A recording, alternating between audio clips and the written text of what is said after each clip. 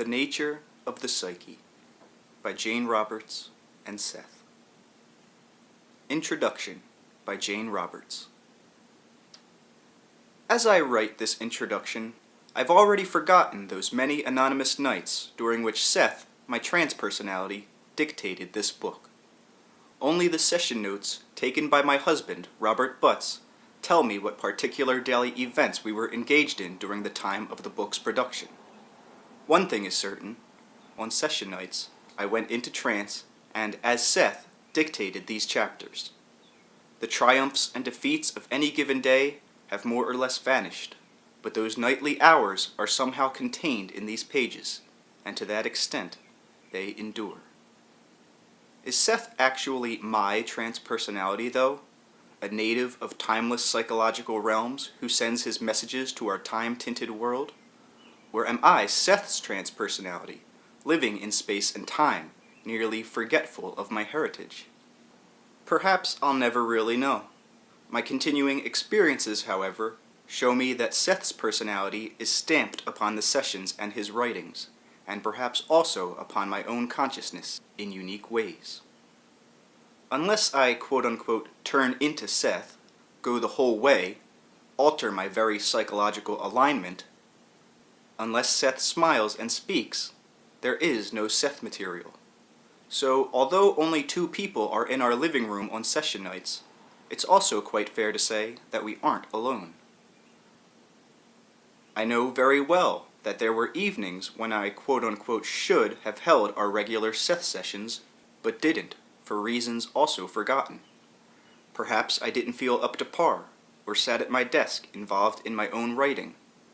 Perhaps an unbidden guest dropped by, or holidays intruded. Actually, I was quite concerned with the quick passage of time, and the pressure to prepare manuscripts for publication. During the period that Seth was dictating this book, Rob was typing the 2 volumes of Seth's previous work, The Unknown Reality, and adding innumerable notes that correlated Seth's material with that of his earlier books. I knew that on session nights, Rob quote-unquote lost his work time on that project, and he still had to type up the latest book session on the following day, while all I had to do was, what? Turn into Seth. Many correspondents write, commenting on the dramatic element of the sessions, and surely the entire affair is a richly evocative psychological drama. Most people, however, don't realize the time or work required to keep up with Seth's seemingly endless creativity. The sessions to be typed, the various stages of manuscript preparation, or the simple persistence necessary so that the sessions continue despite life's normal distractions. Rob typed Seth's other books, Seth Speaks, The Eternal Validity of the Soul, The Nature of Personal Reality, and the 2 volumes of The Unknown Reality, added his own notes, and did almost all the work of preparing them for publication. He was still working on The Unknown Reality when Seth finished this present book. Then, almost immediately, Seth began another, The Individual and the Nature of Mass Events. I'd been producing my own books during this time and getting them ready for publication, so surely Seth wasn't taking up any creative slack of my own. Still, I stared at Psyche when Seth finished it, wishing that he could type too. I thought back to all of those unremembered trance hours, looking at them from a different standpoint, and almost startled by a simple thought that just hadn't occurred to me in quite that way before. Those trance hours were productive. They yielded results in the world of time. That trance consciousness, by whatever name, knew what it was doing.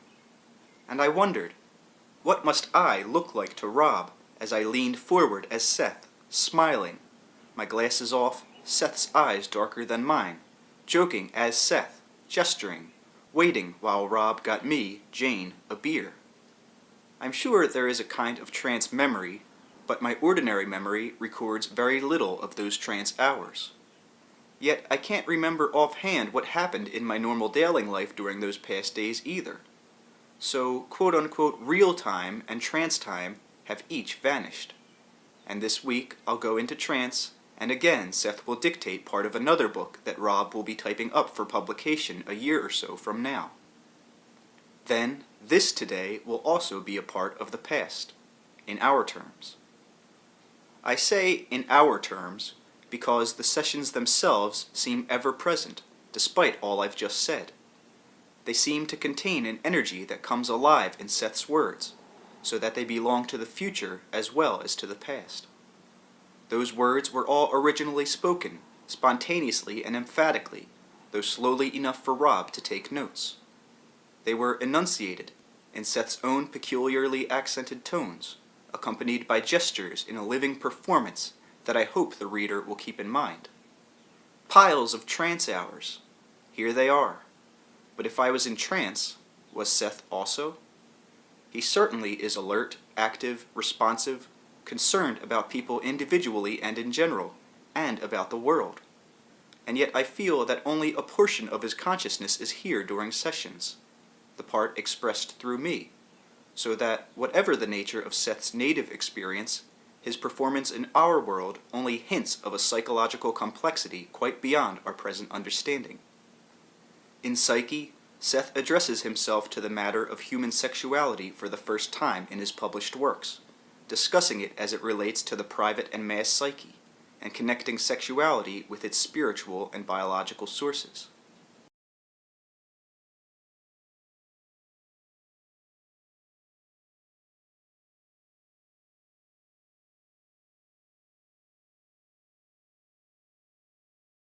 As most of our readers know, Seth began calling me Rupert and my husband Rob Joseph early in the sessions. He explained that these were our entity names, and I was half amused to have a male one, and to find Seth referring to me as he or him. When I had classes, Seth gave many students their entity names also, and there was much lively discussion over the names' sexual designations. Now we discover that such references were tailored to our own rather limited ideas of the qualities assigned to the sexes, for in Psyche, Seth makes it clear that the psyche is not male or female, but a bank from which sexual affiliations are drawn. He stresses the bisexual nature of humanity and the importance of bisexuality, both spiritually and biologically. But Seth's bisexuality is a far vaster concept than the ones usually suggested by that term, and he sees it as a basic source from which our sexual definitions arise. What are those definitions? How many are basic, and how many learned? It is to such questions that Seth addresses himself. More, he ties in his discussion of sexuality with the birth of languages and the nature of, quote-unquote, the hidden God. The psyche is not only the repository for sexual affiliation, however, but contains hidden abilities and characteristics, which are then triggered into activity by exterior stimuli. In Chapter 3 of Psyche, Seth says, "Certainly mathematical formulas are not imprinted in the brain, yet they are inherent in the structure of the brain, and implied within its existence."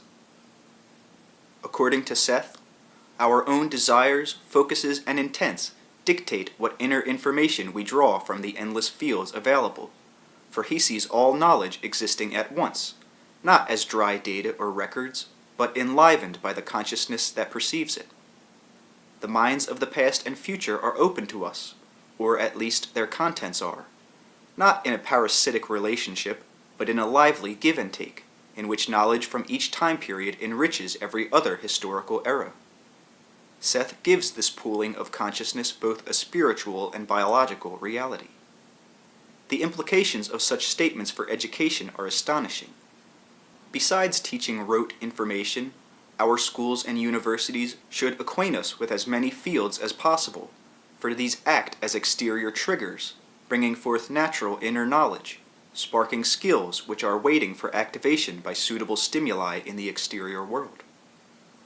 While Seth dictated this book, devoted to the potentials of the psyche and its reception of inner information, my own experiences, as usual, seemed to serve as object lessons backing up his thesis. Seth had barely begun Psyche, for instance, when I suddenly became the psychic recipient of a book on art philosophy and techniques. It purported to come from the quote-unquote worldview of Paul Cézanne, the famous French artist who died at the start of this century. Seth began discussing worldviews in his unknown reality. Simply put, a worldview is a living psychological picture of an individual life, with its knowledge and experience, which remains responsive and viable long after the physical life itself is over. So the material I received didn't come from Paul Cézanne per se, but from his worldview. Actually, while getting the book, I felt like a secretary taking mental dictation. But what dictation? For this manuscript not only presented a fascinating picture of a genius at work, but gave specialized knowledge of a field, art, in which I am at best an amateur. Seth himself did the introduction, first dictating his own material on Psyche, then switching over to the Cézanne introduction during the same sessions. That book, The Worldview of Paul Cézanne, was published by Prentice Hall in 1977. No sooner had I finished it than another similar experience happened, just as Seth was completing Psyche. The after-death journal of an American philosopher, The Worldview of William James, came the same way, like mental dictation. Only where the Cézanne worldview had specialized in art, the James worldview was more comprehensive. It commented in depth upon our world since James's death, and covered American history as it was related to spiritualism, psychology, and democracy. According to Seth, any one of us can tune in to such quote-unquote extra information, but we would receive it in accordance with our own desires and intents.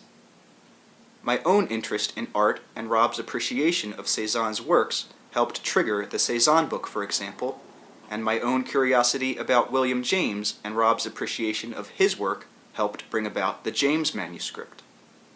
Seth maintains that inner information often comes into our minds, though it is sifted through our individual psyches and tinted by our own lives, so that frequently we never recognize its source. Sometimes this happens in dreams or as inspiration. Inventors, for example, might be receiving a given idea from the future, or an archaeologist might make a discovery as the result of receiving information from the past. Seth maintains that our inner knowledge usually merges so smoothly with our present concerns that we seldom recognize its source, yet it provides the individual and the species with a reliable, constant stream of information through a psychological lifeline to which we are each connected. He discusses in depth the experience of early man and the different organizations of perception that prevailed, and stresses that the species has always had access to quote-unquote inner data, so that its source of knowledge was never exclusively dependent upon exterior circumstances. According to Seth, it is from this inner body of knowledge that our systemized, objective, information-storing social processes emerge. It follows, then, that precognition would be involved in evolutionary alterations, so that the various species would prepare themselves in the present to take on those changes that would be necessary in the future. And in all of this, as always, Seth stresses probabilities as playing a vital role in the development of the individual and the species, and as representing the basis for free will. He sees the psyche experimenting privately with probable actions in the dream state, and envisions humanity's mass streams as providing an inner vehicle by which man chooses global events. The psyche is private, yet all in all, each psyche contains access to the public psyche. Yet, Seth makes clear, however, this book is not a dry treatise about quote-unquote the psyche, but is constructed in such a way that it will put each reader in more direct contact with his or her individual psyche. It includes many exercises to acquaint each person with that deeper portion of the self, and invites the reader to search into his or her ideas and experiences on many levels.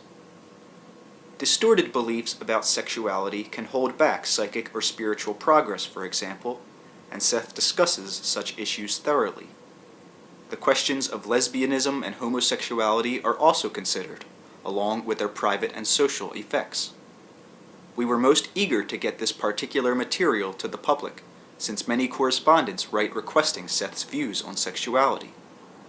This desire, coupled with Seth's seemingly endless creativity, led us to a decision. From now, the Seth books will carry far fewer notes. In the 2 volumes of The Unknown Reality, Rob tried to correlate Seth's views on various subjects, tracing them backward to his earlier books and often to unpublished material, showing the context in which the books were written.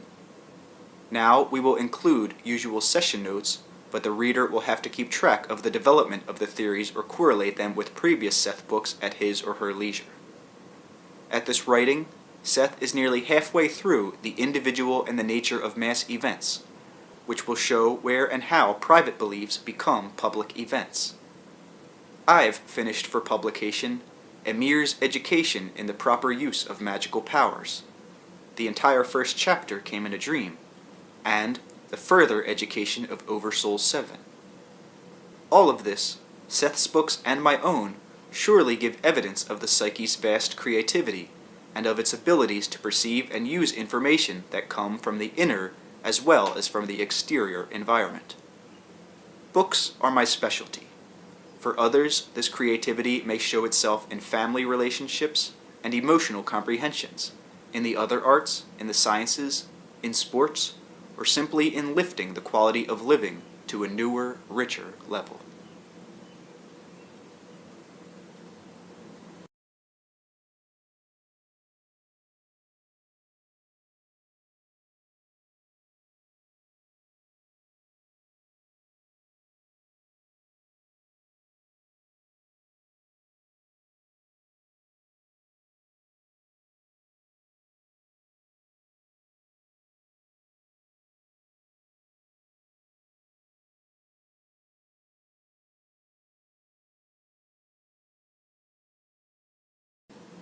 Chapter 1. The Environment of the Psyche. You come into the condition you call life and pass out of it. In between, you encounter a lifetime. Suspended, or so it certainly seems, between birth and death, you wonder at the nature of your own being. You search your experience and study official histories of the past, hoping to find there clues as to the nature of your own reality. Your life seems synonymous with your consciousness. Therefore, it appears that your knowledge of yourself grows gradually, as your self-consciousness develops from your birth. It appears furthermore that your consciousness will meet a death, beyond which your self-consciousness will not survive. You may think longingly and with an almost hopeful nostalgia of the religion of your childhood, and remember a system of belief that ensured you of immortality. Yet most of you, my readers, yearn for some private and intimate assurances, and seek for some inner certainty that your own individuality is not curtly dismissed at death. Each person knows intuitively that his or her own experiences somehow matter, and that there is a meaning, however obscured, that connects the individual with a greater creative pattern. Each person senses now and then a private purpose, and yet many are filled with frustration because that inner goal is not consciously known or clearly apprehended. When you were a child, you knew you were growing toward an adulthood. You were sustained by the belief in projected ability. That is, you took it for granted that you were in the process of learning and growing. No matter what happened to you, you lived in a kind of rarefied psychic air, in which your being was charged and glowing. You knew you were in a state of becoming. The world, in those terms, is also in a state of becoming. In private life and on the world stage, action is occurring all the time. It is easy to look at yourselves or at the world, to see yourself and become so hypnotized by your present state that all change or growth seems impossible, or to see the world in the same manner. You do not remember your birth as a rule. Certainly it seems that you do not remember the birth of the world. You had a history, however, before your birth, even as it seems to you that the world had a history before you were born. The sciences still keep secrets from each other. The physical sciences pretend that the centuries exist one after the other, while the physicists realize that time is not only relative to the perceiver, but that all events are simultaneous. The archaeologists merrily continue to date the remains of quote-unquote past civilizations, never asking themselves what the past means, or saying, "This is the past relative to my point of perception." Astronomers speak of outer space and of galaxies that would dwarf your own. In the world that you recognize, there are also wars and rumors of wars, prophets of destruction. Yet, in spite of all, the private man or the private woman, unknown, anonymous to the world at large, stubbornly feels within a rousing, determined affirmation that says, "I am important, I have a purpose, even though I do not understand what it is. My life that seems so insignificant and inefficient is nevertheless of prime importance in some way that I do not recognize."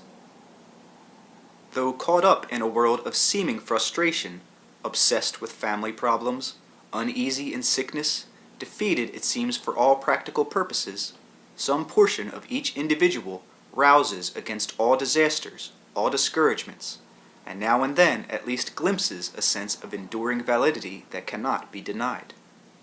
It is to that knowing portion of each individual that I address myself.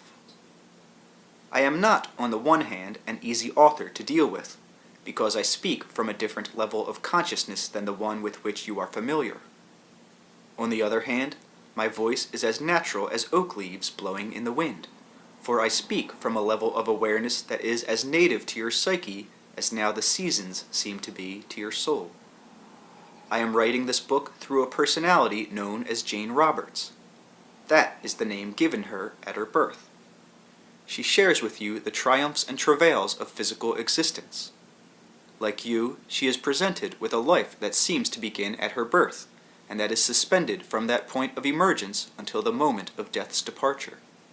She has asked the same questions that you ask in your quiet moments. Her questions were asked with such vehemence, however, that she broke through the barriers that most of you erect, and so began a journey that is undertaken for herself and for you also, for each of your experiences, however minute or seemingly insignificant, becomes part of the knowledge of your species. Where did you come from, and where are you going? What are you? What is the nature of the psyche? I can only write a portion of this book. You must complete it. For the psyche is meaningless except as it relates to the individual psyche. I speak to you from levels of yourself that you have forgotten and yet not forgotten. I speak to you through the printed page, and yet my words will re-arouse within you the voices that spoke to you in your childhood and before your birth. This will not be a dry treatise, studiously informing you about some hypothetical structure called the psyche, but will instead evoke from the depths of your being experiences that you have forgotten, and bring together from the vast reaches of time and space the miraculous identity that is yourself. Now, the earth has a structure. In those terms, so does the psyche. You live in one particular area on the face of your planet, and you can only see so much of it at any given time. Yet you take it for granted that the ocean exists even when you cannot feel its spray or see the tides. And even if you live in a desert, you take it on faith that there are indeed great cultivated fields and torrents of rain. It is true that some of your faith is based on knowledge. Others have traveled where you have not, and television provides you with images. Despite this, however, your senses present you with only a picture of your immediate environment, unless they are cultivated in certain particular manners that are relatively unusual. You take it for granted that the earth has a history. In those terms, your own psyche has a history also. You have taught yourselves to look outward into physical reality, but the inward validity of your being cannot be found there, only its effects. You can turn on television and see a drama, but the inward mobility and experience of your psyche is mysteriously enfolded within all of those exterior gestures that allow you to turn on the television switch to begin with, and to make sense of the images presented. So the motion of your own psyche usually escapes you. Where is the television drama before it appears on your channel, and where does it go afterwards? How can it exist one moment and be finished the next, and yet be replayed when the conditions are correct. If you understood the mechanics, you would know that the program obviously does not go anywhere. It simply is, while the proper conditions activate it for your attention. In the same way, you are alive whether or not you are playing on an Earth quote-unquote program. You are whether you are in time or out of it. Hopefully in this book we will put you in touch with your own being as it exists outside of the context in which you are used to viewing it. As you dwell in one particular city or town or village, you presently quote-unquote live in one small area of the psyche's inner planet. You identify that area as your home, as your quote-unquote I. Mankind has learned to explore the physical environment, but has barely begun the greater inner journeys that will be embarked upon as the inner lands of the psyche are joyously and bravely explored. In those terms, there is a land of the psyche. However, this virgin territory is the heritage of each individual, and no domain is quite like any other. Yet there is indeed an inner commerce that occurs, and as the exterior continents rise from the inner structure of the earth, so the lands of the psyche emerge from an even greater invisible source.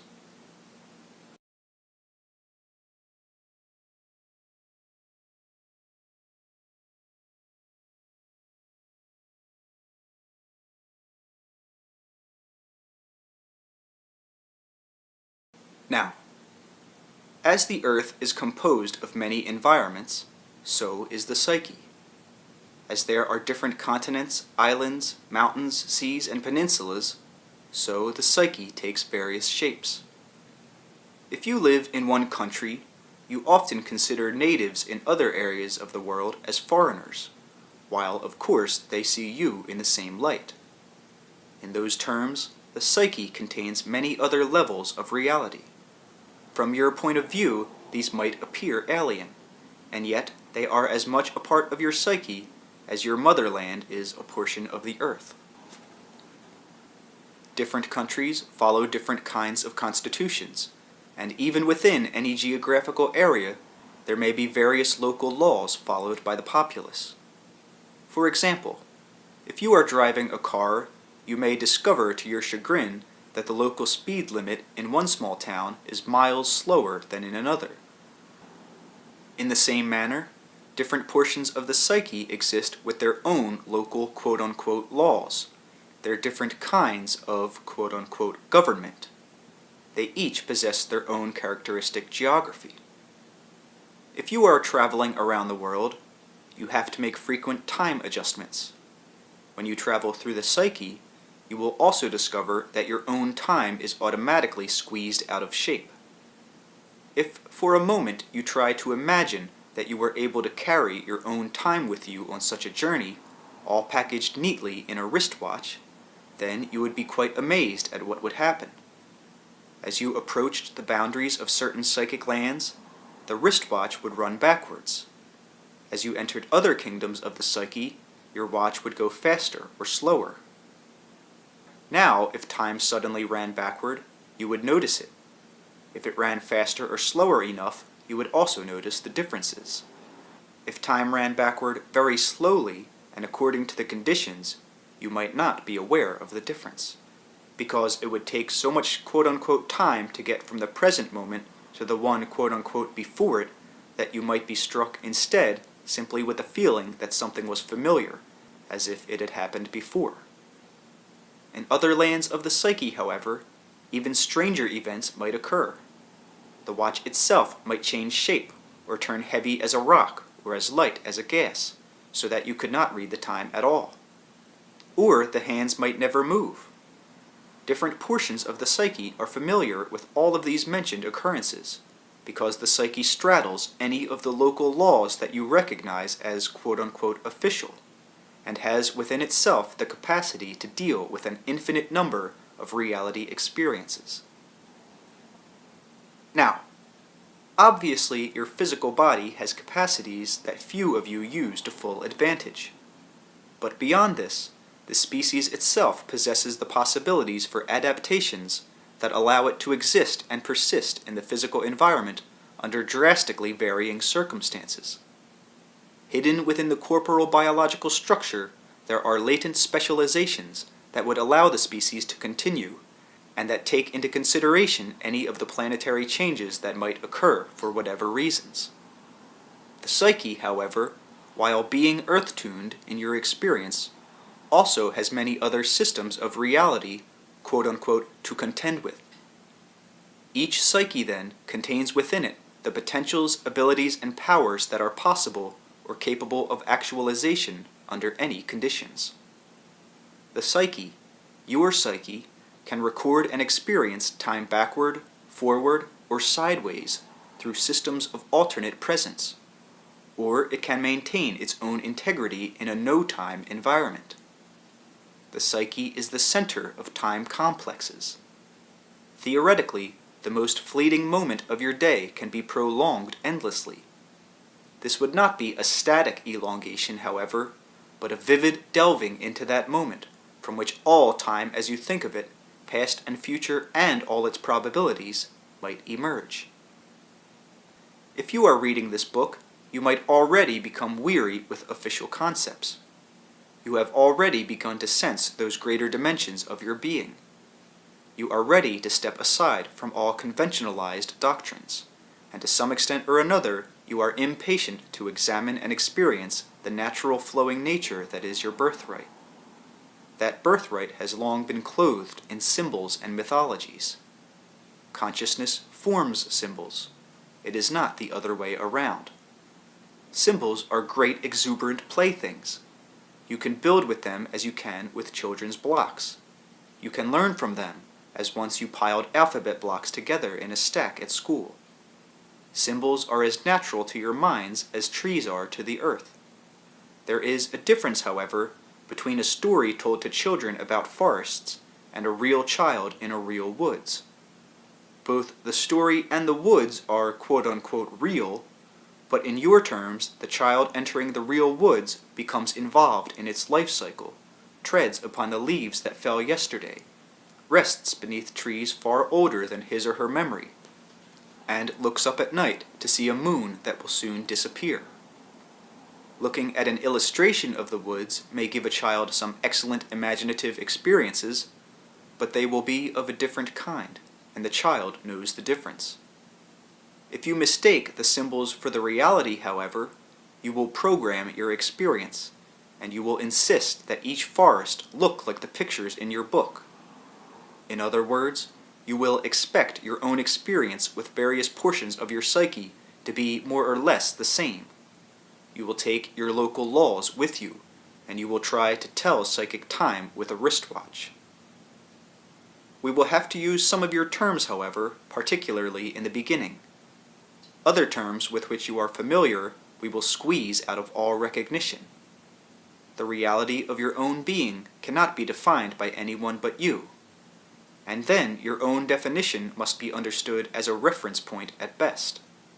The psychologist, the priest, the physicist, the philosopher, or the guru can explain your own psyche to you only insofar as those specialists can forget that they are specialists and deal directly with the private psyche from which all specializations come.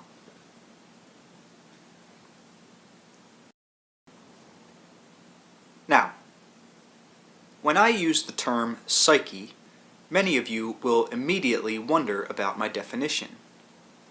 Any word, simply by being thought, written, or spoken, immediately implies a specification.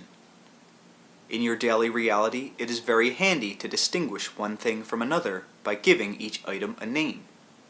When you are dealing with subjective experience, however, definitions can often serve to limit rather than express a given experience. Obviously, the psyche is not a thing. It does not have a beginning or ending. It cannot be seen or touched in normal terms. It is useless, therefore, to attempt any description of it through usual vocabulary, for your language primarily allows you to identify physical rather than non-physical experience. I am not saying that words cannot be used to describe the psyche, but they cannot define it. It is futile to question, What is the difference between my psyche and my soul, my entity and my greater being? For all of these are terms used in an effort to express the greater portions of your own experience that you sense within yourself. Your use of language may make you impatient for definitions, however. Hopefully, this book will allow you some intimate awareness, some definite experience that will acquaint you with the nature of your own psyche, and then you will see that its reality escapes all definitions, defies all categorizing, and shoves aside with exuberant creativity all attempts to wrap it up in a neat package. When you begin a physical journey, you feel yourself distinct from the land through which you travel. No matter how far you journey, on a motorcycle, in a car or plane, or on foot, by bicycle or camel, or truck or vessel, still you are the wanderer, and the land or ocean or desert is the environment through which you roam. When you begin your travels into your own psyche, however, everything changes. You are still the wanderer, the journeyman or journeywoman, but you are also the vehicle and the environment. You form the roads, your method of travel, the hills or mountains or oceans, as well as the hills, farms, and villages of the self or of the psyche as you go along. When in colonial times men and women traveled westward across the continent of North America, many of them took it on faith that the land did indeed continue beyond, for example, towering mountains. When you travel as pioneers through your own reality, you create each blade of grass, each inch of land, each sunset and sunrise, each oasis, friendly cabin, or enemy encounter as you go along.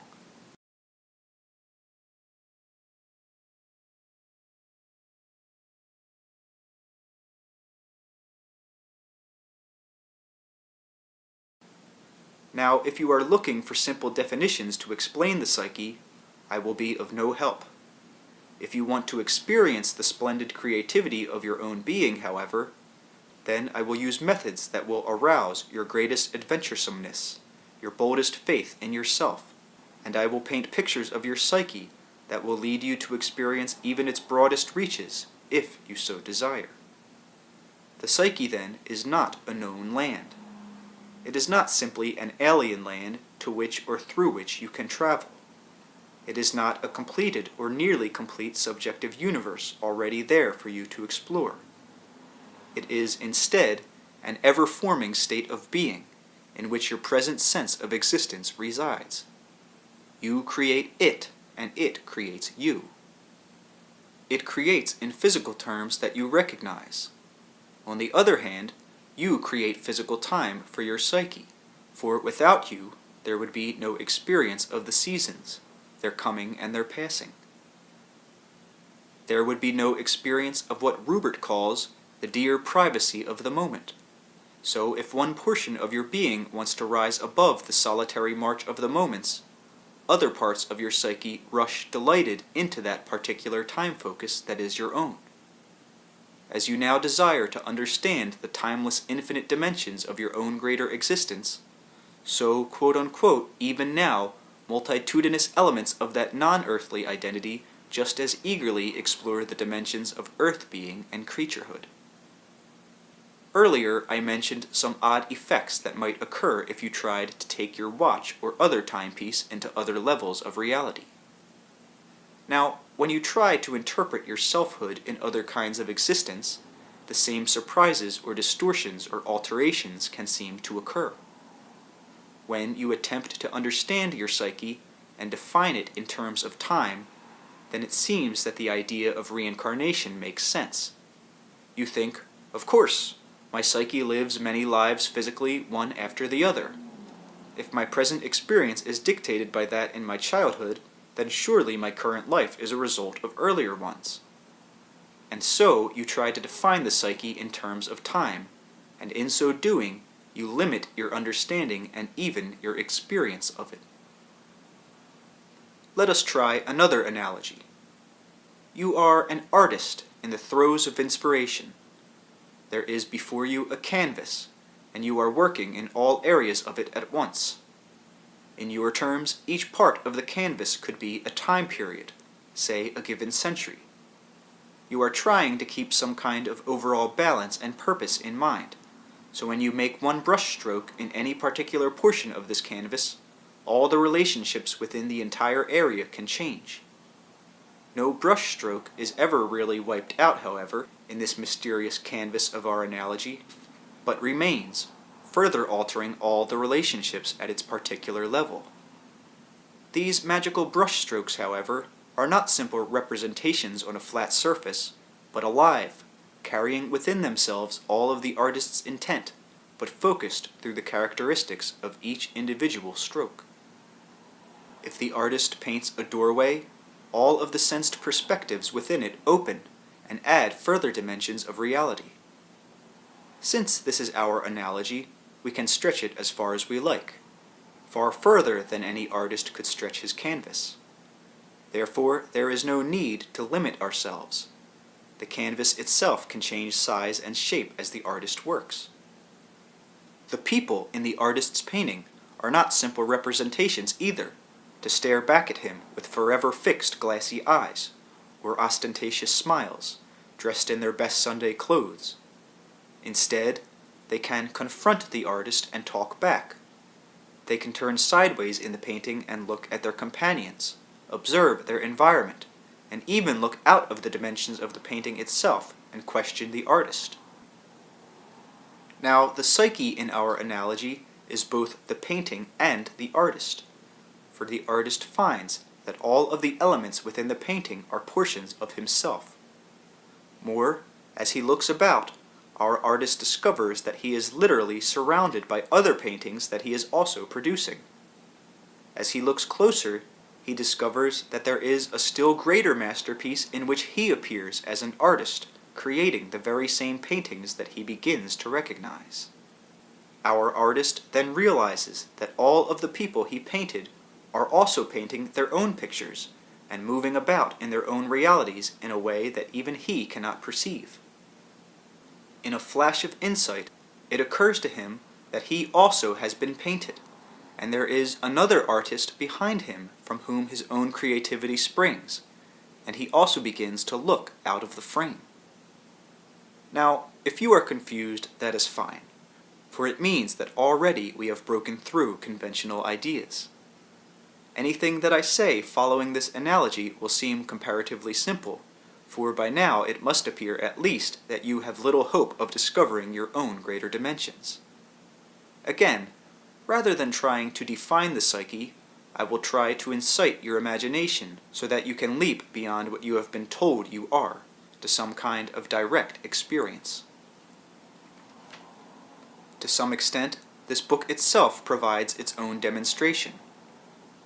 I call Jane Roberts Rubert simply because the name designates another portion of her reality, while she identifies herself as Jane.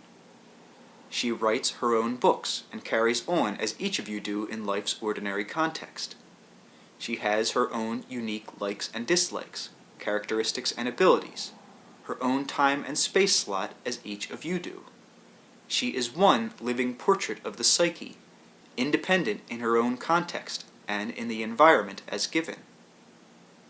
Now I come from another portion of reality's picture, from another dimension of the psyche, in which your existence can be observed, as you might look upon a normal painting.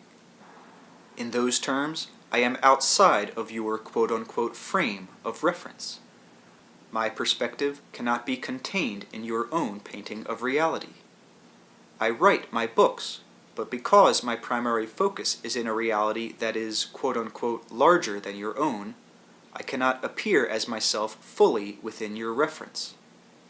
So Rubert's subjective perspective opens up because of his desire and interest, and discloses my own. He opens up a door in himself that leads to other levels of his being, but a being that cannot be completely expressed in your world. That existence is mine, expressed in my experience at another level of reality, so I must write my books through Rubert. Doors in the psyche are different from simple openings that lead from one room to another. so my books only show a glimpse of my own existence. You all have such psychological doors, however, that lead into dimensionally greater areas of the psyche. So to some extent or another, I speak for those other aspects of yourselves that do not appear in your daily context. Beyond what I recognize as my own existence, there are others. To some extent, I share in their experience. To a far greater extent, for example, than Rupert shares in mine. On some relatively few occasions, for example, Rupert has been able to contact what he calls, quote-unquote, Seth 2. That level of reality, however, is even further divorced from your own. It represents an even greater extension of the psyche in your terms. There is a much closer relationship, in that I recognize my own identity as a distinct portion of Seth 2's existence, where Rupert feels little correspondence. In a manner of speaking, Seth 2's reality includes my own, yet I am aware of my contribution to quote-unquote his experience. In the same way, each of my readers has a connection with the same level of psychic reality. In greater terms, all of this is happening at once. Rupert is contributing and forming a certain portion of my experience, even as I am contributing to his. Your identities are not something already completed. Your most minute action, thought, and dream adds to the reality of your psyche, no matter how grand or austere the psyche may appear to you when you think of it as a hypothetical term. Now, Rupert has specialized in a study of consciousness and the psyche. Most of my readers are very interested, yet they have other pressing concerns that prevent them from embarking upon such an extended study. You all have physical reality to deal with. This applies equally to Rupert and Joseph. Thus far, my books have included Joseph's extended notes. They have set the scene, so to speak. My books have gone beyond those boundaries, however. In your terms, only so much can be done in time. Joseph is even now involved in typing my previous manuscript, The Unknown Reality. It was written in such a way that it tied the personal experience of Rupert and Joseph in with a greater theoretical framework, so that one could not be separated from the other. In this new book, therefore, I will sometimes provide my own quote-unquote scene setting. The psyche's production, in other words, has escaped practical physical bounds, so that from my level of reality, I can no longer expect Joseph to do more than record the sessions. I will ask you, my readers, to bear with me then.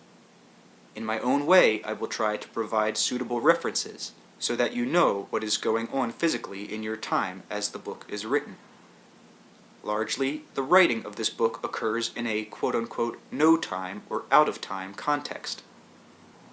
Physically, however, Rupert and Joseph take many hours in its production.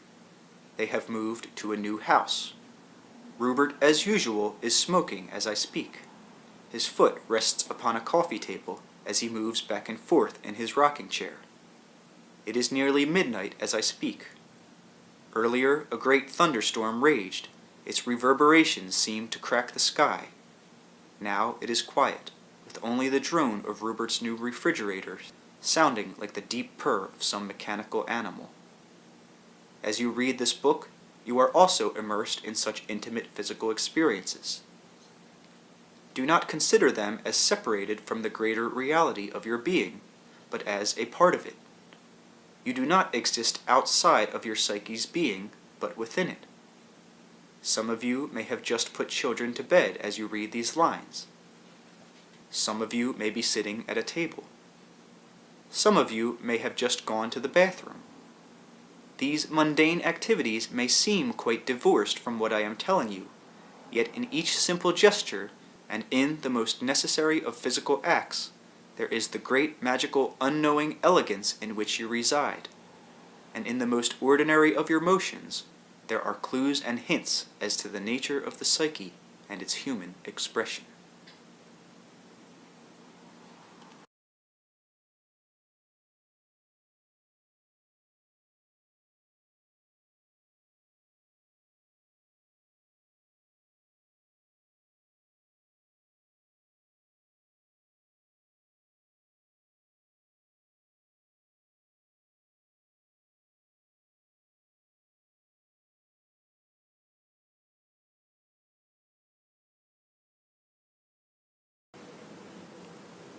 Chapter 2. Your dreaming psyche is awake. You have hypnotized yourselves so that it seems to you that there are great divisions between your waking and your sleeping experience. Yet each of you will fall asleep tonight, and you will have experiences that you forget only because you have been told that you cannot remember them.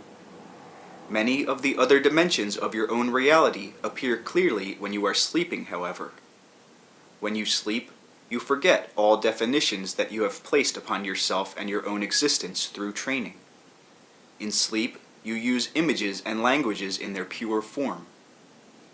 In the dream state, languages and images are wedded in a way that seems alien only because you have forgotten their great alliance.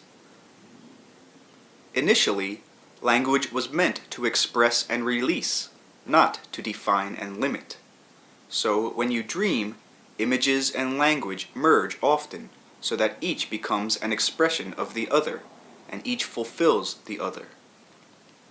The interconnections between each are practically used. When you awaken, you try to squeeze the psyche's language into terms of definition. You imagine that language and images are two different things, so you try to, quote-unquote, put them together. In dreams, however, you use the true ancient language of your being. Your quote-unquote dreaming psyche seems to be dreaming only because you do not recognize the particular state of awareness as your own. The quote-unquote dreaming psyche is actually as awake as you are in your normal waking life. The organization of wakefulness is different, however. You come into dreaming from a different angle, so to speak. The quote-unquote off-center quality sensed in dream activity, the different viewpoints, the perspective alterations, all can add to a chaotic picture when the dream state is viewed from the waking one. Centuries ago, in your terms, words and images had a closer relationship, now somewhat tarnished, and this older relationship appears in the dream fabric. We will use English here as an example. The great descriptive nature of names, for instance, can give you an indication of the unity of image and word as they appear in your dreams. Once, a man who tailored clothes was named Tailor. A man who was a robber was called Robber. If you were the son of a man with a certain name, then son of was simply added, so you had Robberson. Each reader can think of many such examples. Now, names are not as descriptive. You may have a dream, however, in which you see a tailor's shop. The tailor may be dancing or dying or getting married. Later, in waking life, you may discover that a friend of yours, a Mr. Taylor, has a party, or dies, or gets married, whatever the case may be, yet you might never connect the dream with the later event because you did not understand the way that words and images can be united in your dreams. Your waking life is the result of the most precise kind of organization, held competently and with amazing clarity. While each person views that reality from a slightly different focus, still it occurs within certain ranges or frequencies. You bring it into clear focus in almost the same way that you adjust your television picture. Only in this case, not only sound and images are synchronized, but phenomena of far greater complexity. Following this analogy, everyone sees a slightly different picture of reality, and follows his or her own program.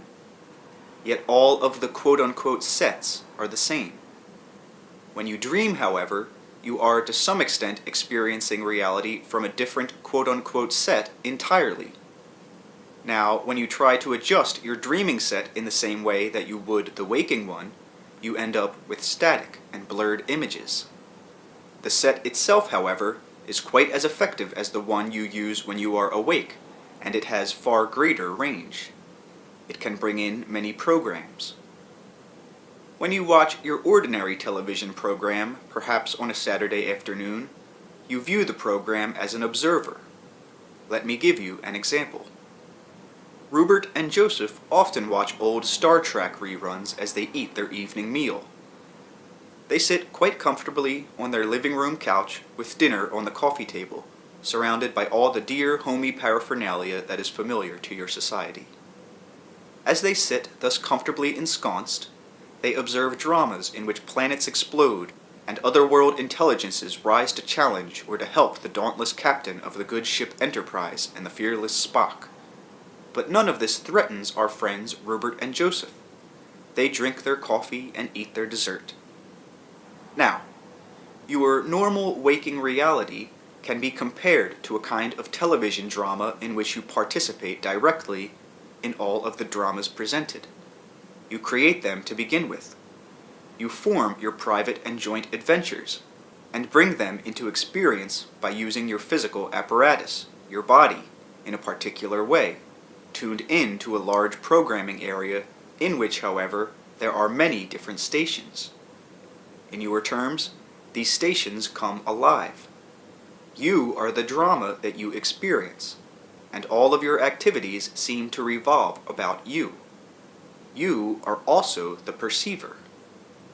In the dream state, it is as if you have a still different television set that is, however, connected with your own. Using it, you can perceive events not only from your own viewpoint, but from other focuses. Using that set, you can leap from station to station, so to speak, not simply perceiving, but experiencing what is happening in other times and places. Events, then, are organized in a different fashion. Not only can you experience dramas in which you are intimately involved, as in waking life, but your range of activities is multiplied so that you can view events, quote-unquote, from outside your own usual context. You can look down at a drama on the one hand, for example, and participate in it as well. When you are dealing with normal waking reality, you are operating at one level of the many that are native to your psyche. When you are dreaming, from your viewpoint, you are entering other levels of reality quite as native to your psyche, but usually you are still experiencing those events through your current, quote-unquote, waking station. The dreams that you remember are colored or altered or even censored to a certain extent. There is no inherent psychological or biological necessity for this. Your ideas and beliefs, however, about the nature of reality and sanity have resulted in such a schism. Let us return to our friends Rupert and Joseph watching Star Trek as each of you watch your own favorite programs. Rupert and Joseph know that Star Trek is not quote-unquote real. Planets can explode on the television screen, and Rupert will not spill one drop of coffee. The cozy living room is quite safe from the imaginary catastrophes that are occurring just a few feet from the couch. Yet, in a way, the program reflects certain beliefs of your society in general. And so it is like a specialized mass waking dream, real but not real. For a moment, though, let us change the program to your favorite Cops and Robbers show. A woman is shot down in the street. Now, this drama becomes, quote-unquote, more real, more immediately probable, less comfortable. So, watching such a program, you may feel slightly threatened yourself, yet still largely unconcerned. Some of my friends may not watch such programs at all, but instead look at wholesome sagas or religious dramas. A preacher may stand golden-faced, earnest-eyed, extolling the merits of goodness and damning the legions of the devil. And to some of my readers, that devil, unseen, never appearing, may nevertheless seem quite real. You form certain focuses then. You will blithely ignore certain televised dangers as sheer good adventure, while others may strike you to the heart as, quote-unquote, too real. So, in your waking and dreaming experiences, you will make the same kind of distinctions. You will be touched or untouched by waking or dreaming events according to the significance you place upon them. If you do not like a television program, you can switch to another with a mere flick of the wrist. If you do not like your own physical experience, you can also change to another, more beneficial station, but only if you recognize the fact that you are the producer. In the dream state, many people have learned to escape from a bad dream by waking up or altering the focus of consciousness. Rupert and Joseph do not feel threatened again by Star Trek. The program does not make them feel less safe. When you are in the middle of a frightening physical experience, however, or caught in the throes of a nightmare, then you wish you knew how to quote-unquote change the station. You can often get carried away by a television drama, so that for a moment you forget that it is quote-unquote not real, and in your concentration upon it, you can momentarily ignore the greater reality about you. Sometimes you are deliciously frightened by a horror program, for example. You may feel compelled to see how it comes out, and find yourself unable to go to bed until the horrendous situation is resolved. All the time, you know that salvation is nearby. You can always switch off the program. If someone watching a gory midnight special suddenly screams or shouts or leaps off the chair, how comical this seems, because the action is appropriate, not to the quote-unquote real situation, but geared instead to a pseudo-drama. The yelling and screaming will have absolutely no effect upon the program's actors, and will alter the drama not one whit. The appropriate action would be to turn the station off. In this case, the frightened perceiver knows full well that the terrible events on the screen will not suddenly explode into the living room. When you become caught in frightening physical events, however, it is equally foolhardy to yell or shout or stamp your feet, because that is not where the action is. Again, you have only to change your station. But often you become so engrossed in your life situation that you do not realize the inappropriateness of your response. In this case, you are yourself the programmer, and the true action is not where it appears to be, in the exterior events, but instead in the psyche, where you are writing and performing the drama. In the dream state, you are writing and performing many such dramas.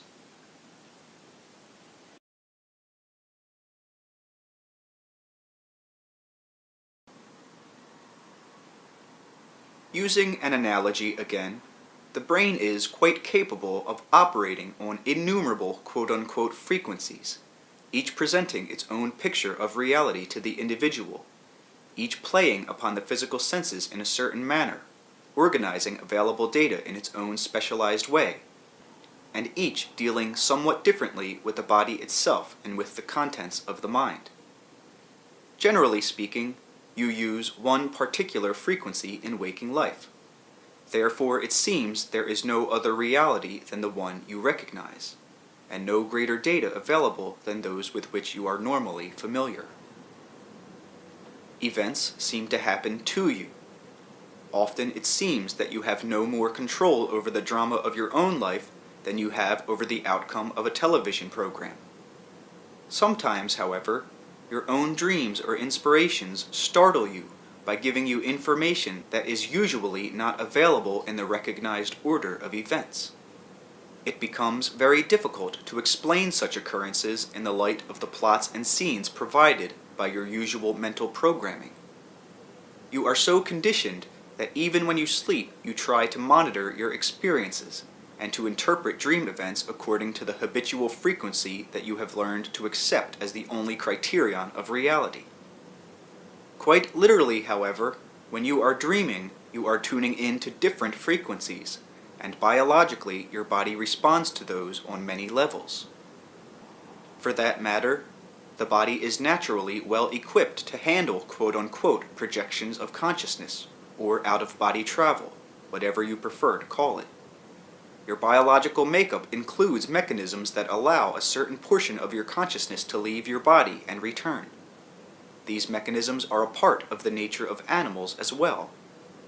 The body is equipped to perceive many other kinds of experiences that are not officially recognized as native to human experience. To one extent or another, then, you learn to constantly monitor your behavior so that it conforms to the established criteria set up for sane or rational experience.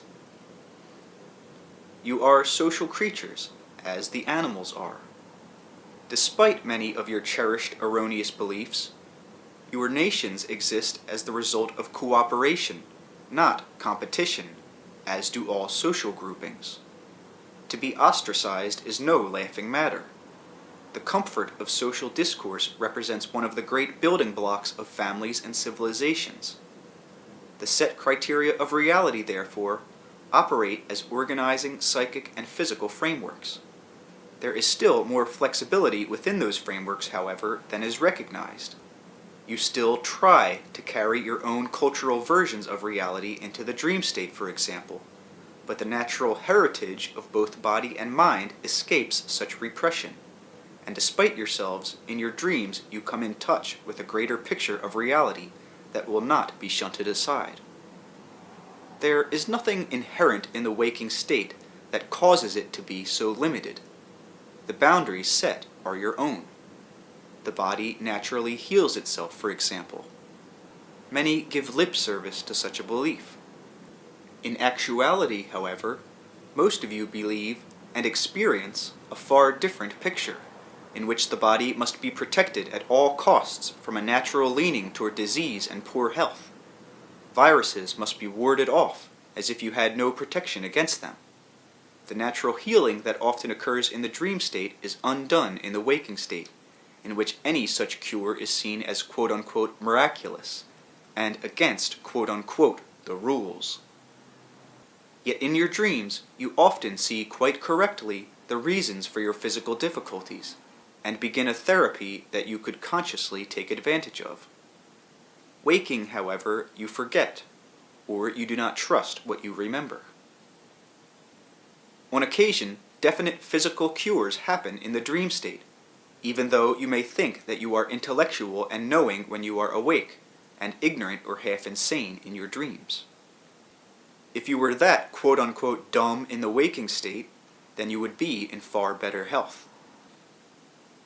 In such dreams, you tune in to other frequencies that are indeed closer to your biological integrity, but there is no reason why you cannot do so in the waking state. When such seeming miracles occur, it is because you have transcended your usual official beliefs about your body and its health and disease, and so allowed nature to take its course.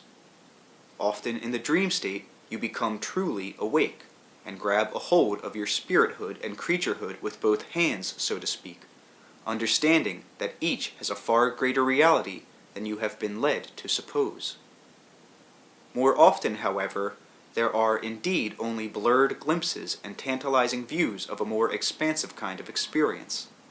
To make matters more confusing, you may automatically try to interpret the dream events according to your usual picture of reality, and switch channels, so to speak, as you waken.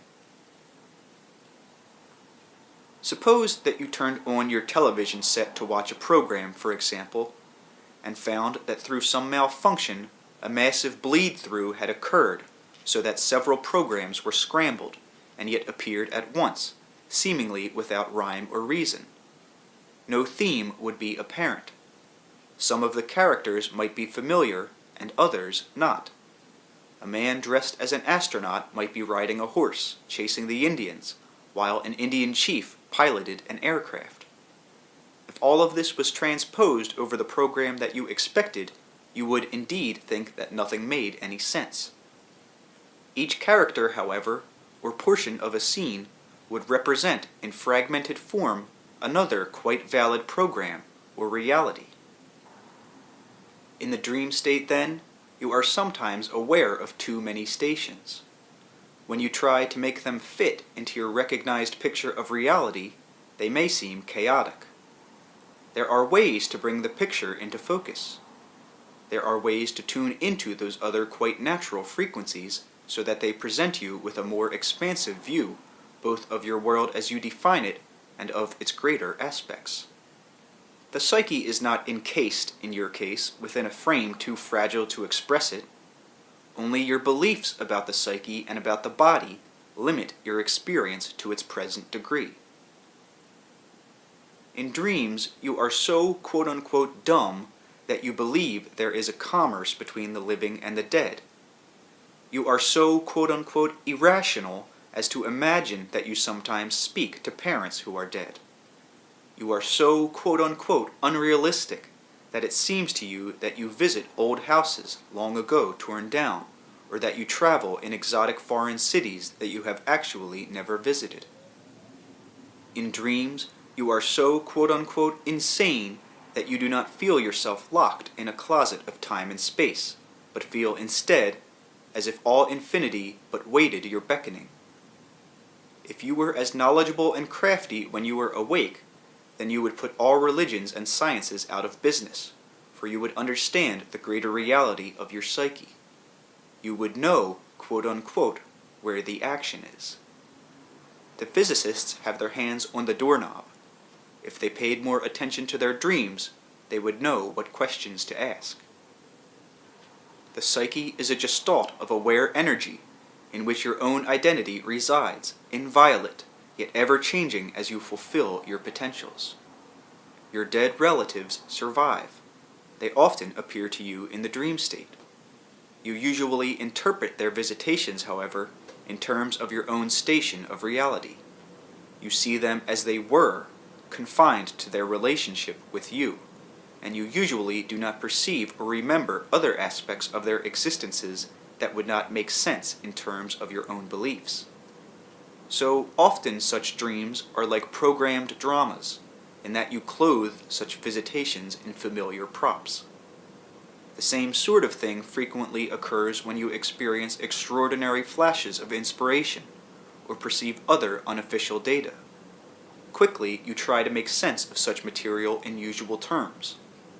An out-of-body experience into another level of reality becomes a visit to heaven, for example, where the heretofore unrecognized voice of your own greater identity becomes the voice of God, or a spaceman, or a prophet. Your dreaming experience, however, gives you a guideline that will help you understand the nature of your own psyche, and the deeper reality in which it has its being. Again, the dreaming psyche is awake. It deals with a different kind of experience than the one with which you are physically familiar, although that experience is also a part of the psyche. Daily life is a focus taken on the part of that portion of the psyche you call you, and there are many other such focuses. The psyche is never destroyed, nor is that unique individuality of your own ever minimized. The psyche's experiences straddle your ideas of time, however. It seems to you quite definitely that you come alive and die.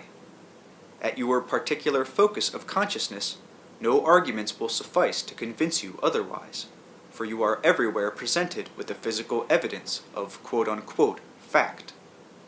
You may believe in an afterlife to some extent or another, or you may or may not be convinced by the general theory of reincarnation.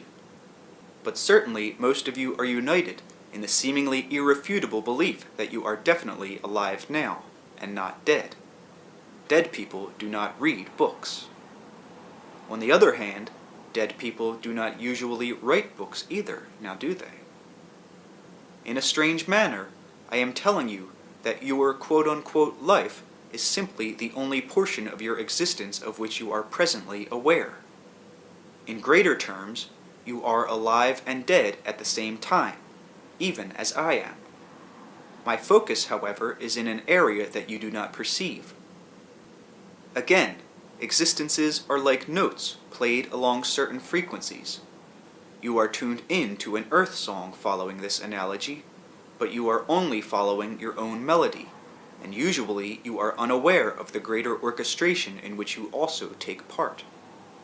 Sometimes in dreams you do tune in to a greater picture, but again, certain things appear to be facts, and against these so-called facts, even definite experiences can appear ludicrous or chaotic.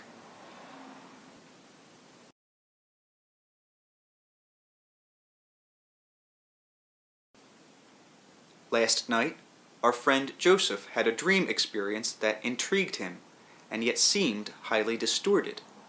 He found himself greeting a large number of people. He believed them to be family members, though he only recognized some. His parents, known to be dead, were there.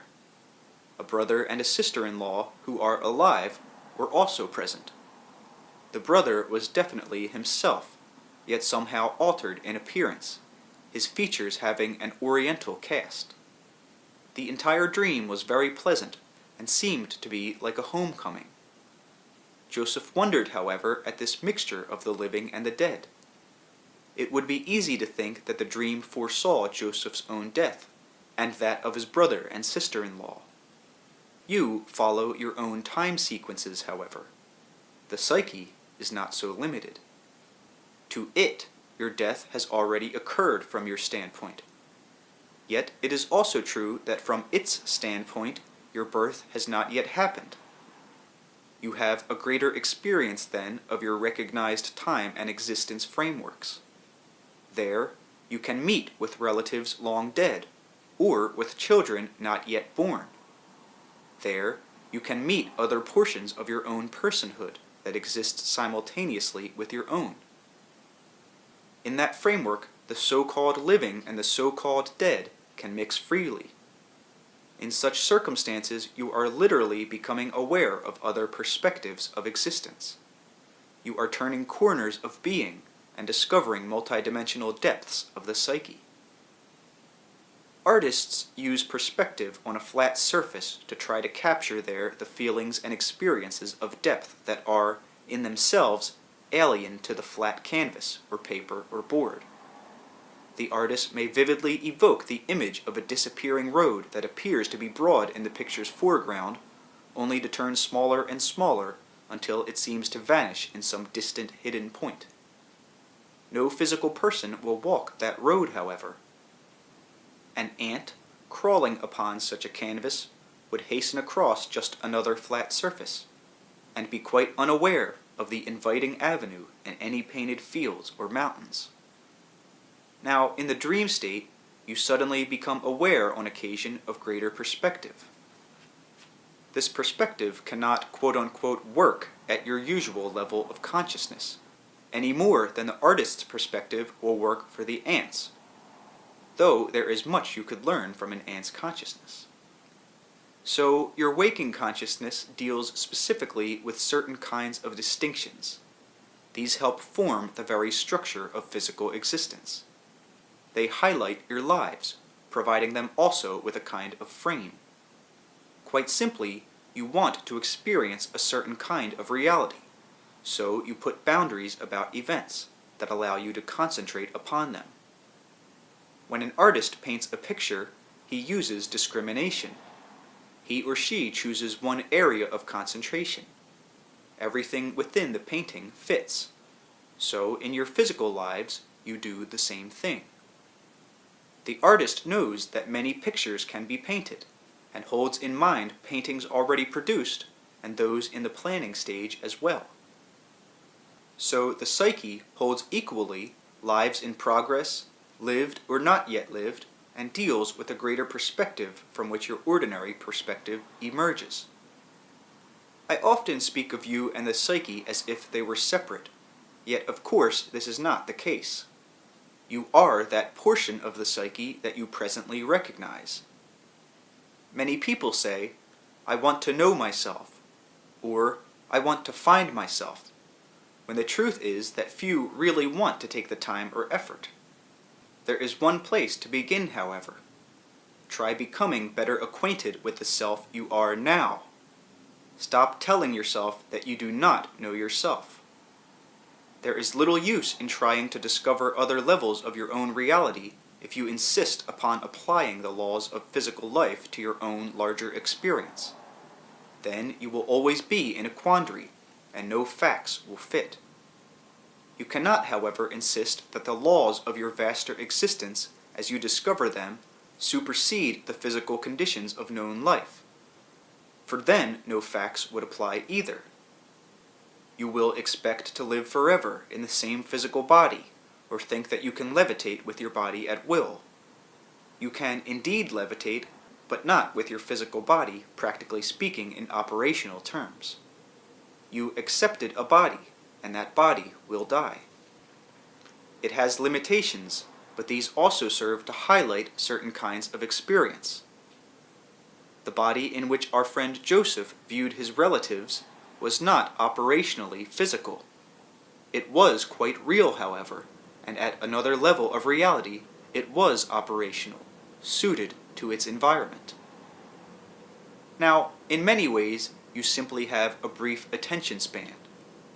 The quote-unquote true facts are that you exist in this life and outside it simultaneously.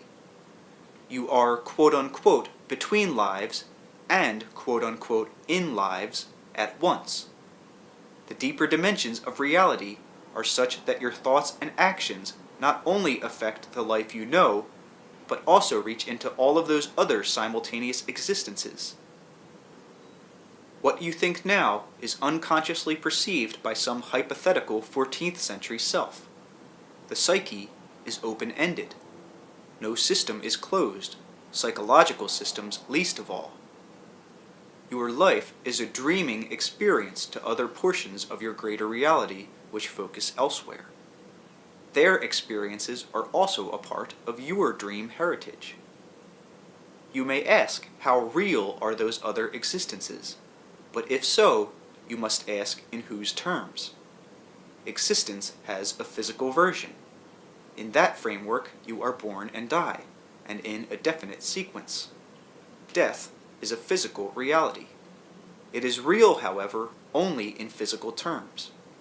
If you accept those terms as the only criterion of reality, then surely it appears that death is an end to your consciousness. If, however, you learn to know yourself better in daily life, to become more fully aware even of your earthly life, then you will indeed receive other information that hints of a deeper, more supportive reality, in which physical existence rests. You will find yourself having experiences that do not fit recognized facts. These can add up to an alternate set of facts, pointing toward a different kind of reality, and give evidence for an inner existence that takes precedence over the physical assumptions. A certain kind of discretion and understanding is necessary, however. Basically, the inner reality is the creative source of the physical one. Yet, to some extent, the physical rules are also inviolate at their level. You can learn to vastly enrich your own experience. Theoretically, you can even become aware of other existences to some degree. You can travel in the dream state into levels of reality separated from your own. You can learn to use and experience time in new fashions. You can obtain knowledge from other portions of your own being and tap the psyche's resources. You can improve the world in which you live and the quality of life.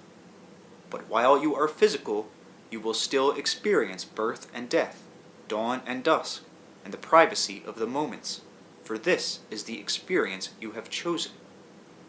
Even within that context, however, there are surprises and enchantments waiting if you simply learn to expand your awareness, exploring not only the dream state, but your waking reality in more adventuresome ways.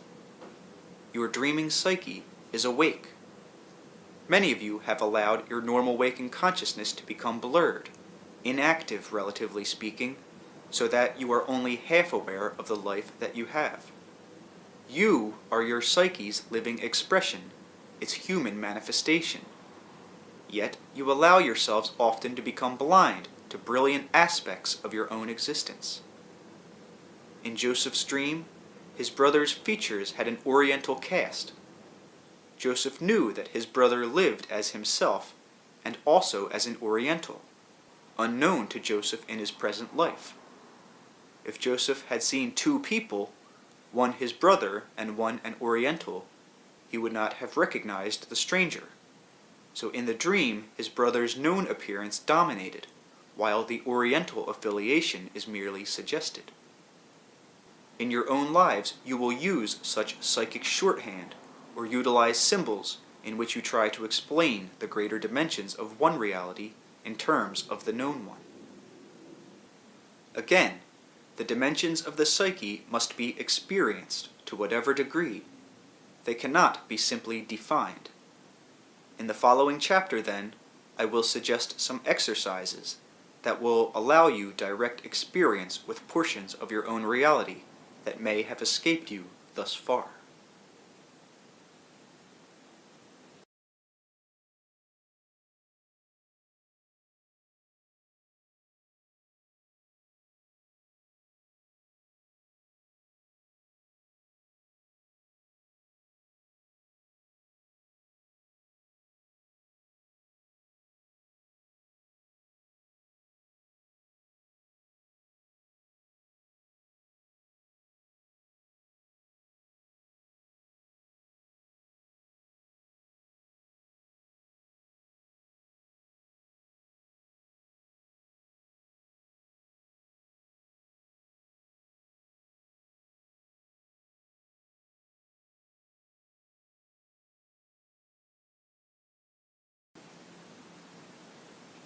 Chapter 3: Association, the Emotions, and a Different Frame of Reference. You normally organize your experience in terms of time. Your usual stream of consciousness is also highly associative, however. Certain events in the present will remind you of past ones, for example, and sometimes your memory of the past will color present events. Association or no, physically you will remember events in time, with present moments neatly following past ones. The psyche deals largely with associative processes, however, as it organizes events through association. Time as such has little meaning in that framework. Associations are tied together, so to speak, by emotional experience. In a large manner, the emotions defy time. When you are in touch with your psyche, you experience direct knowledge. Direct knowledge is comprehension. When you are dreaming, you are experiencing direct knowledge about yourself or about the world. You are comprehending your own being in a different way. When you are reading a book, you are experiencing indirect knowledge that may or may not lead to comprehension. Comprehension itself exists whether or not you have the words or even the thoughts to express it. You may comprehend the meaning of a dream without understanding it at all in verbal terms. Your ordinary thoughts may falter or slip and slide around your inner comprehensions without ever really coming close to expressing it. Dreams deal with associations and with emotional validities that often do not seem to make sense in the usual world. I said before that no one can easily give you a definition of the psyche. It must be experienced. Since the activities, wisdom, and perception rise largely from another kind of reference, then you must often learn to interpret your encounter with the psyche to your usual self. One of the largest difficulties here is the issue of organization. In regular life, you organize your experience very neatly and push it into accepted patterns or channels, into preconceived ideas and beliefs. You tailor it to fit time sequences. Again, the psyche's organizations follow no such learned predisposition. Its products can appear chaotic simply because they splash over your accepted ideas about what experience is. In Seth Speaks, I tried to describe certain extensions of your own reality in terms that my readers could understand. In The Nature of Personal Reality, I tried to extend the practical boundaries of individual existence as it is usually experienced. I tried to give the readers hints that would increase practical, spiritual, and physical enjoyment and fulfillment in daily life. Those books were dictated by me in a more or less straight narrative style. In Unknown Reality, I went further, showing how the experiences of the psyche splash outward into the daylight, so to speak. Hopefully in that book, through my dictation and through Rupert's and Joseph's experiences, the reader could see the greater dimensions that touch ordinary living, and sense the psyche's magic. That book required much more work on Joseph's part, and that additional effort itself was a demonstration that the psyche's events are very difficult to pin down in time. Seemingly, its action goes out in all directions. It may be easier to say, for example, this or that event began at such a time, and ended later at such and such a time. As Joseph did his notes, however, it became apparent that some events could hardly be so pinpointed, and indeed seemed to have no beginning or end. Because you tie your experience so directly to time, you rarely allow yourselves any experiences, except in dreams, that seem to defy it. Your ideas about the psyche therefore limit your experience of it. Rupert is far more lenient than most of my readers in that regard. Still, he often expects his own rather unorthodox experiences to appear in the kind of orderly garb with which you are all familiar. In our last book session, I gave the title for this chapter, mentioning the emotions and association, and the fact that the psyche must be directly experienced. I have not dictated a book session per se again until this evening. In the meantime, Rupert has been experiencing dimensions of the psyche new to him. It did not occur to him that those experiences had anything to do with this book, or that in acting so spontaneously he was following any kind of inner order. He wanted these pages to follow neatly, one by one. Each of his experiences, however, demonstrates the ways in which the psyche's direct experiences defy your prosaic concepts of time, reality, and the orderly sequence of events. They also served to point up the differences between knowledge and comprehension, and emphasize the importance of desire and of the emotions. In a way, of course, my own experience is divorced from that of my readers. As this information, the Seth material, is sifted through Rupert's experience, you are able to see how it applies to the existence that is quote-unquote presently yours. Rupert's experiences of late are particularly important, in that by implication they run counter to many accepted core beliefs that are generally held. We will use these latest episodes as an opportunity to discuss the presence of knowledge that appears to be quote-unquote supernormal, available but usually untouched. We will further describe the triggers that can make such information practical, or bring it into practical range. First of all, there are several points I want to make. You are born with the inclination toward language. Language is implied in your physical structure. You are born with the inclination to learn and to explore.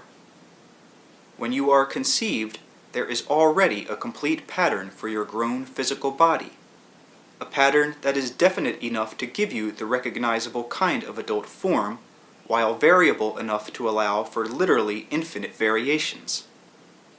It would be idiotic of you to say that you were forced to become an adult, however. For one thing, at any given time you could end the process, and many do. In other words, because the pattern for development exists in your terms, this does not mean that each such development is not unique. In your terms again, then at any one Earth time, many such patterns exist. In greater respects, however, all time is simultaneous, and so all such physical patterns exist at once. In the psychic areas, all patterns for knowledge, cultures, civilizations, personal and mass accomplishments, sciences, religions, technologies, and arts exist in the same fashion. The private psyche, the part of you that you do not recognize, is aware of those patterns, even as it is aware of private physical biological patterns about which it forms your image.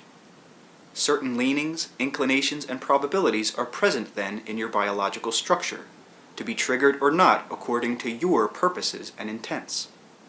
You may personally have the ability to be a fine athlete, for example, yet your inclinations and intents may carry you in a different direction, so that the necessary triggers are not activated.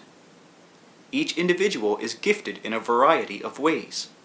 His or her own desires and beliefs activate certain abilities and ignore others. The human species has built into it all of the knowledge, information, and quote-unquote data that it can possibly need under any and all conditions. This heritage must be triggered psychically, however, as a physical mechanism such as a muscle is triggered through desire or intent. This does not mean that you learn what in larger terms you already know, as for example, if you learn a skill, without the triggering desire, the skill would not be developed. But even when you do learn a skill, you use it in your own unique way. Still, the knowledge of mathematics and the arts is as much within you as your genes are within you. You usually believe that all such information must come from outside of yourself, however. Certainly mathematical formulas are not imprinted in the brain, yet they are inherent in the structure of the brain, and implied within its existence. Your own focus determines the information that is available to you. I will here give you an example. Rupert paints as a hobby. Sometimes he paints for fairly long periods of time, then forgets about it. Joseph is an artist. Rupert has been wondering about the contents of the mind, curious as to what information was available to it. The Christmas holidays were approaching. He asked Joseph what he would like for a gift, and Joseph more or less replied, a book on Cézanne. Rupert's love for Joseph, his own purposes, and his growing questions, along with his interest in painting in general, triggered exactly the kind of stimulus that broke through conventional beliefs about time and knowledge. Rupert tuned into Cézanne's quote-unquote world-view. He did not contact Cézanne per se, but Cézanne's comprehension of painting as an art. Rupert is not technically facile enough to follow Cézanne's directions. Joseph is facile enough, but he would not want to follow the vision of another. The information, however, is extremely valuable, and knowledge on any kind of subject is available in just such a manner, but it is attained through desire and through intent. This does not mean that any person spontaneously with no instruction can suddenly become a great artist or writer or scientist. It does mean, however, that the species possesses within itself those inclinations which will flower. It means also that you are limiting the range of your knowledge by not taking advantage of such methods. It does not mean that in your terms all knowledge already exists either, for knowledge automatically becomes individualized as you receive it, and hence new. Your desire automatically attracts the kind of information you require, though you may or may not be aware of it. If you are gifted and want to be a musician, for example, then you may literally learn while you are asleep, tuning in to the world views of other musicians, both alive and dead in your terms. When you are awake, you will receive inner hints, nudges, or inspirations. You may still need to practice, but your practice will be largely in joy, and will not take as long as it might others. The reception of such information facilitates skill, and operates basically outside of time's sequences. Rupert's Cézanne material therefore comes very quickly, taking a bare portion of the day. Yet its quality is such that professional art critics could learn from it, though some of their productions might take much longer periods of time, and result from an extensive conscious knowledge of art, which Rupert almost entirely lacks. The productions of the Psyche by their nature, therefore, burst aside many most cherished beliefs. It seems almost heresy to suppose that such knowledge is available, for then what use is education? Yet education should serve to introduce a student to as many fields of endeavor as possible, so that he or she might recognize those that serve as natural triggers, opening skills or further development. The student will, then, pick and choose. The Cézanne material was from the past, yet future knowledge is quite as accessible. There are, of course, probable futures from the standpoint of your past. Future information is theoretically available there, just as the body's quote-unquote future pattern of development was at your birth, and that certainly was practical. Now, there are then other ways of receiving information than those you take for granted. There are other kinds of knowledge also. These deal with organizations with which you are generally not familiar. It is not merely a matter of learning new methods to acquire knowledge then, but a situation in which old methods must be momentarily set aside, along with the type of knowledge that is associated with them. It is not a matter either of there simply being one other category of knowledge, for there are numerous other such categories, many of them biologically within your reach. Various so-called esoteric traditions provide certain methods that allow an individual to set aside accepted modes of perception, and offer patterns that may be used as containers for these other kinds of knowledge. Even these containers must necessarily shape the information received, however. Some such methods are very advantageous, yet they have also become too rigid and autocratic, allowing little room for deviation. Dogmas are then set up about them, so that only a certain body of data is considered acceptable. The systems no longer have the flexibility that first gave them birth. The kind of knowledge upon which you depend needs verbalization. It is very difficult for you to consider the accumulation of any kind of knowledge without the use of language as you understand it. Even your remembered dreams are often verbalized constructs.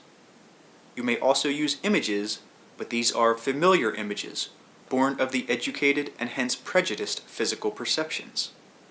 Those remembered dreams have meaning and are very valuable, but they are already organized for you to some extent, and put into a shape that you can somewhat recognize.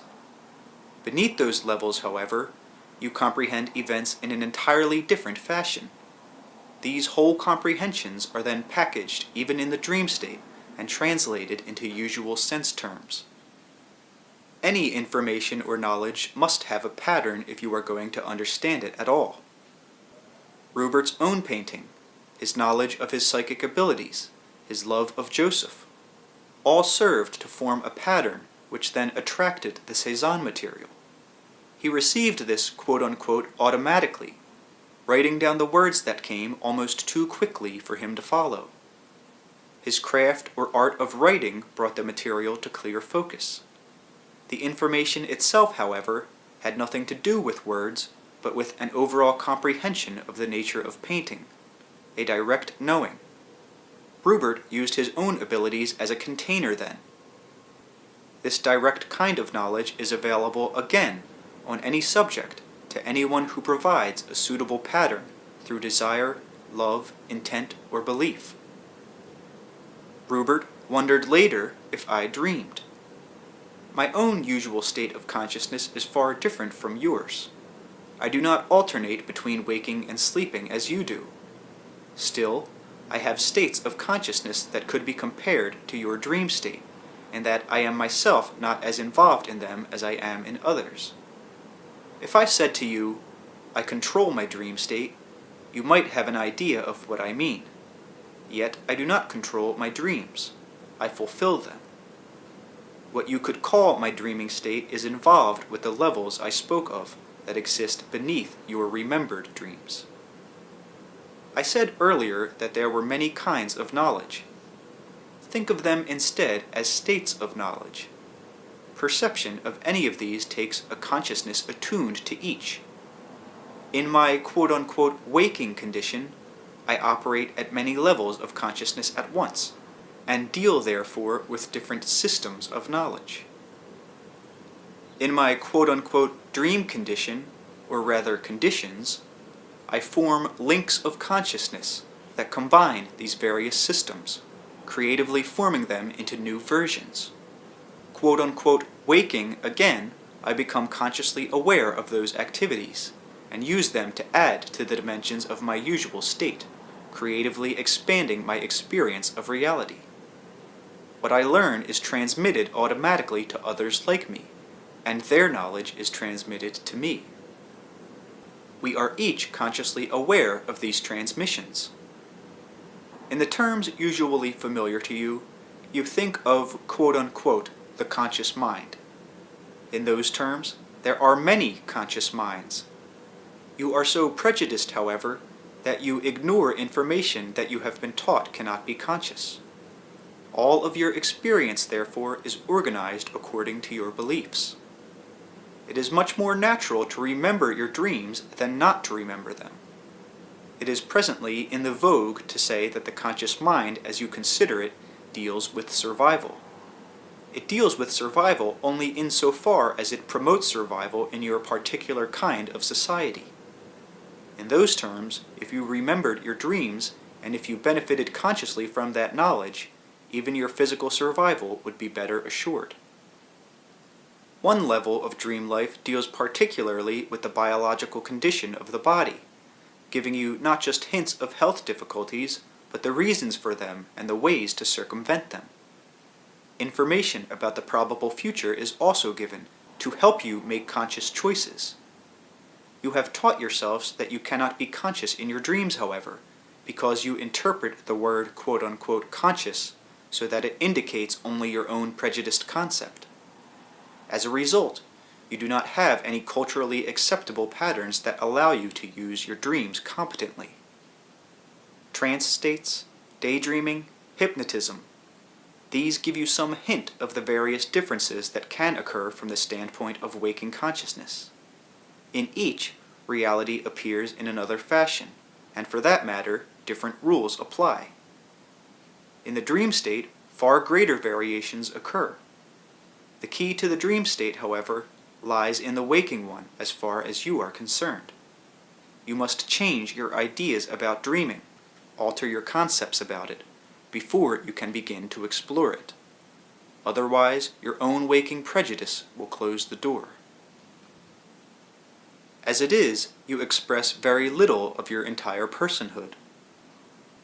My remark has nothing to do with your accepted concepts of the unconscious portions of the self. Your ideas of the unconscious are so linked to your limited ideas of personhood as to be meaningless in this discussion. It is as if you used only one finger of your hand, and then said, "This is the proper expression of my personhood." It is not just that there are other functions of the mind unused, but that in those terms you have other minds. You have one brain, it is true, but you allow it to use only one station, or to identify itself with only one mind of many. It seems evident to you that one person has one mind. You identify with the mind you use. If you had another, then it would seem as if you must be someone else. A mind is a psychic pattern through which you interpret and form reality. You have physical limbs that you can see. You have minds that are invisible. Each one can organize reality in a different fashion. Each one deals with its own kind of knowledge. These minds all work together to keep you alive through the physical structure of the brain. When you use all of these minds, then and only then do you become fully aware of your surroundings. You perceive reality more clearly than you do now, more sharply, brilliantly, and concisely. At the same time, however, you comprehend it directly. You comprehend what it is apart from your physical perception of it. You accept as yourself those other states of consciousness native to your other minds. You achieve true personhood. In terms of history, some ancient races achieved such goals, but in your terms, so long ago that you cannot find evidence of their knowledge.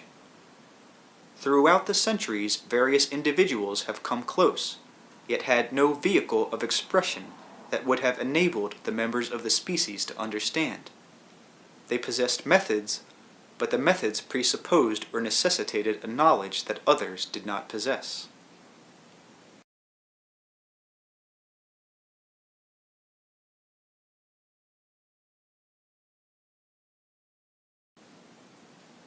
Now, you experience yourself in a certain way, topside, so to speak, and so in order to take advantage of information at other levels of awareness, you must learn to experience those other organizational systems with which you are usually unfamiliar.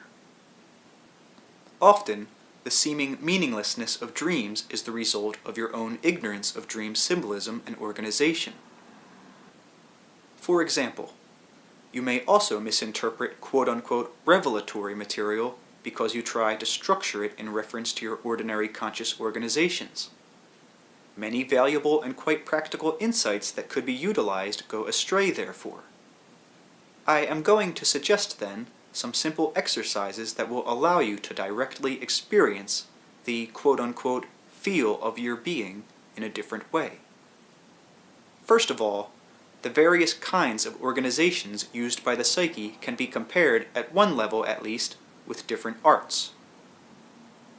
Music is not better than the visual arts, for example. A sculpture cannot be compared with a musical note. I am not saying, then, that one mode of organization is better than another.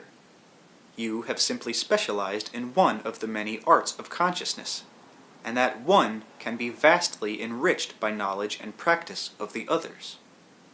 First of all, these other organizations do not deal primarily with time at all, but with the emotions and associative processes. When you understand how your own associations work, then you will be in a much better position to interpret your own dreams, for example, and finally to make an art of them. There are several approaches to these exercises. The idea will be to experience emotions and events as much as possible outside of time sequences. As I have mentioned many times, cellular comprehension deals with probabilities and encompasses future and past, so at that level of activity, time as you understand it does not exist. You are not consciously aware of such data, however. The psyche, at the other end of the scale, so to speak, is also free of time. Often, however, your own stream of consciousness leads you to think of events outside of their usual order. You may receive a letter from your Aunt Bessie, for example. In a matter of moments, it may trigger you to think of events in your childhood, so that many mental images fly through your mind. You might wonder if your aunt will take an anticipated journey to Europe next year, and that thought might give birth to images of an imagined future. All of these thoughts and images will be colored by the emotions that are connected to the letter, and to all of the events with which you and your aunt have been involved. The next time you find yourself in the middle of a like experience, with associations flowing freely, then become more aware of what you are doing. Try to sense the mobility involved.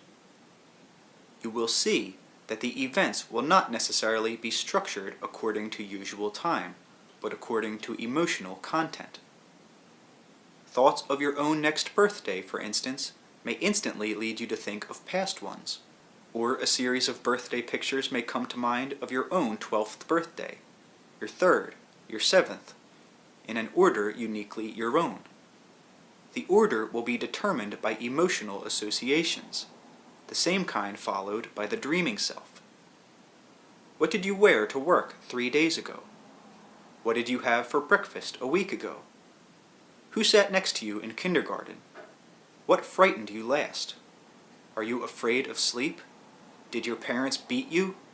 What did you do just after lunch yesterday? What color shoes did you wear 3 days ago?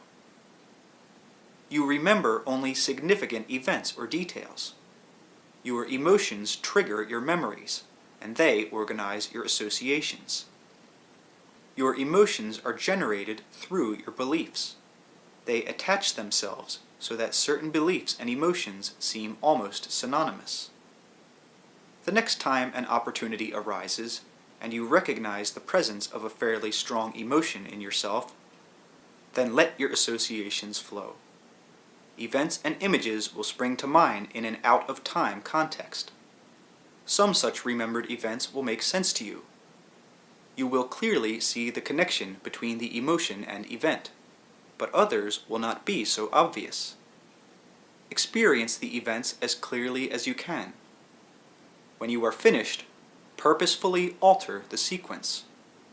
Remember an event, and then follow it with the memory of one that actually came earlier. Pretend that the future one came before the past one. Now, for another exercise, imagine a very large painting in which the most important events of your life are clearly depicted.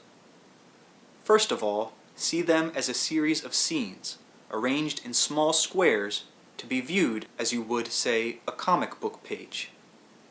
The events must be of significance to you. If school graduation meant nothing, for example, do not paint it in. Have the pictures begin at the upper left-hand corner, ending finally at the lower right-hand corner. Then, completely switch the sequence, so that the earliest events are at the lower right-hand corner. When you have done this, ask yourself which scene evokes the strongest emotional response. Tell yourself that it will become larger and larger. Then, mentally watch its size change. Certain dynamics are involved here, so that such a scene will also attract elements from other scenes. Allow those other scenes to break up then. The main picture will attract elements from all of the others, until you end up with an entirely different picture. one made up of many of the smaller scenes, but united in an entirely new fashion. You must do this exercise, however, for simply reading about it will not give you the experience that comes from the actual exercise. Do it many times. Now, consciously construct a dream. Tell yourself you are going to do so, and begin with the first thought or image that comes to mind. When you are finished with your daydream, then use free association to interpret it to yourself. Some of you will meet with some resistance in these exercises. You will enjoy reading about them, but you will find all kinds of excuses that prevent you from trying them yourself. If you are honest, many of you will sense a reluctance for certain qualities of consciousness are brought into play that run counter to your usual conscious experience.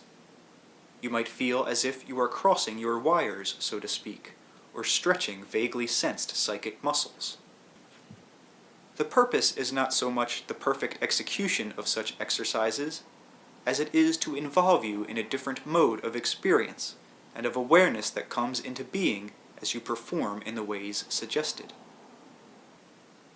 You have been taught not to mix, say, waking and dreaming conditions, not to daydream. You have been taught to focus all of your attention clearly, ambitiously, energetically in a particular way, so daydreaming, or mixing and matching modes of consciousness, appears passive in a derogatory fashion, or non-active, or idle. The devil finds work for idle hands, an old Christian dictum. Unfortunately, certain aspects of Christianity were stressed over others, and that dictum was based upon the belief of a wicked self that needed to be disciplined and diverted into constructive activity. The belief in such an unsavory self stops many people from any exploration of the inner self, and therefore from any direct experience that will give them counter-evidence. If you are afraid of yourself, if you are afraid of your own memories, you will block your associative processes, fearing, for example, that they will bring to light matters best forgotten, and usually sexual matters. Sexuality is the only strong area of energy with which some people are connected, so it becomes the focal point for all of their beliefs about the self in general. In doing some of these exercises, you might come across images of masturbation, homosexual or lesbian encounters, or simply old sexual fantasies, and immediately backtrack because your beliefs may tell you that these are evil. You will not remember or want to remember your own dreams for the same reason. Many people, therefore, tell themselves that they are very impatient to discover the nature and extent of the psyche and cannot understand why they meet with so little success. At the same time, such beliefs convince them that the self is evil. These beliefs must be weeded out. If you cannot honestly encounter the dimensions of your creaturehood, you surely cannot explore the greater dimensions of the psyche. This blocking of associations, however, is a very important element that impedes many people. The psyche's organizations are broader, and in their way more rational than most of your conscious beliefs about the self. Many individuals are afraid that they will be swept away by inner explorations, that insanity will overtake them, when instead the physical stance of the body and personality is firmly rooted in these alternate organizations. There is nothing wrong with the conscious mind. You have simply put a lid on it, allowing it to be only so conscious and no more. You have said, here it is safe to be conscious, and here it is not. Many of you believe that it is safe to make a nuclear bomb, but that it is insane to use your dreams as another method of manipulating daily life, or that it is all right to be consciously aware of your viruses, wars, and disasters, but that it is not all right to be consciously aware of other portions of the self that could solve such problems. The idea, then, is not to annihilate normal consciousness, but quite literally to expand it by bringing into its focus other levels of reality that it can indeed intrinsically perceive and utilize.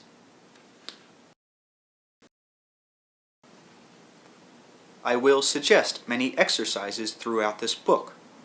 Some of them will necessitate variations of normal consciousness. I may ask you to forget physical stimuli, or suggest that you amplify them, but I am nowhere stating that your mode of consciousness is wrong. It is limited, not by nature, but by your own beliefs and practice. You have not carried it far enough.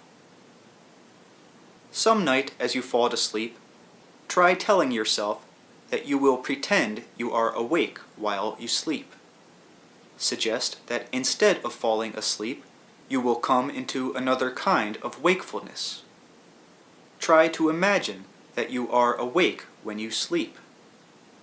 On other occasions, when you go to bed, lie down and settle yourself, but as you fall asleep, imagine that you are awakening the next morning. I will not tell you what to look for. The doing of these exercises is important, not the results in usual terms.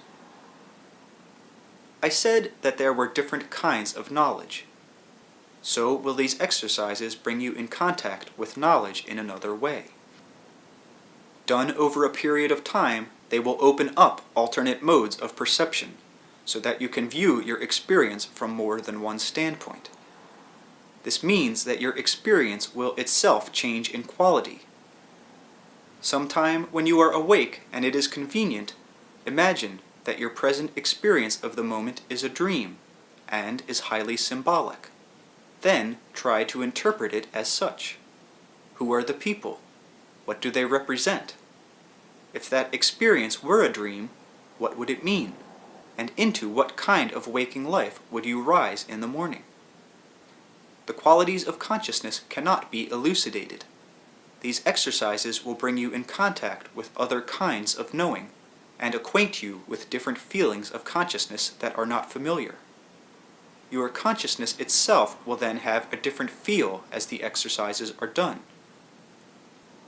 Certain questions that you may have asked may be answered in such a state, but not in ways that you can anticipate, nor can you necessarily translate the answers into known terms. The different modes of consciousness with which I hope to acquaint you are not alien, however. They are quite native, again, in dream states, and are always present as alternatives beneath usual awareness.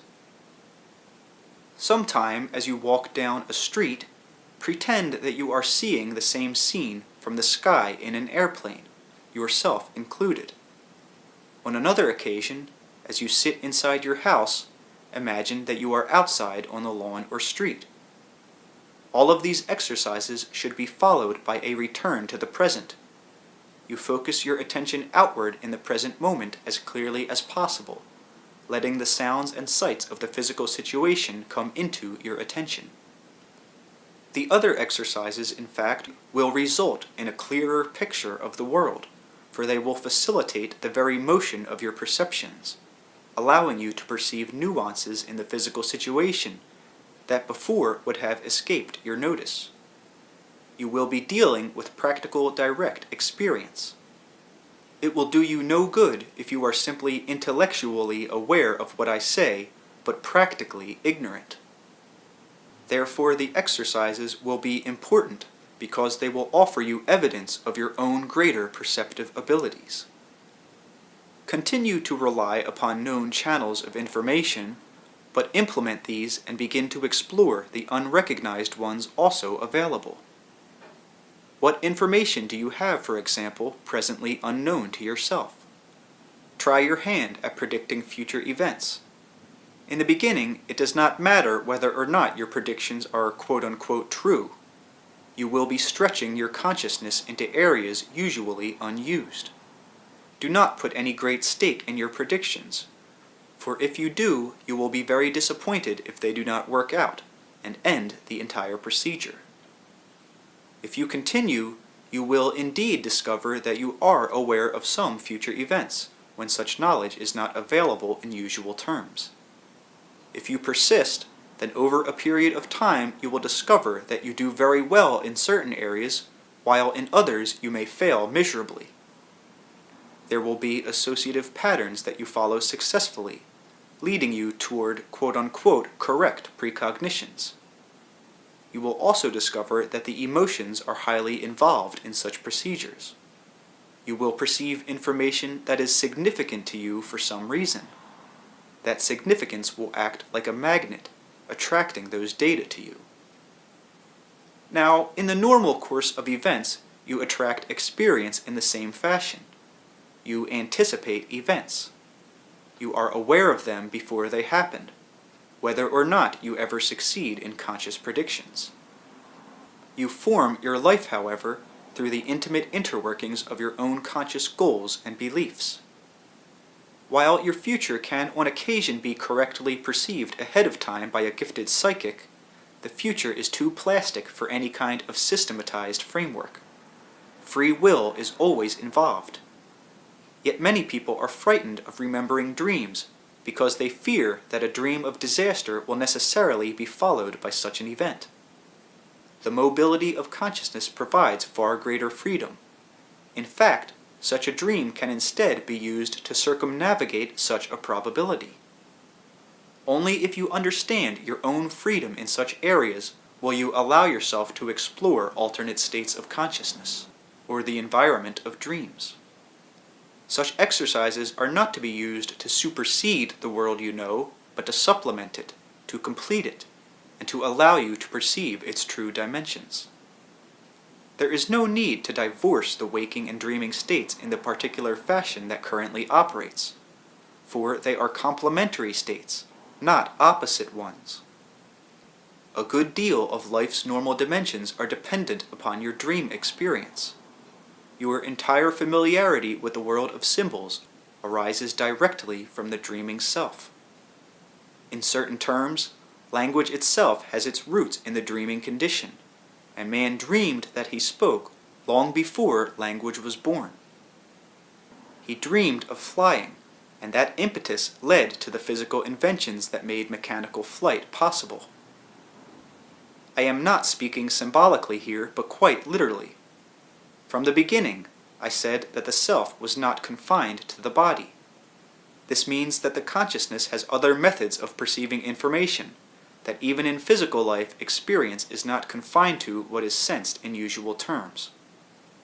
This remains fine theory, however, unless you allow yourself enough freedom to experiment with other modes of perception.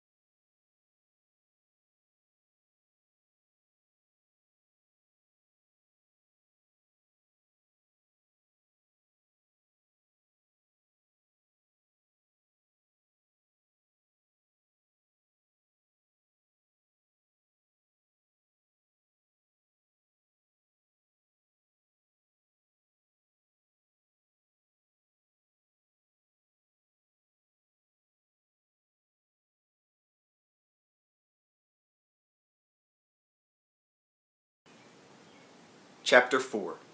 The Psyche in Relationship to Sexual Elements. The He and She. The She and He. Now, distorted ideas about sexuality prevent many people from attaining any close connection with the inner experience that continually stirs beneath ordinary consciousness. It is a good idea, then, to look at the psyche and its relationship to sexual identity. The psyche is not male or female. In your system of beliefs, however, it is often identified as feminine, along with the artistic productions that emerge from its creativity. In that context, the day hours and waking consciousness are thought of as masculine, along with the sun, while the nighttime, the moon, and the dreaming consciousness are considered feminine or passive. In the same manner, aggression is usually understood to be violent, assertive action, male-oriented, while female elements are identified in terms of the nurturing principle. Physically speaking, you would have no males or females unless you first had individuals. You are each individuals first of all then. After this, you are individuals of a specific sex, biologically speaking. The particular kind of focus that you have is responsible for the great significance you place upon male and female. Your hand and your foot have different functions. If you want to focus upon the differences in their behavior, you could build an entire culture based upon their diverse capabilities, functions, and characteristics. Hands and feet are obviously equipment belonging to both sexes, however. Still, on another level, the analogy is quite valid. The psyche is male and female and male. But when I say this, I realize that you put your own definitions upon those terms to begin with. Biologically, the sexual orientation is the method chosen for continuation of the species. Otherwise, however, no specific psychological characteristics of any kind are attached to that biological functioning. I am quite aware that in your experience, definite physical and psychological differences do exist. Those that do are the result of programming, and are not inherent, even biologically, in the species itself.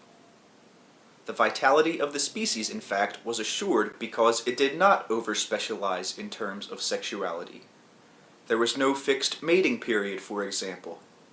Instead, the species could reproduce freely, so that in the event of a catastrophe of any kind, it would not be so tied into rigid patterns that it might result in extinction.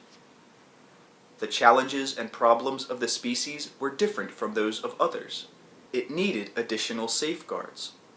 The more flexible mating pattern was one. With this came a greater diversity in individual characteristics and behavior, so that no individual was bound to a strictly biological role. If that were true, the species never would have been concerned beyond the issues of physical survival, and such is not the case. The species could have survived quite well physically without philosophy, the arts, politics, religion, or even structured language. It could have followed completely different paths, those tied strictly to biological orientation. There would have been no question of men performing so-called feminine tasks, or of women performing so-called masculine tasks, for there no leeway for that kind of individual action would have existed. For that matter, there is far greater leeway in the behavior of animals than you understand, for you interpret animal behavior according to your own beliefs. You interpret the past history of your species in the same manner. It seems to you that the female always tended to the offspring, for example, nursing them, that she was forced to remain close to home while the man fought off enemies or hunted for food. The ranging male, therefore, appears to have been more curious and aggressive. There was instead a different kind of situation. Children do not come in litters. The family of the caveman was a far more quote-unquote democratic group than you suppose. Men and women working side by side, children learning to hunt with both parents, women stopping to nurse a child along the way, the species standing apart from others because it was not ritualized in sexual behavior. Except for the fact that males could not bear children, the abilities of the sexes were interchangeable.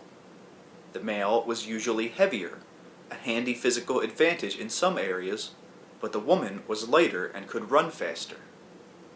Women were also somewhat lighter because they would bear the additional weight of a child. Even then, of course, there were variances, for many women are larger than small men. But the women could hunt as well as the men. If compassion, kindness, and gentleness were feminine characteristics only, then no male could be kind or compassionate, because such feelings would not be biologically possible. If your individuality was programmed by your biological sex, then it would be literally impossible for you to perform any action that was not sexually programmed. A woman cannot father a child, nor can a male bear one. Since you are otherwise free to perform other kinds of activity that you think of as sexually oriented, in those areas the orientation is cultural. You imagine, however, that the male is aggressive, active, logical-minded, inventive, outwardly oriented, a builder of civilizations. You identify the ego as male. The unconscious therefore seems to be female, and the feminine characteristics are usually given as passive, intuitive, nurturing, creative, uninventive, concerned with preserving the status quo, disliking change. At the same time, you consider the intuitive elements rather frightening, as if they can explode to disrupt known patterns, in unknown ways. Males who are creatively gifted find themselves in some dilemma, for their rich sensed creativity comes into direct conflict with their ideas of virility. Women who possess characteristics that are thought to be masculine have the same problem on the other side. In your terms, the psyche is a repository of characteristics that operate in union, composed of female and male elements. The human psyche contains such patterns that can be put together in multitudinous ways. You have categorized human abilities so that it seems that you are men or women and men primarily, and persons secondarily.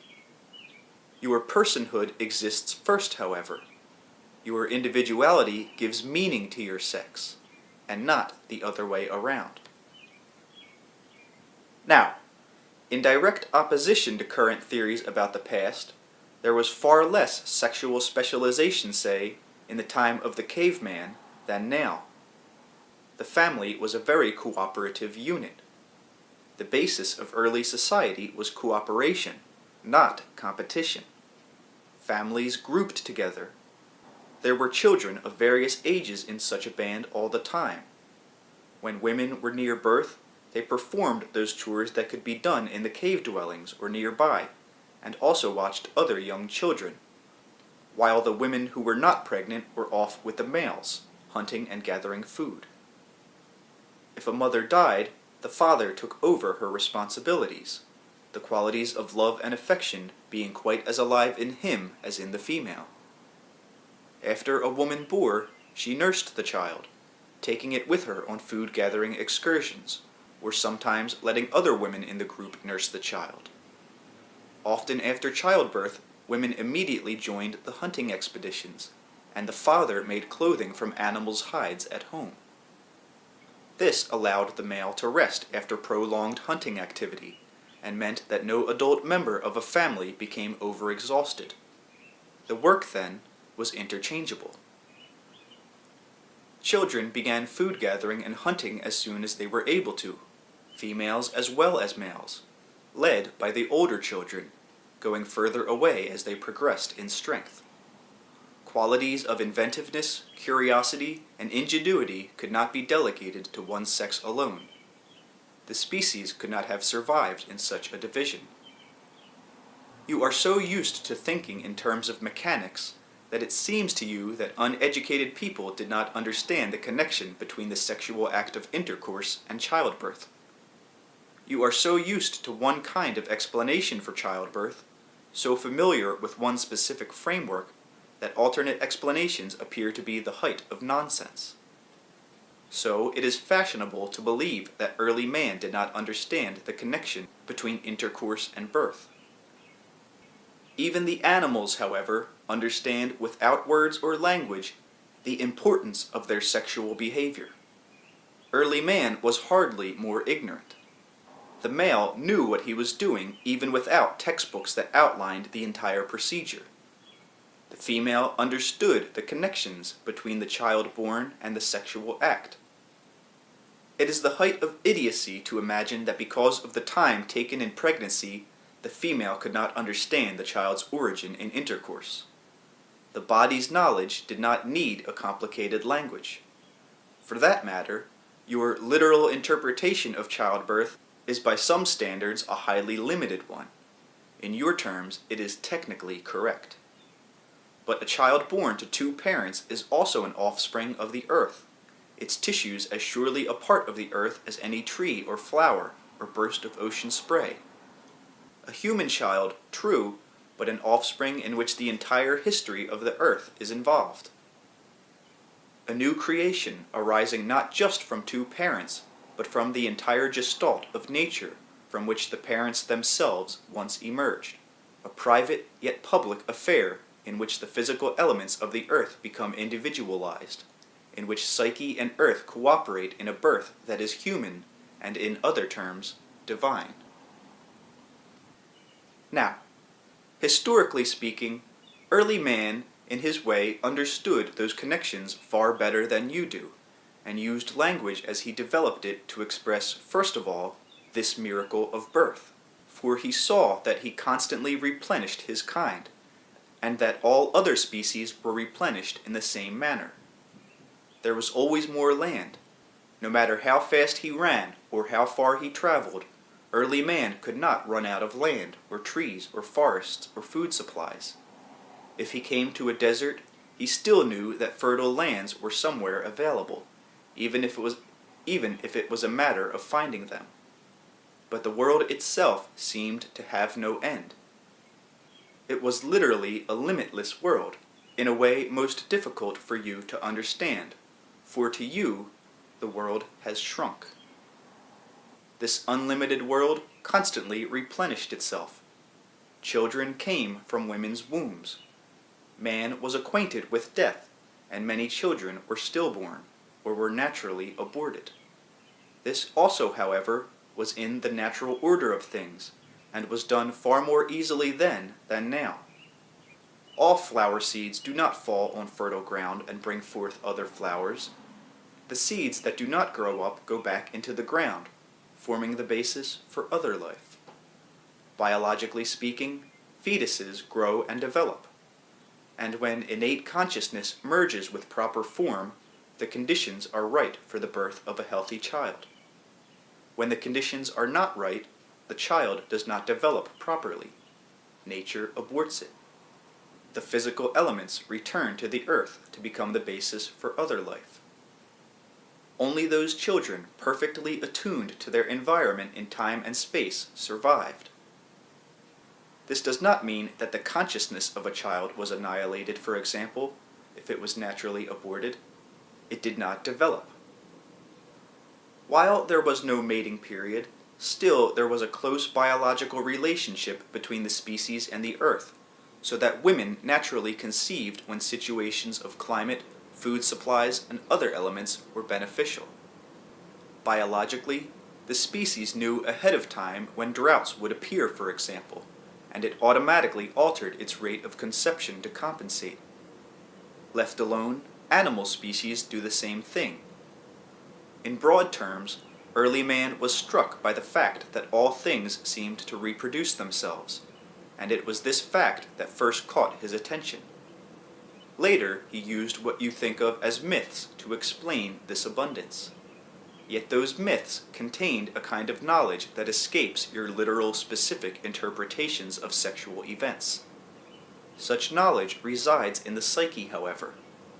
If you have any direct experience with your own psyche, then you will most likely find yourself encountering some kinds of events that will not easily fit with your own ideas about your sexual nature.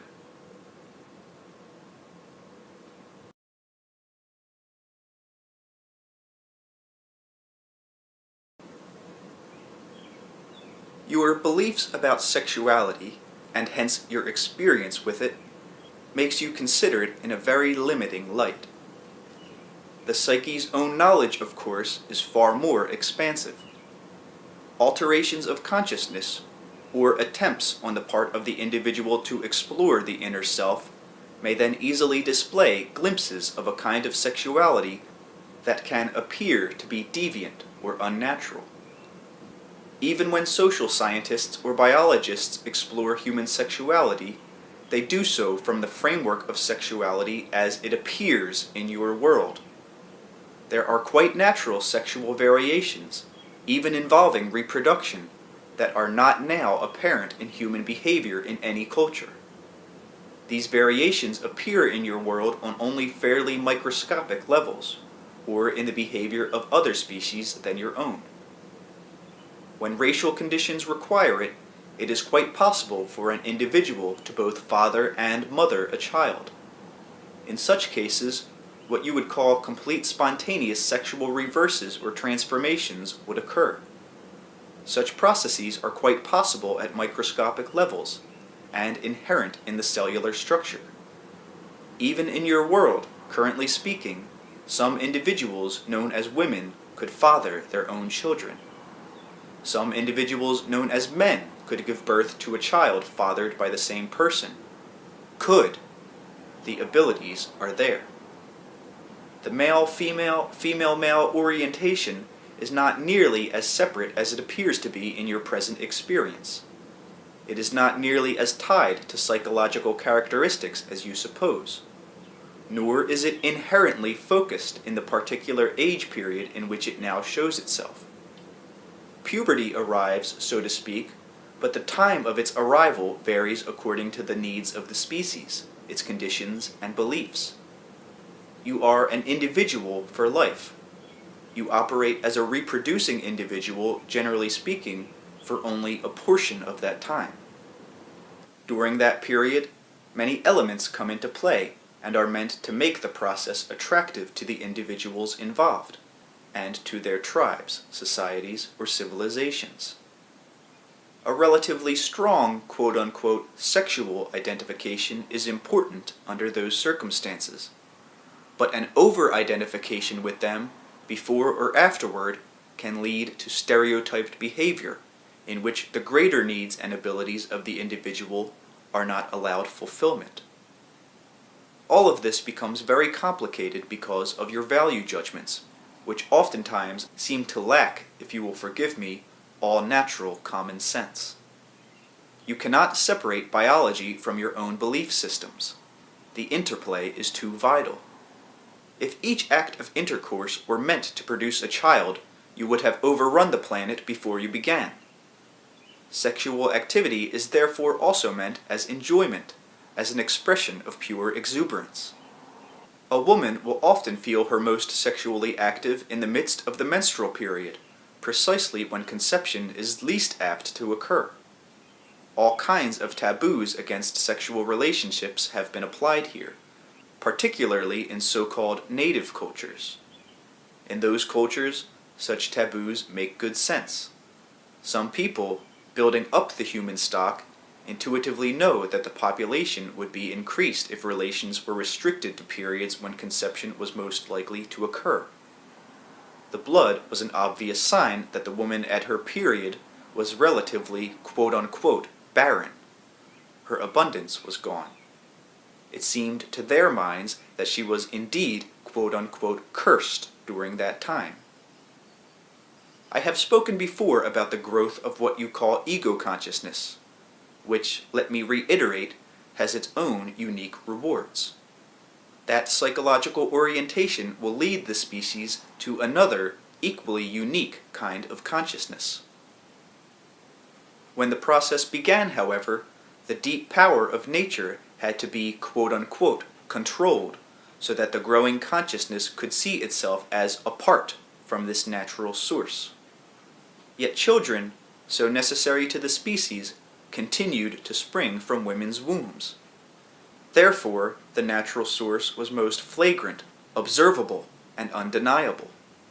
For that reason, the species, and not the male alone, placed so many taboos about female behavior and sexuality. In quote-unquote subduing its own female elements, the species tried to gain some psychological distance from the great natural source from which it was, for its own reasons, trying to emerge. In the world of your present experience, sexual differences are less apparent as you reach old age.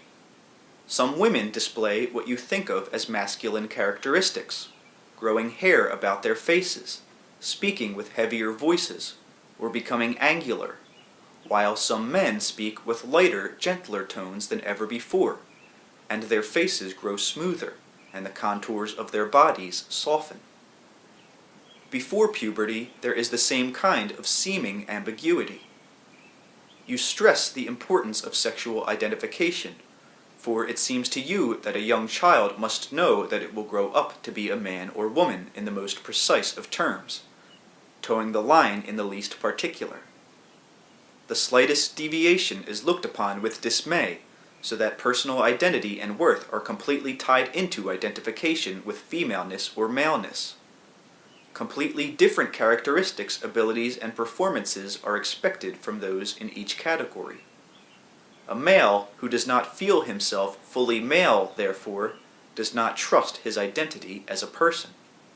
A woman doubtful of her complete femininity in the same manner does not trust the integrity of her personhood. A lesbian or homosexual is on very shifting psychological ground, because the same interests and abilities that they feel most personally theirs are precisely those that mark them as sexual eccentrics. These are simple enough examples, but the man who possesses interests considered feminine by your culture, who naturally wants to enter fields of interest considered womanly, experiences drastic conflicts between his sense of personhood and identity, and his sexuality as it is culturally defined. The same, of course, applies to women. Because of your exaggerated focus, you therefore become relatively blind to other aspects of quote-unquote sexuality. First of all, sexuality per se does not necessarily lead to intercourse. It can lead to acts that do not produce children. What you think of as lesbian or homosexual activity is quite natural sexual expression, biologically and psychologically. In more quote-unquote ideal environments, such activity would flourish to some extent, particularly before and after prime reproductive years. For those literal-minded readers, this does not mean that such activity would predominate at such times. It does mean that not all sexual activity is meant to end in childbirth, which is a biological impossibility, and would represent planetary catastrophe. So the species is blessed, if you will, with many avenues for sexual expression. The strong focus that now predominates does inhibit the formation of certain kinds of friendships that would not necessarily at all result in sexual activity. Lesbianism and homosexuality, as they are currently experienced, also represent exaggerated versions of natural inclinations, even as your experienced version of heterosexuality is exaggerated. Now, the so-called battle of the sexes, with its ramifications, is not quote-unquote natural, nor in that context is fighting between members of the same sex. Even in the animal kingdom, for example, males do not fight to the death over the females when they are in their natural state. I will clear up my meaning of the word quote-unquote natural later. However, when you examine animal behavior, even in its most natural-seeming environment, for instance, you are not observing the basic behavior patterns of such creatures, because those relatively isolated areas exist in your world. Quite simply, you cannot have 1 or 2 or 20 officially designated natural regions in which you observe animal activity and expect to find anything more than the current adaptations of those creatures, an adaptation that is superimposed upon their quote-unquote natural reactions. The balance of resources, animal travel patterns, migrations, weather conditions, all of these must be taken into consideration. Such isolated observation areas merely present you with a distorted picture of natural behavior, because the animals are also imprisoned within them. Civilization binds them round. Other animals are kept out. The hunted and the prey are highly regulated. All areas of animal behavior alter to fit the circumstances as much as possible, and this includes sexual activity. To some extent, the animals have been conditioned to the changing world. Now, man is obviously part of nature, so you may say, but those changes wrought by him are natural. When he studies such animal behavior, however, and sometimes uses the sexual patterns of the animals to make certain points about human sexuality, then man does not take this into consideration, but speaks as if the present observed animal behavior is the indication of a prime or basic nature inherent in their biology. It is not natural, then, for men to fight over women. This is a purely cultural, learned behavior. In terms of history as you understand it, the species could not withstand such misapplied energy. nor could it have withstood such constant antagonism. Each species is involved in a cooperative venture, upon which ultimately all earthly existence rests. You project your present beliefs backward into history, and you misinterpret many of the conditions that you observe in the natural world. This cooperation that I speak of is based on love, and that love has a biological as well as a spiritual basis. Your beliefs, for example, cause you to deny the existence of emotions in animals, and any instances of love among them are assigned to quote-unquote blind instinct. To some extent, the churches as well as the scientists are responsible, but priests and scientists are not some foreign people thrust upon you. They represent various aspects of yourselves. The species developed its own kind of consciousness, as it found it necessary to isolate itself to some degree from the environment and the other creatures within it. As a result, the religions preached that only man had a soul and was dignified by emotional feelings. In its way, science went along very nicely by postulating man in a mechanistic world, with each creature run by an impeccable machine of instinct, blind alike to pain or desire. The love and cooperation that forms the basis of all life, however, shows itself in many ways. Sexuality represents one aspect, and an important one. In larger terms, it is as natural for a man to love a man and for a woman to love a woman as it is to show love for the opposite sex. For that matter, it is more natural to be bisexual. Such is the quote-unquote natural nature of the species. Instead, you have put love into very definite categories, so that its existence is right only under the most limited conditions. Love goes underground, but springs up in distorted forms and exaggerated tendencies. You have followed this course for different reasons at different times. Neither sex is to blame. Instead, your sexual situation is simply another reflection of the state of your consciousness. As a species, presently at least in the Western world, you equate sex and love. You imagine that sexual expression is the only one natural to love. Love, in other words, must, it seems, express itself exclusively through the exploration in one way or another of the beloved's sexual portions. This is hardly the only limitation placed upon love's expression, however. There are innumerable books written with instructions, each proclaiming the said methods to be the proper ones. Certain kinds of orgasm are quote-unquote the best. Love's expression is furthermore permitted only between members of the opposite sex. Generally speaking, these individuals must be more or less of the same age. There are other taboos involving racial restrictions or cultural, social, and economic ones. If this were not enough, large segments of the population believe that sex is wrong to begin with, a spiritual debasement, allowed by God only so that the species can continue.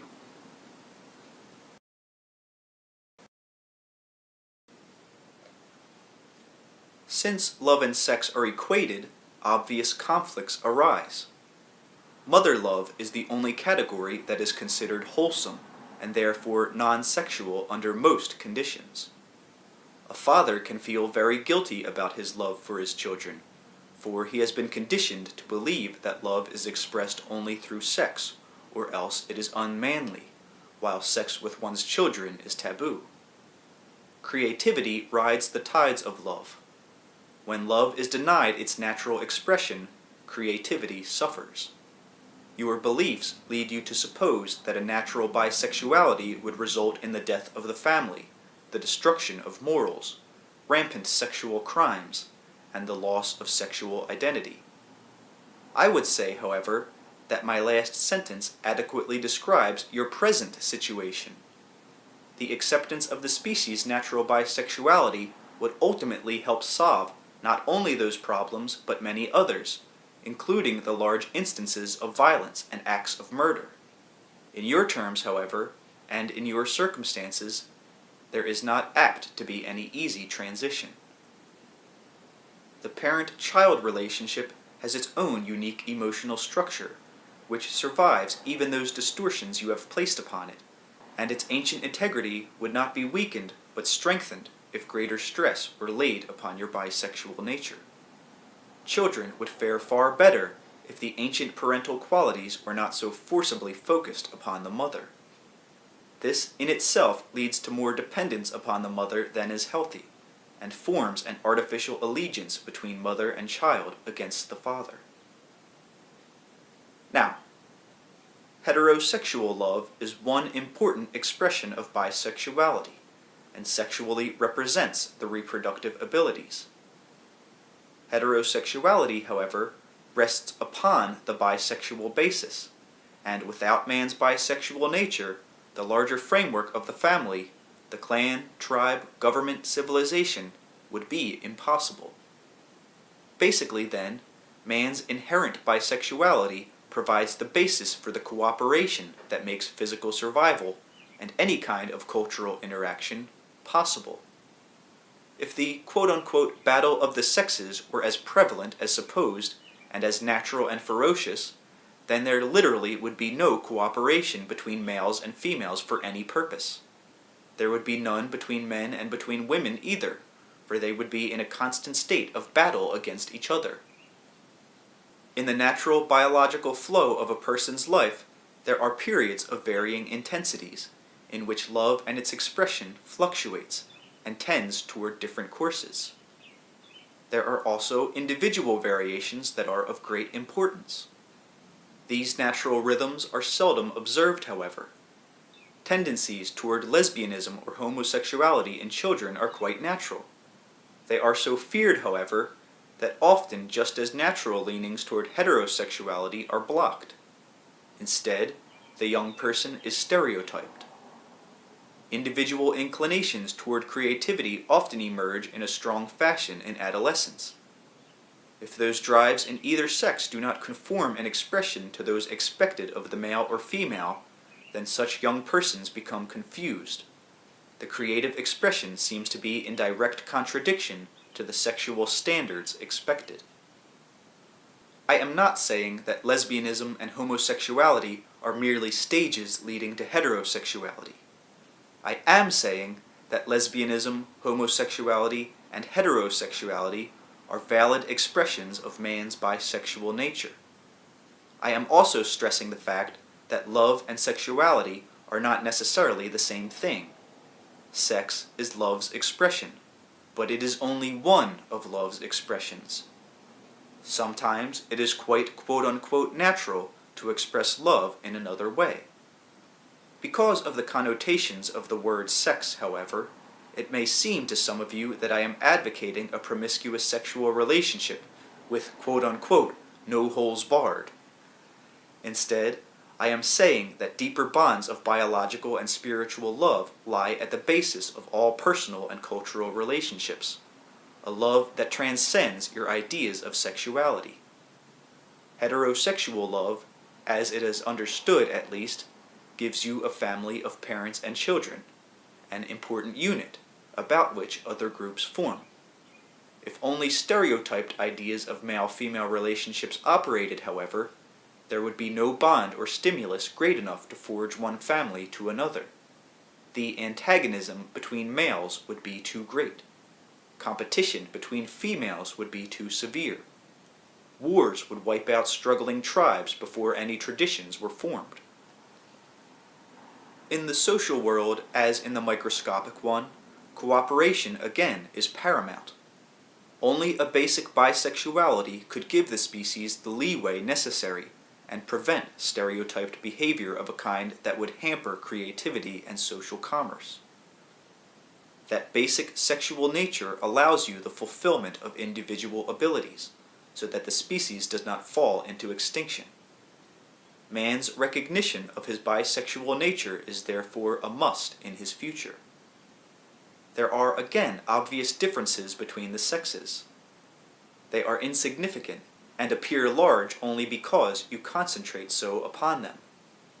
The great human qualities of love, strength, compassion, intellect, and imagination do not belong to one sex or the other. only an understanding of this inherent bisexual nature will release those qualities in each individual, regardless of sex. Those same abilities are natural characteristics of people in each race, of course. Yet you have consistently made the same kind of distinctions in racial terms as you have in sexual ones, so that certain races appear as feminine or masculine to you. You project your sexual beliefs outward upon the nations then, and often the terminology of the nations and of wars is the same as that used to describe sex. You speak, for example, of domination and submission, of the master and the slave, of the rape of a nation, terms used in war and sex alike. Male and female are each members of the human race, or species if you prefer, so these divisions were made in the species itself, by itself. They are the result of distinctions arising again as the species experimented with its line of consciousness, and brought into being the appearance of separation between itself and the rest of the natural world. Your identity is simply not dependent upon your psychological or biological sexuality. Your sexual characteristics represent a portion of your personhood. They provide vital areas of expression and focal points about which to group experience. Your sexual qualities are a part of your nature, but they do not define it. Your beliefs so structure your experience individually and en masse, however, that evidential material contrary to those ideas shows itself but seldom, or in distorted or exaggerated form. It is quite natural, biologically and psychologically, to operate in certain fashions that are not acceptable in your society, and that seem to run counter to your picture of mankind's history. In terms of your definitions, then, it is quite natural for some people to behave as males sexually and as females psychologically. It is quite quote-unquote natural for others to operate in a reverse fashion.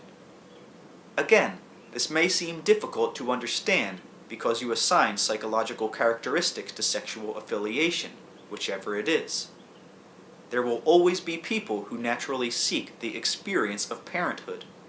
All of them will not necessarily be heterosexual at any given time. The larger pattern of human personhood demands a bisexual affiliation that allows leeway in sexual encounters, a leeway that provides a framework in which individuals can express feelings, abilities, and characteristics that follow the natural inclines of the personal psyche rather than the sexual stereotypes. I am not speaking here of anything so simple as merely allowing women more freedom or relieving men from the conventional breadwinner's role. I am certainly not talking about quote-unquote open marriage as it is currently understood, but of far greater issues. Before we can consider these, however, there are several points I would like to make. There are biological possibilities, seldom activated in your present circumstances, that have some bearing upon the subject at hand. Puberty comes at a certain time, triggered by deep mechanisms that are related to the state of the natural world, the condition of the species, and those cultural beliefs that, in a certain sense, you transpose upon the natural world. In other respects, your cultural environment is of course natural. The time that puberty comes varies then, and afterwards it is possible to parent a child. A time then comes when the period is over. During what is called the sexually active time, the larger dimensions of personhood become strictly narrowed into sexually stereotyped roles, and all aspects of identity that do not fit are ignored or denied. The fact is that few people fit those roles. They are largely the result of the interpretations of religion as conventionally understood, and the scientists, for all their seeming independence, often simply found new intellectually acceptable reasons for unconsciously held emotional beliefs. Biologically, there is a period very rarely experienced, as jokingly suggested as the quote-unquote sick jokes about senility and second childbirth. This particular latent biological ability shows itself only upon the rarest instances, because, for one thing, It represents a feat now scarcely desirable. Physically, however, the body is quite capable to completely regenerate itself as it approaches old age. Indeed, a quite legitimate second puberty is possible, in which the male's seed is youthfully strong and vital, and the woman's womb is pliable and able to bear. There are, I believe, biblical tales of such births resulting. In times of overpopulation, the mechanism is hardly desirable, but it is a part of the species, held in abeyance now, representing nature's capabilities. In some areas of your world, isolated peoples live on past 100 years, vital and strong, because they are untouched by your beliefs, and because they live in sympathy and accord with the world as they know and understand it. Occasionally, such second puberties happen then, with resulting childbirth, as a small group attempts to maintain its own biological stance. Usually, the second puberty follows the same sexual orientation as the first, but not always, for it is quite possible for the new affiliation to be the opposite of the first. This is even rarer, but so does the species protect itself. Through medical techniques, some of your old people are kept alive long enough so that this process begins, appearing in distorted form, sometimes psychologically apparent, but biologically frustrated. The second puberty is dead-ended then. It has nowhere to go. It is not now biologically pertinent or needed. Left alone, some of these people would die with a feeling of satisfaction. Kept alive through medical techniques, the physical mechanism continues its struggle to revitalize the body and bring about this second puberty, that naturally would only come about under different conditions, with the mind far more alert and the will unimpaired. Now, to some extent, there is a connection between this innate, rarely observed second puberty and the development of cancer, in which growth is specifically apparent in an exaggerated manner. In almost all such cases involving cancer, spiritual and psychic growth is being denied, or the individual feels that he or she can no longer grow properly in personal psychic terms. This attempt to grow then activates body mechanisms that result in the overgrowth of certain cells. The individual insists upon growing or upon death, and forces an artificial situation in which growth itself becomes physically disastrous. This is because a blockage occurs. The individual wants to grow in terms of personhood, but is afraid of doing so. There are always individual variations that must be taken into consideration, but often such a person feels a martyr to his or her sex, imprisoned by it, and unable to escape.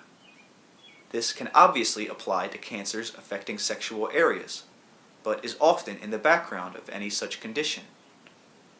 Energy is being blocked because of problems that began, in your terms, with sexual questions in puberty. Energy is experienced as sexual.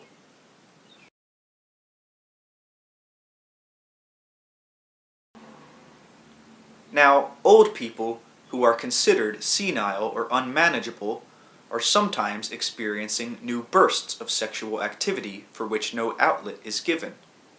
Beside this, they have lost their conventional sexual roles, in which they earlier expressed their energy. There are often hormonal changes occurring that go unnoticed. Many express a nervous, erratic type of behavior as they are aroused, some not only sexually, but intellectually. The new adolescence never comes. The new puberty dies a slow death, for your society has no framework in which to understand it. And indeed, it shows itself in a distorted fashion that can appear most grotesque.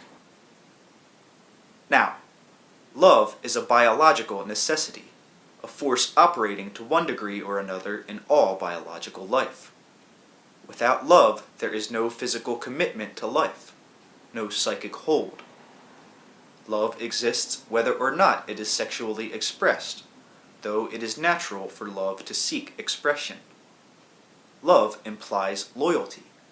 It implies commitment. This applies to lesbian and homosexual relationships as well as to heterosexual ones. In your society, however, identity is so related to sexual stereotypes that few people know themselves well enough to understand the nature of love and to make any such commitments. A transitory period is currently taking place, in which women seem to seek the promiscuous sexual freedom more generally granted to men. It is believed that males are naturally promiscuous, aroused by sexual stimuli almost completely divorced from any complementary, quote-unquote, deeper response. The male, then, is thought to want sex whether or not he has any love response to the woman in question, or sometimes to desire her precisely because he does not love her. In such cases, sex becomes not an expression of love, but an expression of derision or scorn. So women, accepting these ideas often, seek for a situation in which they too can feel free to express their sexual desires openly, whether or not any love is involved. Yet loyalty is love's partner, and the primates display such evidence in varying degrees. The male in particular has been taught to separate love and sex, so that a schizophrenic condition results that tears apart his psyche, in operational terms, as he lives his life. The expression of sexuality is considered male, while the expression of love is not considered manly. To some extent or another, then, the male feels forced to divide the expression of his love from the expression of his sexuality. It would be disastrous for women to follow the same course.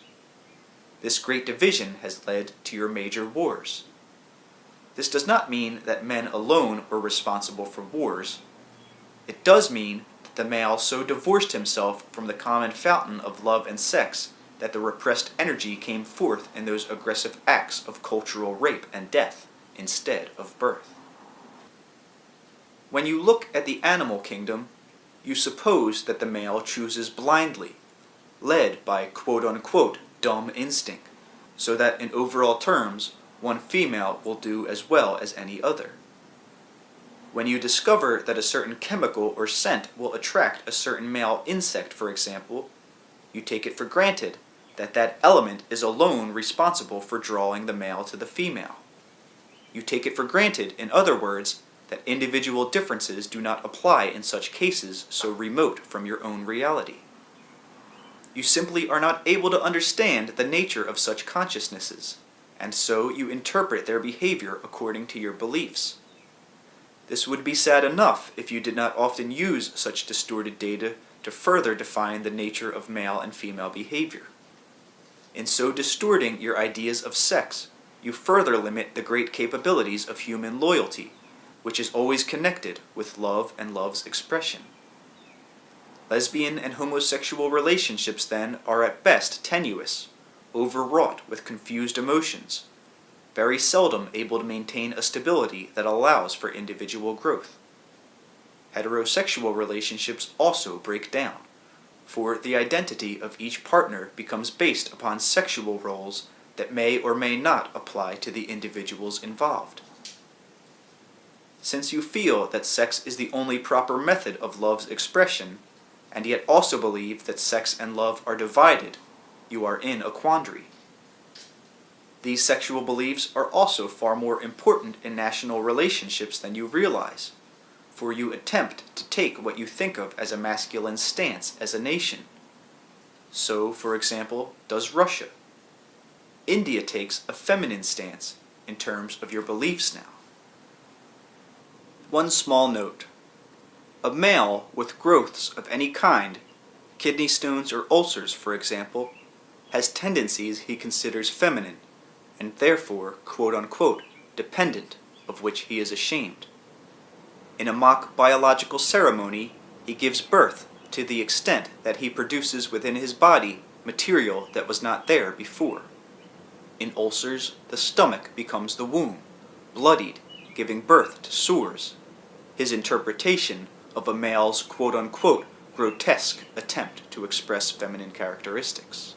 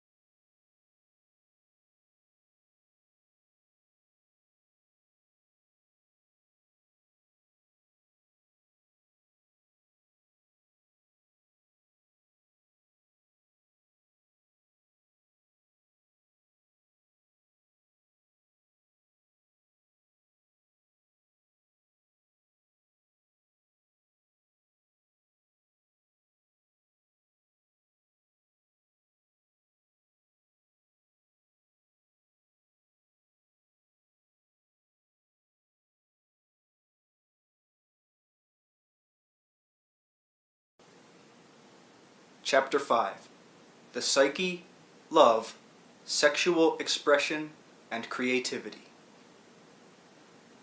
Your ideas about sexuality and your beliefs about the nature of the psyche often paint a picture of very contradictory elements. The psyche and its relationship to sexuality affects your ideas of health and illness, creativity, and all of the ordinary areas of individual life. In this chapter, therefore, we will consider some of the implications that result. In your terms, again, the psyche contains what you would consider male and female characteristics, while not being male or female itself.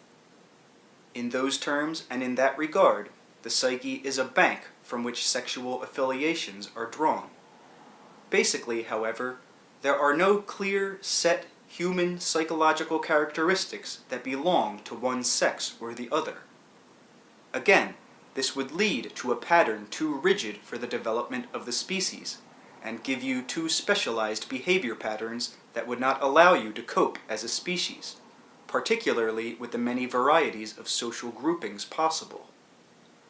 Your psychological tests show you only the current picture of males and females, brought up from infancy with particular sexual beliefs. These beliefs program the child from infancy, of course, so that it behaves in certain fashions in adulthood. The male seems to perform better at mathematical tasks and so-called logical mental activity, while the female performs better in a social context, in value development and personal relationships. The male shows up better in the sciences, while the female is considered intuitional. It should be obvious to many of my readers that this is a learned behavior. You cannot teach a boy to be, quote-unquote, the strong, silent male type, and then expect him to excel either verbally or in social relationships. You cannot expect a girl to show, quote-unquote, strong, logical thought development when she is taught that a woman is intuitional, that the intuitions are opposed to logic, and that she must be feminine or non-logical at all costs. This is fairly obvious. The child is not born a sponge, however, empty but ready to soak up knowledge. It is already soaked in knowledge. Some will come to the surface, so to speak, and be used consciously. Some will not. I am saying here that to some extent the child in the womb is aware of the mother's beliefs and information, and that to some extent it is quote-unquote programmed to behave in a certain fashion, or to grow in a certain fashion as a result. Basically, the species is relatively so freewheeling with so many potentials that it is necessary that the mother's beliefs provide a kind of framework in the beginning, allowing the child to focus its abilities in desired directions. It knows ahead of time, then, the biological, spiritual, and social environment into which it is born. It is somewhat prepared to grow in a certain direction, a direction that is applicable and suited to its conditions. Beliefs about the infant's sexual nature are, of course, a part of its advanced programming. We are not speaking here of forced growth patterns, or of psychic or biological directions impressed upon it so that any later divergence from them causes inevitable stress or pain. The fact remains that the child receives patterns of behavior, gently nudging it to grow in certain directions. In normal learning, of course, both parents urge the child to behave in certain fashions. Beside this, however, certain general learned patterns are biologically transmitted to the child through the genes. Certain kinds of knowledge are transmitted through the genes besides that generally known, having to do with cellular formations and so forth. Survival of the human species, as it has developed, is a matter of belief far more than is understood, for certain beliefs are now built in. They become biologically pertinent and transmitted. I mean something else here besides, for example, a telepathic transmission, the translation of beliefs into physical codes that then become biological cues. As a result, it then becomes easier for a boy to act in a given manner biologically than in another. If women have felt that their biological survival depended upon the cultivation of certain attributes over others, for instance, then the information becomes chromosome data, as vital to the development of the new organism as any other physical data involving cellular structure. The mother also provides the same kind of information to a male offspring. The father contributes his share in each case. Over the generations, then, certain characteristics appear to be quite naturally male or female, and these will vary to some extent according to the civilizations and world conditions. Each individual is highly unique, however, so these models for behavior will vary. They can indeed be changed in a generation, for the experience of each person alters the original information. This provides leeway that is important. The child also uses such information as a guide only, as a premise upon which it bases early behavior. As the mind develops, the child immediately begins to question the early assumptions. This questioning of basic premises is one of the greatest divisions between you and the animal world. The psyche then contains, again in your terms, female and male characteristics. These are put together, so to speak, in the human personality with great leeway and in many proportions. As simply put as possible, love is the force out of which being comes, and we will consider this statement much more thoroughly later in this book. Love seeks expression and creativity. Sexual expression is one way that love seeks creativity. It is hardly the only way, however. Love finds expression through the arts, religion, play, and helpful action towards others. It cannot be confined to sexual expression only, nor can rules be given as to how often normal adults should sexually express themselves. Many men, labeled homosexual by themselves and others, want to be fathers. Their beliefs and those of your society lead them to imagine that they must always be heterosexual or homosexual. Many feel a desire toward women that is also inhibited. Your male or female orientation limits you in ways that you do not understand.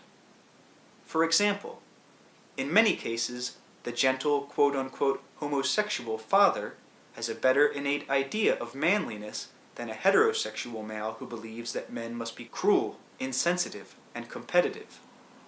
These are both stereotyped images, however. Love can be expressed quite legitimately through the arts. This does not mean that such a person is repressing sexuality in any given case and stealing its energy for creative production, though of course this may be the case. Many natural artists in any field normally express love through such creative endeavors, rather than through sexual actions. This does not mean that such persons never have sexual encounters that are enjoyable, and even of an enduring nature. It means that the thrust of their love is, overall, expressed through the production of art, through which it seeks a statement that speaks in other than corporal terms. A great artist in any field or in any time instinctively feels a private personhood that is greater than the particular sexual identity. As long as you equate identity with your sexuality, you will limit the potentials of the individual and of the species. Each person will generally find it easier to operate as a male or a female, lesbian or homosexual, but each person is primarily bisexual. Bisexuality implies parenthood as much as it implies lesbian or homosexual relationships. Again, here, sexual encounters are a natural part of love's expression, but they are not the limit of love's expression. Many quite fine non-sexual relationships are denied because of the connotations placed upon lesbianism or homosexuality. Many heterosexual relationships are also denied to persons labeled as not being heterosexual by themselves or society. People so labeled often feel propelled out of sheer confusion to express their love only through sexual acts. They feel forced to initiate what they think the natural male or female is like, and on occasion end up with ludicrous caricatures. These caricatures infuriate those so imitated, because they carry such hints of truth, and point out so cleverly the exaggerations of maleness or femaleness that many heterosexuals have clamped upon in their own natures. Now, in some historical periods it was desirable in practical terms that a man have many wives, so that if he died in battle, his seed might be planted in many wombs, particularly in times when diseases struck men and women down, often in young adulthood. When physical conditions are adverse, such social traditions have often emerged. In times of overpopulation, so-called homosexual and lesbian tendencies come to the surface. But also there is the tendency to express love in other than physical ways, and the emergence of large social issues and challenges into which men and women can throw their energies. There are quote-unquote lost portions of the Bible having to do with sexuality and with Christ's beliefs concerning it that were considered blasphemous and did not come down to you through history. Again, it is natural to express love through sexual acts, natural and good. It is not natural to express love only through sexual acts, however. Many of Freud's sexual ideas did not reflect man's natural condition. The complexes and neuroses outlined and defined are products of your traditions and beliefs. You will naturally find some evidence for them in observed behavior. Many of the traditions do come from the Greeks, from the great Greek playwriters, who quite beautifully and tragically presented the quality of the psyche as it showed itself in the light of Grecian traditions. The boy does not seek naturally to quote-unquote dethrone the father. He seeks to emulate him.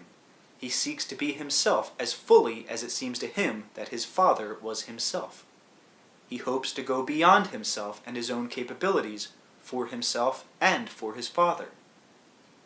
As a child, he once thought that his father was immortal in human terms, that he could do no wrong. The son tries to vindicate the father by doing no wrong himself, and perhaps by succeeding where it seems the father might have failed. It is much more natural for the male to try to vindicate the father than it is to destroy him or envy him in negative terms. The child is simply the male child. He is not jealous of the father with the mother in the way that is often supposed. The male child does not possess an identity so focused upon its maleness. I am not saying that children do not have sexual natures from birth. They simply do not focus upon their maleness or femaleness in the way that is supposed. To the male child, the penis is something that belongs to him personally in the same way that an arm or leg does, or that his mouth or anus does. He does not consider it a weapon. He is not jealous of his father's love for the mother, for he understands quite well that her love for him is just as strong. He does not wish to possess his mother sexually in the way that adults currently suppose. He does not understand those terms. He may at times be jealous of her attention, but this is not a sexual jealousy in conventionally understood terms. Your beliefs blind you to the sexual nature of children. They do enjoy their bodies. They are sexually aroused. The psychological connotations, however, are not those assigned to them by adults. The beliefs involving the son's inherent rivalry with the father and his need to overthrow him follow instead patterns of culture and tradition, economic and social, rather than biological or psychological. Those ideas serve as handy explanations for behavior that is not inherent or biologically pertinent.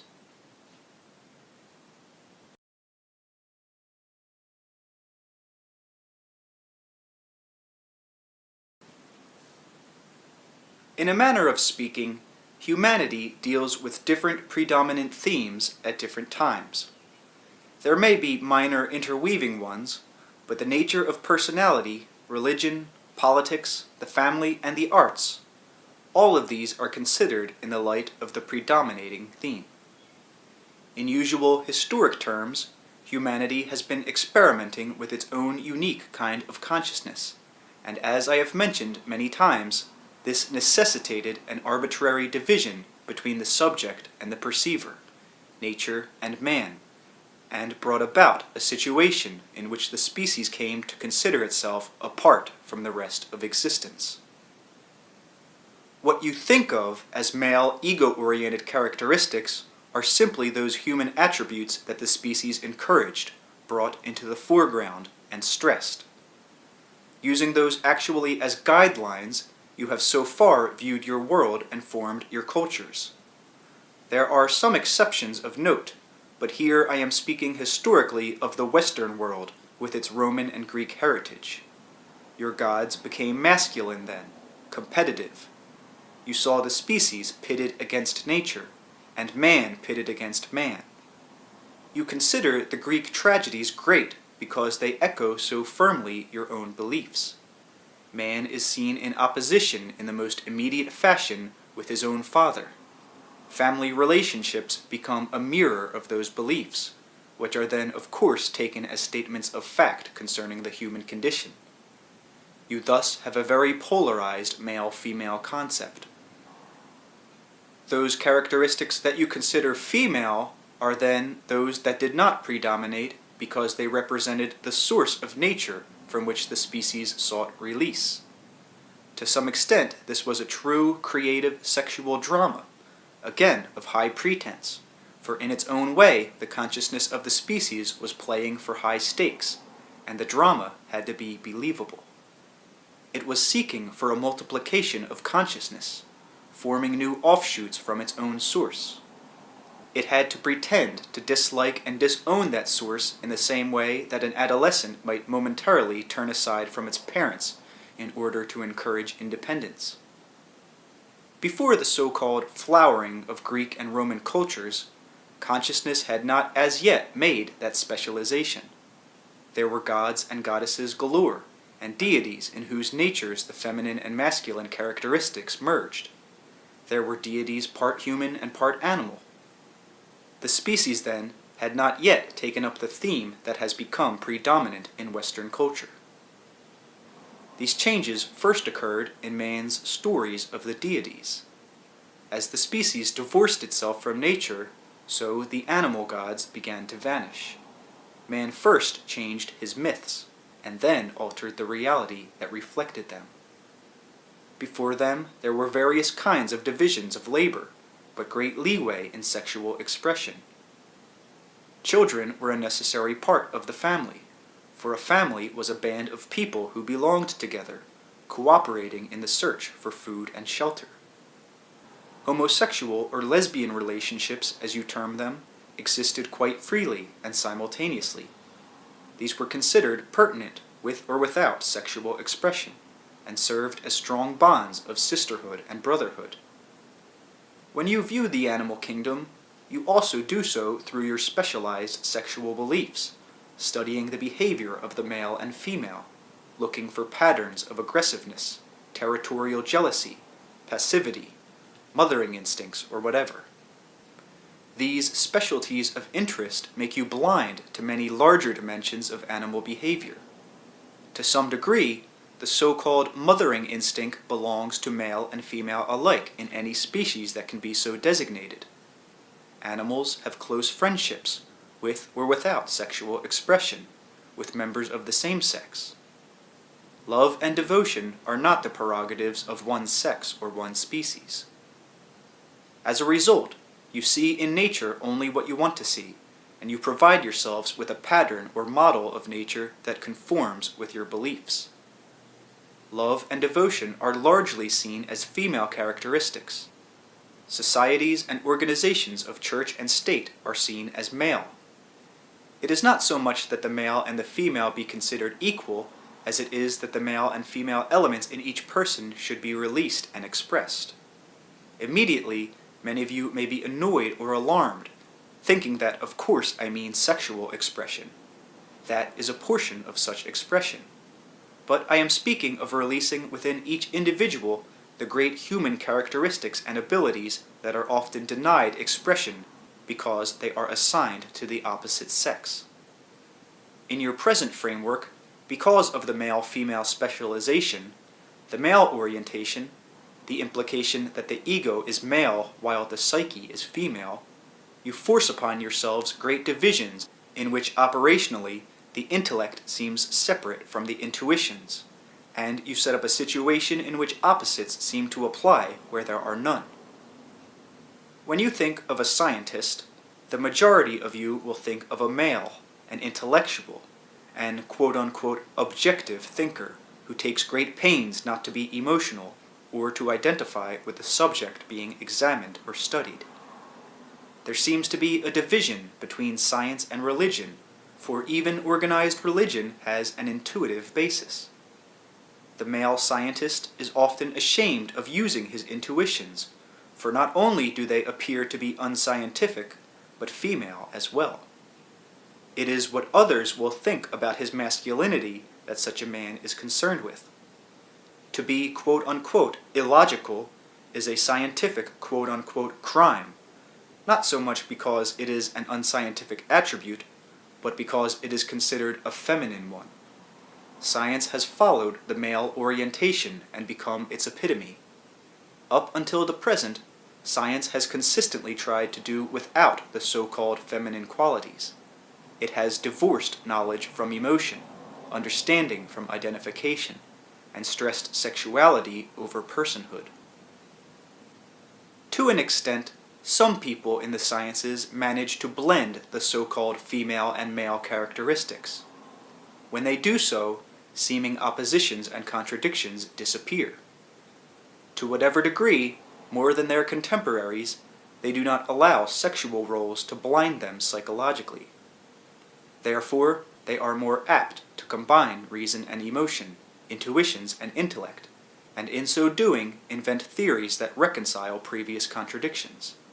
They unify, expand, and create, rather than diversify.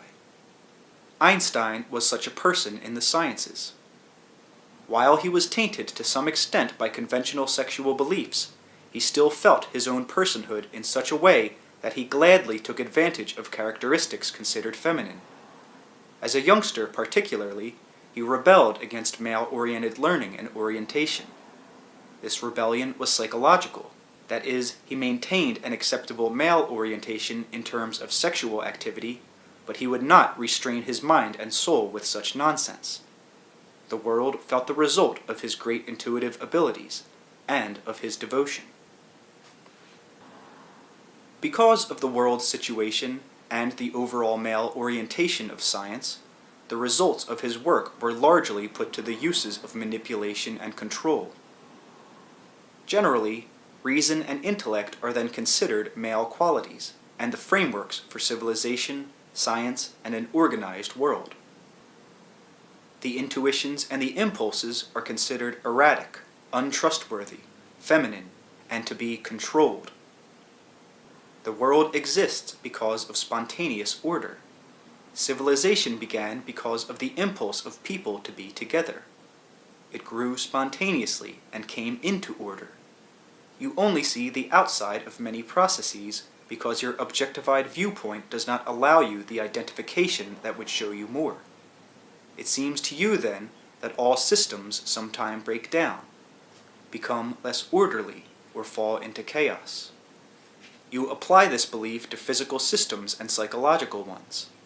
In terms of sex, you insist upon a picture that shows you a growth into a sexual identity, a clear focus, and then in old age, a falling away of clear sexual identification into quote-unquote sexual disorder.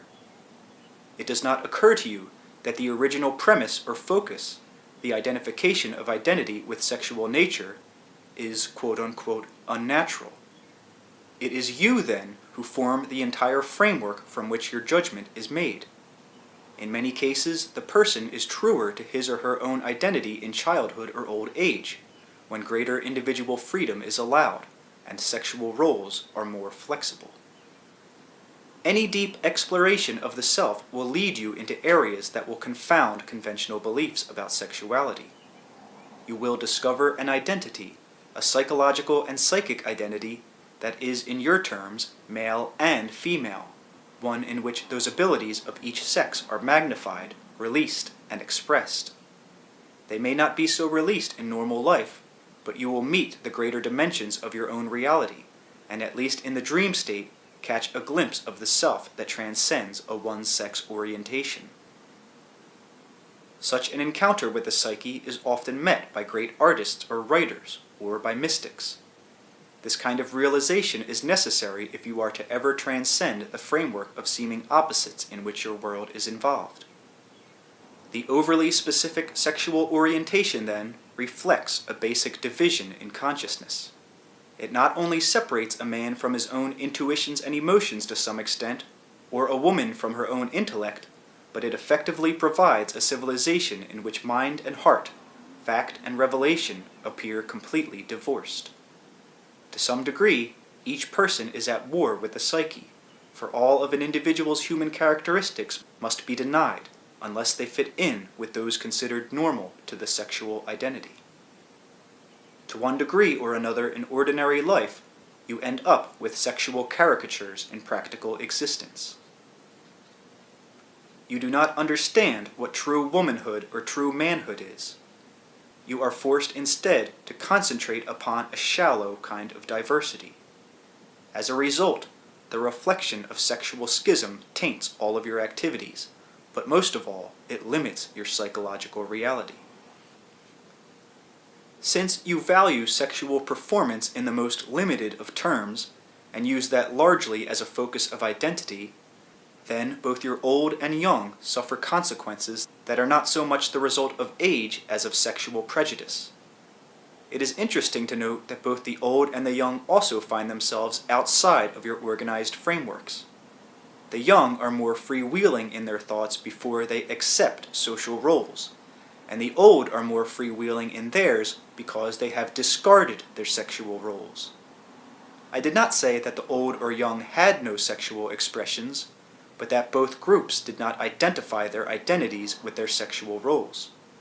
There are, of course, exceptions. If the man or the woman is taught that identity is a matter of sexual performance, however, and that performance must cease at a certain age, then the sense of identity can also begin to disintegrate.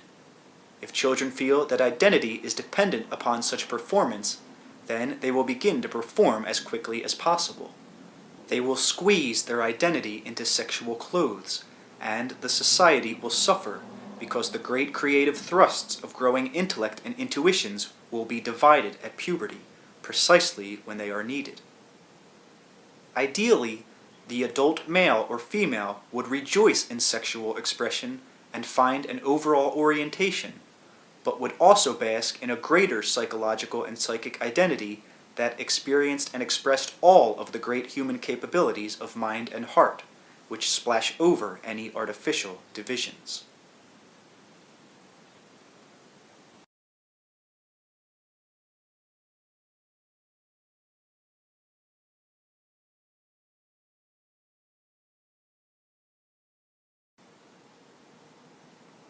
Now, you have put sexual labels then on the intellect and the emotions so that they seem like opposites to you. You have tried to divide mental and emotional characteristics between the two sexes, forcing a stereotyped behavior. Again, the male who was intuitive or artistically gifted in certain ways often therefore considered himself homosexual, whether or not he was, because his emotional and mental characteristics seemed to fit the female rather than the male sex. The woman who had interests beyond those acceptable as feminine was often in the same position. Because the intellect and the emotions were considered so separately, however, attempts to express intuitive abilities often resulted in, and often do result in, quote-unquote, unreasonable behavior. In certain circles now, it is fashionable to deny the intellectual capacities in favor of feeling, sentiment, or intuitive actions. Intellectual concerns then become suspect, and recourse to reason is considered a failing. Instead, of course, intellectual and intuitive behavior should be beautifully blended.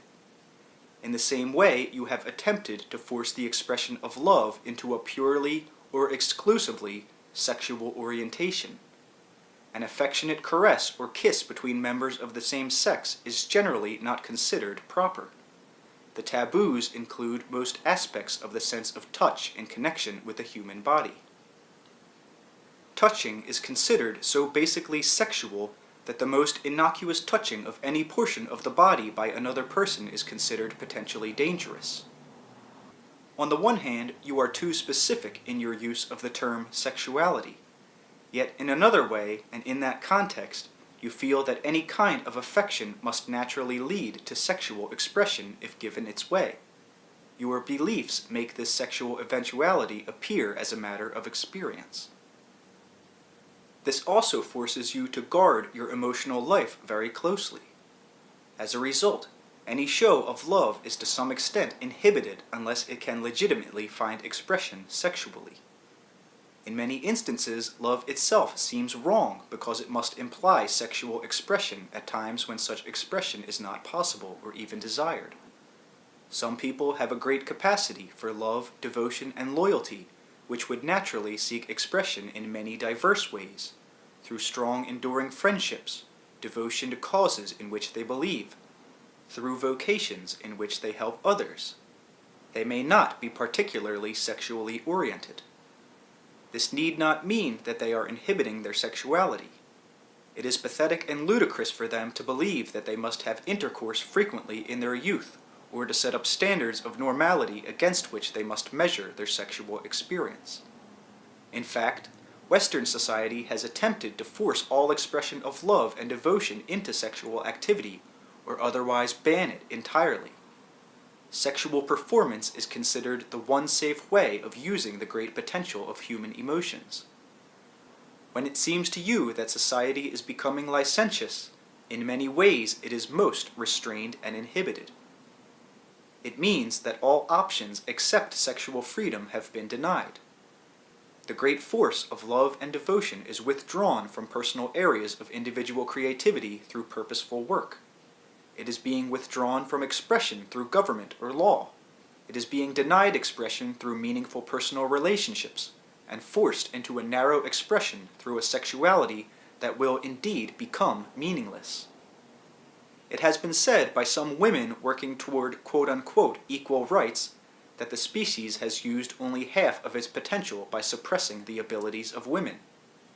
In larger terms, however, each individual suffers whenever identity is defined primarily as a matter of sexual orientation. Generally speaking, there will be a specific overall sexual orientation of a biological nature, but the mental and emotional human characteristics are simply not meted out according to sex.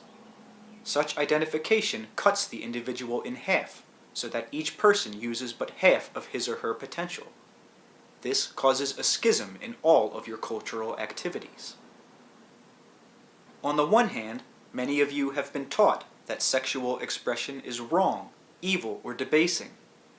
You have also been told that if you do not express your sexuality, you are displaying unnatural repression, and furthermore, you are led to think that you must above all force yourself to enjoy this ambiguous sexual nature. The old idea that good women do not enjoy sex has hardly disappeared. Yet women are taught that natural expressions of love, playful caresses, are inappropriate unless an immediate follow-through to a sexual climax is given. Men are taught to count their worth according to the strength of the sexual drive and its conquests. They are taught to inhibit the expression of love as a weakness, and yet to perform sexually as often as possible. In such a sexual climate, there is little wonder that you become confused. The sexual schisms begin when the male child is taught to identify exclusively with the father image, and the female child with the mother image, for here you have a guilt insidiously incorporated into the growth process. Children of either sex identify quite naturally with both parents, and any enforced method of exclusivity directing the child to such a single identification is limiting. Under such conditions, feelings of guilt immediately begin to arise whenever such a child feels natural affiliations toward the other parent. The stronger those natural inclinations are, the more the child is directed to ignore them in your society, since certain characteristics, again, are considered exclusively male or female. The child is also coerced into ignoring or denying those portions of the personality that correspond with the sex it is being taught it cannot identify with. This squeezing of personality into a sexual mold begins early then. Continuing guilt is generated because the child knows unerringly that its own reality transcends such simple orientation. The more able the child is to force such an artificial identification, the greater its feelings of inner rebellion. The lack of a quote-unquote suitable father or mother image has quote-unquote saved more children than it has hurt. The psyche, with its great gifts, always feels thwarted and attempts to take countering measures. Your schools further continue the process, however, so that the areas of curiosity and learning become separated for males and females. The quote-unquote she within the male does indeed represent portions of his personality that are being unexpressed, not because of any natural predominance of mental or emotional characteristics over others, but because of artificial specializations. The same applies to the quote-unquote male within the female. You have accepted this version of personhood again, in line with your ideas about the nature of consciousness. Those ideas are changing, and as they do, the species must accept its true personhood. As this happens, your understanding will allow you to glimpse the nature of the reality of the gods you have recognized through the ages. You will no longer need to clothe them in limited sexual guises. Your religious concepts will change considerably, and the images associated with them. Religion and government have had an uneasy alliance. Males ruled both. They still do. And yet, those leading religious organizations at least recognized their intuitive base. They constantly tried to manipulate religion's substructure in the same acceptable male ways that government leaders always use to inhibit and use the emotions. Heresy was considered female and subversive because it could threaten to destroy the frameworks set about the acceptable expression of religious fervor. The female elements in the church were always considered suspect, and in the early times of Christianity there was some concern lest the Virgin become a goddess. There were offshoots of Christianity that did not survive, in which this was the case. Parallel developments in religion and government always echo the state of consciousness and its purposes. Quote-unquote pagan practices, giving far more leeway to sexual identification and expression, continued well into the 16th century, and the so-called occult, underground heretical teachings tried to encourage the development of personal intuition. Any true psychic development of personality, however, is bound to lead to an understanding of the nature of the psyche that is far too large for any such confusion of basic identity with sexuality. The concept of reincarnation itself clearly shows the change of sexual orientation, and the existence of a self that is apart from its sexual orientation, even while it is also expressed through a given sexual stance. To a good extent, sexual beliefs are responsible for the blocking out of reincarnational awareness. Such quote-unquote memory would necessarily acquaint you with experiences most difficult to correlate with your current sexual roles. Those other sex existences are present to the psyche unconsciously. They are a portion of your personality.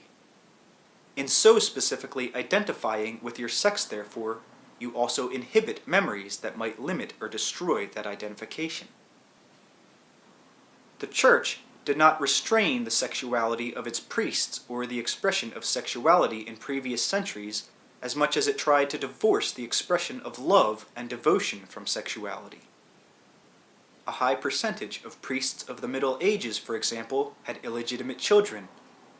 These were considered products of the weak and lustful flesh. Bad enough, but considering man's fallen state, understandable lapses. Such situations were overlooked, if not condoned, so long as the priest's love and devotion still belonged to the Church, and were not quote-unquote squandered upon the mother of such offspring. The nuns were kept in subservient positions. Yet, the nunneries also served as refuges for many women who managed to educate themselves even under those conditions. A good number of nuns were of course carrying the seed of those priests, and bearing children who acted as servants in monasteries sometimes as well as in convents.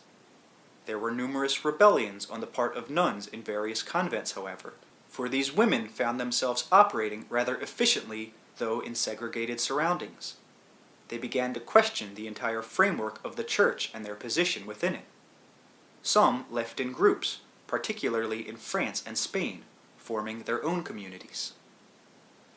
The church, however, never really found a suitable method of dealing with its women or with the intuitive elements of its own beliefs.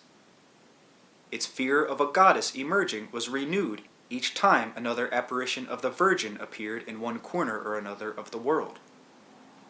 There were also some women who passed as monks, living lives of a solitary nature and carrying on for years. No works bear their feminine names, for they used male ones. It goes without saying that lesbian and homosexual relationships flourished in such surroundings. The church closed its eyes as long as the relationships were sexual in nature. Only when love and devotion were diverted from the church was there real concern. Intellect and emotions became further divided then. This resulted, of course, in an overemphasis upon dogma, rules and ritualization that had to be colorful and rich because it would be the one outlet allowed in which creativity could be handled. The church believed that the sexual experience belonged to the so-called lower or animal instincts, and so did usual human love. On the other hand, spiritual love and devotion could not be muddied by sexual expression, and so any normal strong relationship became a threat to the expression of piety.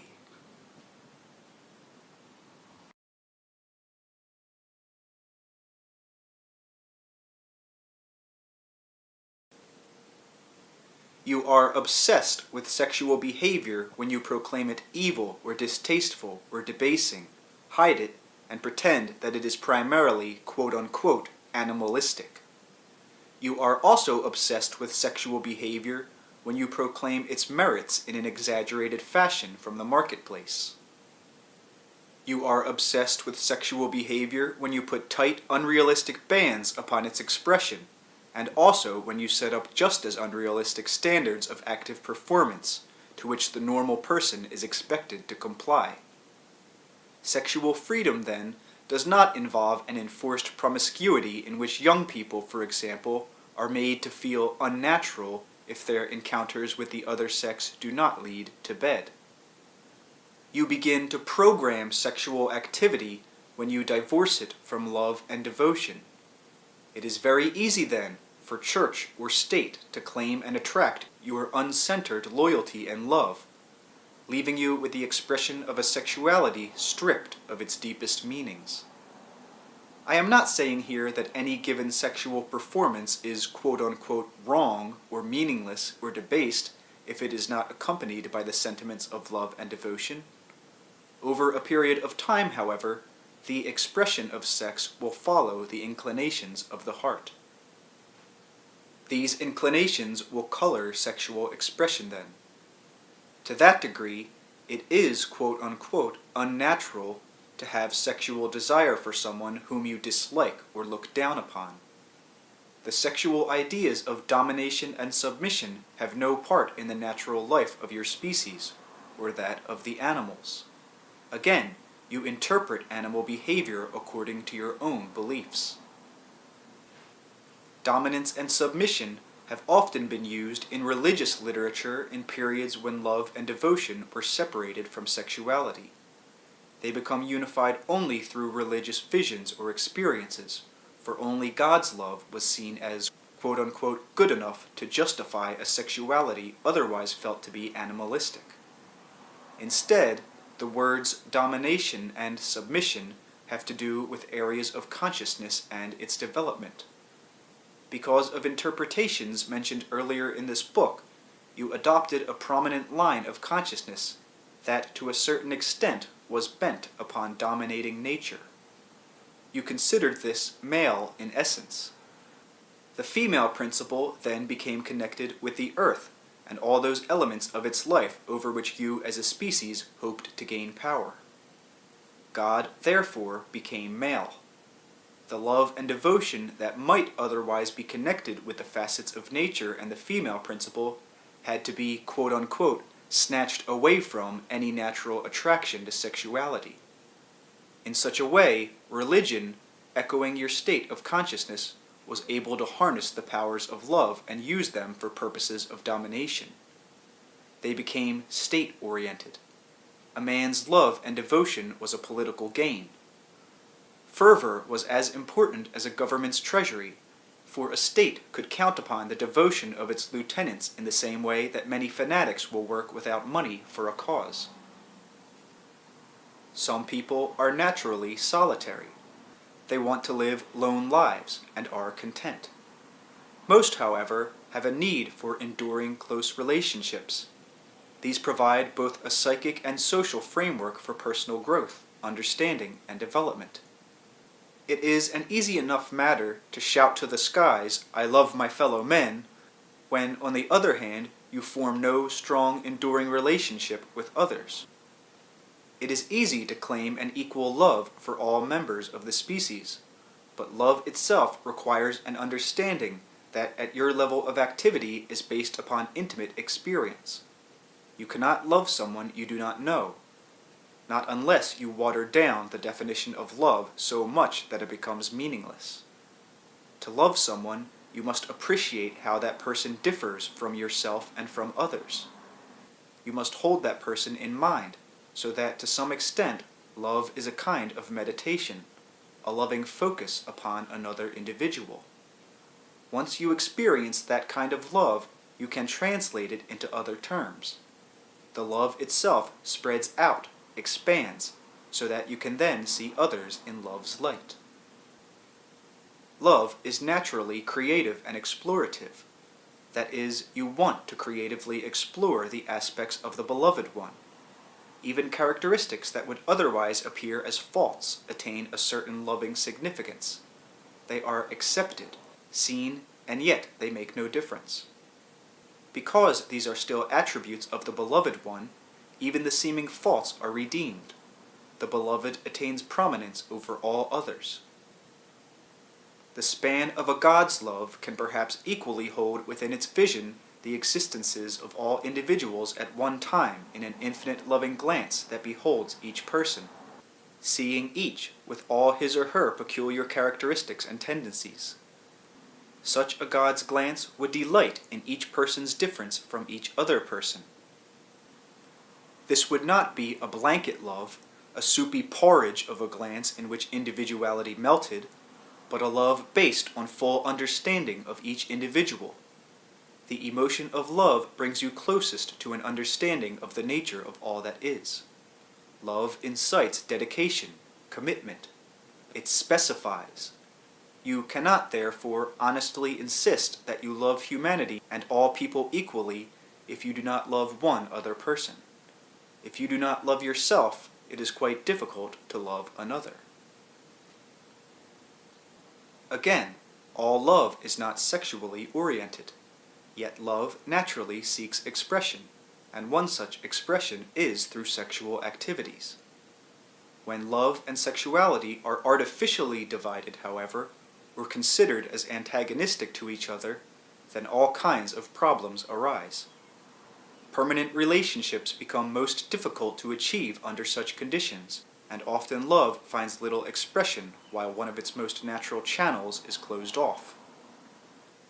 Many children give their greatest expression of love to toys, dolls, or imaginary playmates, because so many stereotyped patterns have already limited other expressions. Their feelings toward parents become ambiguous as a result of the identification procedures thrust upon them. Love, sexuality, and play, curiosity, and explorative characteristics merge in the child in a natural manner. Yet, it soon learns that areas of exploration are limited even as far as its own body is concerned. The child is not free to contemplate its own parts. The body is early forbidden territory, so that the child feels it is wrong to love itself in any fashion. Ideas of love, then, become highly distorted, and its expression also. You do not fight wars for the sake of the brotherhood of man, for example. People who are acquainted with undistorted versions of love in their relationships would find such a concept impossible. Man brought up to be ashamed of the quote-unquote feminine sides of their nature cannot be expected to love women. They will see in women instead the despised, feared, and yet charged aspects of their own reality, and behave accordingly in their relationships. Women taught to be frightened of the quote-unquote masculine sides of their nature cannot be expected to love men either, and the same kind of behavior results. The so-called war of the sexes originates in the artificial divisions that you have placed upon the nature of the self. The psyche's reality is beyond such misunderstandings. Its native language usually escapes you. It is closely connected with what you would loosely call the language of love.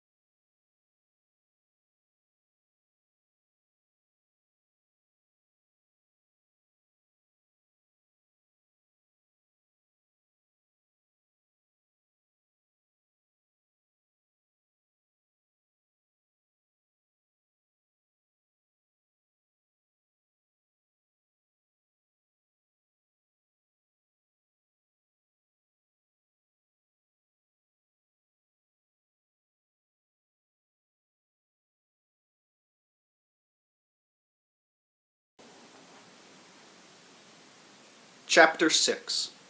The Language of Love. Images and the Birth of Words. It is almost commonplace to say that those who are in love can converse without words.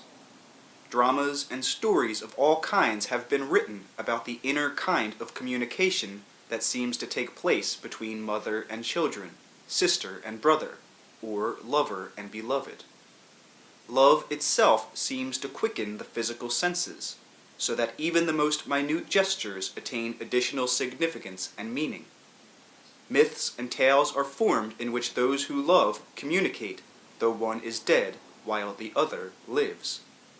The experience of love also deepens the joy of the moment, even while it seems to emphasize the briefness of mortality.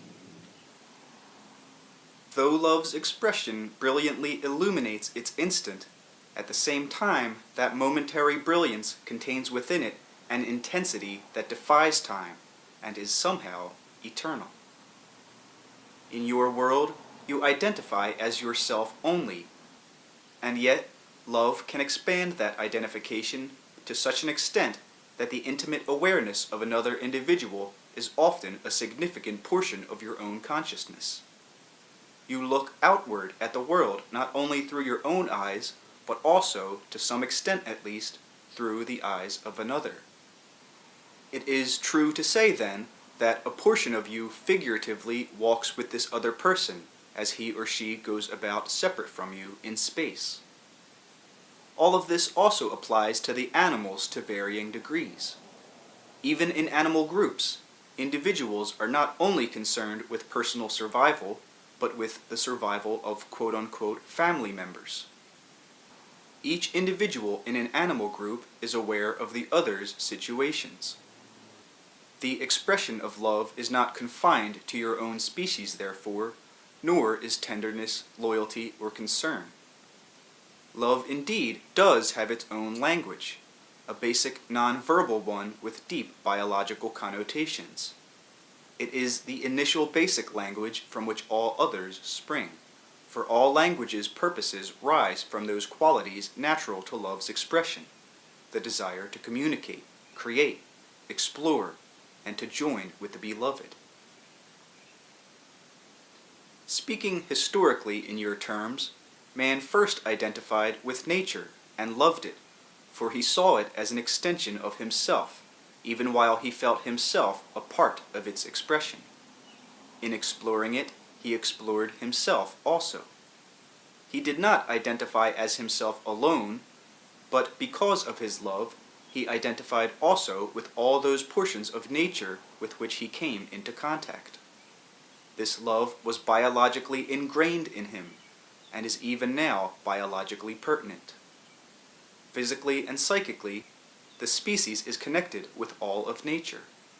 Man did not live in fear as is now supposed, nor in some idealized natural heaven. He lived at an intense peak of psychic and biological experience, and enjoyed a sense of creative excitement that in those terms only existed when the species was new. This is difficult to explain, for these concepts themselves exist beyond verbalization. Some seeming contradictions are bound to occur. In comparison with those times, however, children are now born ancient, for even biologically they carry within themselves the memories of their ancestors. In those pristine eras, however, the species itself arose, in those terms, newly from the womb of timelessness into time. In deeper terms, their existence still continues, with offshoots in all directions. The world that you know is one development in time, the one that you recognize. The species actually took many other routes unknown to you, unrecorded in your history. Fresh creativity still emerges at that quote-unquote point. In the reckoning that you accept, the species in its infancy obviously experienced selfhood in different terms from your own. Because this experience is so alien to your present concepts, and because it predated language as you understand it, it is most difficult to describe. Generally, you experience the self as isolated from nature, and primarily enclosed within your skin.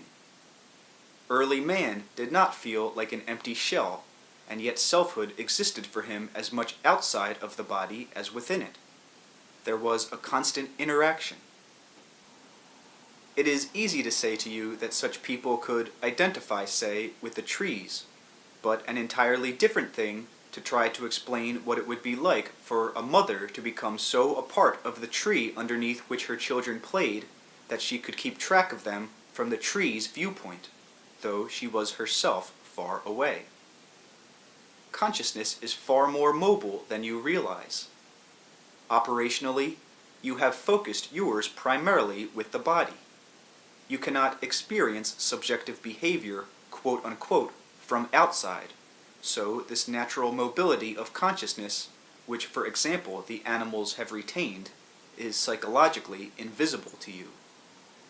You like to think in terms of units and definitions, so even when you consider your own consciousness, you think of it as, quote-unquote, a thing, or a unit, an invisible something that might be held in invisible hands, perhaps.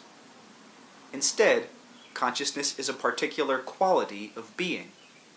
Each portion of quote-unquote it contains the whole, so theoretically, as far as you are concerned, you can leave your body and be in it simultaneously. You are rarely aware of such experiences because you do not believe them possible, and it seems that even consciousness, particularly when individualized, must be in one place or another. I am certainly putting this in the most simple of terms, but a bird may have a nest, though it leaves it frequently and never confuses itself with its nesting place. In a manner of speaking, that is what you have done, though the body is more animate than the nest. In those early times, the consciousness was more mobile. Identity was more democratic. In a strange fashion, this does not mean that individuality was weaker. Instead, it was strong enough to accept within its confines many divergent kinds of experience. A person, then, looking out into the world of trees, waters, and rock, wildlife, and vegetation, literally felt that he or she was looking at the larger materialized subjective areas of personal selfhood. To explore that exterior world was to explore the inner one. Such a person, however, walking through the forest, also felt that he or she was also a portion of the inner life of each rock or tree materialized. Yet there was no contradiction of identities. A man might merge his own consciousness with a running stream, traveling in such a way for miles to explore the layout of the land. To do this, he became part water, in a kind of identification you can barely understand. But so did the water then become part of the man. You can imagine atoms and molecules forming objects with little difficulty. In the same way, however, portions of identified consciousness can also mix and merge, forming alliances. There are channels of interrelatedness connecting all physical matter, channels through which consciousness flows.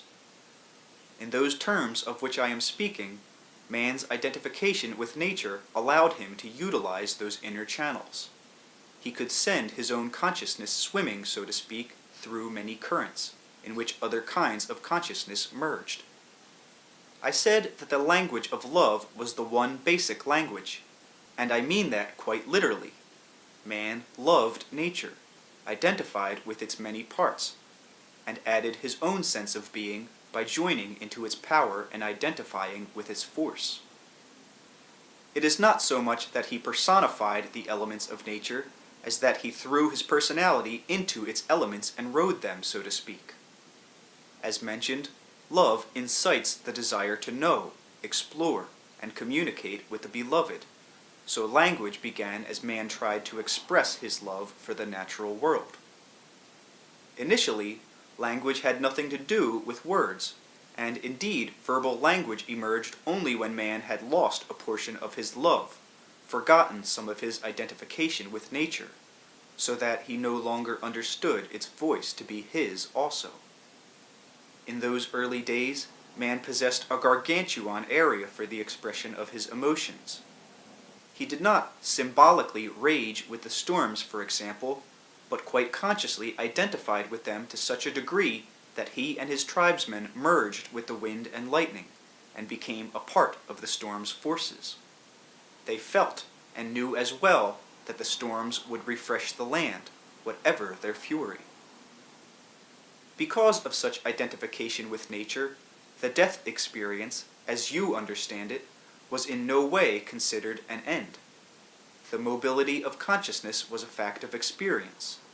The self was not considered to be stuck within the skin. The body was considered more or less like a friendly home or cave, kindly giving the self refuge but not confining it. The language of love did not initially involve images either. Images in the mind, as they are understood, emerged in their present form only when man had again lost a portion of his love and identification, and forgotten how to identify with an image from its insides, and so began to view it from outside. I would like to emphasize the difficulty of explaining such a language verbally. In a way, the language of love followed molecular roots, a sort of biological alphabet, though alphabet is far too limiting a term. Each natural element had its own key system that interlocked with others, forming channels through which consciousness could flow from one kind of life to another. Man understood himself to be a separate entity, but one that was connected to all of nature. The emotional reaches of his subjective life, then, leapt far beyond what you think of as private experience. Each person participating fully in a storm, for example, still participated in his or her own individual way. Yet the grandeur of the emotions was allowed full sway, and the seasons of the earth and the world were jointly felt. The language or the method of communication can best be described perhaps as direct cognition. Direct cognition is dependent upon a lover's kind of identification, where what is known is known. At that stage, no words or even images were needed. The wind outside and the breath were felt to be one and the same, so that the wind was the earth breathing out the breath that rose from the mouths of the living, spreading out through the earth's body. Part of the man went out with breath. Therefore, man's consciousness could go wherever the wind traveled. A man's consciousness, traveling with the wind, became part of all places. A person's identity was private, and that man always knew who he was. He was so sure of his identity that he did not feel the need to protect it, so that he could expand his awareness in a way now quite foreign to you. Take the English sentence, "I observe the tree." If that original language had words, the equivalent would be, "As a tree, I observe myself." Or, "Taking on my tree nature, I rest in my shade." Or even, "From my man nature, I rest in the shade of my tree nature." A man did not so much stand at the shore looking down at the water as he immersed his consciousness within it. Man's initial curiosity did not involve seeing, feeling, or touching the object's nature as much as it involved a joyful psychic exploration in which he plunged his consciousness, rather than, say, his foot into the stream, though he did both. If that language I speak of had been verbal, man never would have said, "The water flows through the valley." Instead, the sentence would have read something like this: "Running over the rocks, my water self flows together with others in slippery union." That translation is not the best either. Man did not designate his own as the only kind of consciousness by any means. He graciously thanked the tree that gave him shade, for example, and he understood that the tree retained its own identity even when it allowed his awareness to join with it. In your terms, the use of language began as man lost this kind of identification. I must stress again that the identification was not symbolic, but practical daily expression. Nature spoke for man, and man for nature. In a manner of speaking, the noun and the verb were one. The noun did not disappear, but expressed itself as the verb.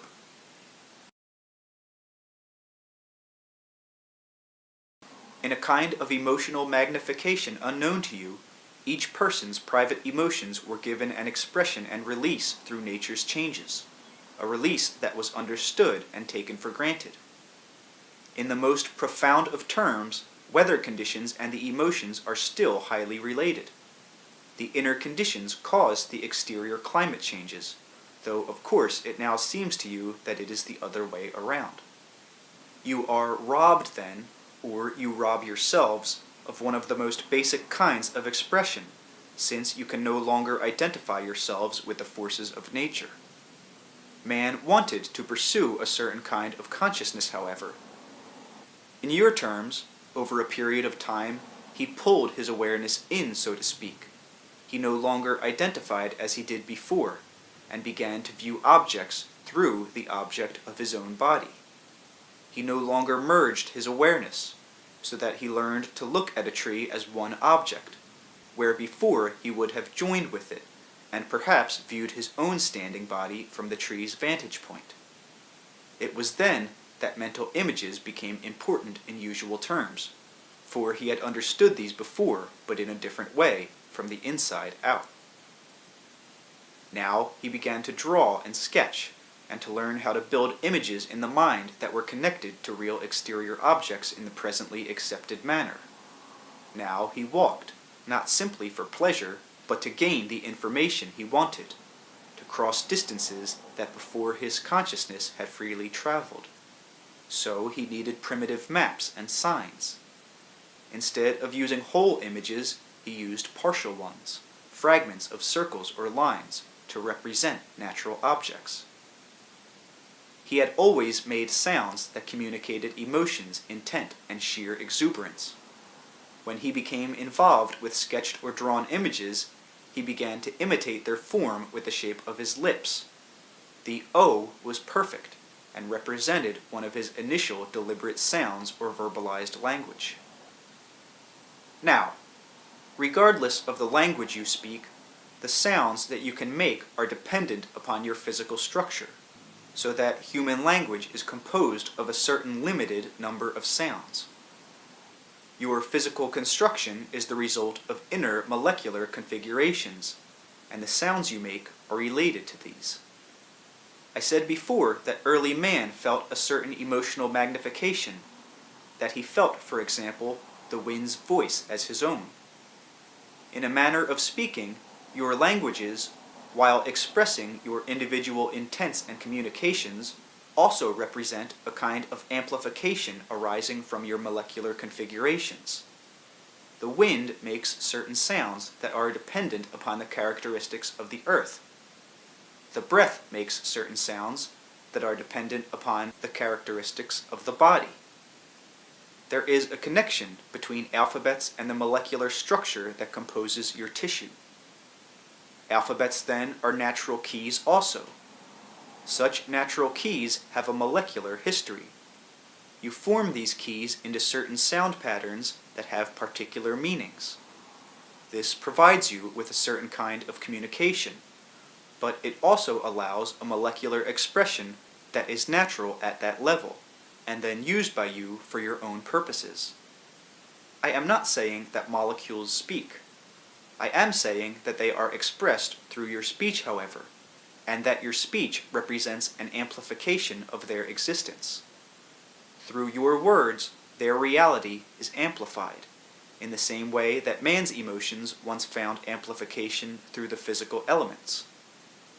Certain sounds are verbal replicas of molecular constructions, put together by you to form sentences in the same way, for example, that molecules are put together to form cells and tissues. There are quote-unquote inner sounds that act like layers between tissues, that quote-unquote coat molecules, and these serve as a basis for exterior sound principles. These are also connected to rhythm in the body itself. To some extent, punctuation is sound that you do not hear, a pause that implies the presence of withheld sound. To some extent, then, language is as dependent upon the unspoken as the spoken, and the rhythm of silence as well as of sound. In that context, however, silence involves merely a pause of sound in which sound is implied but withheld. Inner sound deals primarily with that kind of relationship. Language is meaningful only because of the rhythm of the silence upon which it rides. Its meaning comes from the pauses between the sounds as much as it does from the sounds themselves. The flow of breath is obviously important, regulating the rhythm and the spacing of the words. The breath's integrity arises directly from the proper give and take between cells, the functioning of the tissues, and all that is the expression of molecular competence. That competence is obviously responsible for language, but beyond that, it is intimately connected with the patterns of languages themselves, the construction of syntax, and even with the figures of speech used. Again, you speak for yourselves, yet in doing so, you speak a language that is not yours alone, but the result of inner communications too swift for you to follow, involving corporal and subjective realities alike. For this reason, your languages have a meaning on several levels. The sounds you make have physical effects on your own and other bodies. There is a sound value, then, as apart from a meaning value. The words you speak to someone else are, in certain terms, broken down by the listener to basic components, and understood at different levels. There are psychological interpretations made, and molecular ones. The sounds and their pauses will express emotional states, and reactions to these will alter the body's condition to whatever degree. The listener then breaks down the language. He builds up his own response. You have so connected words and images that language seems to consist of a sound that suggests an image. Yet, some languages have had sounds for feelings and subjective states, and they had no subjects or predicates, nor even a sentence structure that you would recognize. Your language must follow your perceptions. though the sound structure beneath need not. You say, I am today, I was yesterday, and I will be tomorrow. Yet some languages would find such utterances incomprehensible, and the words I am would be used in all instances. Initially, however, before the birth of images and words, as you understand them, the world existed in different terms than those you know. Images, as you consider them, had not taken the form that you recognize. It seems to you that visually, for example, the natural world must be put together or perceived in a certain fashion. Whatever your language, you perceive trees, mountains, people, oceans. You never see a man merged with a tree, for example. This would be considered an hallucinatory image. Your visual data are learned and interpreted so that they appear as the only possible results of that data. Inner vision can confound you, because in your mind you often see images quite clearly that you would dismiss if your eyes were open. In the terms of which we are speaking, however, the young species utilized what I have called the quote-unquote inner senses to a far greater degree than you do. Visually, early man did not perceive the physical world in the way that seems natural to you. When a man's consciousness, for example, blended with that of a tree, those data became quote-unquote visual for others to perceive. When a man's consciousness merged with an animal's, that blending became visual data also. In a manner of speaking, the brain put visual information together so that the visual contents of the world were not as stationary as they are now. You have learned to be highly specific in your physical sight and interpretations. Your mental vision holds hints as to data that could be, but are not, visually, physically perceived. You have trained yourselves to react to certain visual cues which trigger your mental interpretations, and to ignore other variations. These latter can be described as too subtle, yet actually they are no more subtle than those you acknowledge.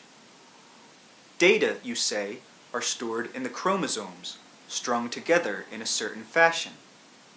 Now, biologically, that is direct cognition.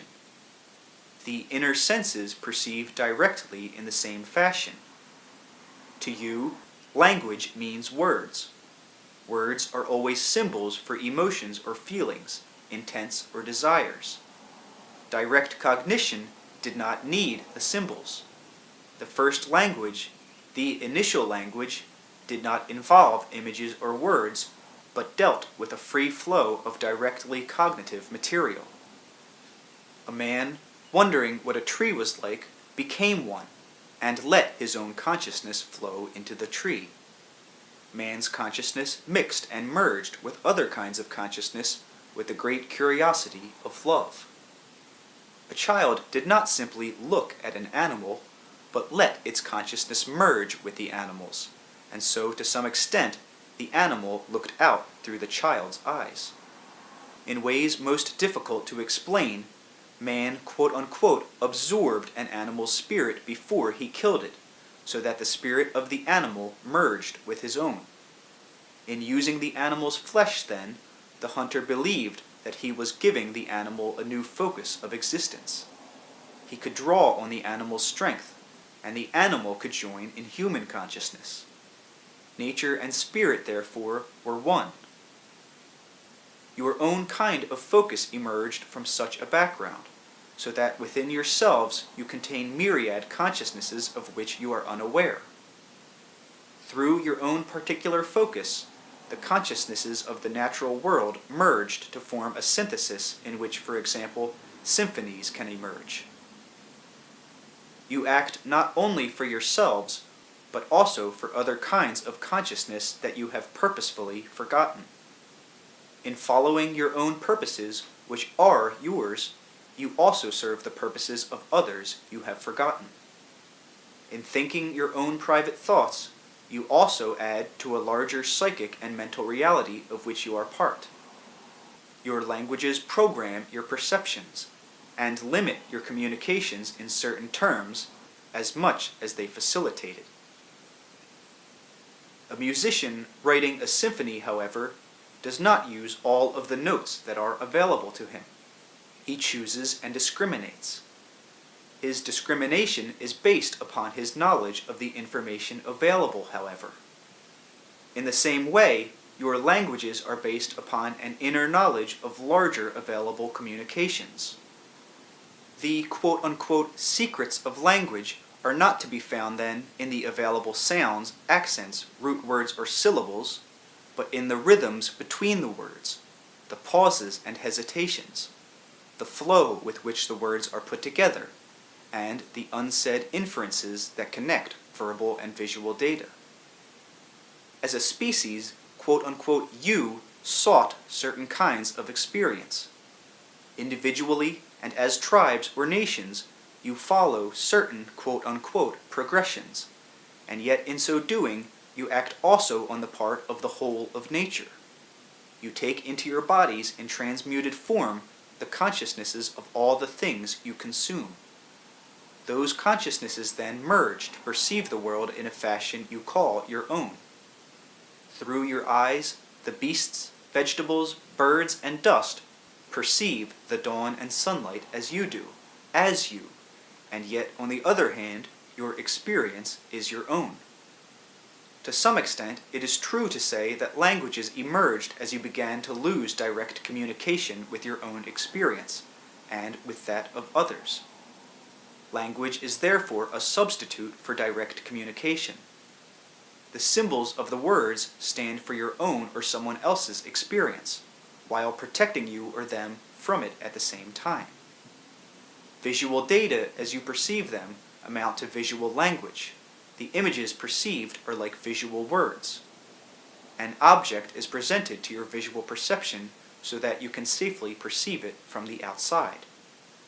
Objects, as you see them, are also symbols.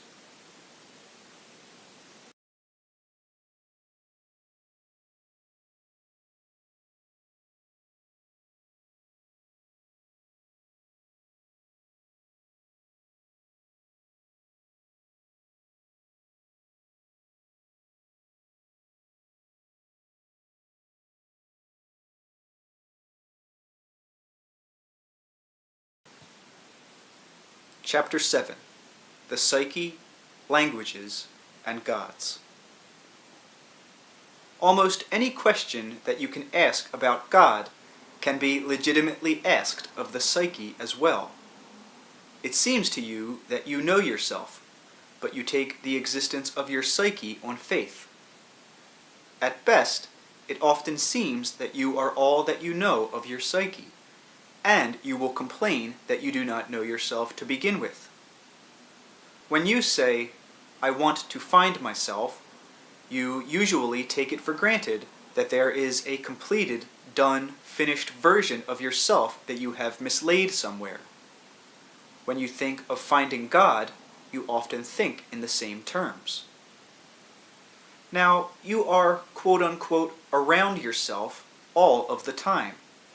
You are ever becoming yourself. In a manner of speaking, you are, quote-unquote, composed of those patterns of yourself that are everywhere coming together. You cannot help but be yourself.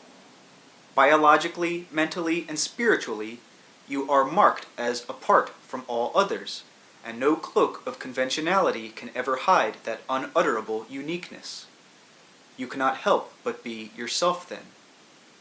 In a way, physically, you are a molecular language that communicates to others, but a language with its own peculiarities, as if speaking an accepted tongue, you spoke with a biological accent that carried its own flavor and meaning.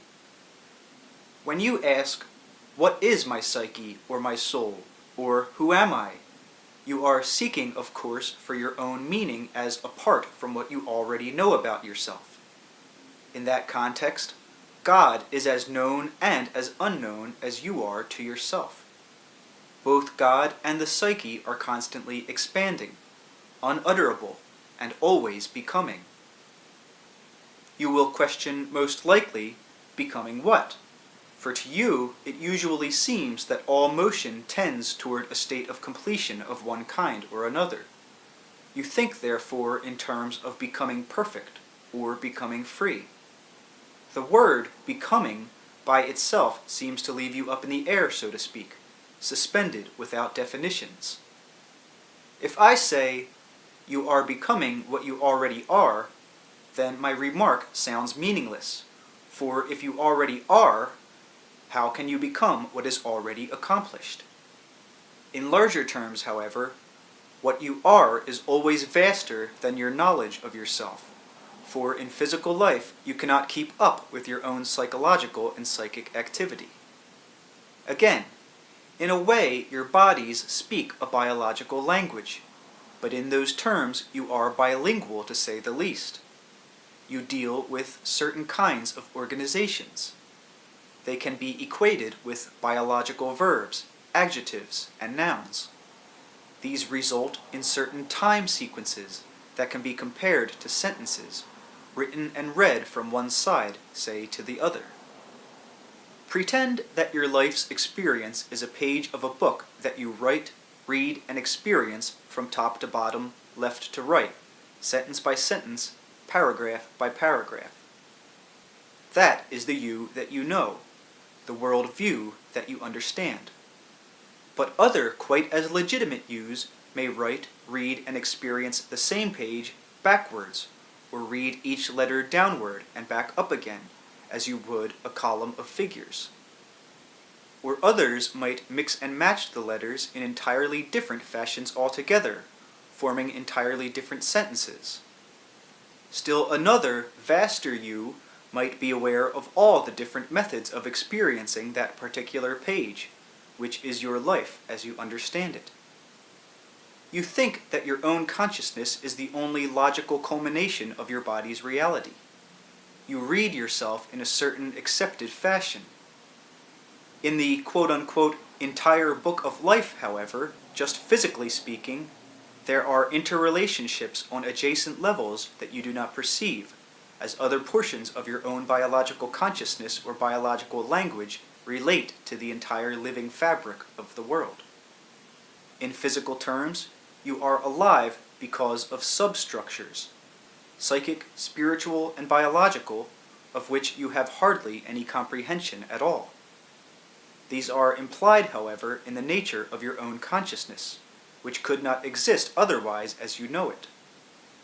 As language gains and attains its meaning not only by what is included in it, but also by what is excluded, so your consciousness attains its stability also by exclusions. What you are is implied in the nature of what you are not. By the same token, you are what you are because of the existence of what you are not. You read yourselves from the top of the page to the bottom, or from what you think of as the beginning to the end. Your greater reality, however, is read in terms of intensities, so that the psyche puts you together in different ways. The psyche does not mark time. To it, the intense experiences of your life exist simultaneously. In your terms, they would be the psyche's present. The psyche deals with probable events, however, so some events, perhaps some that you dreamed of but did not materialize, are quite real to the psyche. They are far more real to it than most innocuous but definitely physical events, as, for example, yesterday morning's breakfast. The inner events of the psyche compose the greater experience from which physical events arrive. They cast an aura that almost magically makes your life your own. Even if two people encountered precisely the same events in their lives at precisely the same time, their experiences of reality would still hardly be approximately connected. Again, you read your own identities in a particular, specialized fashion. Within your biological experience, however, plant, mineral, animal, and human consciousness intersect. They encounter each other in the language of the self that you speak. These encounters are like the implied pauses in your verbal language. These other kinds of consciousness then form inner rhythms upon which you superimpose your own. These encounters of consciousness go on constantly. They form their own kind of adjacent identities. You would call them subspecies of consciousness, perhaps, but they are really identities that operate in a trans-species fashion. If you, quote-unquote, read yourselves sideways in such a manner, you would discover portions of your own consciousness stretching out across the entire fabric of the earth as you understand it, becoming a part of the earth's material, even as those materials become part of the self that you recognize. Your consciousness would be far less hemmed in. Time would expand adjacently. You think of yourselves physically as, quote-unquote, top dogs, however, separated from the other species and kinds of life, so that, in effect, you limit your own experience of your psyche. If you thought or felt in such a fashion, then you would appreciate the fact that biologically your body is yours by virtue of the mineral, plant, and animal life from which it gains its sustenance. You would not feel imprisoned as you often do within one corporal form, for you would understand that the body itself maintains its relative stability because of its constant give and take with the materials of the earth that are themselves possessed of consciousness. You could, to some extent, feel your body coming together and dispersing constantly, and understand how you hover within it without fearing your own annihilation upon its dismantlement. When you ask, "Who am I?" you are trying to read yourself as if you were a simple sentence already written. Instead, you write yourself as you go along. The sentence that you recognize is only one of many probable variations. You and no other choose which experiences you want to actualize. You do this as spontaneously as you speak words. You take it for granted that a sentence begun will be finished. You are in the midst of speaking yourself. The speaking, which is your life, seems to happen by itself, since you are not aware of keeping yourself alive. Your heart beats whether or not you understand anatomy. You read yourself in too narrow terms. Much of the pain connected with serious illness and death results because you have no faith in your own continuing reality. You fight pain because you have not learned to transcend it, or rather to use it. You do not trust the natural consciousness of the body, so that when its end nears, and such an end is inevitable, you do not trust the signals that the body gives, that are meant to free you. Certain kinds of pain automatically eject consciousness from the body. Such pain cannot be verbalized, for it is a mixture of pain and pleasure, a tearing free, and it automatically brings about an almost exhilarating release of consciousness. Such pain is also very brief. Under your present system, however, drugs are usually administered, in which case pain is somewhat minimized, but prolonged, not triggering the natural release mechanisms. If you read yourselves adjacently, you would build up confidence in the body and in those cooperative consciousnesses that form it. You would have an intimate awareness of the body's healing processes also. You would not fear death as annihilation, and would feel your own consciousness gently disentangle itself from those others that so graciously couched it. You are a part of the world, and yet you are yourself. This does not confuse you, and you follow your own sense of identity without difficulty, even though you are everywhere surrounded by other individuals. Using this as an analogy, you are a part of your psyche, or your soul, dwelling within it, easily following your own sense of identity, even though that psyche also contains other identities beside the one that you think of as your own. You draw sustenance from the world and grow through its medium. You contribute your abilities and experience, helping to form the world's civilization and culture. To some strong degree, you bear the same kind of relationship to your own psyche. Through ordinary methods of communication, you are able to tell what is going on in other countries beside your own, even without traveling to them. News telecasts acquaint you with conditions around the world.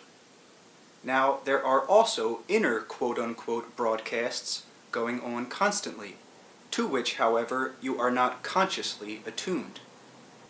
These keep you in constant touch with the other portions of your own psyche. You are so a part of the world that your slightest action contributes to its reality. Your breath changes the atmosphere. Your encounters with others alter the fabrics of their lives, and the lives of those who come in contact with them. It is easy for you to see how the cells of the body form it. That is, you understand at least the cooperative nature of the cell's activities. An alteration on the part of one cell immediately causes changes in the others, and brings about a difference in body behavior. It is somewhat more difficult for you to understand the ways in which your own actions and those of others combine to bring about world events. On the one hand, each of my readers is but one individual alive on the planet at any given quote-unquote time. It may seem that the individual has little power. On the other hand, each individual alive is a necessary one. It is true to say that the world begins and ends with each person. That is, each of your actions is so important, contributing to the experience of others whom you do not know, that each individual is like a center about which the world revolves. If you did not do what you did today, for example, the entire world would be in some way different. Your acts ripple outward in ways that you do not understand, interacting with the experience of others, and hence forming world events. The most famous and the most anonymous persons are connected through such a fabric, and an action seemingly small and innocuous can end up changing history as you understand it.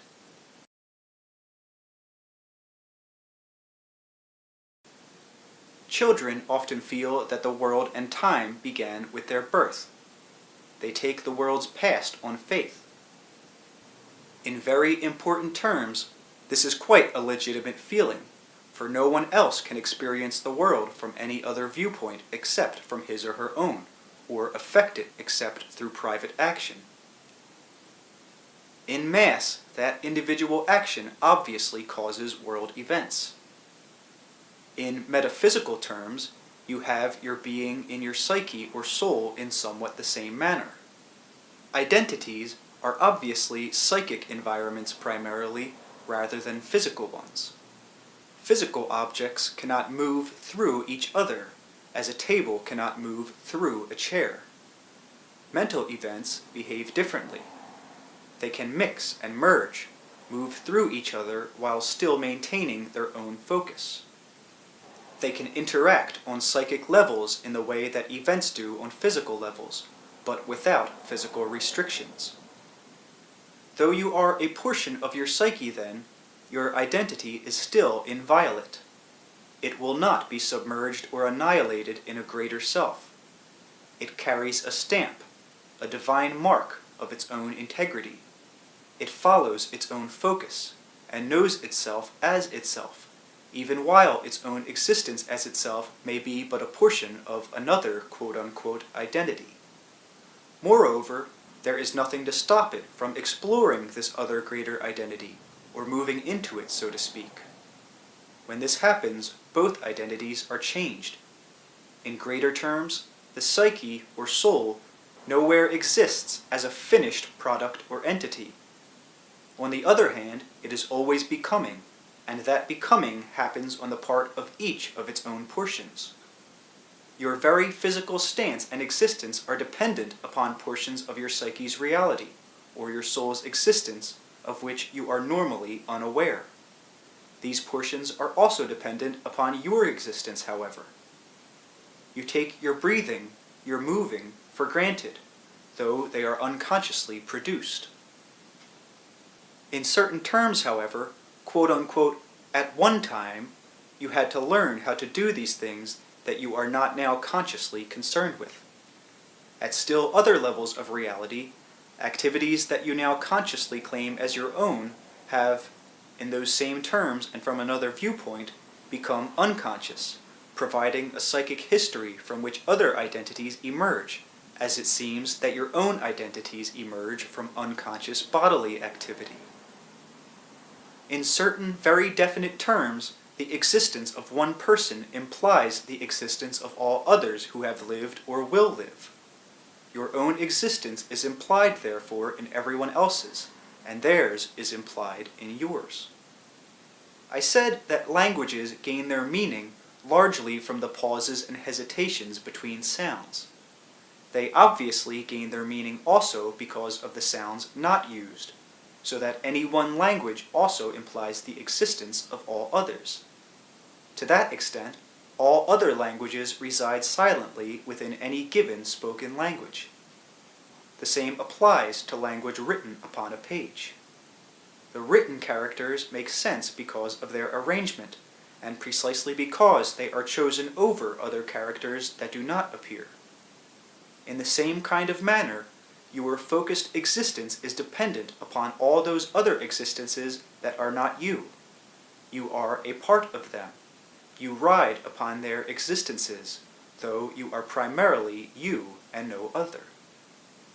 The same applies, however, to every other person. Each of them becomes a primary focus or identity within which all others are implied. In ordinary terms, you do not, quote-unquote, make yourselves. You are like a living language spoken by someone who did not originate it. The language was there for you to use. The language in this case is a molecular one that speaks your physical being. The components of that language, or the earth elements that form the body, were already created when you were born, as the alphabet of your particular language was waiting to be used. Your very physical life, then, implies a quote-unquote source, a life out of which the physical one emerges, the implied, unspoken, unmaterialized, unsounded vitality that supplied the ingredients for the physical, bodily, molecular quote-unquote alphabet. Your physical life, therefore, implies a non-physical one. You take your particular quote-unquote language so for granted and use it so effortlessly that you give no thought at all to the fact that it implies other languages also, or that it gains its meaning because of inner assumptions that are never spoken, or by the use of pauses in which no sounds are made. You live your lives in the same fashion. There are many languages, though most people speak one or two, or three at most. Languages also have accents, each somewhat different while still maintaining the original integrity of any given language. To some extent, you can learn to speak yourself with an accent, so to speak, in which case, still being yourself, you allow yourself to take on some of the attributes of another quote-unquote language. You can read the world in a different way while still maintaining your own identity, or you can move into a different country of yourself that speaks your native language but with a different slant. You do this to some extent or another whenever you tune in to broadcasts to which you usually pay no attention. The news is slightly foreign, while it is still interpreted through the language that you know. You are getting a translation of reality. The psyche, always in a state of becoming, obviously has no precise boundaries. The existence of one, again, implies the existence of all, and so any one given psyche comes into prominence also because of the existence of the others upon which its reality rides. One television station exists in the same manner, for if one could not be tuned into, theoretically speaking, none could. These intercommunications then reach outward in all directions. Each identity has eternal validity within the psyche's greater reality. At one level, then, any person contacting his or her own psyche can theoretically contact any other psyche. life implies death, and death implies life. That is, in the terms of your world. In those terms, life is a spoken element, while death is the unspoken but still present element, quote-unquote, beneath, upon which life rides. Both are equally present. To obtain knowledge consciously other than that usually available, you pay attention to the pauses, to the implied elements in language, to any felt or sensed quality upon which the recognizable experiences of life reside. There are all kinds of information available to you, but it must still be perceived through your own focus or identity. I have said that all events occur at once, a difficult statement to understand. All identities occur at once also. Each event changes every other. Present ones alter past ones. Any one event implies the existence of probable events which do not, quote-unquote, emerge, which are not, quote-unquote, spoken. Physical world events, therefore, rest upon the existence of implied probable events. Different languages use sounds in their own peculiar manners, with their own rhythms, one emphasizing what another ignores. Other probabilities, therefore, emphasize events that are only implied as pauses in your reality, so that your physical events become the implied probable ones upon which other worlds reside. Now, in a manner of speaking then, you use the language of the atoms and molecules in your own private way. You mark the universe. You impress it, or quote-unquote stamp it, or imprint it with your own identity. Henceforth, it always recognizes you as you and no other. You are then known. In larger terms, while you speak your own language, the universe also speaks quote-unquote your language, as it constantly translates itself into your private perception. Remember, I said that you lived in your psyche somewhat in the same way that physically you dwell in the world. That world has many languages. Physically, you are like one country within your psyche, with a language of your own. People are always searching for master languages, or for one in particular out of which all others emerged. In a way, Latin is a master language. In the same manner, people search for gods, or a god, out of which all psyches emerged. Here, you are searching for the implied source, the unspoken, invisible quote-unquote pause, the inner organization that gives language or the self a vehicle for expression. Languages finally become archaic. Some words are entirely forgotten in one language, but spring up in altered form in another. All of the Earth's languages, however, are united because of characteristic pauses and hesitations upon which the different sounds ride. Even the alterations of obvious pauses between languages make sense only because of an implied, unstated inner rhythm. The historic gods became equally archaic. Their differences are often obvious. When you are learning a language, great mystery seems involved. When you are learning about the nature of the psyche, an even greater aura of the unknown exists.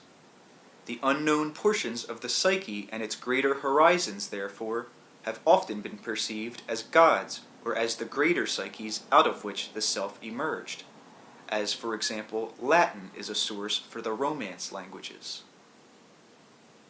Using ordinary language, you speak with your fellows. You write histories and communications. Your books are meant to be read and never to be spoken aloud. Through written language, then, communication is vastly extended. In direct contact, however, you encounter not only the spoken language of another, but you are presented with the communicator's person as well. Spoken language is embellished with smiles, frowns, or other gestures, and these add to the meaning of the spoken word. Often, when you read a book, you silently mouth the words, as if to reinforce their symbolic content, with a more emotional immediacy. The language of the psyche, however, is far richer and more varied. Its quote-unquote words spring alive. Its quote-unquote verbs really move and do not simply signify or stand for motion. Its quote-unquote nouns become what they signify. Its declensions are multidimensional. Its verbs and nouns can become interchangeable. In a way, the psyche is its own language. Quote-unquote, at any given time, all of its tenses are present tense. In other words, it has multitudinous tenses, all in the present, or it has multitudinous present tenses. Within it, no quote-unquote word dies or becomes archaic. This language is experience. Psychically, then, you can and you cannot say that there is a source. The very fact that you question, is there a God or a source, shows that you misunderstand the issues. In the same manner, when you ask, is there a master language, it is apparent that you do not understand what language itself is. Otherwise, you would know that language is dependent upon other implied ones, and that the two, or all of them, are themselves and yet inseparable, so closely connected that it is impossible to separate them even though your focus may be upon one language alone. So the psyche and its source, or the individual and God, are so inseparable and interconnected that an attempt to find one apart from the other automatically confuses the issue. The physical world implies the existence of a God. God's existence also implies the existence of a physical world.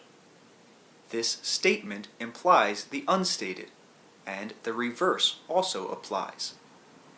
To deny the validity or importance of the individual is therefore also to deny the importance or validity of God, for the two exist one within the other, and you cannot separate them.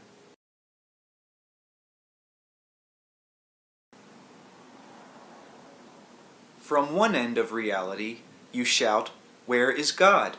And from the other end, the answer comes, "I am me." From the other end of reality, God goes shouting, "Who am I?" and finds himself in you. You are therefore a part of the source, and so is everything else manifest. Because God is, you are. Because you are, God is. On a conscious level, certainly you are not all that God is, for that is the unstated, unmanifest portion of yourself. Your being rides upon that unstated reality, as a letter of the alphabet rides upon the inner organizations that are implied by its existence. In those terms, your unstated portions, quote-unquote, reach backwards to a source called God, as various languages can be traced back to their source. Master languages can be compared to the historic gods. Each person alive is a part of the living God, supported in life by the magnificent power of nature, which is God translated into the elements of the earth and the universe.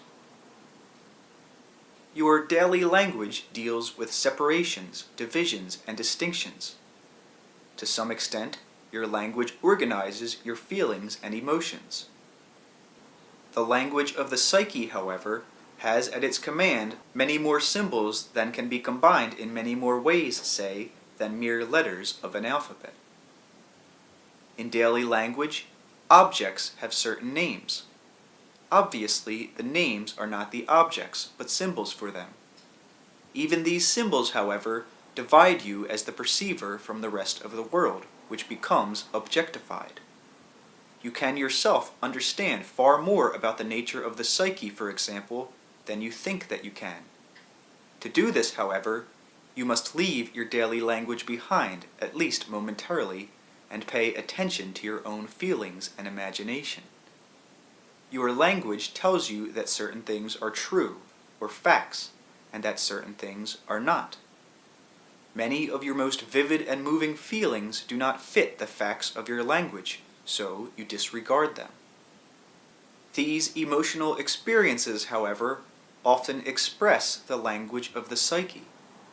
It is not that an understanding of your psyche is beyond you. It is usually that you try to understand or experience it in one of the most difficult ways, through the use of daily language. The imagination belongs to the language of the psyche.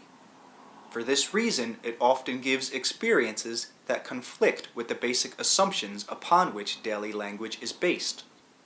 Therefore, the imagination is often considered suspect. You might stand alone in your doorway or in a field, or even on a street surrounded by many people in a large city. Look upward, suddenly struck by the great sweeping clouds above, and feel yourself a part of them.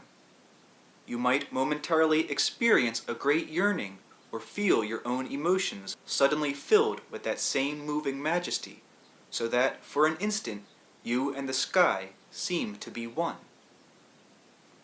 Mundane language tells you, as you think with its patterns, that your imagination is running away with you, for obviously you are one thing and the sky is another. You and the sky do not equate, or, as friend Spock would say, it is not logical. The feeling swiftly fades after bemusing you briefly. You might be spiritually refreshed, yet as a rule you would not consider the feeling to be a statement of any legitimate reality, or a representation of your psyche's existence. The emotions and the imagination, however, give you your closest contact with other portions of your own reality. They also liberate your intellect so that its powers are not limited by concepts it has been taught are true. Instead, such concepts are relatively true, operationally true. For example, the physical laws that you are familiar with operate where you are. They are true, relatively speaking. In those terms, you are one person physically objectified, staring upward in the scene just mentioned at an objectified sky. You weigh so many pounds, tilt your head at such and such an angle to peer upward at the skyscape, and physically speaking, you can be categorized. In those same terms, the clouds could be physically measured and shown to be so far above you, composed of, say, winds of a certain velocity, ready to pour down a precise amount of rain or whatever. Physically speaking, then, obviously, you are separate from the clouds, and so in those terms, your momentary experience of uniting with them would seem to be a lie, at least not factual, or, quote-unquote, the product of your imagination. Instead, such an event is a direct expression of the psyche's knowledge. It senses its quite legitimate identification with nature, exercises its mobility, and feels its own emotional power leap. Your emotions in such a case would be momentarily magnified, raised, say, to a higher power. There are multitudinous such examples that could be given, as in each day your psyche presents evidence of its own greater being, evidence that you are taught to overlook, or to dismiss because it is not factual. What is imaginary is not true. You are taught this as children. The imagination, however, brings you into connection with a different kind of truth, or a different framework in which experience can be legitimately perceived. The larger truths of the psyche exist in that dimension. From it, you choose physical facts. Thoughts are real. Only some thoughts turn into physical actions, of course. Despite distorted versions of that last statement, however, there is still obviously a distinct difference, say, between the thought of adultery and its physical expression. You cannot treat thoughts and imagination in such a literal manner, nor in a large respect should you try to, quote-unquote, guard your thoughts as if they were herds of animals that you wanted to keep purely bred. Your thoughts do form your reality. If you do not fear them, however, they create their own balances. The psyche dwells in a reality so different from the world you usually recognize that there, good and evil, as you think of them, are also seen to be as operationally or relatively true as the difference between the perceiver and the object perceived. Dreams, you have been taught, are imaginary events. In larger terms, it is futile to question whether or not dreams are true, for they simply are. You do consider a dream true, however, if its events later occur in fact.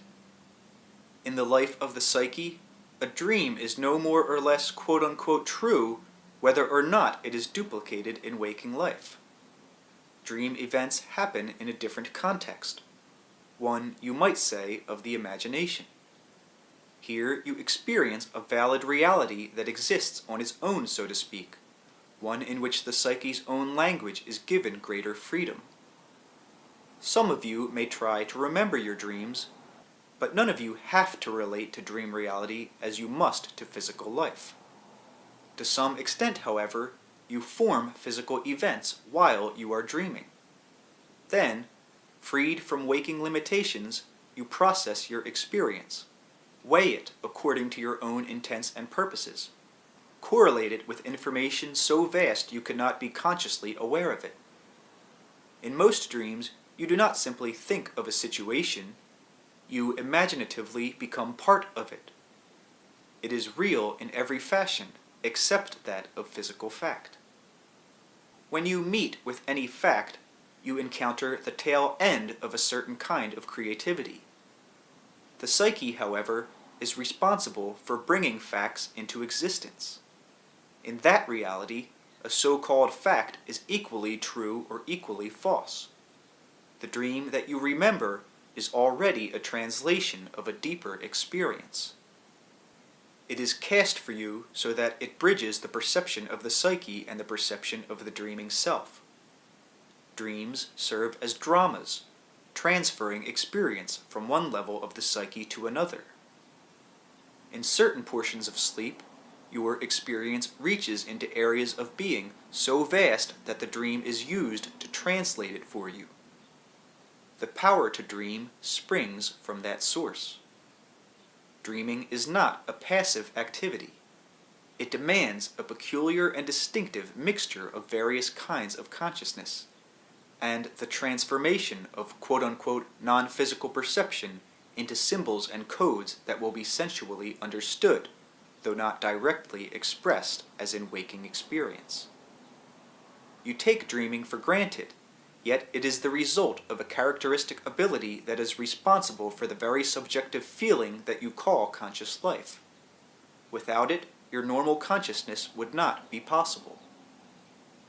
A spoken language is, again, dependent upon all other languages that could possibly be spoken, and thus its sounds rise into prominence and order because of the silences and pauses between them, and your waking consciousness is dependent upon what you think of as sleeping or dreaming consciousness.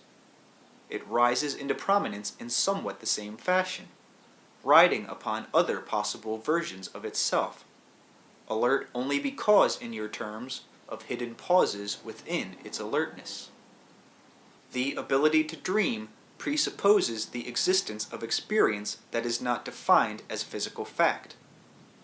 It presupposes a far greater freedom, in which perception is not dependent upon space or time, a reality in which objects appear or are dismissed with equal ease, a subjective framework in which the individual freely expresses what he or she will in the most direct of fashions, yet without physical contact in usual terms. That reality represents your origin and is the natural environment in which the psyche resides. Your beliefs, cultural background, and to some extent your languages set up barriers so that this dream dimension seems unreal to you. Even when you catch yourselves in the most vivid of dream adventures, or find yourselves traveling outside of your bodies while dreaming, you still do not give such experiences equal validity with waking ones. Subjectively speaking, you are everywhere surrounded by your own greater reality, but you do not look in the right places. You have been taught not to trust your feelings, your dreams, or your imagination, precisely because these do not often fit the accepted reality of facts. They are the creators of facts, however. In no way do I mean to demean the intellect. It is here, however, that the tyranny of the fact world holds greatest sway. The intellect has been denied its wings. Its field of activity has been limited because you have given it only facts to go on.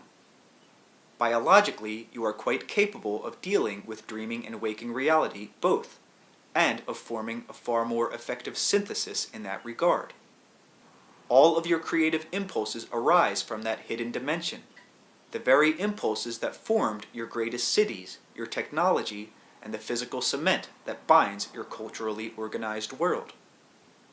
The creative impulses are behind your languages, yet often you use the languages to silence rather than free inner communication. There have always been rhythms in consciousness that are not historically obvious. At certain times, some behavior has been primarily expressed in the waking state, and sometimes in the dream state. The emphasis is never static, but ever-changing. In some periods then, the normal behavior was quote-unquote more dreamlike, while more specific developments occurred in the dream state, which was then the more clear or specified of the two. Men went to sleep to do their work, in other words, and the realm of dreams was considered more real than waking reality. Now, the opposite is true.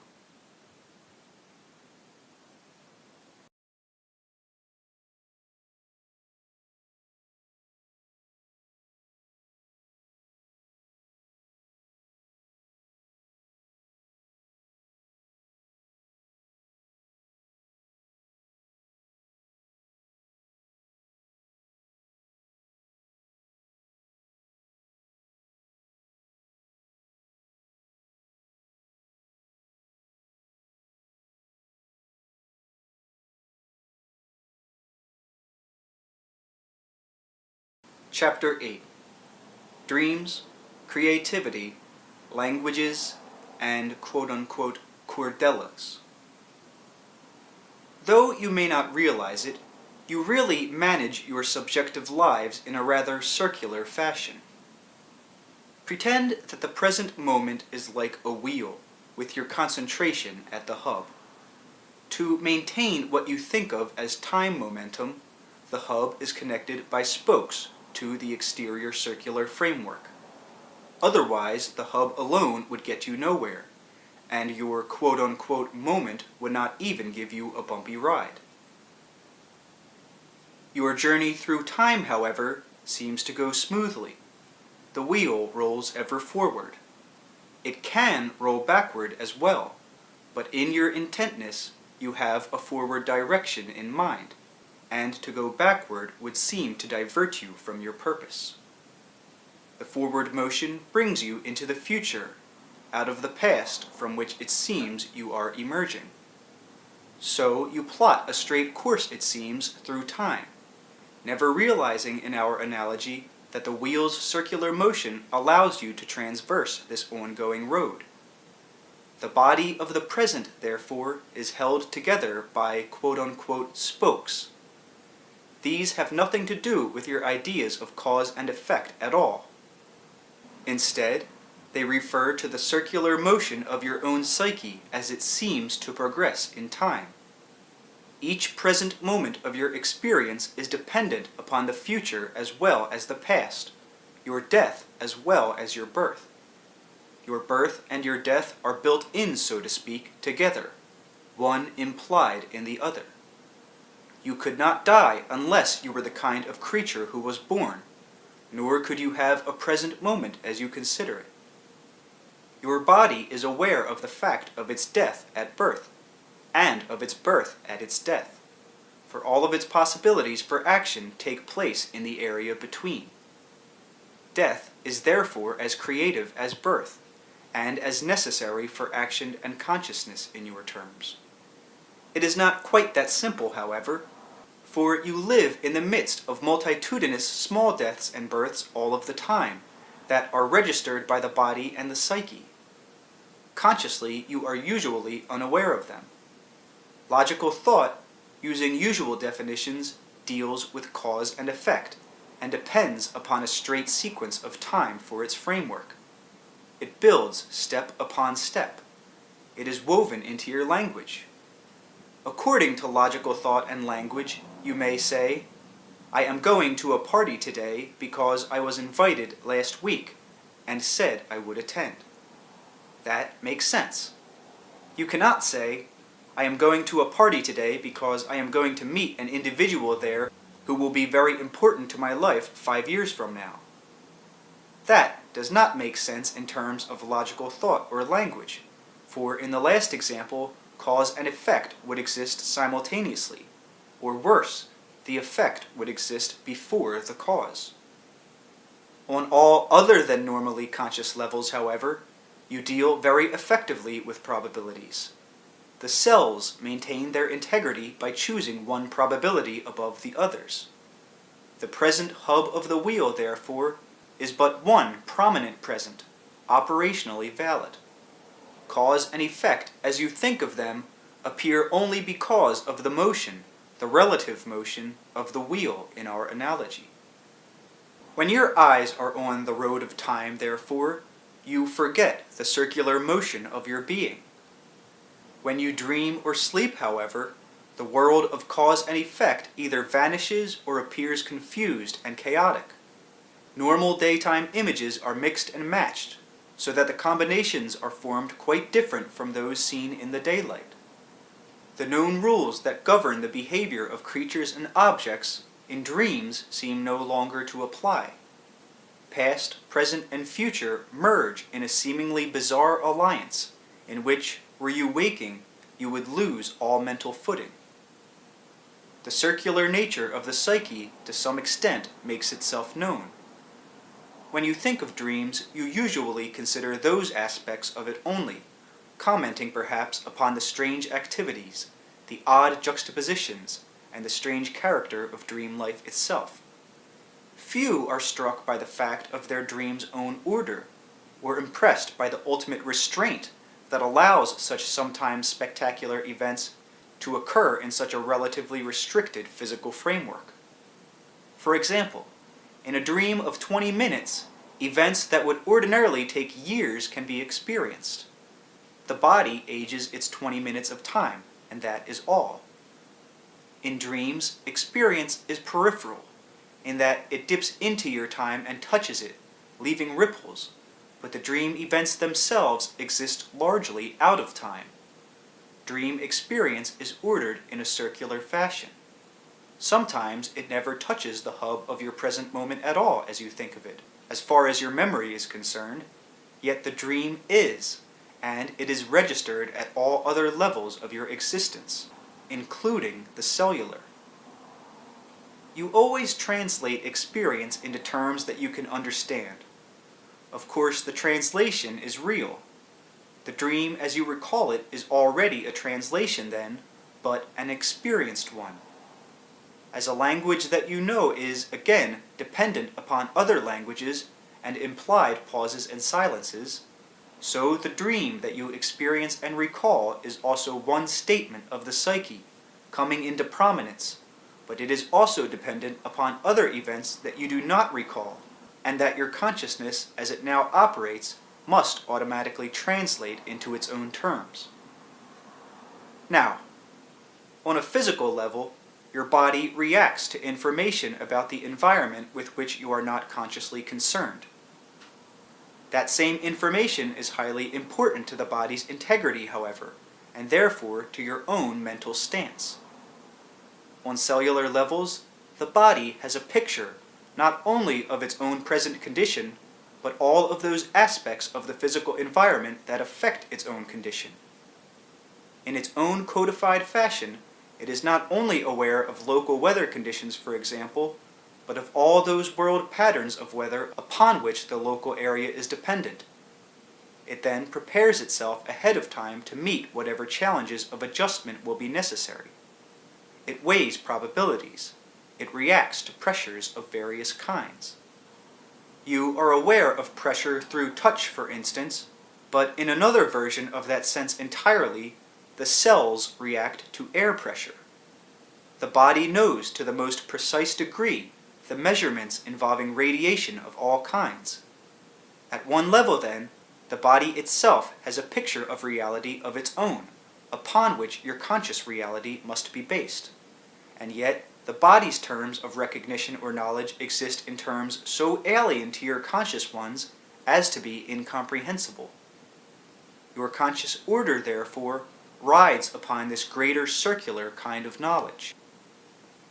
Generally speaking, the psyche has the same kind of instant overall comprehension of psychological events and environments as your body has of physical ones. It is then aware of your overall psychological climate locally as it involves you personally and in world terms. Your actions take place with such seeming nonchalance that you do not realize the order involved. A volcanic eruption in one corner of the world will ultimately affect the entire Earth in varying degrees. An emotional eruption will do the same thing on another level, altering the local area primarily, but also sending out its ripples into the mass psychological environment. The psyche's picture of reality, then, would be equally incomprehensible to the conscious mind because of the intense focus upon singularity that your usual consciousness requires. Your dreams often give you glimpses, however, of the psyche's picture of reality in that regard. You become aware of probabilities, as actions sometimes that seem to have no connection with your own, but which are still related to them in that greater scheme of interaction that ordinarily you do not comprehend. When you grow from a baby to an adult, you do not just grow tall, you grow all about yourself, adding weight and thickness as well.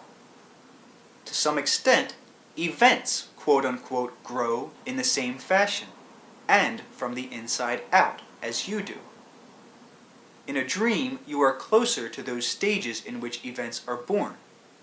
In your terms, they emerge from the future and form the past, and are given vitality because of creative tension that exists between what you think of as your birth and your death.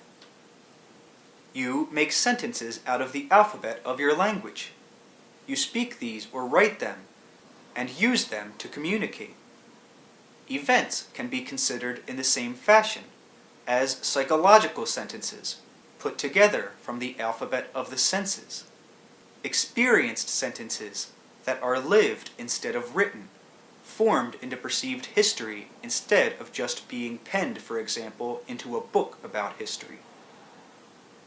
I said that your language to some extent programs your experience. There is a language of the senses, however, that gives you biological perception, experience, and communication. It forms the nature of the events that you can perceive.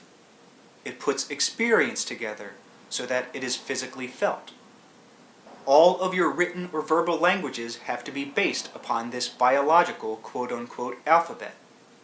There is far greater leeway here than there is in any of your spoken or written languages. I use the word Cordella to express the source out of which such languages spring. There are many correlations, of course, between your language and your body. Your spoken language is dependent upon your breath, and even written language is dependent upon the rapidity with which messages can leap the nerve endings. Biological cordellas, then, must be the source for physical languages, but the cordellas themselves arise from the psyche's greater knowledge as it forms the physical mechanism to begin with. Dreams are a language of the psyche, in which man's nature merges in time and out of it. He has sense experiences. He runs, though he lies in bed. He shouts, though no word is spoken. He still has the language of the flesh, and yet that language is only opaquely connected with the body's mechanisms. He deals with events, yet they do not happen in his bedroom, or necessarily in any place that he can find upon awakening.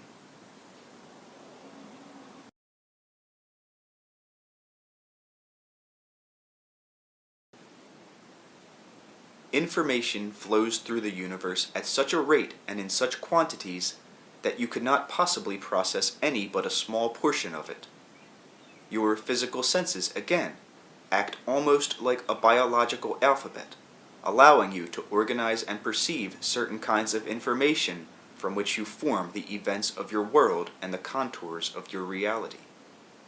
Your conscious knowledge rests upon an invisible, unspoken, psychological and physical language that provides the inner support for the communications and recognized happenings of conscious life. These inner languages are built up as Cordellas, and these Cordellas are psychic organizational units from which then all alphabets are born. Alphabets imply Cordellas, but cannot contain them, any more than English can contain Russian, French, Chinese, or any combination. If you try to speak English, you cannot speak Chinese at the same time.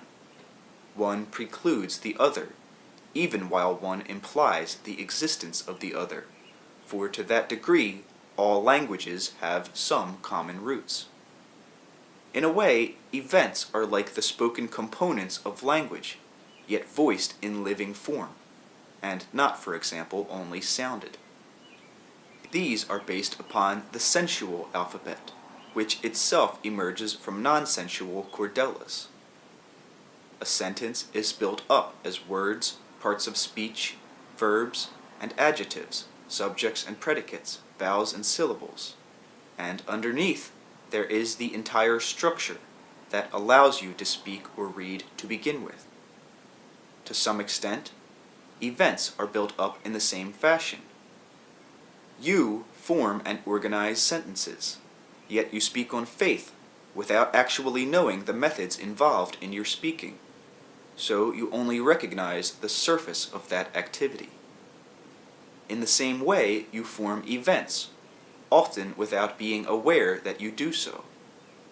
It seems that events happen, as it seems words are spoken. You were taught how to construct sentences in school, and you learned how to speak from your elders. You were involved with event making before the time of your birth, however.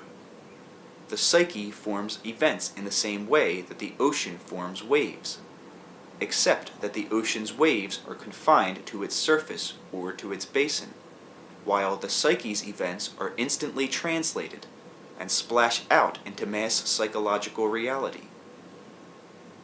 In waking life, you meet the completed event, so to speak. You encounter events in the arena of waking consciousness. In the dream state, and at other levels of consciousness, you deal more directly with the formation of events.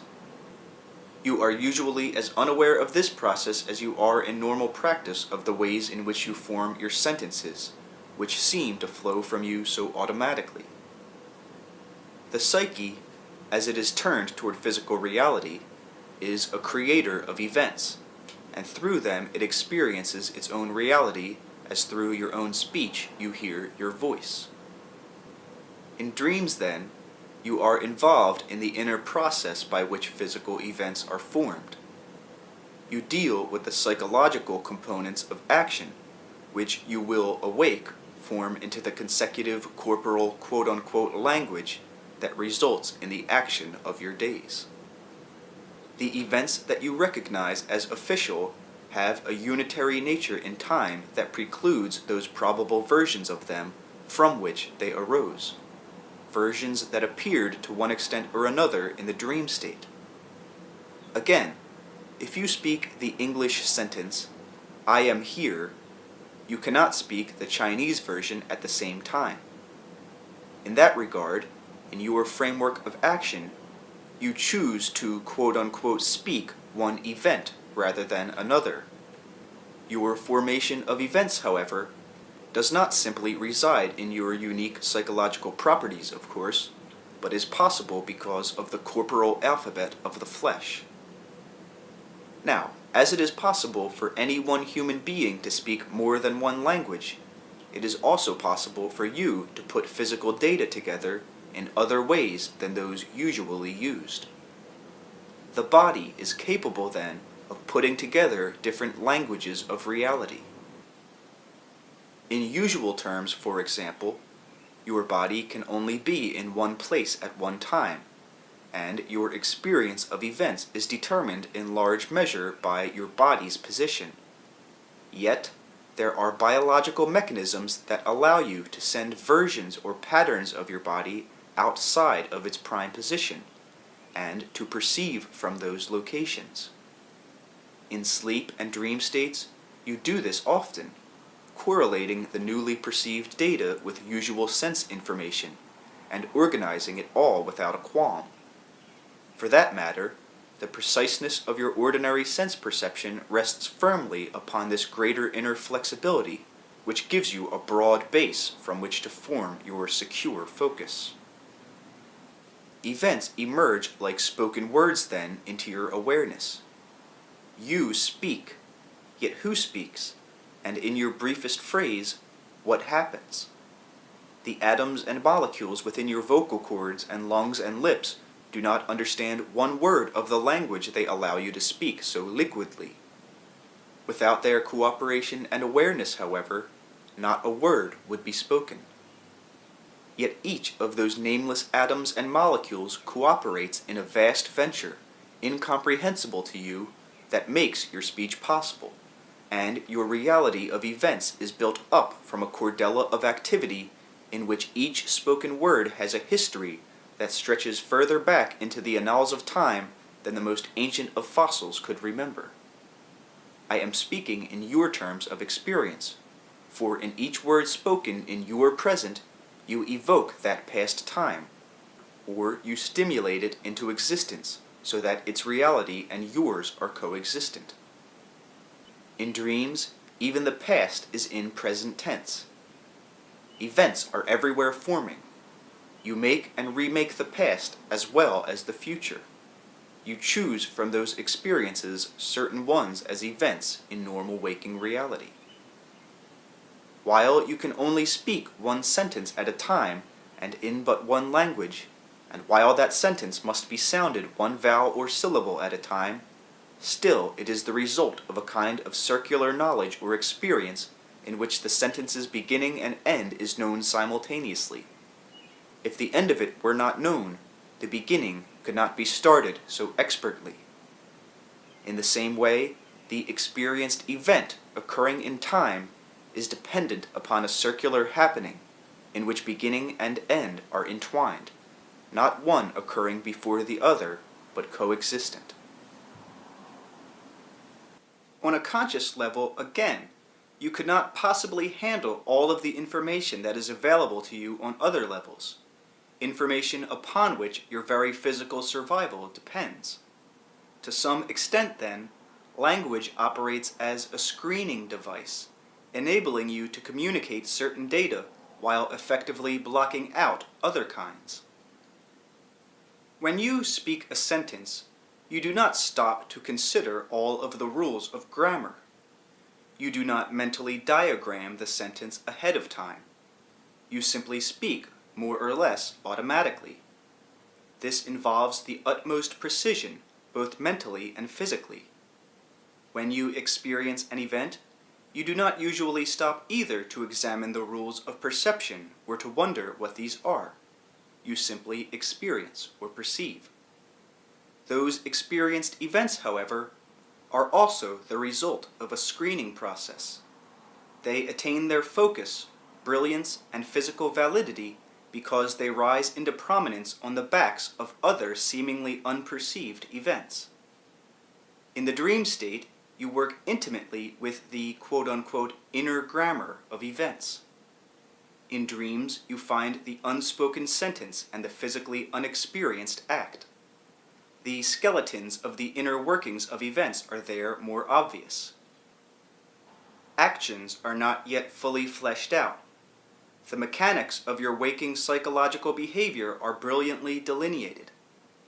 That state can be explored and utilized far more fully than it is, and should be. Yet there will always be a veil between the waking and sleeping consciousness, for while you are physical, the waking mind can only deal with so much information. It would simply forget what it cannot hold. Your dreams affect your cellular reality. even as that reality is largely responsible for the fact that you dream in your terms at all. Dreams are a natural quote-unquote product of cellularly tuned consciousness. As fire gives off light, cellularly tuned consciousness gives off dreams. Such a consciousness is at a state of being in which its reality generates more energy and power than it can physically express in its brilliant intersection with physical reality. The quote-unquote sparks generated by each instant of its existence cause additional experiences, perceptions, that will not fit in the known moment of the present. For by then, in your terms, that moment has already vanished into the past. These events and responses continue to operate, however, particularly in the dream state, where they do not intersect directly with full physical experience as waking events do. All of these parallel or alternate experiences are then used to construct the physical events that you recognize. Again, you speak a sentence truly so that the end of it comes smoothly, though when you begin it you may not have known consciously what you were going to say. Some part of you knew the sentence's beginning and end at once, however. In dreams, you know the beginning and end of events in the same fashion.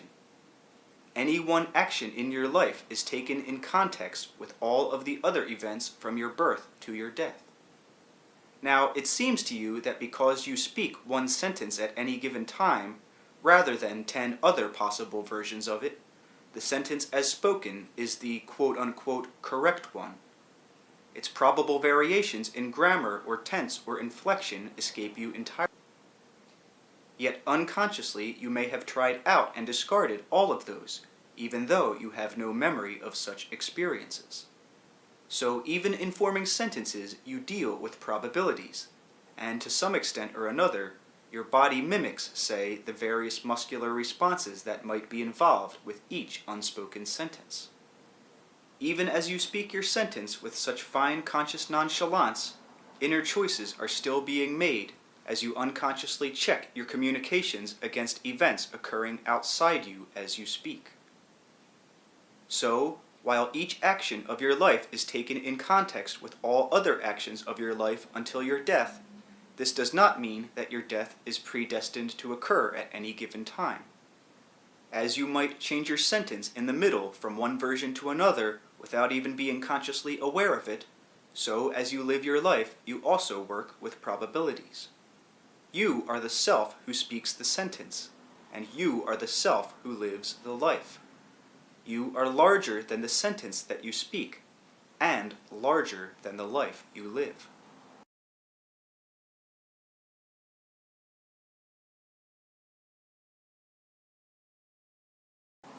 You cannot remember all of the sentences you spoke today. You may have a general idea of what you said. It certainly seems to you that you said one thing at any given time rather than something else. It also seems that witnesses would back you up. It certainly seems that waking events are more steady and dependable than dream events. Waking events happen and vanish quickly. They are experienced directly, with the senses fully participating, but for the instant involvement, you give up larger dimensions of the same actions that exist, but beneath the senses' active participation. In dreams, the preparations for experienced events take place, not only in the most minute details, but in the larger context of the world scene. Events fit together, forming a cohesive whole that gives you a global scale of activities. The quote-unquote future history of the world, for example, is worked out now, as in the dream state each individual works with the probable events of private life. That private life exists, however, in a context, social, political, and economic, which is unconsciously apprehended. When a person constructs various probable realities in the dream state, he or she does so also in the larger context in which the probable status of the world is known. Here, events are connected one to the other in a psychic webwork that is far more effective than your physical technological system of communication.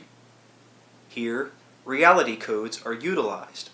Knowledge is received and transmitted in electromagnetic patterns, so that one pattern can carry far more units of information than anything you have, technologically speaking.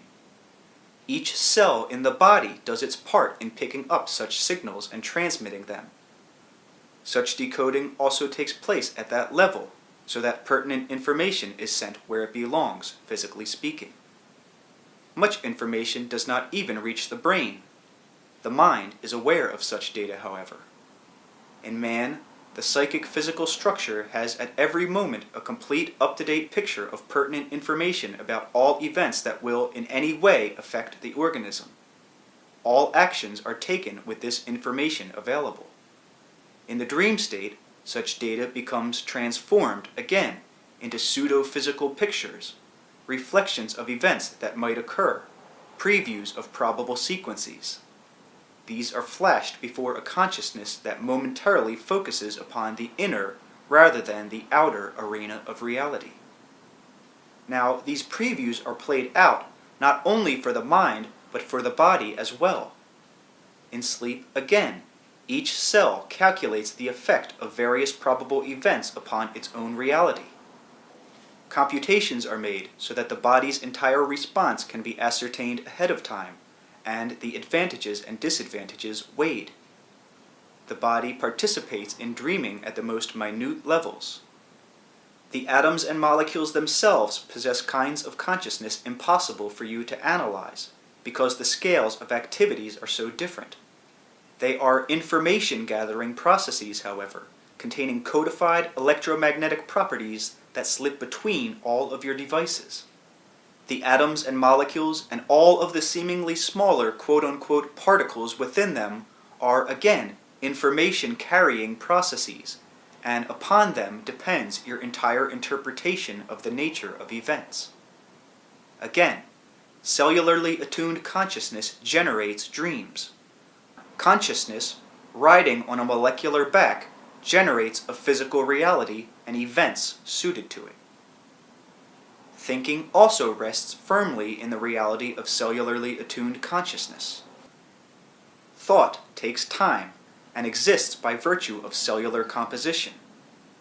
Consciousness not focused in cellular construction involves itself with a kind of direct cognition, involving comprehensions that come in a more circular fashion. The creative act is your closest experience to direct cognition. While your consciousness thinks of itself in physical terms, whether you are living or dead, then you will still largely utilize thinking patterns with which you are familiar. Your consciousness is cellularly attuned in life, in that it perceives its own reality through cellular function that forms the bodily apparatus. The psyche is larger than that physically attuned consciousness, however. It is the larger context in which you exist. It is intertwined with your own reality as you think of it. On those occasions when you are able to alter your focus momentarily, then the psyche's greater experiences come into play. You are able to at least sense your existence apart from its cellular orientation. The experience, however, is circular, and therefore very difficult to verbalize or to organize into your normal patterns of information. You recognize that Earth has an atmosphere. In your limited space travel, you take for granted the fact that different conditions will be met from those encountered upon your planet. There are alterations taken into your calculations, so astronauts know ahead of time that they can expect to encounter weightlessness, for example. Your ideas and experiences with space and matter, however, are determined by your own sense apparatus. What is matter to you might be quote-unquote empty space for beings equipped in an entirely different fashion. Your conscious mind, as you understand it, is the quote-unquote psychological structure that deals with conditions on a physical basis. Sense data are served up, so to speak, more or less already packaged. The greater inner reality of the psyche, however, is as extensive as outer space seems to be. When information quote-unquote falls into your conscious mind from those vaster areas, then it also is changed as it travels through various levels of psychological atmosphere, until it finally lands or explodes in a series of images or thoughts. You are bombarded with such quote-unquote alien intrusions constantly. The focus of your consciousness blots these out while you are in the normal waking state. There are falling stars everywhere, tumbling through the heavens, for example, though you only see some of these in the night sky. It is important during the day that a screening process be used, so that the precision of your actions can be maintained.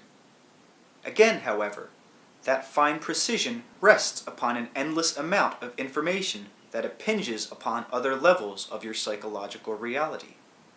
Those data then become the raw material, so to speak, from which your physical events are formed.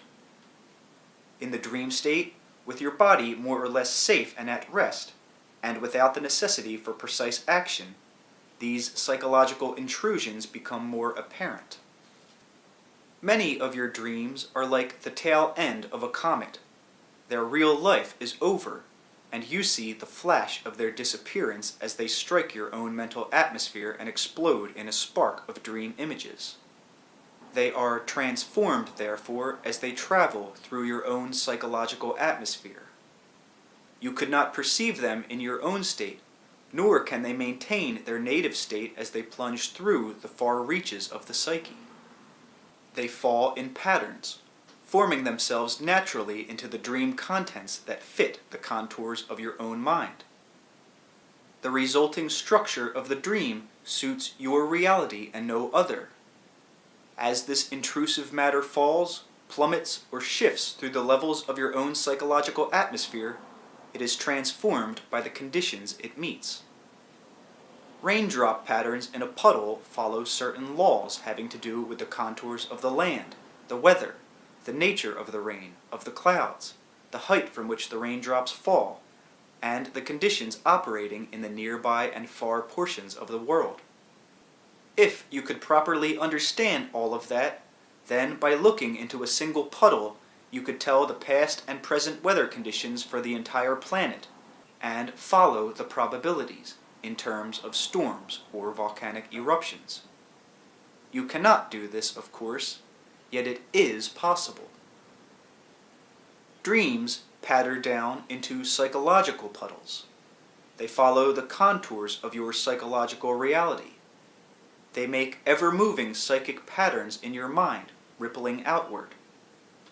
The rain that hits your backyard as warm drops, soft and clear, may be hail in areas far above your rooftop, but it changes its form as it falls, again according to the conditions that it encounters. So these quote-unquote alien intrusions do the same, and the dreams are like the raindrops, for at other quote-unquote higher levels they may have quite a different form indeed. There are gullies, hills, mountains, valleys, large continents, small islands upon the earth, and the falling rain fits itself to those contours. Your own thoughts, dreams, intents, emotions, beliefs, these are the natural features of your mind, so that information impinging upon your mental world also follow those contours. If there is a gully in your backyard, it will always collect the rain that falls. Your beliefs are like receptive areas, open basins, that you use to collect information. Intrusive data will often fall into such basins, taking on their contours, of course. Beliefs are ways of structuring reality. If you overstructure reality, however, then you will end up with a formal mental garden, whose precise display may be so rigidly structured that the natural aspect of the plants and the flowers is completely obscured.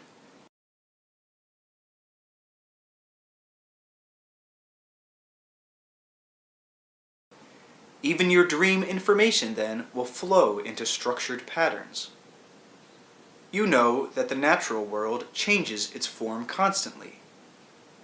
Objects, however, follow certain laws of a physical nature as you experience them, just as violets on the ground do not suddenly change into rocks.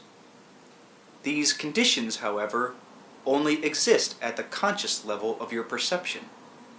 The larger psyche deals with the greater dimension of events, and the dream state itself is like a laboratory in which your waking reality is constructed. The physical earth is bombarded by cosmic rays and by other phenomena that you do not perceive, yet they are highly important to your survival. The psyche is bombarded in the same way by phenomena important to your survival.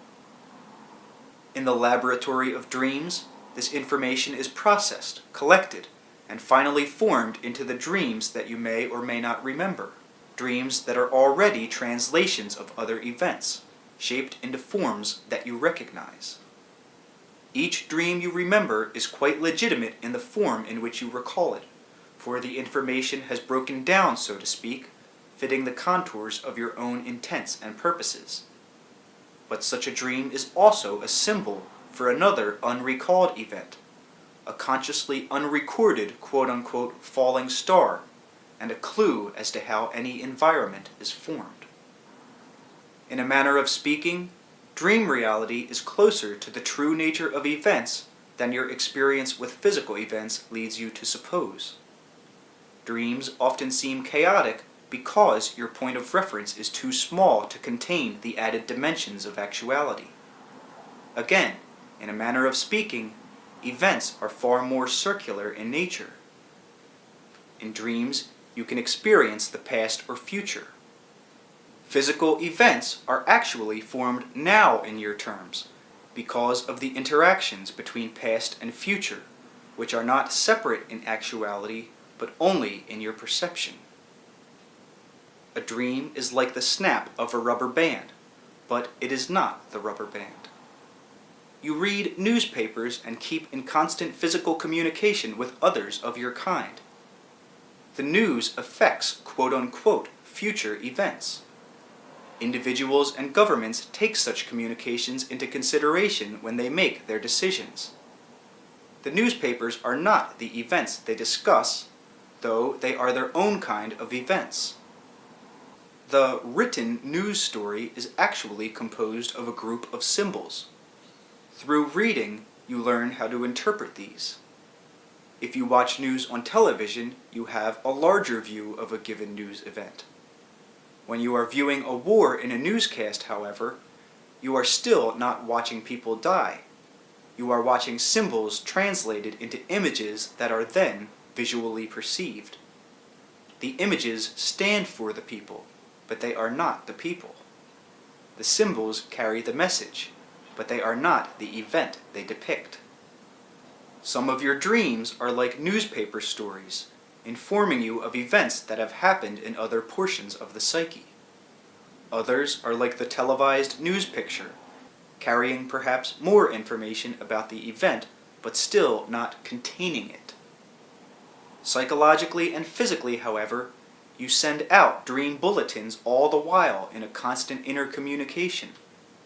On this level, individual dreams help form mass reality, yet also to some extent arise from it, in the same way that local weather conditions contribute to world weather conditions, while they are formed by them at the same time.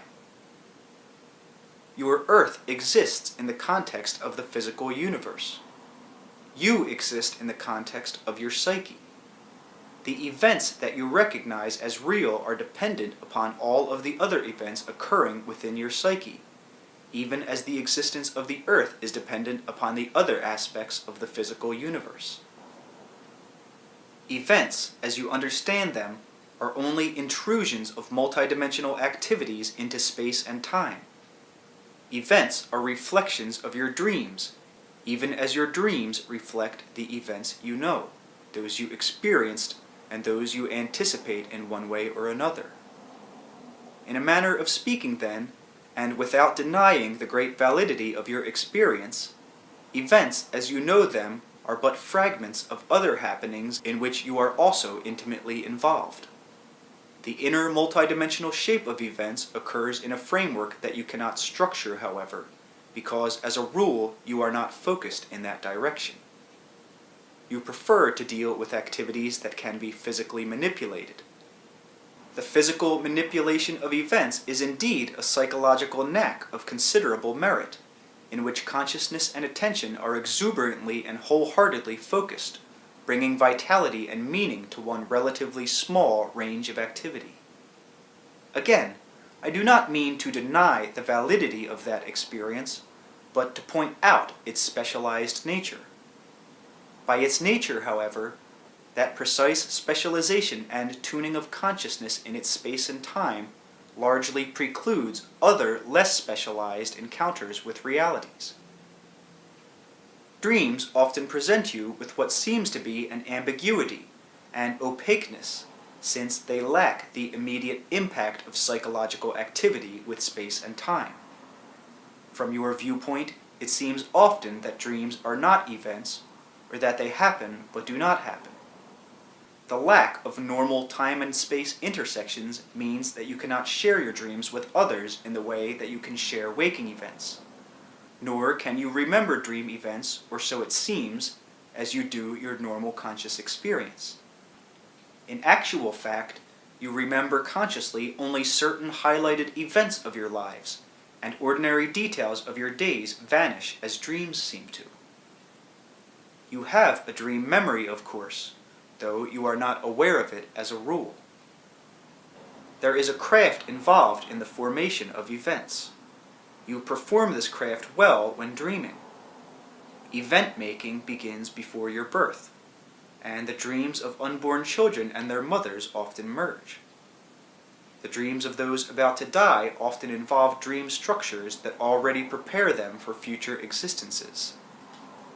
In fact, towards death, a great dream acceleration is involved as new probabilities are considered, a dream acceleration that provides psychic impetus for new birth.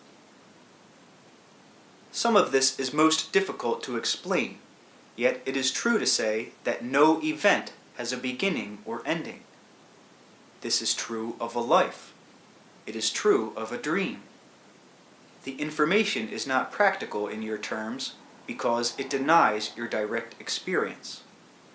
Upon request, however, and with some practice, you can suggest in the middle of a dream that it expand to its larger proportions. You would then experience one dream wrapped in another, or several occurring at one time, all involving aspects of a particular theme or probability, with each connected to the others, although to you the connections might not be apparent. Each event of your life is contained within each other event. In the same way, each lifetime is contained in each other lifetime. The feeling of reality is quote-unquote truer than in the dream state. You can become consciously aware of your dreams to some extent, that is, consciously aware of your own dreaming. You can also allow your quote-unquote dream self greater expression in the waking state. This can be done through techniques that are largely connected with creativity. Creativity connects waking and dreaming reality, and is in itself a threshold in which the waking and dreaming selves merge to form constructs that belong equally to each reality. You cannot begin to understand how you form the physical events of your lives unless you understand the connections between creativity, dreams, play, and those events that form your waking hours. In one respect, dreams are a kind of structured unconscious play. Your mind dreams in joyful pleasure at using itself, freed from the concerns of practical living. Dreams are the mind's free play. The spontaneous activity, however, is at the same time training in the art of forming practical events. Probabilities can be juggled, tried out without physical consequences. The mind follows its natural bents. It has far more energy than you allow it to use, and it releases this in great quote-unquote fantasies, fantasies from which you will choose facts that you will experience. At the same time, dreaming is an art of the highest nature, in which all are proficient. There are structured dreams as there are structured games in waking life. There are mass dreams, quote unquote, attended by many. There are themes, both mass and private, that serve as a basis or framework. Yet overall, the mind's spontaneous activity continues because it enjoys its own activities.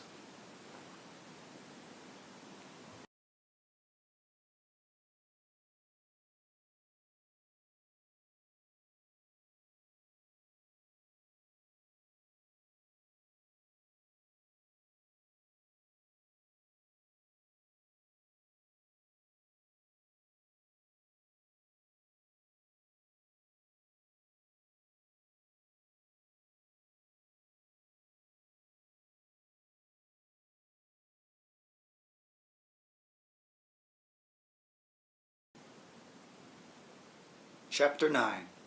Characteristics of Pure Energy, the Energetic Psyche, and the Birth of Events. When people profess an interest in the nature of dreams, they usually have certain set questions in mind, such as, how real are dream events? What do dreams mean? How do they affect daily life? Each person is aware of the astonishingly intimate nature of dreams. Despite this, certain symbols seem to be fairly universal in your experience. Such issues, however, while obviously of concern, do not touch upon the greater events behind dream activity, or begin to touch upon the mysterious psychological actions that are behind the perception of any event. Dreams are primarily events, of course. Their importance to you lies precisely in the similarities and differences that characterize them in contrast to waking events. Behind all of these issues are far deeper considerations. The nature of creativity itself is involved, and the characteristics of energy, without which no action is possible.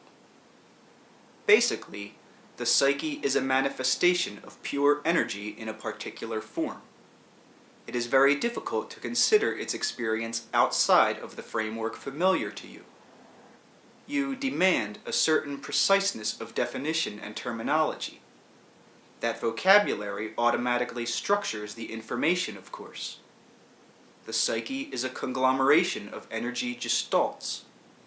To understand that, you must realize that pure energy has such transforming, pattern-forming propensities that it always appears as its manifestations. It becomes its quote-unquote camouflages. It may form particles, but it would be itself whether or not particles existed. In the most basic of terms, almost incomprehensible in your vocabulary, energy is not divided. There can be no portions or parts of it, because it is not an entity like a pie to be cut and divided. For purposes of discussion, however, we must say that in your terms, each smallest portion, each smallest unit of pure energy, contains within it the propelling force toward the formation of all possible variations of itself. The smallest unit of pure energy, therefore, weighing nothing in your terms, containing within itself no mass, would hold within its own nature the propensity for the creation of matter in all of its forms, the impetus to create all possible universes. In those terms, energy cannot be considered without bringing to the forefront questions concerning the nature of God or all that is, for the terms are synonymous. I can say precisely that pure energy is everywhere within itself conscious, but the very words themselves somewhat distort my meaning, for I am speaking of a consciousness most difficult to describe. Pure energy, or any quote-unquote portion of it, contains within itself the creative propensity toward individuation, so that within any given portion, all individually conscious life is implied, created, sustained. Pure energy cannot be destroyed, and is quote-unquote at every point simultaneously being created. Your physical universe and laws give you little evidence of this kind of activity, for at that level, the evidence shows you the appearance of time or decay. Your own psychological activity is the closest evidence you have, though you do not use it as such. Pure energy has no beginning or end. The psyche, your psyche, is being freshly created, quote unquote, at every point of its existence. For that matter, despite all appearances, the physical universe was not born through some explosion of energy which is being dispersed, but is everywhere being created at all of its points, quote unquote, at each moment.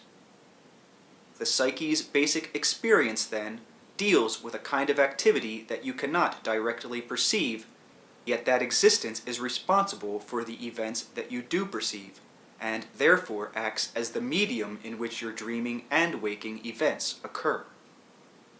In that respect, you cannot rip apart your events to find the reality behind them, for that reality is not so much a glue that holds events together, but is invisibly entwined within your own psychological being. There are obvious differences between what you think of as waking and dream events. You differentiate definitely between the two, making great efforts to see that they are neatly divided. In your world, conventional and practical sanity and physical manipulation are dependent upon your ability to discriminate, accepting as real only those events with which others more or less agree. These so-called real events, however, have changed radically through the ages. Quote unquote, once the gods walked the earth and waged battles in the skies and seas. People who believed such things were considered sane, and were sane, for the accepted framework of events was far different from your own. In historic terms, the changing nature of accepted events provides far more than, say, a history of civilization, but mirrors the ever-creative nature of the psyche. All of the elements of physical experience at any given time are present in the dream state. Practically speaking, however, the species accepts various portions of dream reality as its so-called real events at any particular time, and about those specialized events, it forms its quote-unquote current civilizations. Historically speaking, early men dreamed of airplanes and rocket ships. For that matter, their natural television operated better in some ways than your technological version, for their mental images allowed them to perceive events in neighboring areas or in other portions of the world. They could not simply press a button to bring this about, however. The psychic and biological mechanisms were there, permitting the species to know, particularly in times of stress or danger, what normally unperceived events might threaten survival. But in the dream state, then as now, all such issues were contemporary, acting as models from which the species then chose the practical events that formed its physical existence. To that extent, a study of the dream state gives you some important insights as to the nature of the psyche. In certain terms, you are quote-unquote pre-packaged. You always recognize one package of psychological reality as quote-unquote you. In basic terms, you are always arriving by a kind of instantaneous mail into that package, however. You are unknowingly immersed in and a part of pure energy, being newly created in each moment, so that the energy of your atoms and molecules and of your physical universal system is being replenished at every conceivable moment. Your psyche is being drawn back into itself, into all that is, and quote-unquote out of itself into your individuation, in psychological pulses of activity that have a correlation with the behavior of electrons in your world. In the dream or sleep state, when you do not meet as directly with physical activity, there is the opportunity to learn more about the psyche by a study of dreams, those events that are so like and so dissimilar to your waking experience. Now, all of the probable events of your life exist at once, at certain levels that are connected to the dream state. Since your activities physically must be fitted into a space-time framework, only a minimum of those probable events will physically occur. Those that do are chosen with great discrimination, dreams serving as one of the methods by which you ascertain the desirability of any given probable act. There is basically no difference at these other levels of existence between waking and dream events. Creatively, then, you organize your experience in such a fashion, with the conscious mind as you think of it also carrying its own responsibility. Those events that you do not accept as physical ones, however, also exist and join their own organizations. They do not simply fall away from your experience, but serve as focus points for events that do not concern you directly, while indirectly they form a definite psychological background. To a certain extent, they become the invisible medium of experience from which your own specialized activities emerge, so that their nature is implied in your own, and so that your life is implied in those other frameworks. To that extent, the dream also serves as a drama of interweaving probabilities, a springboard from which events emerge in all directions. Each aspect of a dream, while having personal meaning, is also your version of a symbol that stands for a corresponding kind of event, but in a different level of reality entirely. If you numbered each aspect of a dream, then each number would represent itself in a different numerical system entirely. The surface numbers, or the familiar ones, would still serve to explain the dream in the context of your own world. As you live in an obvious physical universe, sharing in its reality, so each of you exists in a far vaster psychological or psychic universe, surrounded by, supported by, and part of psychic or psychological entities infinite in their variety. Your smallest action affects their reality, as theirs does yours. To some extent in the dream state, you can perceive such entities more clearly, as at night the stars become more apparent, physically speaking. Psychological realities cannot be compared in terms of size, or bigger or smaller, for the validity and brilliance of each existence carries a personalized identity so unique that it overshadows any such considerations. The life of a star, the life of a flower, are entirely different in your terms of duration, size, and characteristics, yet each exists in a validity of experience that ultimately makes such comparisons meaningless. In the same way, it does not help to compare your own consciousness to one of star-like psychological or psychic properties. The psychological mobility of consciousness, however, allows for an inner kind of communication impossible to verbalize, an interlocking spiritual and biological language by which experience is directly transmuted. Many of your dreams, therefore, are translations of events occurring in other levels of the greater psyche. These events are not dependent upon time. You, on the other hand, must work with the time version of events. Dreams provide an elegant framework that allows you to break down timeless events, placing them properly in the context of your own world. This proper placement is quite dependent upon an inner knowledge of probable future events, and your present time would be an impossible achievement were it not for this unconscious knowledge of the quote-unquote future. The dreams are often a synthesis of past, present, and future, where one main event is used as a focus point around which quote-unquote present events will be collected.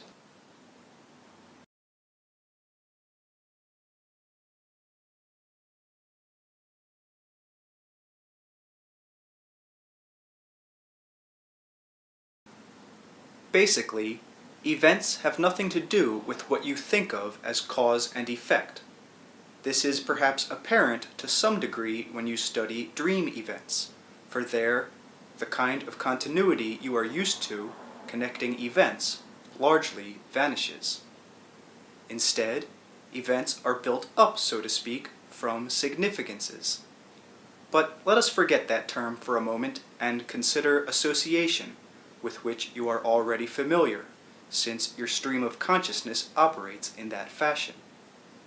By its very nature, each consciousness is a particular, peculiar, and unique focus of awareness which will experience any possible realities through its own characteristics.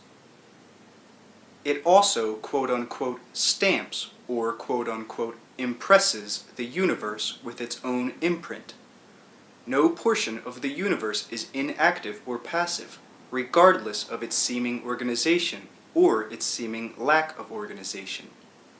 Each consciousness, then, impresses the universe in its own fashion. Its very existence sets up a kind of significance, in whose light the rest of the universe will be interpreted. The universe knows itself through such significances. Each consciousness is endowed with creativity of a multidimensional nature, so that it will seek to create as many possible realities for itself as it can, using its own significance as a focus to draw into its experience whatever events are possible for it from the universe itself. It will then attract events from the universe, even as its own existence imprints the universe as an event with the indelible stamp of its own nature. Put more simply from another viewpoint, each of you, as you know yourselves, has certain abilities and characteristics of your own. You experience reality through the cast of those abilities and characteristics. But you also stamp the universe with that particular imprint of individuality that is your own, and you attract those events that are suited to your nature and no other. Significances fall or happen in certain patterns, and when these become very obvious, they appear as cause and effect. They are simply heavy-handed significances. Your associative processes and habits are perhaps the closest examples that can give clues of how significances operate. Even then, however, associations deal with the passage of time, and basically, significances do not. You might think of your Aunt Sarah, for example, and in a few moments, the associative process might bring you images of periods in the past when you visited your aunt, or her friends and neighbors, the articles in her house, and episodes connected with your relationship. At the same time, Aunt Sarah, unbeknown to you, might pick up a blue vase, one that you had just seen in your mind as belonging on a shelf in her living room. Touching the vase, your Aunt Sarah might think of the person who gave it to her, now on the other side of the continent. That person, perhaps thinking of buying a present for someone, might settle upon a vase in a flash of inspiration, or suddenly begin humming a song with the name Sarah in the title, or possibly even think of your aunt. If, on the other hand, any opposing associations existed anywhere along the line, the quote-unquote chain of association could be broken. That last lady might consider a vase, for example, but reject the idea. Because of the time element, it seems to you that the first episode caused the others, and that your first association concerning your aunt brought about the quote-unquote following events. The inner significances, however, the associations, existed all at once, to be tuned into at any point of time. They had their reality basically apart from time, even though they appeared within it. Actually, the three sets of events could easily occur to the three people at once, and if no normal communication happened, no one would be the wiser. The inner tapestry of events deals with just this kind of association. Emotional intensities and significances compose the nature of events. In dreams, you work with the kind of intensities involved, exploring multitudinous significances. These are like charged emotional patterns, formed of your own highly personal emotions and intents. Using such significances as yardsticks, you accept or reject probable events. You imprint the universe with your own significance, and using that as a focus, you draw from it or attract those events that fit your unique purposes and needs. In doing so, to some extent, you multiply the creative possibilities of the universe, forming from it a personal reality that would otherwise be absent in those terms, and in so doing, you also add in an immeasurable fashion to the reality of all other consciousness by increasing the bank of reality from which all consciousness draws. Now, there is no such thing, basically, as random motion. There is no such thing as chaos. The universe, by whatever name and in whatever manifestation, attains its reality through ordered sequences of significances. These are kept separate in various systems of actuality, while still combining in an overall fashion. You understand the cause and effect kind of order, but this is built upon the non-causal aspect of significances. In a way, the dreams that you recall are like numbered paintings, tailored to fit your own intents and purposes, fitting the contours of your mind so perfectly that you forget the larger experiences from which they were drawn. Physically and psychically, the dream itself is the result of the most precise kind of calculation and activity in which complicated dramas and interactions occur, often highly charged and intense, and yet cut off from the body's full participation. These significances, then, involve from your end certain biological cues that regulate the intersection of psychological events with physical activity in time and space. Only when all conditions match your own highly specific requirements are the necessary cues activated to give you physical experience. To that extent, in dreams you are quote-unquote on hold, involved with a range of action too wide to fit the contours of practical Earth experience. These significances set up their own codes then, so that physical events must be coded in a certain fashion, and dreams in another. There is then what can be called a pre-dream state, or a state of experience from which the dream will be formed. Such experience will carry a different kind of code, further divorcing it from the acceptable intersection with bodily activity, space, and time. Your physical events happen to you as you. In dreams, you may experience an event seemingly as someone else, or you may find yourself in the past or future instead of the present. In waking life, you have the family that you recognize, or a group of friends, or profession, or what have you. In dreams, you may find yourself married to someone else, or living an entirely different kind of life. In a way, dreams are like variations of the theme of your life, though in reality, your life is the theme you have chosen from those possible versions. To some extent, however, dream events are like physical ones a good deal of the time. Your dream perceptions seem physical. You walk, run, eat, and perform other physical functions. There are actually many other conditions of existence, but for now we will speak of a pre-dream state which is actually composed of several conditions of actuality. Here, the physical aspects of events largely vanish, comparatively speaking, the further away you go from the dream state into inner reality.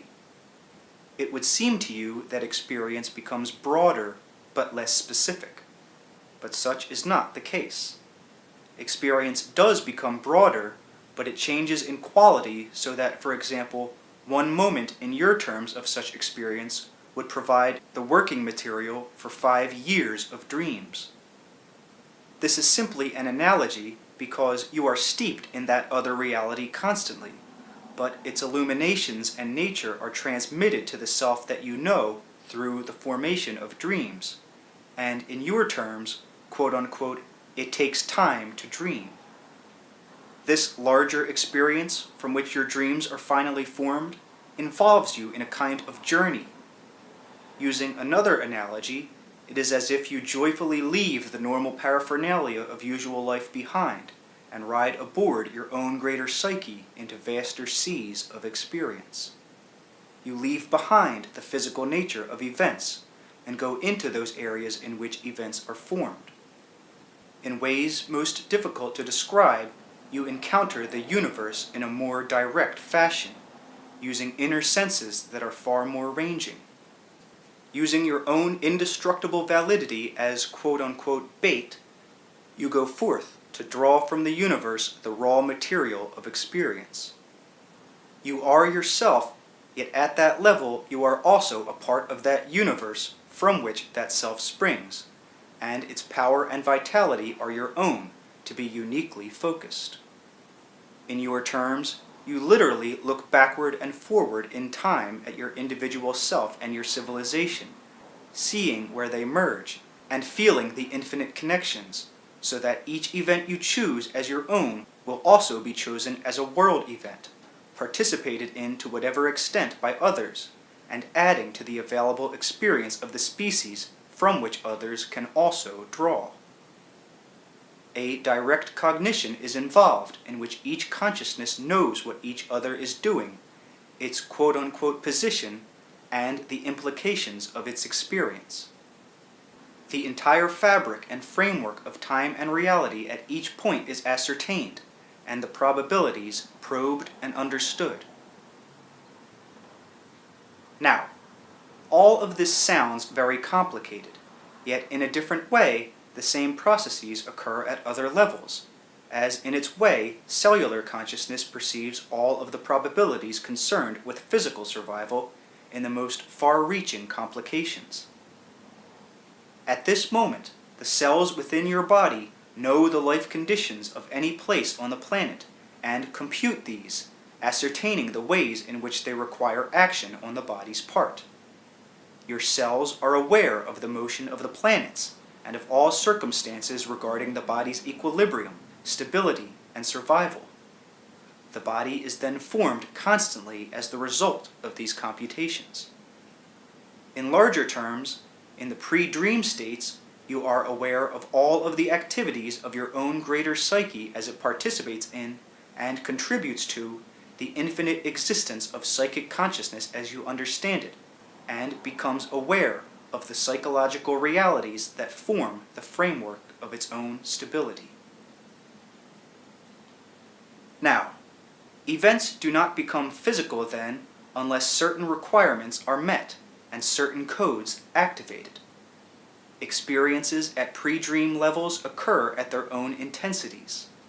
The knowledge is translated into information that is broken down in the dream state into more specific data, highly symbolized, suiting individual requirements, and quote-unquote run through the body in a kind of ghostly trial fashion. It is then further processed into individual significances, drives, or intents, which converted into the required codes that will then determine the nature of actualized waking events. Data must be of a particular kind of intensity before they register as physical matter, or are experienced as physical events. Part of this processing occurs in the dream state, and creativity plays a large part in the preliminary process.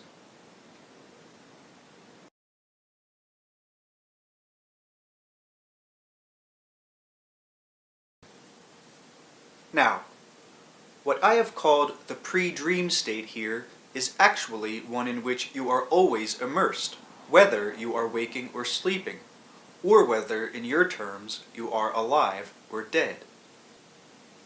It involves conditions in which direct knowing primarily operates. It is your natural state of being. In its larger aspects, then, nature involves states that include both life and death in far more expansive frameworks of reference. This is characterized perhaps most of all by more perceptive psychological associations. In the pre-dream state, you participate in such organizations, although you bring back home to your physical self, in the form of dreams, only data that can be recognized and used in physical terms. it is highly important to remember that your experience and knowledge grow at those other levels of actuality. Even during your physical lifetime, your experience is not confined to conventional physical events alone. Those usual events arise from the creative impetus that occurs at these other levels. Please understand, I am not saying here that you have no conscious control over events, for they are formed by you in accordance with your feelings, beliefs, purposes, and intents. The inner material that quote-unquote makes events real comes from these other sources, however. Most of you are not aware of this basic mysterious nature of events because it does not occur to you to study the inner fabric. The past and future of any given event provides a kind of thickness, a kind of depth in time. The probabilities of an event escape you in practical terms. In the pre-dream state, you directly encounter a reality in which those probabilities exist all at once to your perception. In a dazzling display, you are aware of such events from infinite perspectives. Consciously, you could not grasp such information, much less act upon it, nor could you maintain your particular unique psychological stance. You still take advantage of that level of being, however, using that immeasurable data as a basis to form the reality that you know. To some extent, your dreaming state is a connective between the kind of life you recognize and this far vaster dimension that is its source. Dreaming involves a far greater input of information than is realized then. That is, you take in far more data when you are dreaming than when you are awake, although the data are of a different kind. You form your dreams in part from that information. The dreams themselves are further processed so that they become a fabric for recognizable waking events. Dream dramas are highly complicated artistic productions. On the one hand, they represent other events of the pre-dream state, events beyond your comprehension in their quote-unquote natural condition. Such events are not lost, however, but translated into dreams as your own consciousness returns closer to its quote-unquote home base. Each aspect of a dream stands in coded form as a symbol for greater undecipherable events. The symbols are so precisely and accurately produced that they simultaneously serve as aspects relating to your intimate daily life as well. Since everyday events are formed in part as a result of such dream information, then each event of your physical life is also a symbol for another otherwise undecipherable event that occurs in those levels of the psyche in which your own being is immersed. This in no way denies the validity of events as you think of them, for all of your physical activity immediately alters all other relationships at all levels of being. Most of you are familiar with inspiration in one form or another. People who are not writers or artists or poets or musicians often suddenly find themselves almost transformed for a brief period of time, suddenly struck by a poem or a song or a snatch of music or by a sketch that seems to come from nowhere, that seems to emerge outside of the context of usual thought patterns, and that brings with it an understanding, a joy, a compassion, or an artistic bent that seemingly did not exist a moment earlier. Where did the song or poem or music come from? Such individuals feel that they suddenly quote-unquote know in a direct manner. They experience knowledge that comes from within rather than information that comes from without. Now, the dream comes in the same fashion. You do not have to wonder about how to form a dream before you go to bed at night. You do not have to know any of the mechanisms involved, so dreaming often seems to quote-unquote just happen in the same way that an inspiration seems to just come. Books have been written about the nature of dreams. There are classic accounts of precognitive dreams, or prophetic dreams, involving saints and honored personages in the Bible. Yet each dream alters the physical world to some extent. A creative idea might lead to a book, certainly a physical enough production. Dreams involve you with the most intimate mechanics by which physical events are formed. There are hormonal and chemical changes occurring in the body, often at minute but important levels, in direct response to dream experience. Your dreams, then, are tied into your biological makeup. There are also coded biological connections between dream images themselves that relate to cellular activity, not generally, but specifically. Each dream object is chosen with the highest discrimination so that it serves as a symbol at many levels, and also sends pertinent messages to the individual cells and organs of your body as well. I want to discuss the connections between creativity, dreams, and the actual formation of physical events. At the same time, I understand your need for some kind of precise terminology, even while I know that in certain terms, the more quote-unquote precise I become for your benefit, the more we may miss of greater issues that escape such boundaries. I also want to avoid many preconceptions that are connected with certain words. Nevertheless, in dreams, you are intimately connected with the processes by which physical events are formed. Events, again, gain their characteristics from those significances that you place upon the universe as your own being impresses it with your beliefs, desires, and individual nature.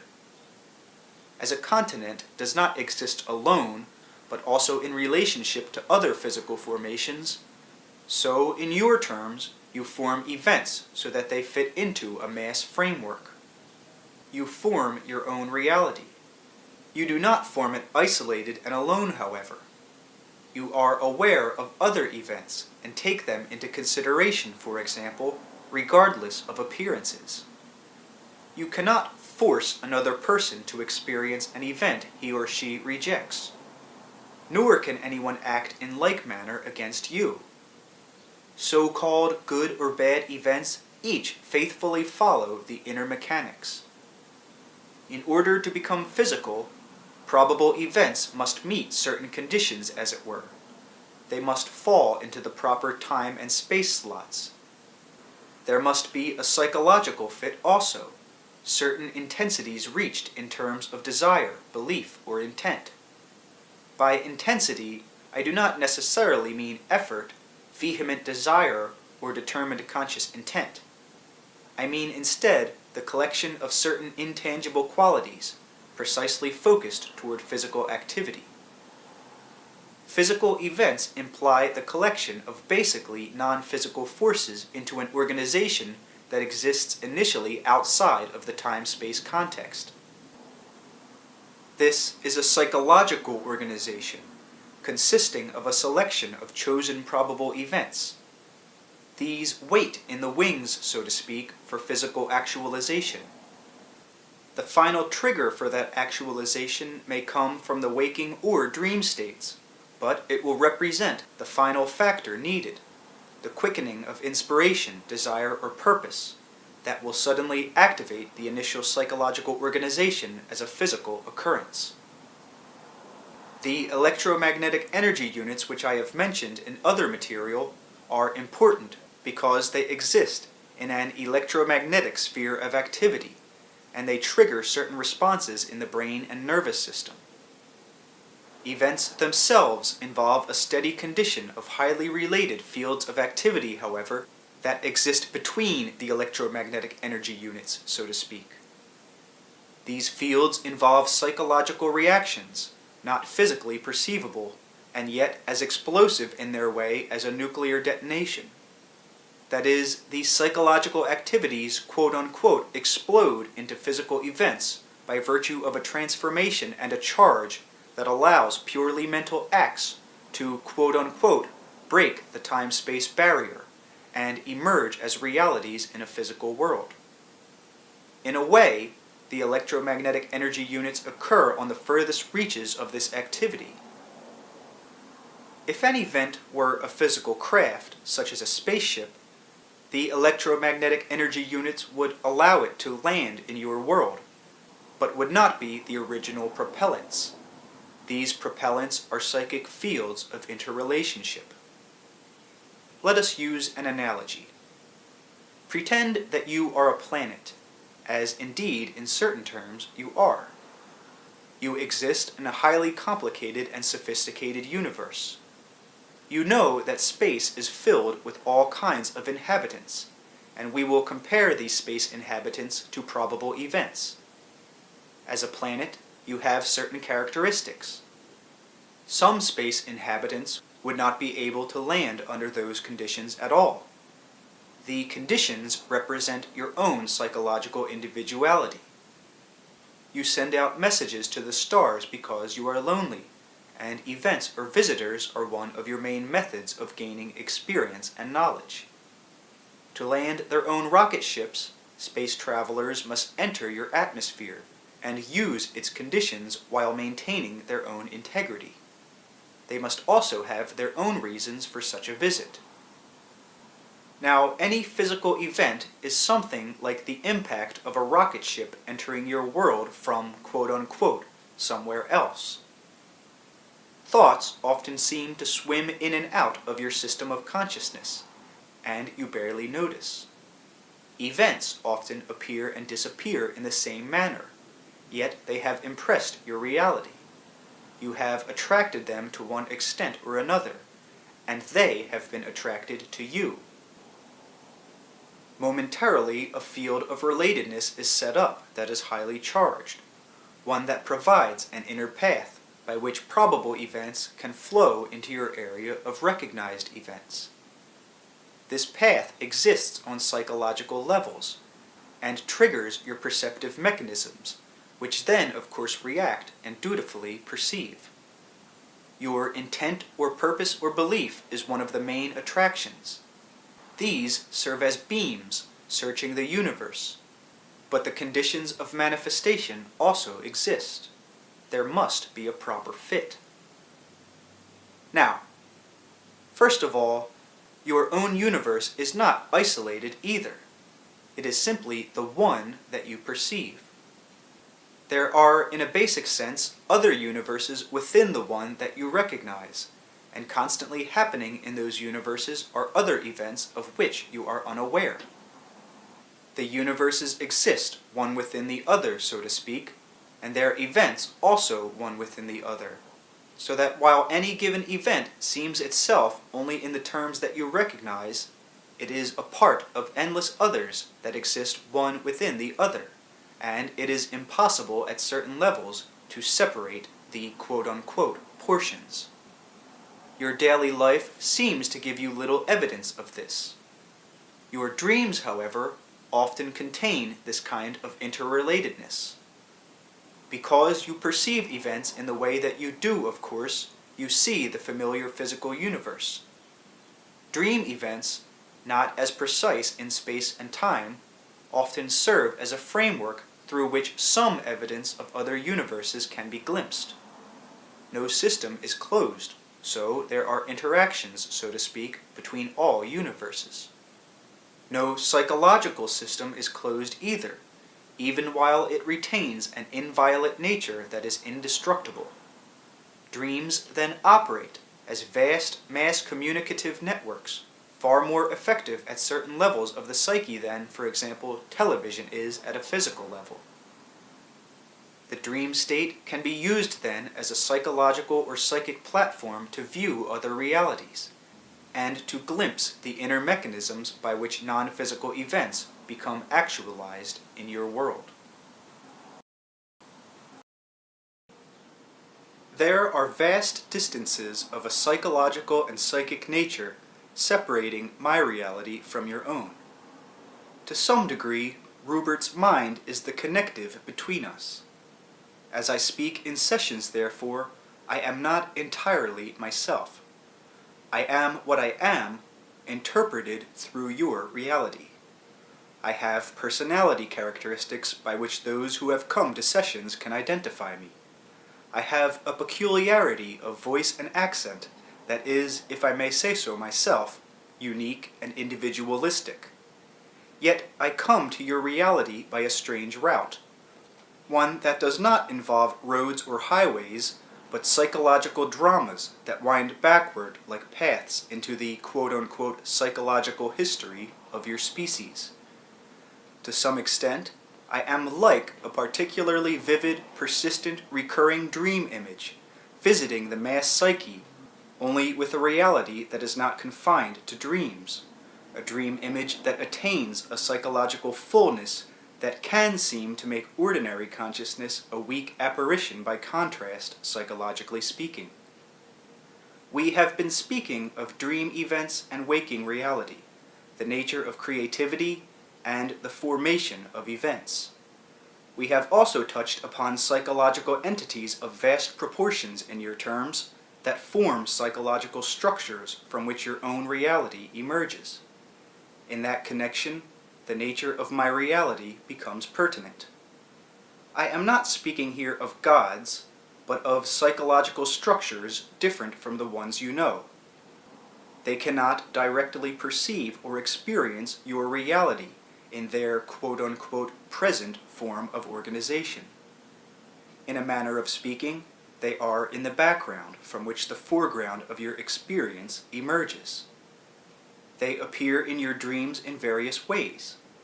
They are like the cloth from which you are cut.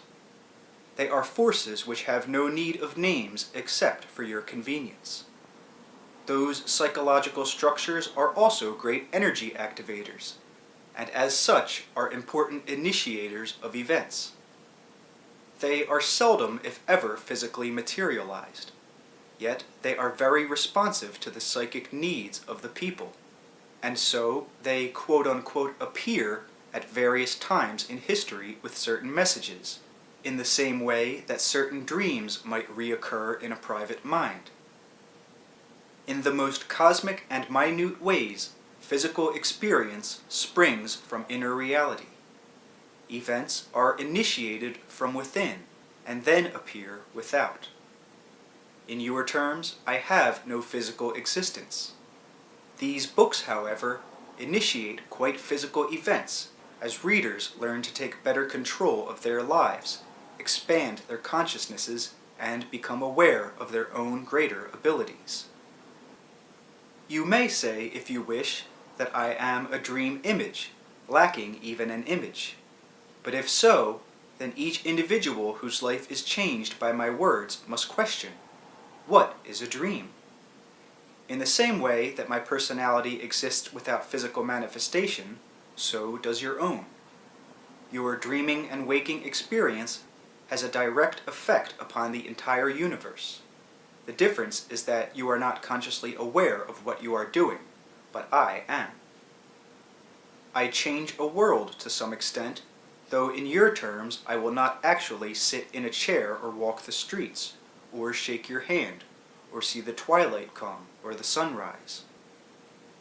To me, your world is a dream universe in which I visit by invitation, a probable reality that I find unique and very dear, but one in which I can no longer have direct experience.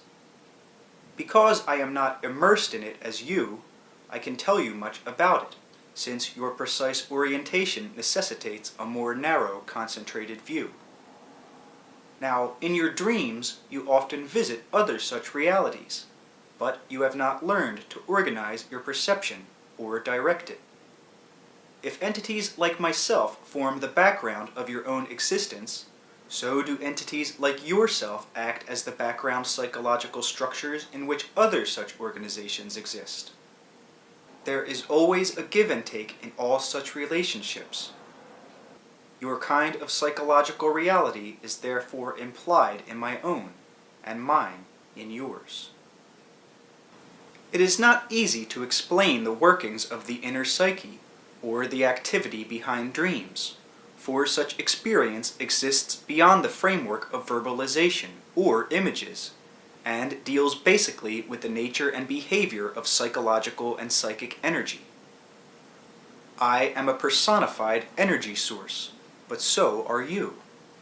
I have had many lives in your terms, yet in other terms I have not lived physically, but rather lent or loaned my energy to lives that rose from my reality, but were not me. In the same way, you give birth to dream images of your own, hardly aware that you have done so, unconscious of the fact that you have provided impetus for a kind of psychological reality that quite escapes your notice. The dream stories you begin continue on their own. No dream is stillborn. Each chapter of this book is written in such a way that the ideas presented will activate your own intuitions and open pathways between your dreaming and waking states. Your own greater reality hovers about you in each instant. If you knew in precise terminology how you grew physically from a fetus to an adult, if you could consciously follow that process, you would not necessarily be better off, but possibly hindered in your growth, for you would begin to question, am I doing this right? The perfection of the process would make you ill at ease. In the same way, a step-by-step illustration of the nature of the dream state might well make you too self-conscious. You would begin to question, am I dreaming right? Many people are in awe of their dreams. They are afraid of anything they do not consciously control. Yet, if you think of your dreams as extensions of your own experience in another context, then you can indeed learn to gain ease with them. You will recall them more easily, and as you do, you will be able to maintain a sense of continuity between the waking and dream states. As this happens, the contours of your own psyche will appear more clearly.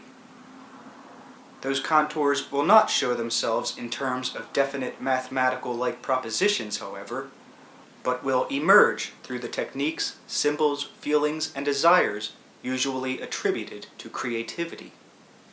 The characteristics of creativity appear most clearly in children. Creativity implies abandon within a framework that is accepted for itself and itself only. If in your waking hours you playfully make up a dream for yourself and then playfully interpret it without worrying about implications but for itself only, you will unwittingly touch upon the nature of your own nightly dreaming. Your regular dreams and your quote-unquote manufactured ones will have much in common, and the process of manufacturing dreams will acquaint you with the alterations of consciousness that, to a greater degree, happen nightly. This is an excellent exercise.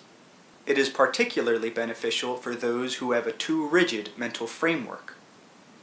The playfulness and creativity of dreams are vastly underrated in most dream studies. Children often frighten themselves on purpose through games, knowing the game's framework all the time. The boogeyman in the garden vanishes at the sound of the supper bell.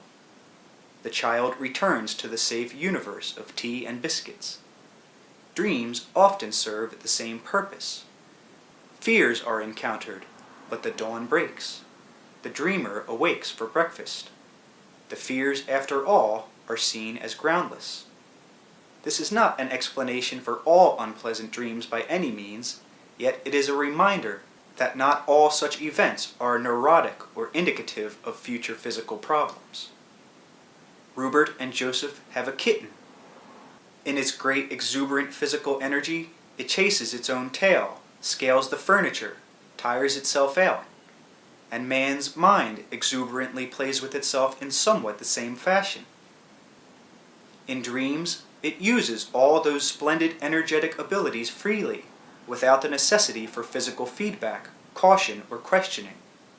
It seeks realities, giving birth to psychological patterns. It uses itself fully in mental activity in the same way that the kitten does in physical play.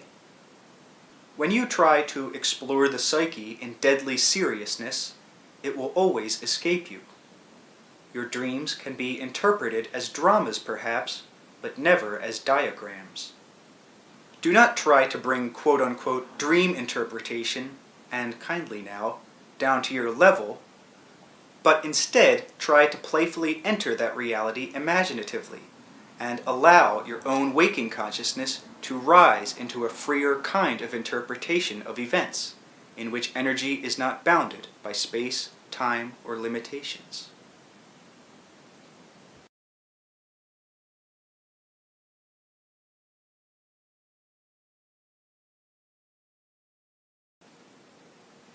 Now, pretend that you are a fine actor in a multidimensional theater, so that each role you take attains a vitality far surpassing the creative powers of any ordinary play. Each of you is embarked upon such an endeavor. You lose yourselves in your parts. You are also involved in a kind of creative dilemma, since, in a manner of speaking, you confuse yourself as the actor with the character you play so convincingly that you are fooled. You say, "I must maintain my individuality after death," as if after the play the actor playing Hamlet stayed in that role, refused to study other parts or go on in his career, and said, "I am Hamlet, forever bound to follow the dilemmas and the challenges of my way. I insist upon maintaining my individuality." In the dream state, the actors become aware to some extent of the parts they play, and sense the true personal identity that is behind the artist's craft. I have spoken of this before, but it is important to remember that you impose a certain kind of quote-unquote artificial sense of exaggerated continuity even to the self you know. Your experience changes constantly, and so does the intimate context of your life, but you concentrate upon points of order in your terms that actually serve to scale down the context of your experience to make it more comprehensible. There are no such limits naturally set about your consciousness. You have a mass psychological environment that forms your worldly culture, and corresponds to a worldly stage set in which experience then occurs. Certain psychological conventions act as props. There are then more or less formal psychological arrangements that are used as reference points or settings. You group your experience within those arrangements. They serve to shape mental events as you physically perceive them. The last sentence is important, for in your lifetimes, your experience must be physically felt and interpreted. Despite this, however, events spring from a non-physical source. As mentioned earlier, your recalled dreams are already interpretations of other non-physical events. Putting this as simply as possible, your actual experience is far too vast for you to physically follow. Your particular kind of consciousness is the result of specialized focus within a particular area. You imagine it to be quote-unquote absolute, in that it seems to involve an all-exclusive state that includes your identity as you think of it, only you give it boundaries like a kingdom. It is instead a certain kind of organization that is indeed inviolate, even while it is itself a portion of other kinds of consciousnesses with their own points of focus. Your body itself is composed of self-aware organizations of consciousness that escape your notice and deal with perceptual material utterly alien to your own ways. There are affiliations of a most quote-unquote sophisticated fashion that leap even the boundaries of the species. You look upon your cultural world with its art and manufacture, its cities, technology, and the cultivated use of the intellectual mind. You count your religions, sciences, archaeologies, and triumphs over the environment, and it seems to you that no other consciousness has wrought what man's has produced. Those quote-unquote products of your consciousness are indeed unique, creative, and form a characteristic mosaic that has its own beauty and elegance. There are organizations of consciousness, however, that leapfrog the species, that produce no arts or sciences per se, yet these together form the living body of the earth and the physical creatures thereon. Their products are the seas upon which you sail your ships, the the skies through which your airplanes fly, the land upon which your cities sprawl, and the very reality that makes your culture or any culture possible. Man is a part of that trans-species consciousness also, as are the plants and animals. Also, part of man's reality contributes to that trans-species organization, but he has not chosen to focus his practical daily consciousness in that direction, or to identify his individuality with it. As a result, he does not understand the greater natural mobility he himself possesses, nor can he practically perceive the natural psychological gestalts of which he is a part, that form all of your natural, meaning physical, world. In dreams, this relationship often is revealed. The truth behind such relationships is inherent in all God-man, God-woman, animal-man, or animal-woman legends and mythology. There are connections, then, between man and the animals and the so-called gods that hint at psychological and natural realities. Any section of the land has an identity, so to speak, and I am not talking symbolically. Such identities represent the combined organizations of consciousness of land, man, and animal within any given realm. Simply enough put, there are as many kinds of consciousnesses as there are particles, and these are combined in infinite fashions. In the dream state, some of that experience, otherwise closed to you, forms the background of the dream drama. Your consciousness is not one thing like a flashlight that you possess. It is instead a literally endless conglomeration of points of consciousness, swarming together to form your validity, stamped, as it were, with your identity. Whether dispersed, concentrated in a tight grouping, appearing quote-unquote alone, or flying through other larger swarms, that particular organization represents your identity. Using an analogy, its quote-unquote particles could be dispersed throughout the universe, with galaxies between, yet the identity would be retained. So unknowingly, now, portions of your consciousness mix and merge with those of other species without jarring your own sense of individuality one whit, yet forming other psychological realities upon which you do not concentrate. In the dream state, animals, men, and plants merge their realities to some extent so that information belonging to one species is transferred to others in an inner communication and perception otherwise unknown in your world.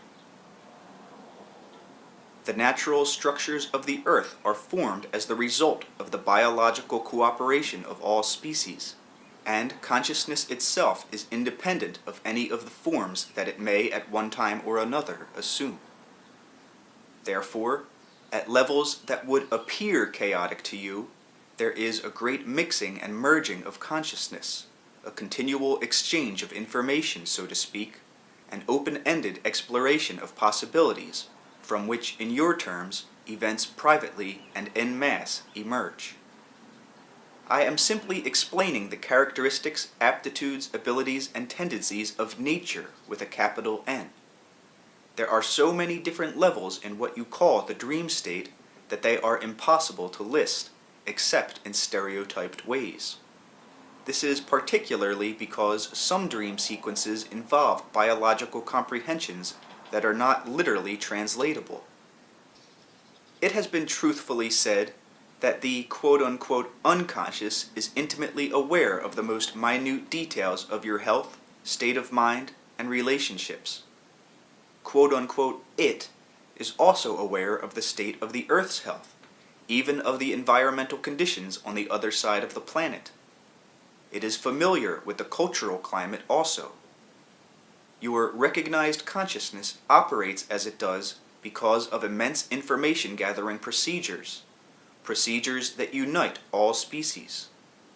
Biologically, such information is coded, but that physical information, such as in the genes and chromosomes, can be altered through experience and mental activity in other species as well as your own.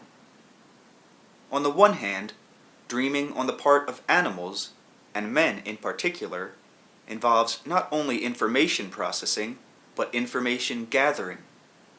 Dreaming prevents life from becoming closed-ended by opening sources of information not practically available in the waking state, and by providing feedback from other than the conventional world.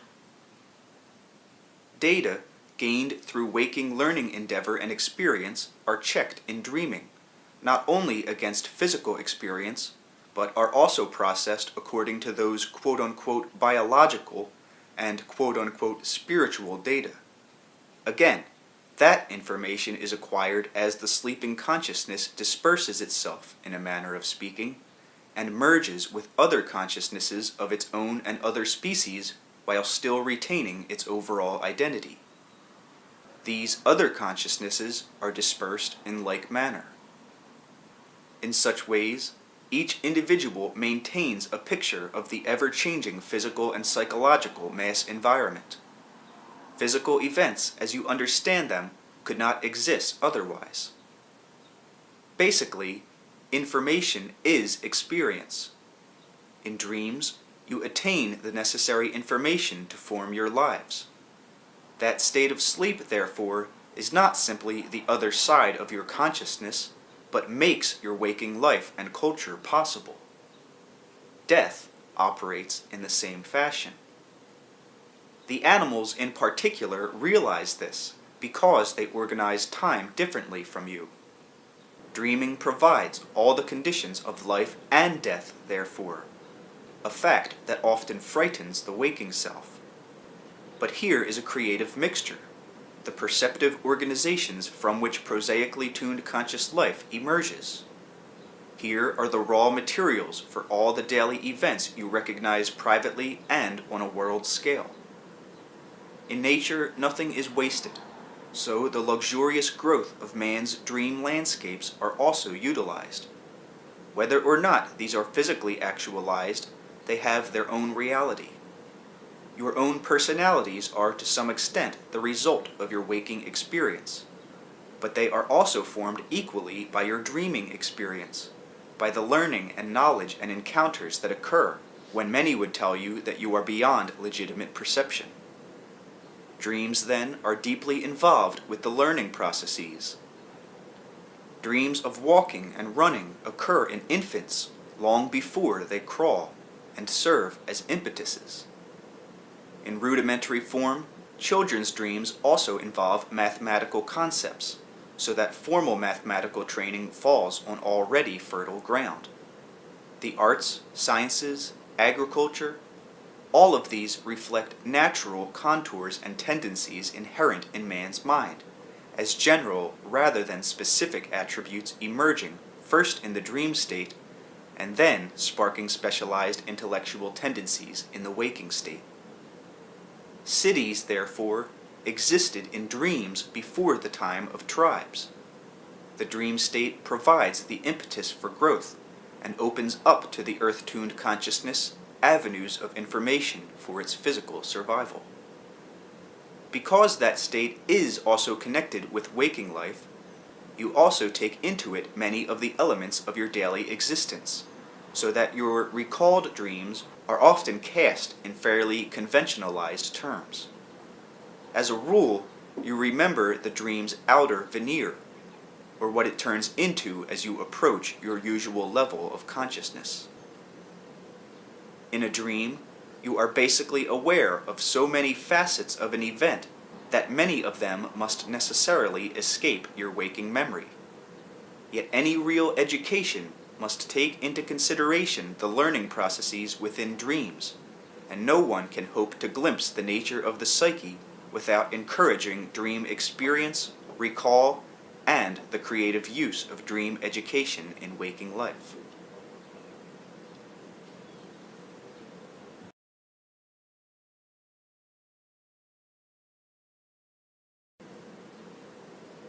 Now, in waking reality, you obviously share a mass world experience as well as a physical world environment. Again, the events that you perceive come packaged in time sequences, so that you are used to a certain kind of before and after order. When you build physical structures, you pile brick upon brick. It may seem that psychological events have the same kind of structure, since after all, you do perceive them in time. When you ask, how are events formed, you more or less expect an answer couched in those terms. The answer is not that simple. The origin of events lies in that creative, subjective realm of being with which you are usually least concerned. This state of dreaming provides an inner network of communication that in its way far surpasses your technological communications. The inner network deals with another kind of perceptual organization entirely. A rose is a rose is a rose.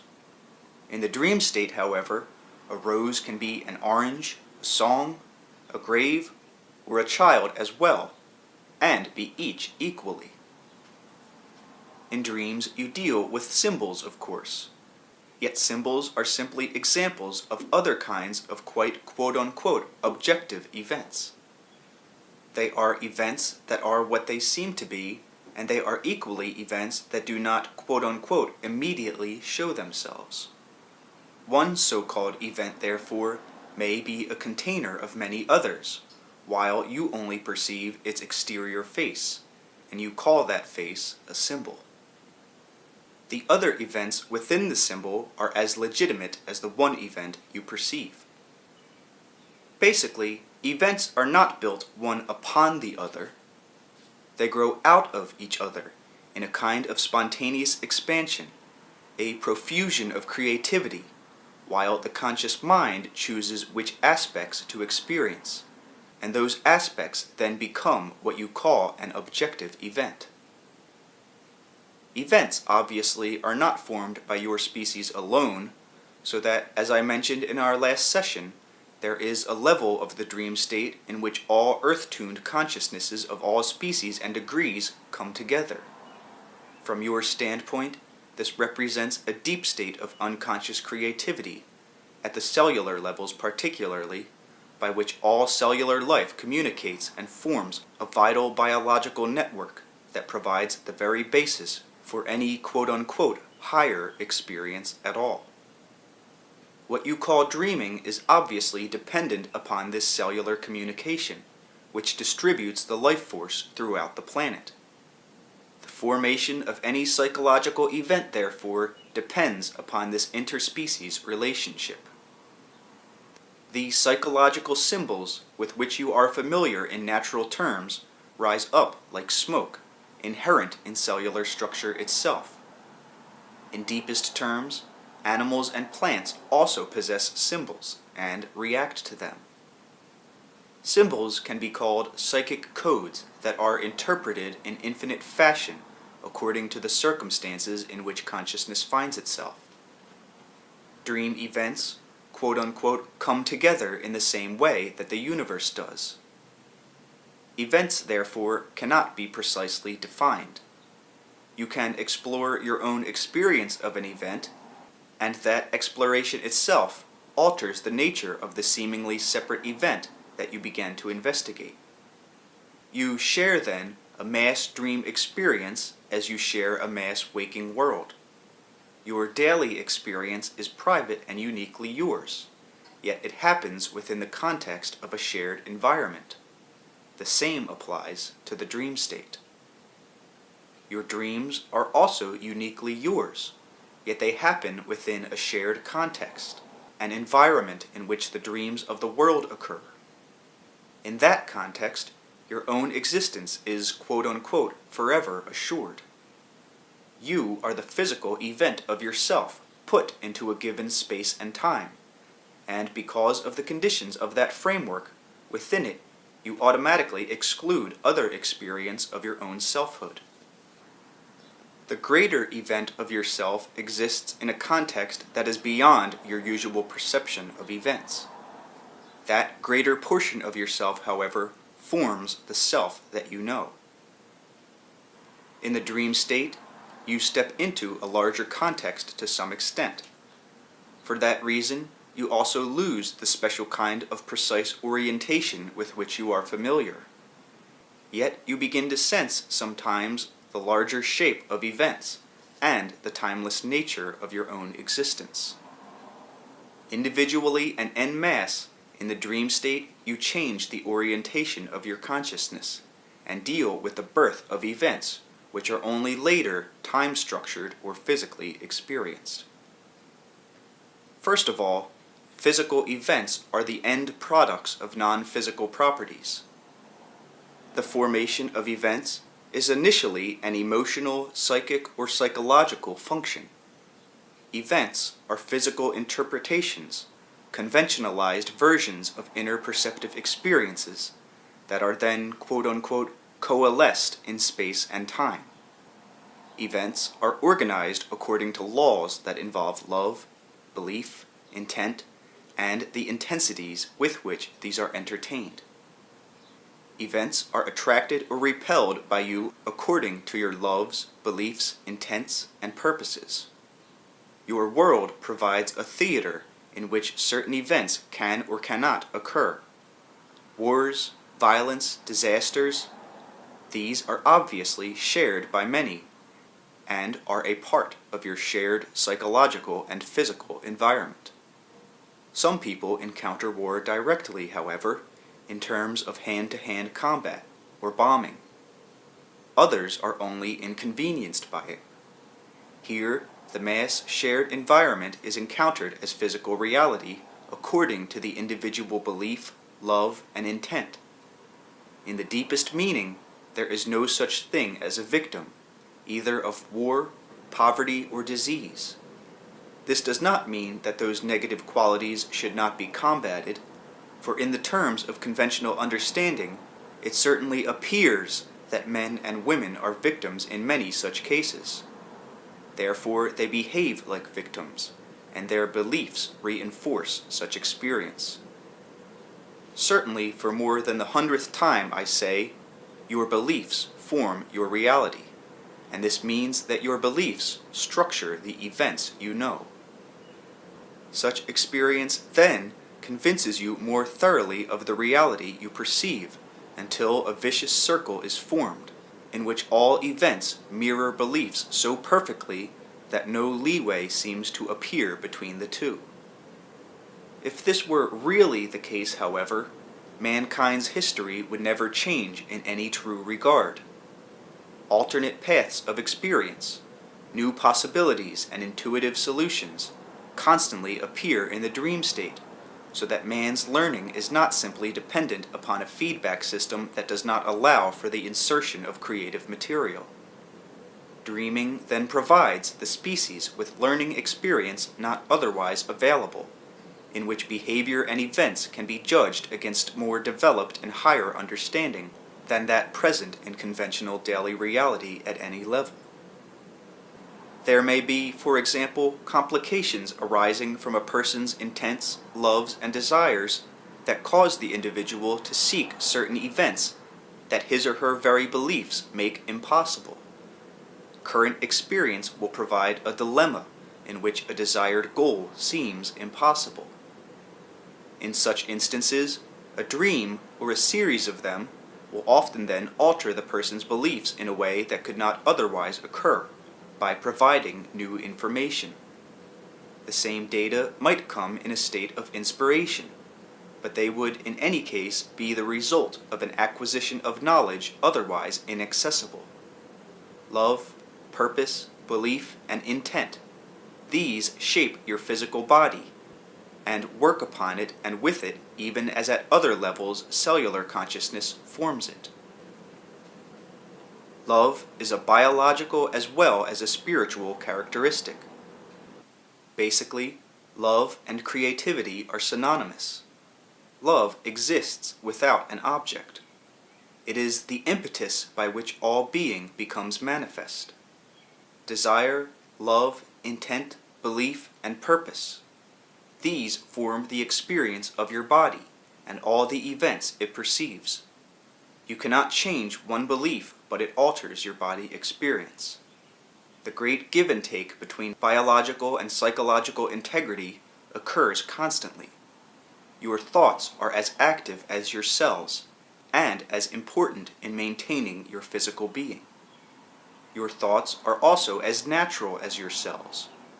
Your thoughts propel you towards survival and growth also, and in the same way that your cells do.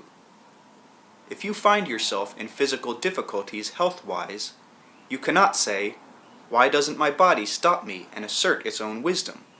Because in the truest sense, there is no division between your thoughts and your body. You are given the ability to think, as you are given the ability to move. Your thoughts multiply, even as your cells do.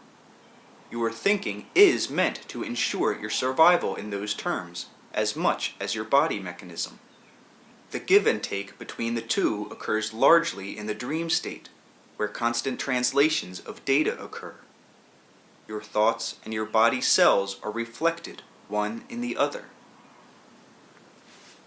I am going to suggest a series of exercises. They should be regarded as creative, exuberant games. They will acquaint you with your psyche, or your own greater experience of yourself, by helping you shift your attention to aspects of your own experience that usually escape your notice. The exercises will not work, however, in the way they are meant to if they are embarked upon with too serious an air or intent. They should be considered as creative play, though of a mental nature, and they actually consist of mental endeavors tried quite spontaneously by children. So they are not to be regarded as esoteric accomplishments. They represent the intent to discover once again the true transparent delight that you once felt in the manipulation of your own consciousness, as you looped and unlooped it like a child's jumping rope. The dream state is the source of all physical events, in that it provides the great creative framework from which you choose your daily actuality. Children quickly learn from their parents that experience must be structured in a certain conventional pattern.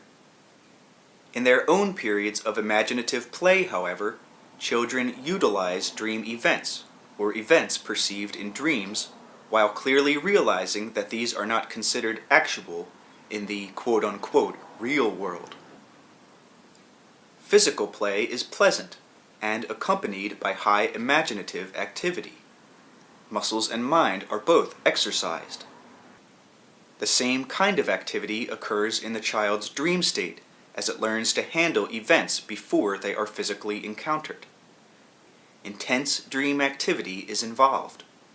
Some dream events are more real to the child than some waking events are, not because the child does not understand the nature of experience, but because he or she is still so close to the emotional basis behind events. Some of the exercises I will suggest will put you in touch with the way events are formed. Children's play, creativity, and dreams all involve you with the birth of events in the most direct of fashions. The games that you play or habitually observe will, of course, tell you much about the kind of organization that occurs in your own experience. Overall, you organize events around certain emotions. These can be combative, in which there will always be good teams and bad teams, salvation or destruction, winning or losing. The events of your life will follow a similar structure. Before conditioning, children's play follows the love of performance, of body or imagination, for performance's sake only, the expansion of mental or physical abilities. The most satisfying events involve those characteristics. The exercises I will suggest have to do with games, quote-unquote, that anybody can play then, with the natural joyful manipulation of the imagination that children employ.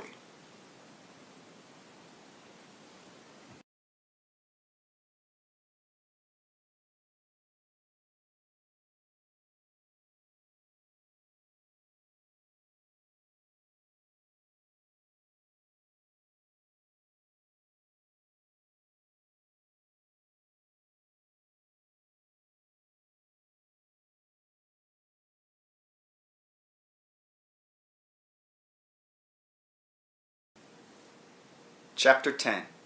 games that anybody can play, dreams, and the formation of events. The brain is primarily an event-forming psychomechanism through which consciousness operates. Its propensity for event forming is obvious even in young children. By obvious, I mean active, when fantasies occur involving activities far beyond the physical abilities as they are thus far developed. Children's dreams are more intense than those of adults because the brain is practicing its event-forming activities. These must be developed before certain physical faculties can be activated. Infants play in their dreams, performing physical actions beyond their present physical capacities. While external stimuli are highly important, the inner stimuli of dream play are even more so. Children practice using all of their senses in play dreams, which then stimulate the senses themselves and actually help ensure their coordination. In your terms, events are still plastic to young children in that they have not as yet learned to apply your stringent structure. There is an interesting point connected with the necessity to coordinate the workings of the senses, in that before this process occurs, there is no rigid placement of events. That placement is acquired. The uncoordinated child's senses, for example, may actually hear words that will be spoken tomorrow while seeing the person who will speak them today.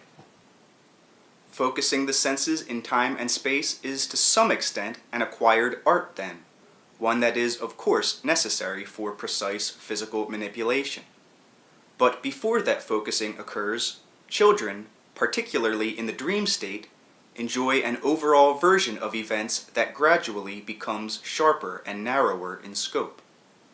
A certain amount of leeway in space and time lingers, for even biologically, the child is innately equipped with a quote-unquote forevision that allows it some quote-unquote unconscious view of the immediate future events that forewarn it, say, of danger. From this more plastic, looser experience, the child in dreams begins to choose more specific elements, and in so doing, trains the senses themselves toward a more narrow sensitivity. In periods of play, the child actually often continues some games initiated quite naturally in the dream state. These include role-playing, and also games that quite simply involve physical muscular activity. All of this teaches a specification. In dreams, the mind is free to play with events, and with their formation. The actualization of those events, however, requires certain practical circumstances. In play, the children try out events initiated in the dream state, and quote-unquote judge these against the practical conditions. In such a way, the child juggles probabilities, and also brings his physical structure precisely into line with a given niche of probability. Basically, in dreaming, the brain is not limited to physically encountered experience. Mentally, it can form an infinite number of events, and consciousness can take an infinite number of roles. The child may easily dream of being its own mother or father, sister or brother, the family dog, a fly, a soldier. In waking play, the child will then try out those roles, and quickly see that they do not fit physical conditions. Before a child has seen a mountain, it can dream of them. A knowledge of the planet's environment is an unconscious portion of your heritage. You possess an unconscious environment, a given psychological world attuned to the physical one, and your learning takes place in it subjectively, even as objectively you learn exterior manipulation. The imagination is highly involved with event forming. Children's imaginations prevent them from being too limited by their parents' world. Waking or dreaming, children quote-unquote pretend. In their pretending, they exercise their consciousness in a particularly advantageous way. While accepting a given reality for themselves, they reserve the right, so to speak, to experiment with other quote-unquote secondary states of being. To some extent, they become what they are pretending to be, and in so doing, they also increase their own knowledge and experience. Left alone, children would learn how to cope with animals by pretending to be animals, for example. Through experiencing the animals' reactions, they would understand how to react themselves. In play, particularly, children try on any conceivable situation for size. In the dream state, adults and children alike do the same thing, and many dreams are indeed a kind of play. The brain itself is never satisfied with one version of an event, but will always use the imagination to form other versions in an activity quite as spontaneous as play. It also practices forming events as the muscles practice motion. The brain seeks the richest form of an event. I am speaking specifically of the brain as separated from the mind, to emphasize the point that these abilities are of creaturehood. The brain's genius comes from the mind, which can be called the brain's biophysical counterpart. You have inner senses that roughly correlate with your physical ones. These, however, do not have to be trained to a particular space-time orientation. When children dream, they utilize these inner senses as adults do, and then, through dreaming, they learn to translate such material into the precise framework of the exterior senses. Children's games are always quote-unquote in the present. That is, they are immediately experienced, though the play events may involve the future or the past. The phrase, "once upon a time," is strongly evocative and moving, even to adults, because children play with time in a way that adults have forgotten. If you want to sense the motion of your psyche, it is perhaps easiest to imagine a situation either in the past or the future, for this automatically moves your mental sense perceptions in a new way. Children try to imagine what the world was like before they entered it. Do the same thing. The way you follow these directions can be illuminating, for the areas of activity you choose will tell you something about the unique qualities of your own consciousness. Adult games deal largely with manipulations in space, while children's play again often involves variations in time. Look at a natural object, say a tree. If it is spring now, then imagine that you see it in the fall. Alter your time orientation in other such exercises. This will automatically allow you to break away from too narrow a focus. It will, to some extent, break apart the rigid interlocking of your perception into reality as you have learned how to perceive it. Children can play so vividly that they might, for example, imagine themselves parched under a desert sun, though they are in the middle of the coolest air-conditioned living room. They are, on the one hand, completely involved in their activity, yet on the other hand, they are quite aware of their quote-unquote normal environment. Yet the adult often fears that any such playful, unofficial alteration of consciousness is dangerous, and becomes worried that the imagined situation will supersede the real one. Through training, many adults have been taught that the imagination itself is suspicious. Such attitudes not only drastically impede any artistic creativity, but the imaginative creativity necessary to deal with the nature of physical events themselves. Man's creative alertness, his precise sensual focus in space and time, and his ability to react quickly to events are, of course, all highly important characteristics. His imagination allowed him to develop the use of tools, and gave birth to his inventiveness. That imagination allows him to plan in the present for what might occur in the future. This means that to some extent the imagination must operate outside of the sense's precise orientation. For that reason, it is most freely used in the dream state. Basically speaking, imagination cannot be tied to practicalities, for when it is, man has only physical feedback. If that were all, then there would be no inventions. There is always additional information available other than that in the physical environment. These additional data come as a result of the brain's high play as it experiments with the formation of events, using the inner senses that are not structured in time or space. Put another time on. Just before you sleep, see yourself as you are, but living in a past or future century, or simply pretend that you were born 10 or 20 years earlier or later. Done playfully, such exercises will allow you a good subjective feel for your own inner existence as it is apart from the time context. To encourage creativity, exert your imagination through breaking up your usual space-time focus. As you fall to sleep, imagine that you are in the same place, exactly in the same spot, at some point in the distant past or future. What do you see or hear?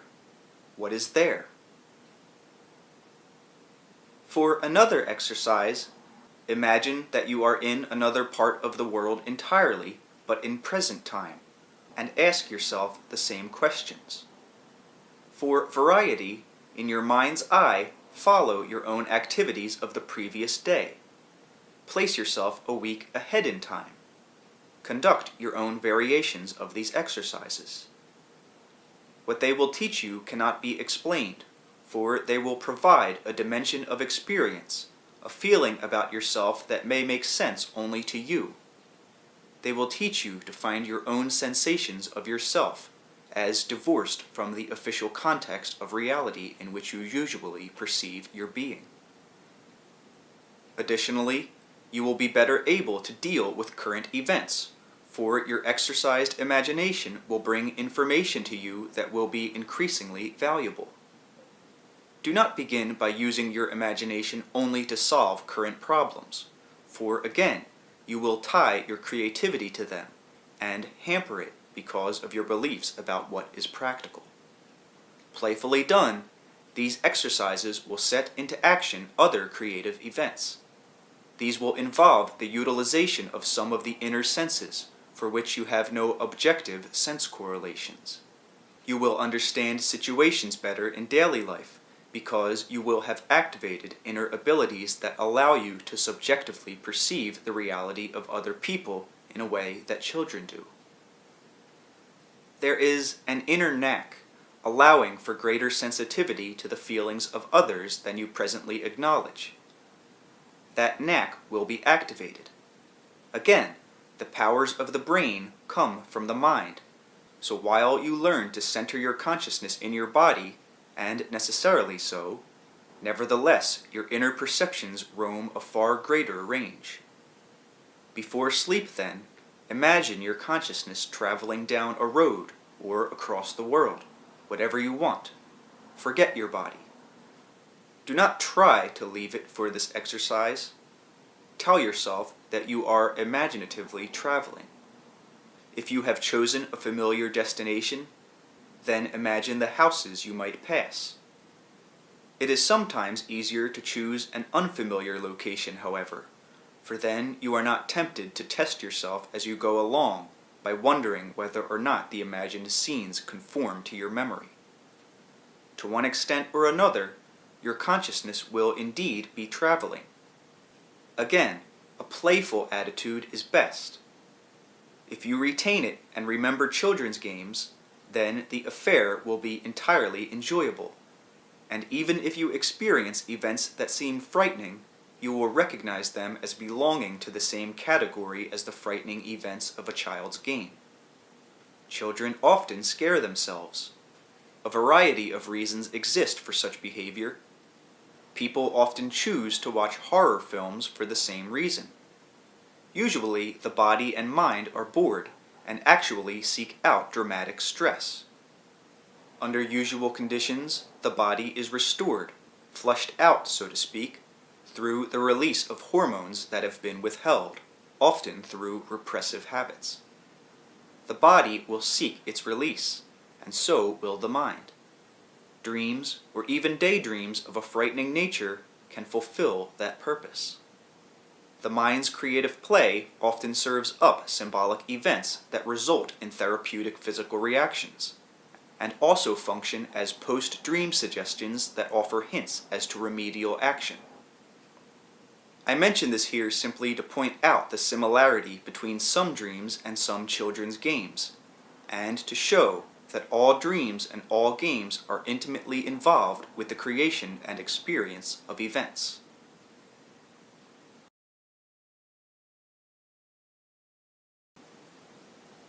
Now, first of all, your memories, feelings, and emotions, while connected to the body and while leaving traces, are separate. It is as if the experiences of your life were captured on a film. In this case, the film would be the body tissue, the brain's tissue. The experiences themselves, however, would exist independently of the film, which in any case would not capture their entirety. In a manner of speaking, the activity of your brain adjusts the speed with which you, as a physical creature, perceive life's events. Theoretically, those events could be slowed down or run at a quicker pace.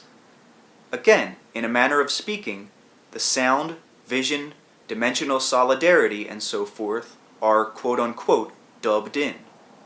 The picture runs at the same speed, more or less. The physical senses chime in together to give you a dramatic sensual chorus, each quote-unquote voice keeping perfect time with all of the other sensual patterns, so that as a rule there is harmony and a sense of continuity with no embarrassing lapses. The same applies to your thoughts, which, if you bother to listen, seem to come smoothly one after another, more or less following the sequence of exterior activity. The brain, like the movie screen, gives you a physical picture in living stereo of inner activities that nowhere themselves physically appear. Your brain gives you a handy and quite necessary reference system with which to conduct corporal life. It puts together for you in their quote-unquote proper sequences events that could be experienced in many other ways, using other kinds of organization. The brain, of course, and other portions of the body tune into your planet and connect you with numberless time sequences, molecular, cellular, and so forth, so that they are synchronized with the world's events. The brain organizes activity and translates events, but it does not initiate them. Events have an electromagnetic reality that is then projected onto the brain for physical activation. Your instruments only pick up certain levels of the brain's activity. They do not perceive the mind's activity at all, except as it is imprinted onto the brain.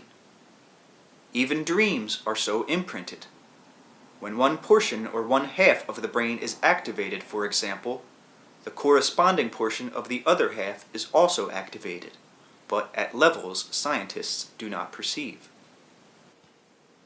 It is ridiculous to call one side or the other of the brain dominant, for the full richness of the entire Earth experience requires utilization of both halves, as does dreaming. In dreaming, however, the full sense picture usually projected by the brain and reinforced by bodily action is not necessary.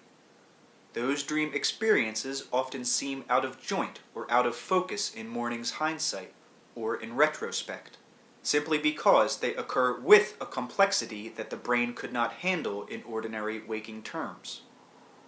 The body obviously must react in your official present. Hence the brain neatly keeps its physical time sequences with spaced neural responses. The entire package of the physical reality is dependent upon the senses' data being timed, synchronized, giving the body an opportunity for precise action. In dreams, the senses are not so restrained. Events from past, present, and future can be safely experienced, as can events that would be termed probable from your usual viewpoint, since the body, again, is not required to act upon them. Because of the brain's necessary specifications, large portions of your own greater reality cannot appear through its auspices. The brain might consider such extracurricular activity as background noise or clutter that it could not decipher. It is the mind, then, as the brain's non-physical counterpart, that decides what data will activate the brain in that regard. The so-called ancient portions of the brain contain, quote-unquote, the mind's memories. Generally speaking, this means important data, to which, however, no conscious attention need be given. None could be given, because the information deals with timescales that the more quote-unquote sophisticated portions of the brain can no longer handle. The knowledge of the body's own biological probabilities takes place at those ancient levels, and at those levels there is activity that results in a cellular communication between all species. The brain has built-in powers of adaptation to an amazing degree, so that innately one portion can take over any other portion and perform its activities as well as its own. Beliefs in what is possible and not possible often dull that facility, however. While the neural connections are specific, and while learned biological behavior dominates basically, the portions of the brain are innately interchangeable, for they are directed by the mind's action. This is most difficult to explain, but the capacity for full conscious life is inherent in each portion of the body itself. Otherwise, in fact, its smooth synchronicity would be impossible.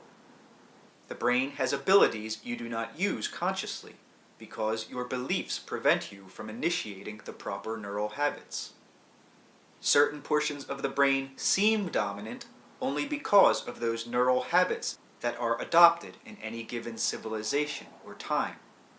But other cultures in your past have experienced reality quite differently as a result of encouraging different neural patterns and putting experience together through other focuses. Dreaming, for example, can be, quote-unquote, brought into focus in a far sharper fashion, so that at least some of those experiences can be consciously utilized. When this happens, you are consciously taking advantage of experience that is physically and logically extracurricular. You are bringing into your consciousness traces of events that have not been registered in the same way that waking events are by the brain. The dream events are partially brain recorded, but the brain separates such experience from waking events. Dreams can provide you with experience that, in a manner of speaking at least, is not encountered in time.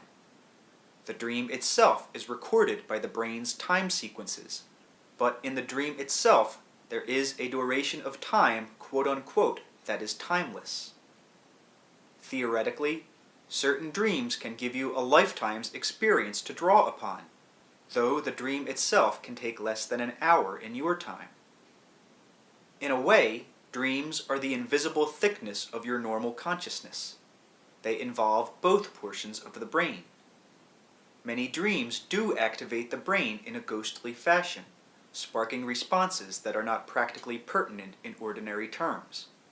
That is, they do not require direct action, but serve as anticipators of action, reminders to the brain to initiate certain actions in its future. Dreams are so many-leveled that a full discussion requires an almost impossible verbal expertise. For while dreams do not necessitate action on the part of the whole body, and while the brain does not register the entire dream, the dream does serve to activate biological action, by releasing hormones, for example. There are also what I will call body dreams. No consciousness, to whatever degree, is fully manifested in matter.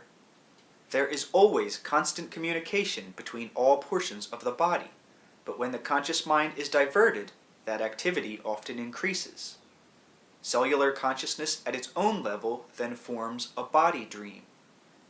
These do not involve pictures or words, but are rather like the formations of electromagnetic intent, anticipating action to be taken, and these may then serve as initiators of therapeutic dreams, in which quote-unquote higher levels of consciousness are psychologically made aware of certain conditions. Many problems, however, are anticipated through body dreams, and conditions cleared at that level alone. Now, while consciousness enjoys its physical orientation, It is also too creative to confine its activities in one direction.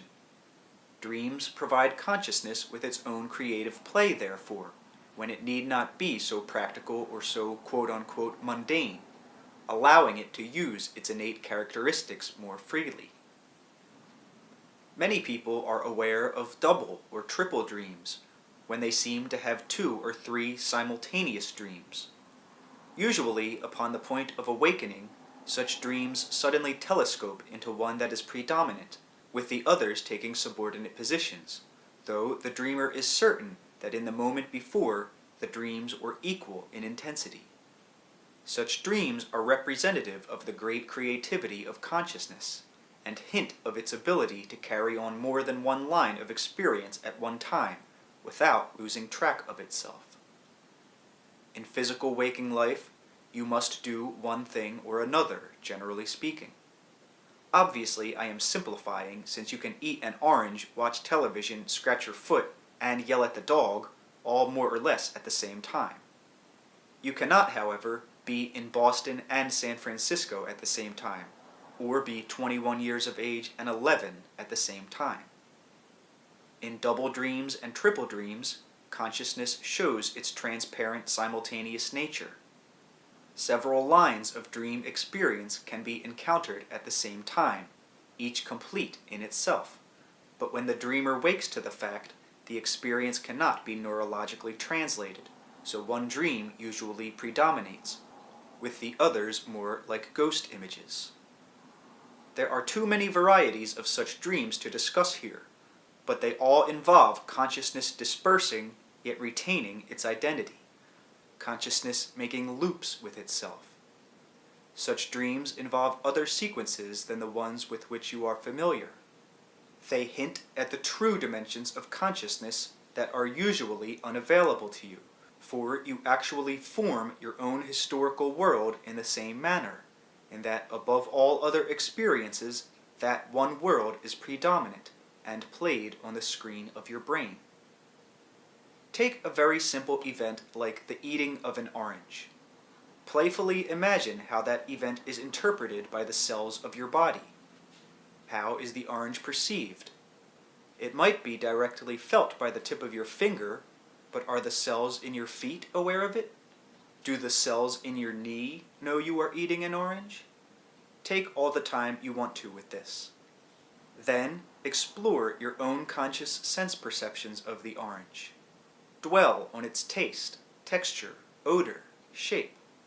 Again, do this playfully and take your time.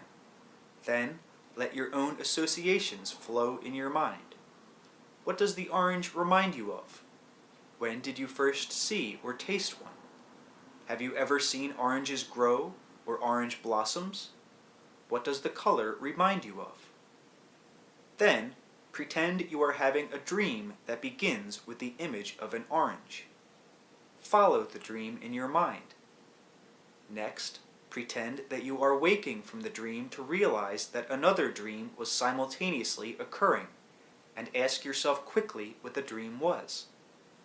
Followed in the same sequence given, the exercise will allow you to make loops with your own consciousness, so to speak, to catch it, quote-unquote, coming and going. And the last question, what else were you dreaming of, should bring an entirely new sequence of images and thoughts into your mind that were indeed happening at the same time as your daydream about the orange. The feel and practice of these exercises are their important points, the manipulation of a creative consciousness. You exist outside of your present context, but such statements are meaningless, practically speaking, unless you give yourself some freedom to experience events outside of that rigid framework. These exercises alter your usual organizations, and hence allow you to encounter experience in a fresher fashion. A double dream is like the double life lived by some people who have 2 families, one in each town, and who seemingly manipulate separate series of events that other people would find most confusing. If the body can only follow certain sequences, still consciousness has inner depths of action that do not show on the surface line of experience.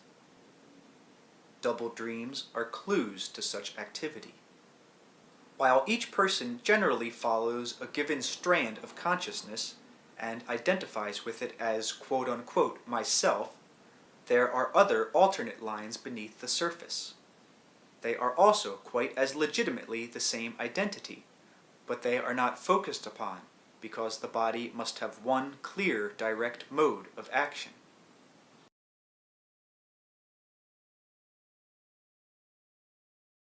These strands are like double dreams that continue. They also serve as a framework to the recognized self. In periods of stress or challenge, the recognized self may sense these other strands of consciousness and realize that a fuller experience is possible, a greater psychological thickness. On some occasions in the dream state, the recognized self may then enlarge its perception enough to take advantage of these other portions of its own identity. Double or triple dreams may represent such encounters at times. Consciousness always seeks the richest, most creative form while ever maintaining its own integrity. The imagination, playing, the arts, and dreaming allow it to enrich its activities by providing feedback other than that received in the physical environment itself. Now, in their play, children often imaginatively interchange their sexes.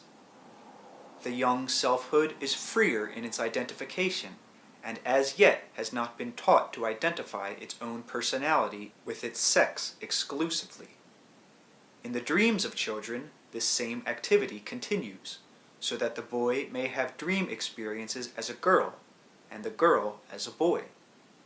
More than this, however, in children's dreams, as in their play activity, age variances are also frequent.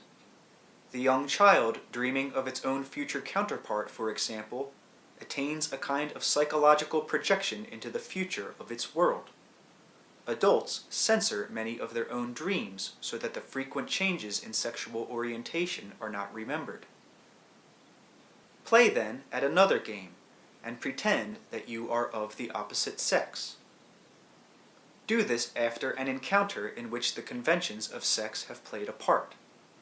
Ask yourself how many of your current beliefs would be different if your sex was. If you are a parent, imagine that you are your mate, and in that role, imaginatively consider your children. Your beliefs about dreams color your memory and interpretation of them, so that at the point of waking, with magnificent psychological duplicity, you often make last-minute adjustments that bring your dreams more in line with your conscious expectations. The sexual symbols usually attached to dream images are highly simplistic, for example. They program you to interpret your dreams in a given manner. You do have a quote-unquote dream memory as a species with certain natural symbols. These are individually experienced with great variations. The studies done on men and women dreamers are already prejudiced, however, both by the investigators and by the dreamers themselves.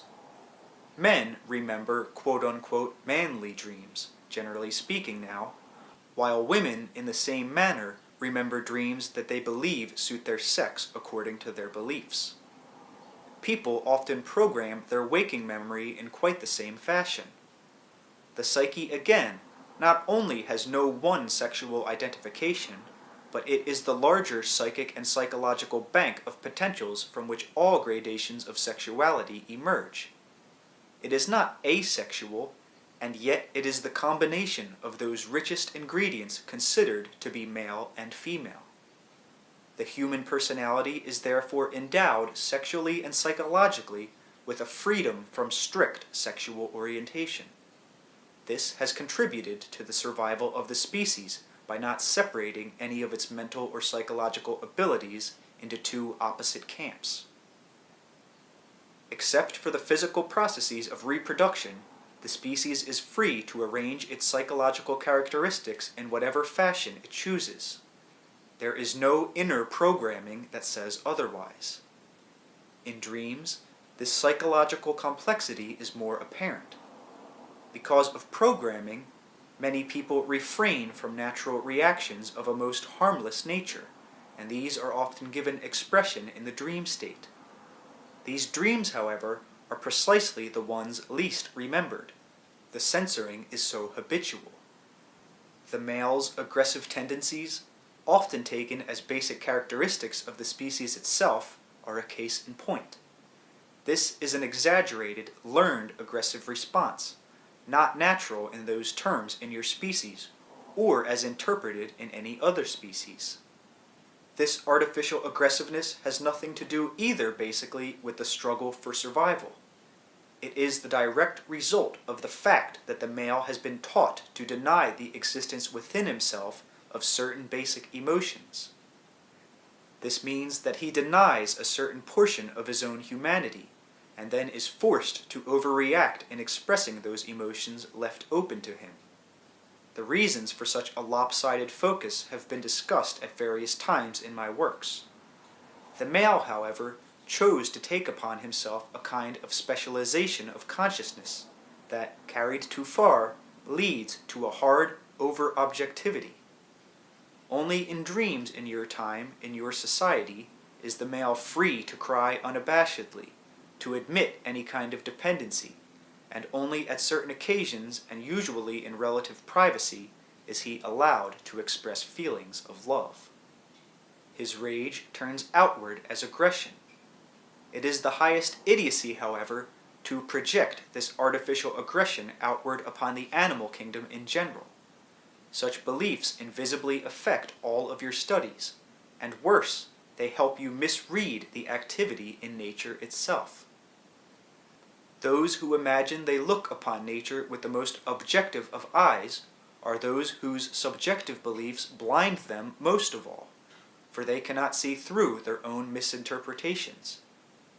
It has been said that statistics can be made to say two things at once, both contradictory. So the facts of nature can be read in completely different fashions as they are put together with the organizational abilities of the mind, operating through the brain's beliefs. The exterior core of dreams is also blemished to that degree, but the inner core of dreams provides a constant new influx of material, feedback, and insight from the psyche, so that the personality is not at the mercy of its exterior experience only, not confined to environmental feedback only, but ever provided with fresh intuitive data and direction. Even if such dreams are not recalled, they circulate through the psychological system, so to speak. They are responsible for the inventiveness and creativity of the species, even bringing new comprehensions that can be used to bear upon the life of the physical world. Now, again, as in your terms the species has a physical past, so it has a psychological past. No experiences are ever lost. The most private event is still written in the mass psyche of the species. I am explaining this for now in terms of past, present, and future. You can only understand some concepts when they are given in that fashion. Taking that for granted, then, you are each born with a conscious knowledge of what has come before. Your brain is far from an empty slate, waiting for the first imprint of experience. It is already equipped with complete quote-unquote equations, telling you who you are and where you have come from.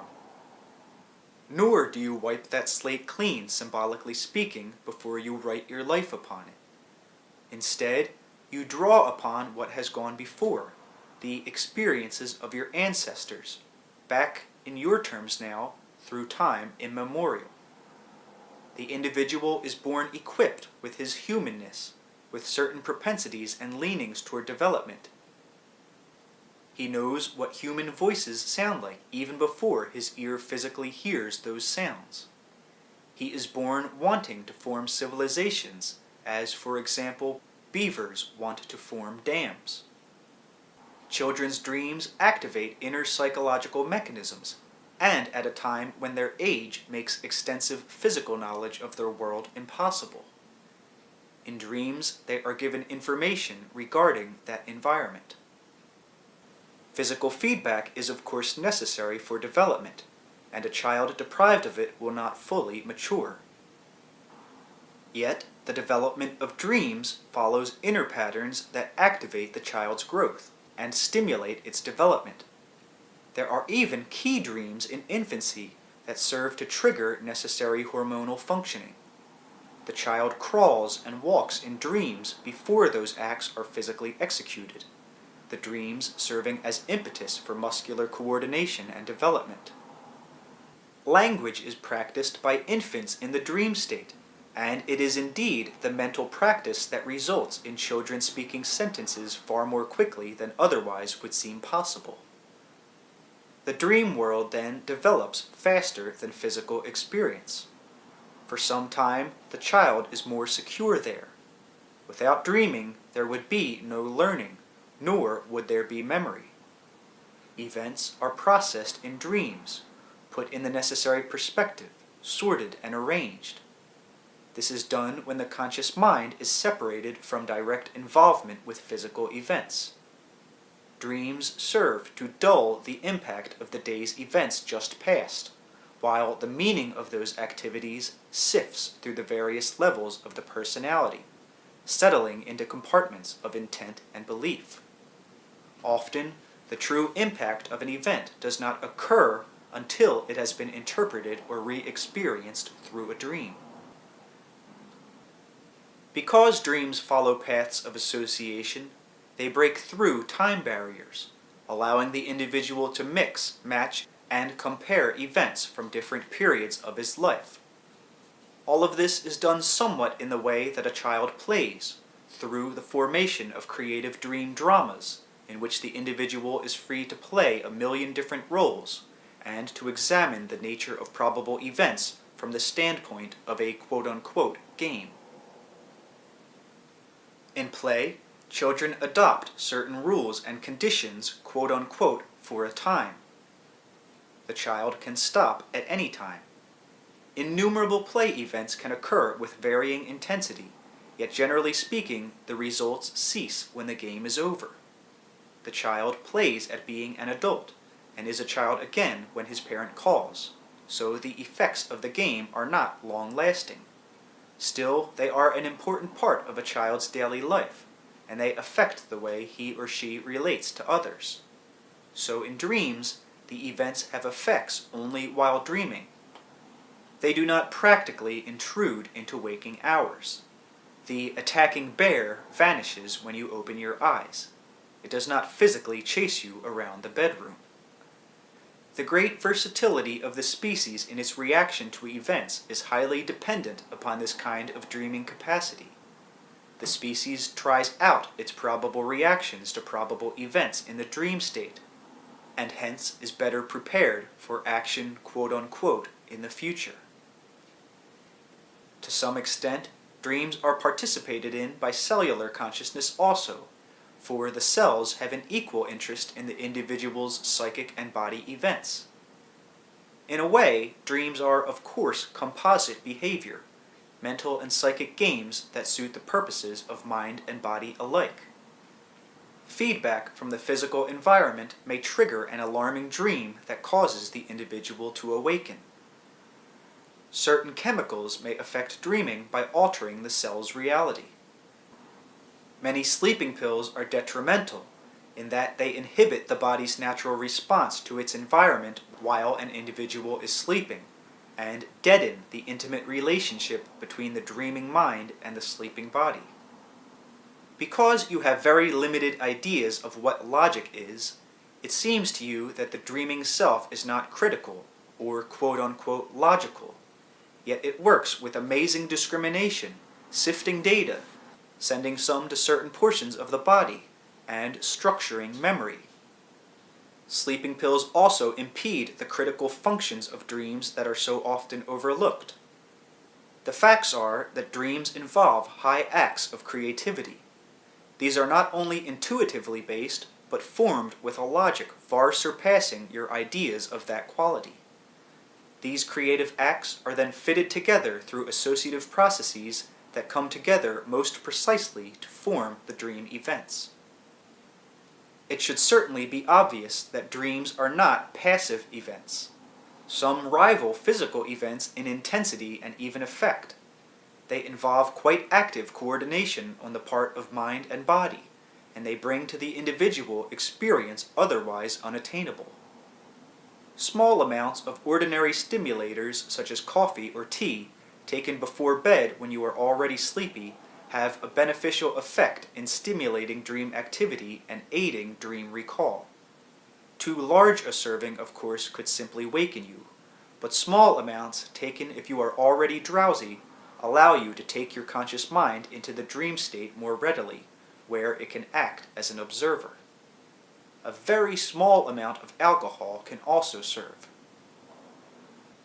Anything that suppresses activity will also suppress your dreams. As is known, anyone deprived of sufficient dreaming will most likely begin to hallucinate while in the waking state, for too much experience has built up that needs processing. There are many secondary hormonal activities that take place in the dream state and at no other time. Even cellular growth and revitalization are accelerated while the body sleeps. Chapter 11. The Universe and the Psyche. Some pre-session notes to put the session into context. The first half of this session came through because of a dream Jane had last night and interpreted on her own today. Although they aren't book dictation, we are presenting here some of Seth's own comments about the dream, since they have a general interest and also fit in with his earlier dream material. The balance of the session is in response to a discussion of evolution that Jane and I had before the session. This came about because of a note I'm writing for Volume 2 of Unknown Reality, and I may quote part of Seth's material on the subject in that note. We hadn't expected that he'd deal with either topic in tonight's session, since we hadn't asked that he consider them. Seth's presentations clearly illuminate the subject matter of both Jane's dream and our question about evolution. First, he went into Jane's dream per se, then continued as follows. And now, the session. It is often not enough, in fact seldom enough, that deep emotional fears simply be realized once or twice. They must be encountered more or less directly. Otherwise, the old habits allow such fears to be buried again. So, Rupert's dream made possible a conscious emotional realization of fear. But more, it provided for that fear's release, or gave the solution to a deep emotional equation. In this case, it was the realization emotionally that life is not given by the parent, but through the parent, by life itself, or all that is, and, quote-unquote, with no strings attached. The second part of the dream, the solution, had not come consciously and emotionally to Rupert before. Intellectually he had that solution, but it did not become part of the emotional equation until the dream put the two together. You cannot logically, mathematically explain such emotional reality. On some occasions, long-term illnesses, for instance, are resolved suddenly through a dream. However, in most cases, dreams prevent such chronic illnesses, providing through small therapeutics a constant series of minor but important personal revelations. That is, dreams are the best preventative medicine. Some psychological difficulties need clear conscious light and understanding. Others, however, operate even without conscious participation, and those are often solved or remedied at the same level without interfering with the conscious mind. As the body handles many physical manipulations without your own conscious knowledge of what is being done or how, so the workings of your own psychological systems often automatically solve, quote-unquote, their own problems through dreams of which you are not aware. You could not physically handle anything like complete dream recall. You are not consciously capable of dealing with the psychological depths and riches that activity reveals. For one thing, your concepts of time, realistically or practically speaking, so utilized, would become more difficult to maintain in normal life. This does not mean that far greater dream recall than you have is not to your advantage, because it certainly is. I merely want to explain why so many dreams are not recalled. While the large proportion remains relatively hidden, however, the average person often meets with dream fragments just below the normal threshold of consciousness, not recognizing them as what they are, experiencing instead the impulse to do this or that on a given day, to eat this or that, or to refrain from something else. An easy enough example is the case where an individual with no memory of such a dream decides to cancel a plane trip on a given day, and later discovers that the plane crashed. The impulse to cancel may or may not seem to have an acceptable rational explanation.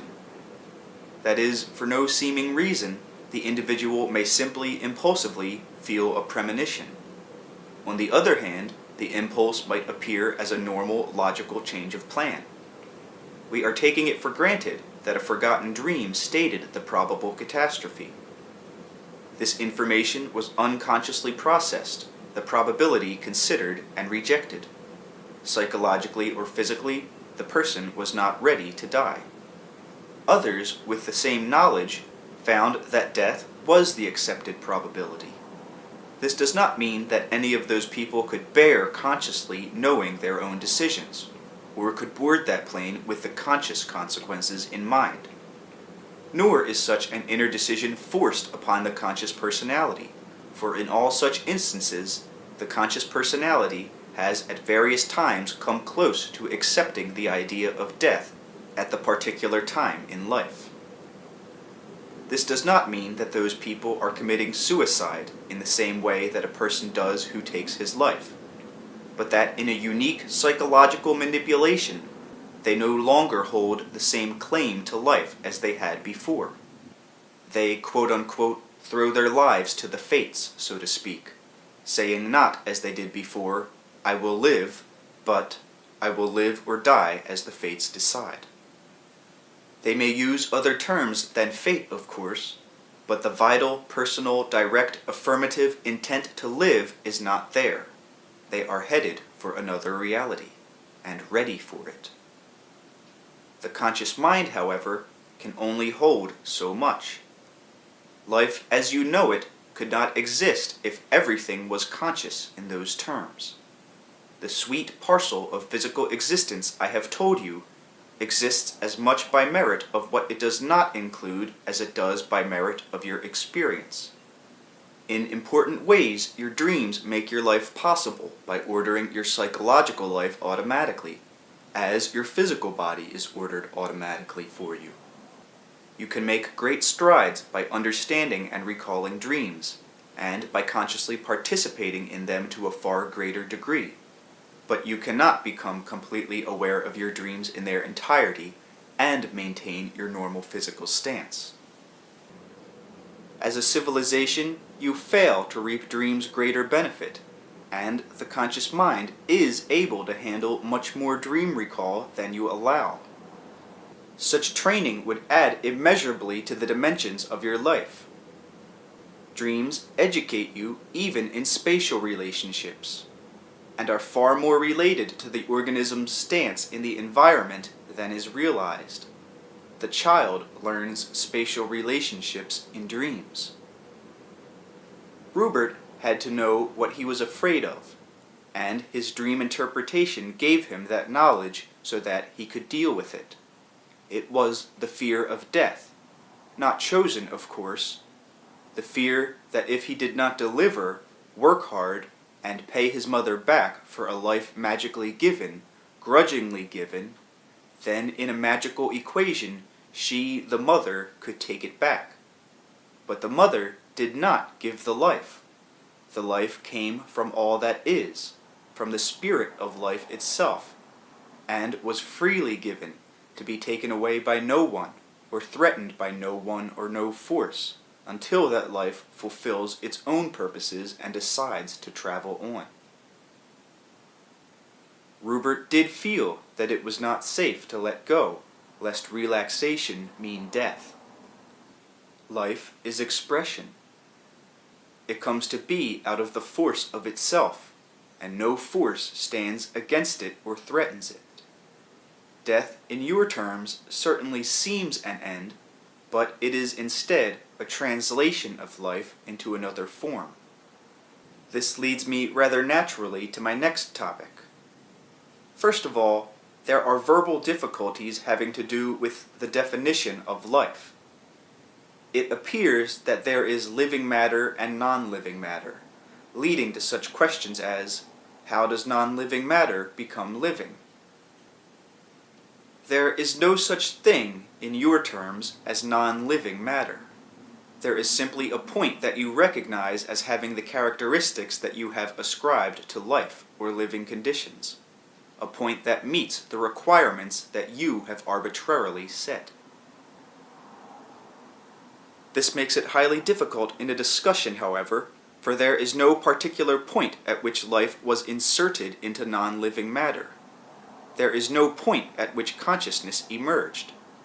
Consciousness is within the tiniest particle, whatever its life conditions seem to be, or however it might seem to lack those conditions you call living.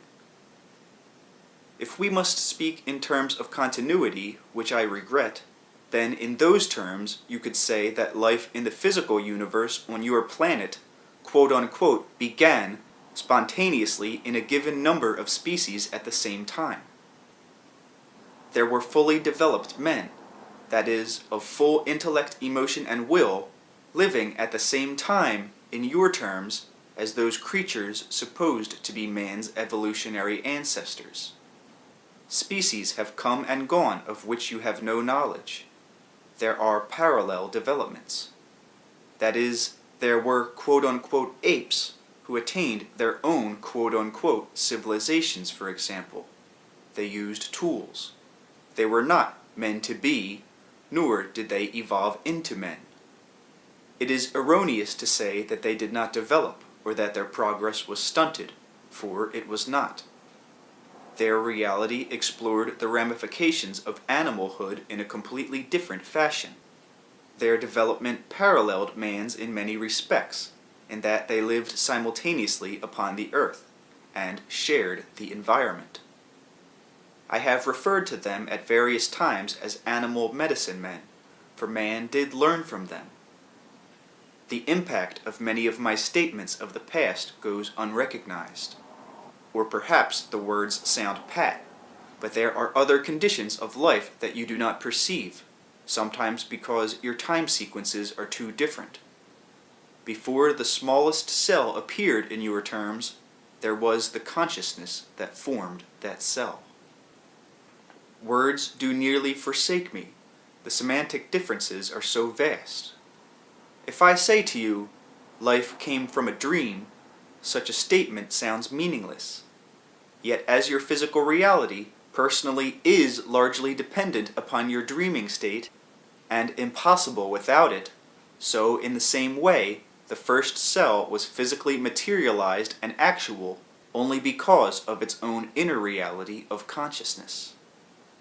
In those terms, there was a point where consciousness impressed itself into matter through intent, or formed itself into matter. That quote-unquote breakthrough cannot be logically explained, but only compared to, say, an illumination, that is, a light everywhere occurring at once, that became a medium for life in your terms. It had nothing to do with the propensity of certain kinds of cells to reproduce, but with an overall illumination that set the conditions in which life as you think of it was possible. And at that imaginary hypothetical point, all species became latent. There was no point at which consciousness was introduced, because consciousness was the illumination from which the first cells emerged. That illumination was everywhere then, at every point, aware of itself, and of the conditions formed by its presence. In your terms, each species is aware of the conditions of each other species, and of the entire environment. In those terms, the environment forms the species, and the species forms the environment. As hinted, there have been all kinds of species of animal-man and man-animal of which your sciences are not aware, and bones found thought to form, say, a man and an animal that were from the same creature. Afghanistan comes to mind here as a particularly lucrative environment. Your own kind of conscious mind is splendid and unique. It causes you, however, to interpret all other kinds of life according to your own specifications and experience. The complex nature of other animal consciousness escapes you completely, and when you compare your technologies, learning, logical thought, cultures, and arts with what you understand of animal experience, there seems no doubt that you are superior and the quote-unquote flower of evolution, that all other kinds of life are topped by your existence. You are closed to the intricate, voluptuous, sensuous, social experience of the animals, or even of the plants, not being able to perceive that different kind of biological emotion and belonging, that rich sensual identification with Earth, and cut off from a biologically oriented culture that is everywhere part and parcel of both plant and animal life.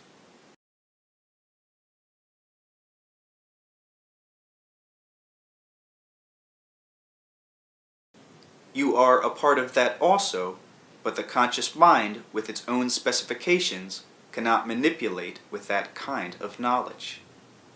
There have also been men, in your terms, more developed than you, in your terms, for your ideas of development are highly erroneous, but they topped you in technology, if that is your criterion.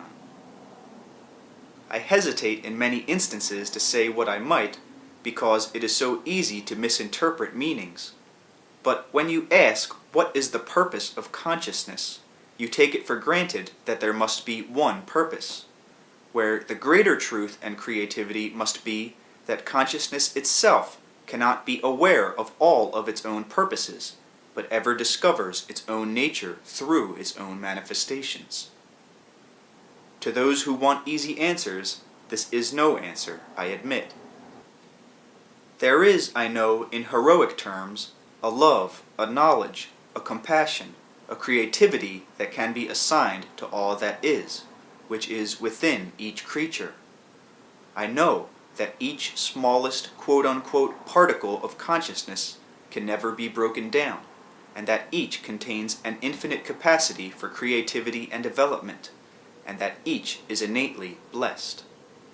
There is a design and a designer, but they are so combined, the one within and the one without, that it is impossible to separate them.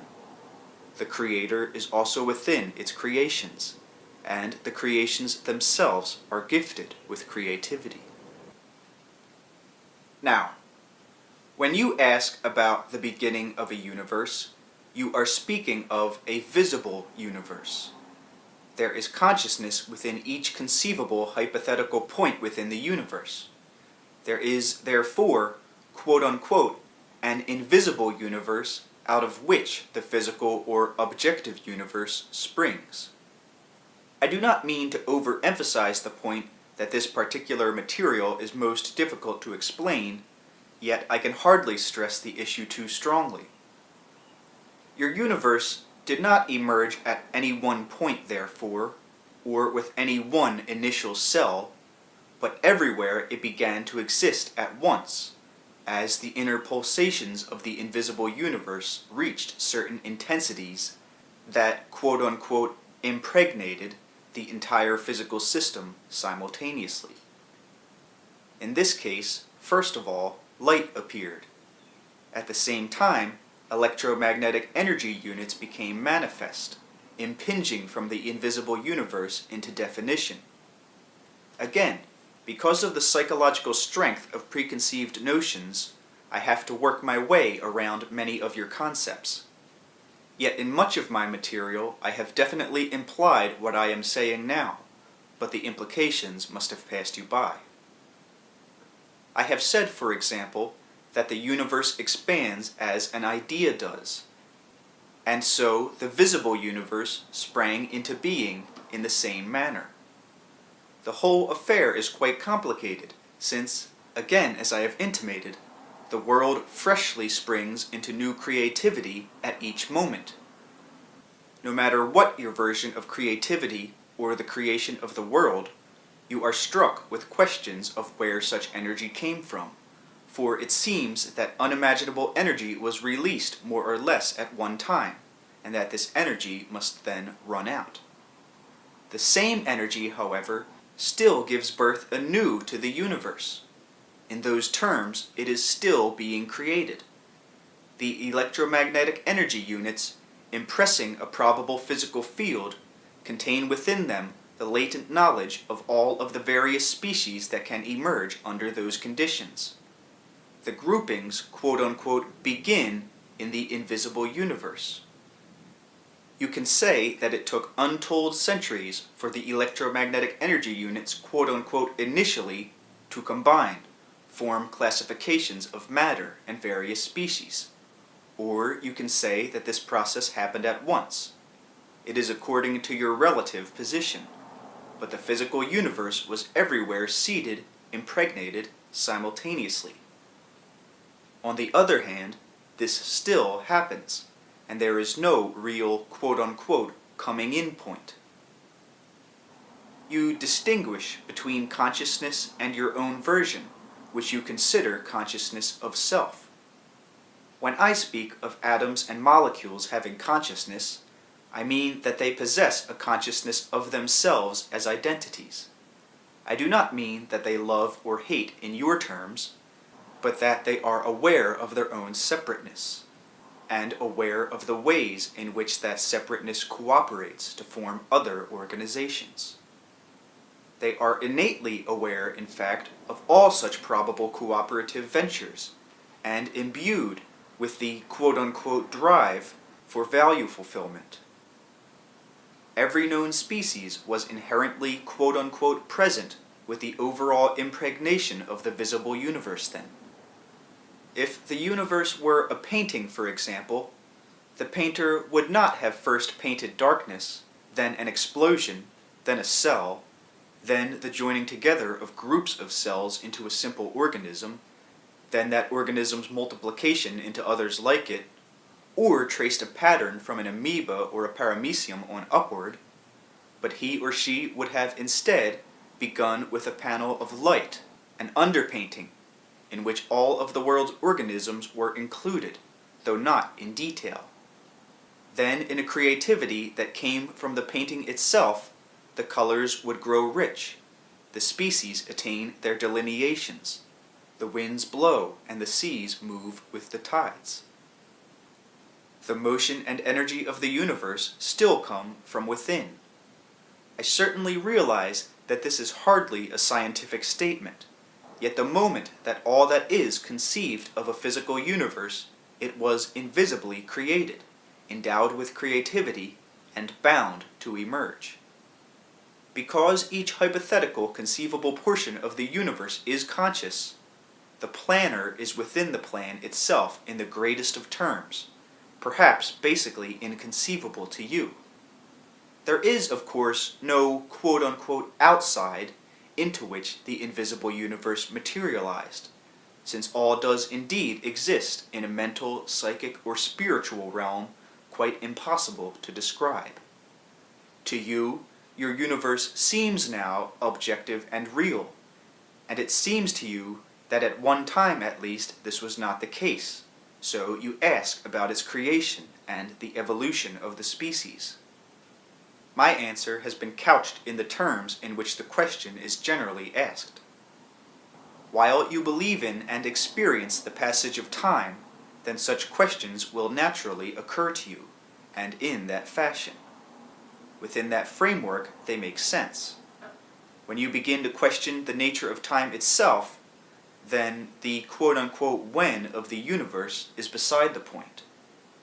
Almost anyone will agree, I should hope, that the universe is a most splendid example of creativity. Few would agree, however, that you can learn more about the nature of the universe by examining your own creativity than you can by examining the world through instruments.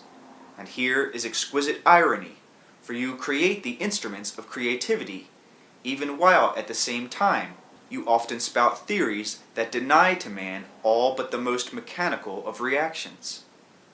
In other terms, the world comes to know itself, to discover itself, for the planner left room for divine surprise, and the plan was nowhere foreordained, nor is there anywhere within it anything that corresponds to your survival of the fittest theories. There are creative distortions on your part, directly related to specializations of consciousness that cut you off from the greater concourse existing at other levels between the species and the land. Again, consciousness everywhere pervades the universe and is aware of all conditions. The balance of nature upon your planet is no chance occurrence, but the result of constant instant computations on the part of each most minute consciousness, whether it forms part of a rock, a person, an animal, a plant. Each invisibly, quote-unquote, holds space together, whatever its station. This is a cooperative venture. Your own consciousness has its particular unique abilities, in that, like other comparatively long-lived species, you associate your identity with your form far more rigidly. Other kinds of consciousness, quote-unquote, leap in and out of forms with greatest leeway. There is a biological understanding that exists, for example, when one animal kills another one for food. The consciousness of the prey leaves its body under the impetus of a kind of stimulus unknown to you. I want to be very careful here, for I am speaking of natural interplay among the animals. This is not anywhere meant to justify the cruel slaughtering of animals by man under many circumstances. The historical and cultural world as you know it appears to be the only one objective world, of course, with its history already written, its present, and hopefully its probable future. It seems also that the future must be built upon that one known species or world past. Often it may simply sound like a figure of speech when I talk about probabilities. In many ways, it may indeed appear to be almost outrageous to consider the possibility that, quote-unquote, there is more than one Earth, or that there are many Earths, each similar enough to be recognizable, yet each different in the most vital respects. This particular house exists, yet you may open the door on any given day to a probable world from your immediate standpoint, and never know the difference. This happens all the time, and I mean all the time. You move through probabilities without knowing it. The transitions are literally invisible to you, though they may appear as trace elements in your dreams. As a diamond has many facets, so does your reality in that regard. Since your birth, a probability has occurred that you could have followed, in which your wars did not happen. There is another probability in which the Second World War ended in nuclear destruction, and you did not enter that one either. You chose, quote-unquote, this probable reality in order to ask certain questions about the nature of man, seeing him where he wavered equally between creativity and destruction, knowledge and ignorance, but a point that contained potentials for the most auspicious kinds of development in your eyes. The same applies to Rupert. In a way, man is trans-species at this point in probability. It is a time and a probability in which every bit of help is needed, and your talents, abilities, and prejudices made you both uniquely fit for such a drama.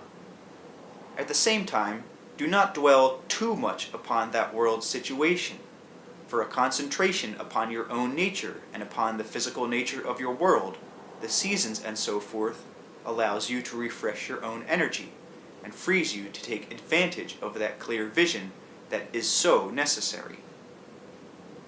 You each also became involved in this probability precisely to use it as a creative stimulus that would make you seek for a certain kind of understanding. There is always a creative give and take between the individual and his world. To some extent or another, each of those involved in this probability chose it for their own reasons. Saying this, however, I also say that many leave this probability for another when they have learned and contributed.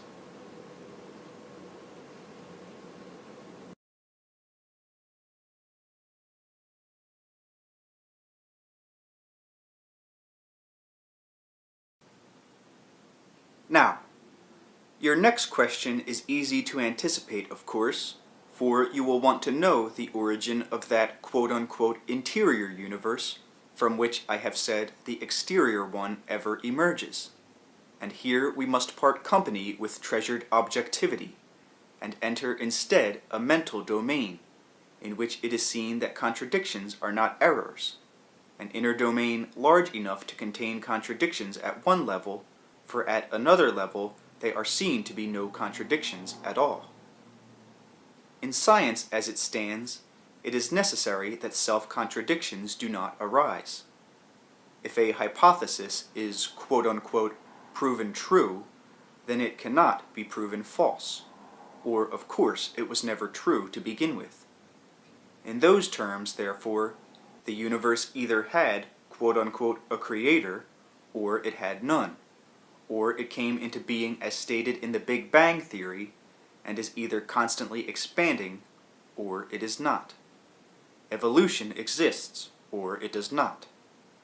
As a rule, such theories are proven quote-unquote true by the simple process of excluding anything else that seems contradictory, and so generally your scientific theories carry the weight of strong validity within their own frameworks.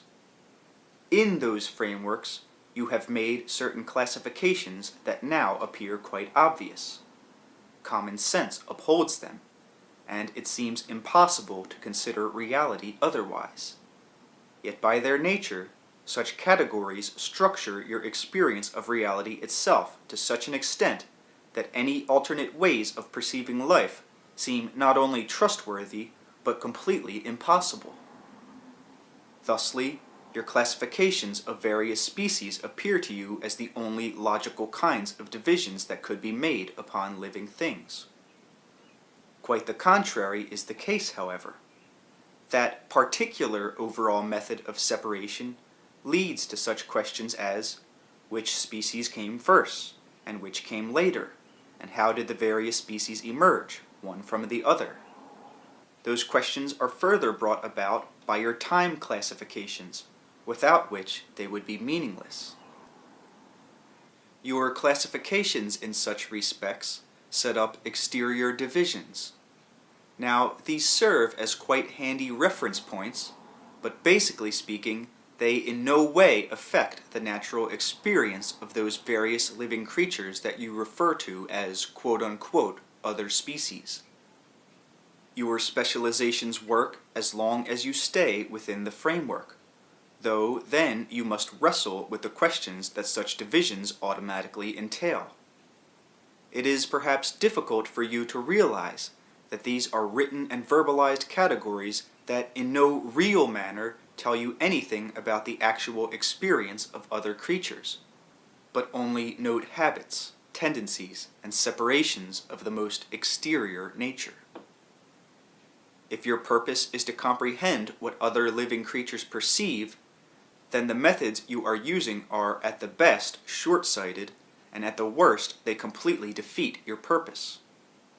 For example, no matter what information or data you receive as the result of animal experimentation or dissection for scientific purposes, and no matter how valuable the results appear to be, the consequences of such methods are so distorted that you comprehend less of life than you did before. The answers to the origins of the universe and of the species lie, I'm afraid, in realms that you have largely ignored. precisely in those domains that you have considered least scientific, and in those that it appeared would yield the least practical results. Your present methods will simply bring you pat manufactured results and answers. They will satisfy neither the intellect nor the soul. Since your universe springs from an inner one, and since that inner one pervades each nook and cranny of your own existence, you must look where you have not before, into the reality of your own minds and emotions. You must look to the natural universe that you know. You must look with your intuitions and creative instincts at the creatures about you, seeing them not as other species with certain habits, nor as inferior properties of the earth to be dissected, but as living examples of the nature of the universe in constant being and transformation.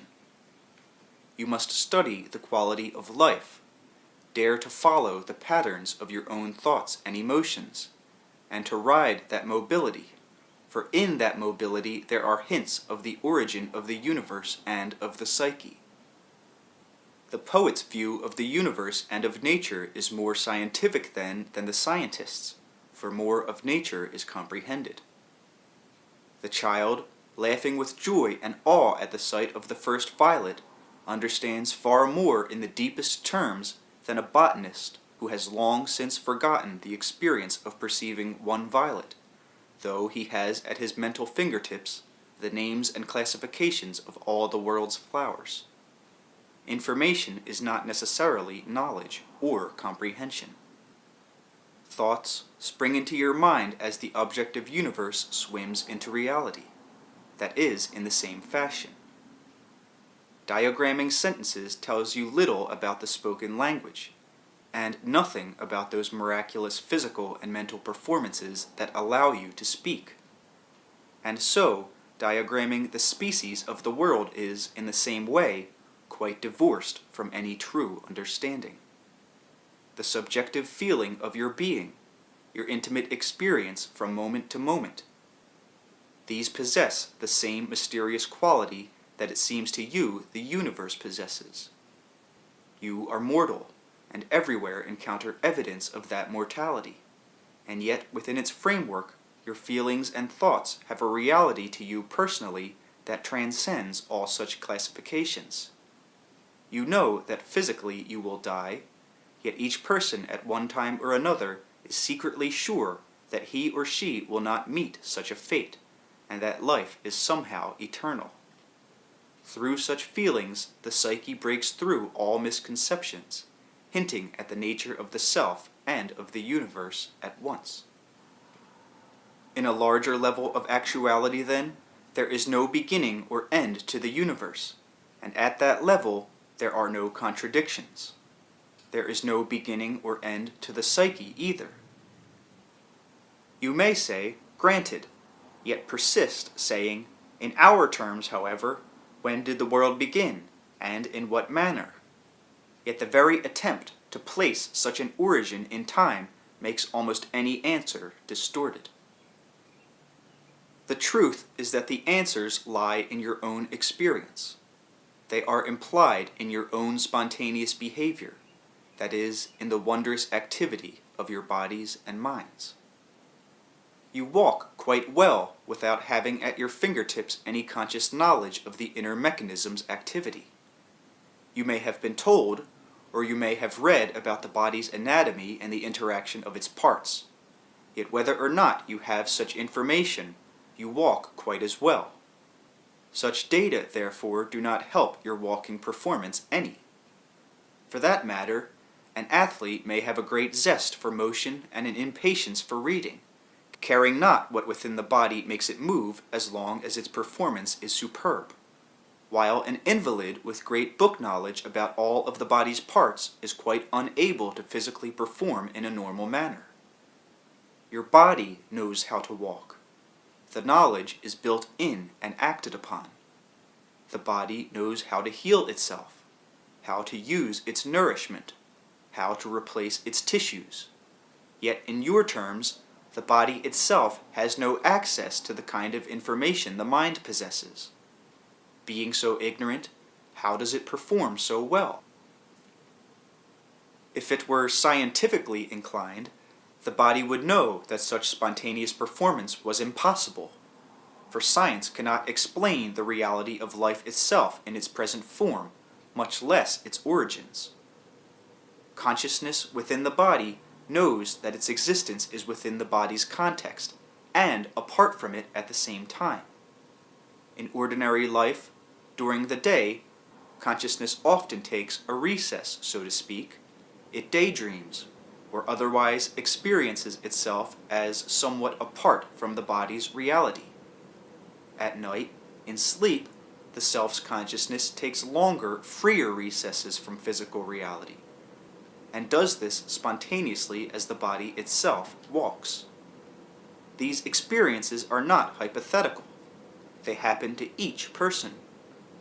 On such occasions, each person is to some extent aware of a kind of comprehension that is not dependent upon the accumulation of data, but of a deeper kind of experience and direct encounter with the reality from which the world emerges.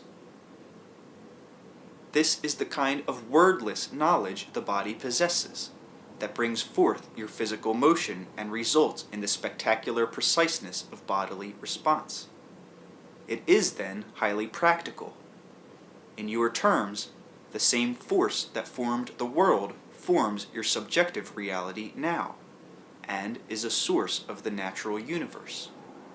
Exploring those realities lovingly will bring you into direct contact with inner dimensions of your being, providing intuitive understandings that are of greatest import. The motion of the universe appears in the motion of your own intimate experience, and in that seemingly most nebulous area, the answers will be found.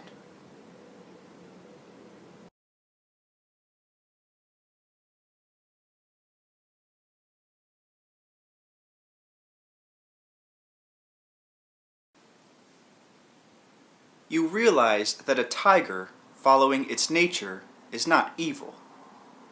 Looking at your own species, you are often less kindly, less compassionate, less understanding. It is easy to condemn your own kind. It may be difficult for you to understand, but your species means well.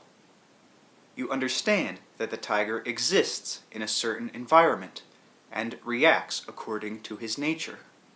So does man. Even his atrocities are committed in a distorted attempt to reach what he considers good goals. He fails often to achieve the goals, or even to understand how his very methods prevent their attainment. He is indeed as blessed as the animals, however, and his failures are the results of his lack of understanding. He is directly faced with a far more complex conscious world than the other animals are, dealing particularly with symbols and ideas that are then projected outward into reality, where they are to be tested. If they could be tested mentally in your context, there would be no need for physical human existence. Too many complicated issues are connected here, so that I must at best simplify.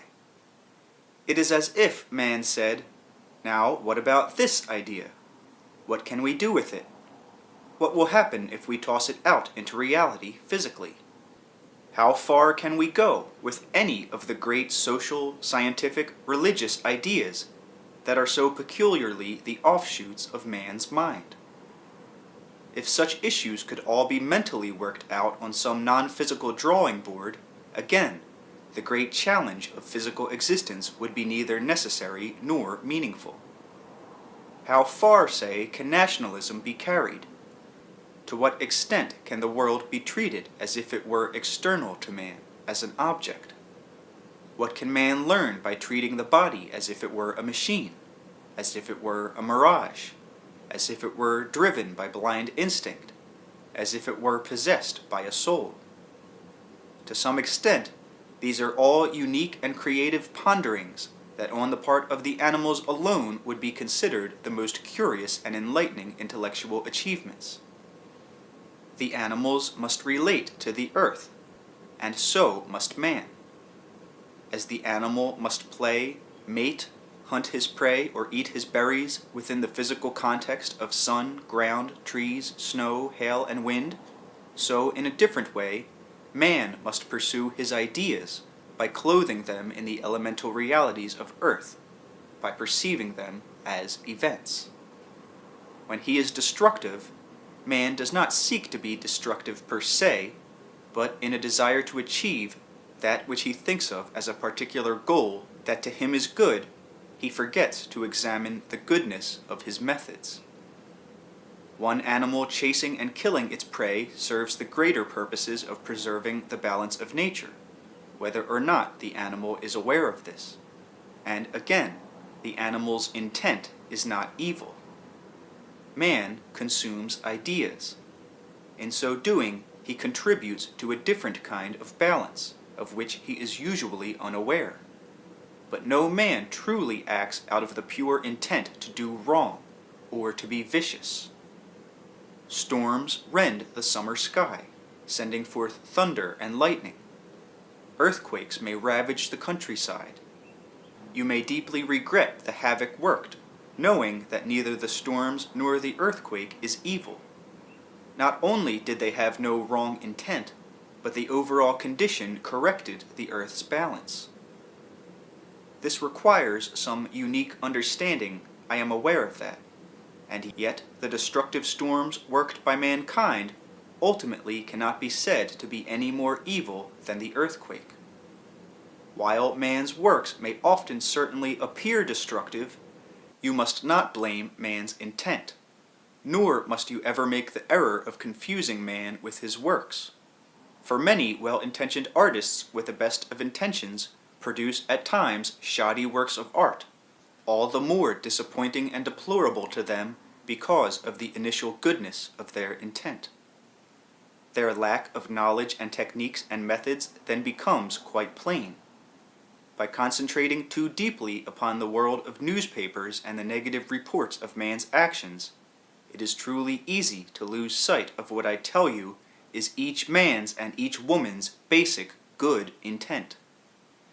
That intent may be confused, poorly executed, tangled amid conflicts of beliefs, strangled by the bloody hands of murders and wars, and yet no man or woman ever loses it. That represents the hope of the species, and it has ever remained lit, like a bright light within each member of the species, and that good intent is handed down through the generations. It is far more potent, that illumination, than any hates or national grudges that may also be passed along. It is imperative for any peace of mind that you believe in that existence of man's innate good intent. It is shared by all of the other animals. Each animal knows that under certain conditions the other may fight or posture aggressively or defend its nest. Each animal knows that in times of hunger it might be hunted by another. Except for those situations, however, the animals are not afraid of each other. They know that each other animal is of good intent. Grant your own species the same. Now, make a distinction in your mind between man and man's works. Argue all you want against his works as you read in your newspapers of errors, stupidities, treachery, or war. Collect pages and reams of such material if it suits your fancy, and I am speaking not only to you or to Rupert, but to anyone who hopes to find a hint of truth, peace of mind, or creativity. Collect books of man's failures. I do not personally know why anyone would collect the worst works of art of any artist and get pleasure in ripping them apart. Man has produced some fine works. The high level of verbal communication, the multitudinous varieties of emotional interactions and of cultural exchange, the facility with exteriorization of ideas and concepts, the reaches of the imagination. All of these and many others are unique in the universe. To identify man with his poorest works is to purposefully seek out the mars, the mistakes of a fine artist, and then to condemn him. To do this is to condemn yourselves personally. If a scientist says consciousness is the result of chance, or Darwin's theories say that basically man is a triumphant son of murderers, many people object. If you say, however, that men are idiots or that they are not worth the ground they walk upon, you are saying the same thing. For you must be concerned with this reality as you know it. In those terms, to condemn man is to condemn the species as you know it, and the practical terms of your world. To say that people can escape to another probability is pragmatically a cop-out. That is, apart from the reality of probabilities, for I am speaking from your emotional viewpoint. Now, physically, your body has a stance in space and time. I will speak of primary and secondary experience. Let us call primary experience that which exists immediately in sense terms in your moment of time, the contact of body with environment. I am creating certain divisions here to make our discussion, or monologue, easier. Therefore, I will call secondary experience that information that comes to you through, say, reading, television, discussion with others, letters, and so forth. The secondary kind of experience is largely symbolic. This should be clear. Reading about a war in the middle of a quiet sunny afternoon is not the same as being in the war, however vivid the description. Reading about the energy shortage is not the same as sitting in a cold house. Reading about the possible annihilation of mankind through nuclear destruction or other stupidities while you are sitting calmly enough in your living room is obviously far divorced from the actuality described in an article. At the levels with which we are concerned, the body must primarily react to present, immediate, primary existence in space and time. At other levels, it is equipped to handle many kinds of data, in that I have mentioned before the precognition of cells. But the body depends on the conscious mind to give it a clear assessment of precise conditions of the space and time it occupies. It depends upon that knowledge. If you are safely ensconced in a comfortable room, in no present danger, your senses should accurately convey that information. Your conscious mind should assimilate it. It should be an easy enough accomplishment to look around you and see that you are in no danger. Your conscious mind is meant to give your body an assessment of what I will call cultural conditions, for there are sophistications and specifications that, in your terms, consciousness alone can assess. If, under conditions naturally safe in the terms of primary experience, you become overwhelmed by unsafe signals from secondary experience, that is, from your reading or whatever, you show a lack of discrimination. You are not able to differentiate between the physically safe present situation and the imagined, which is perhaps unsafe, calling forth the alarms of danger. The body mechanisms become highly disoriented.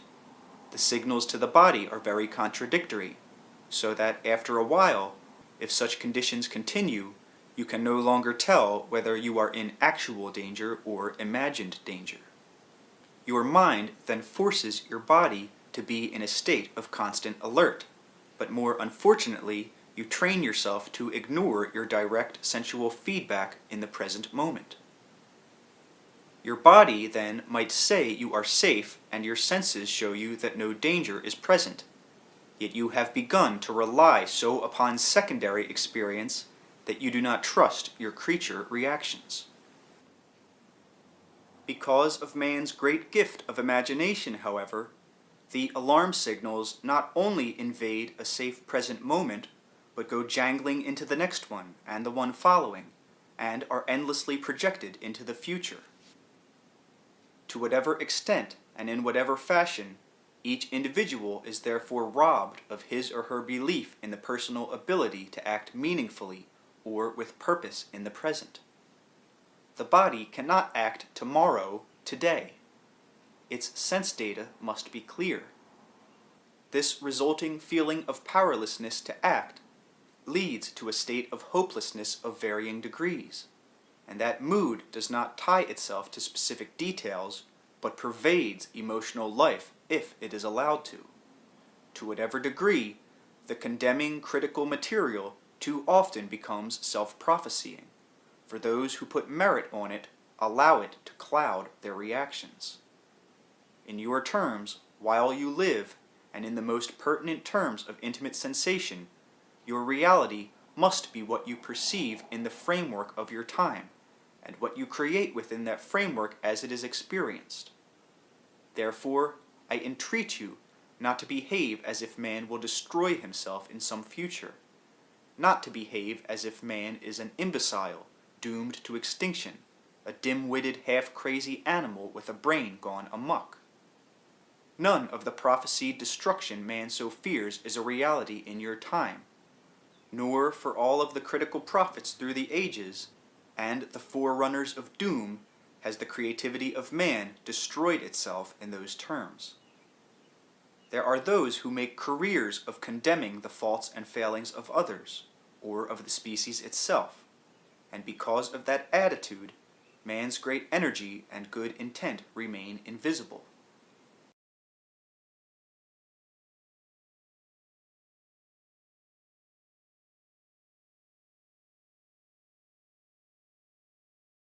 Man is in the process of becoming.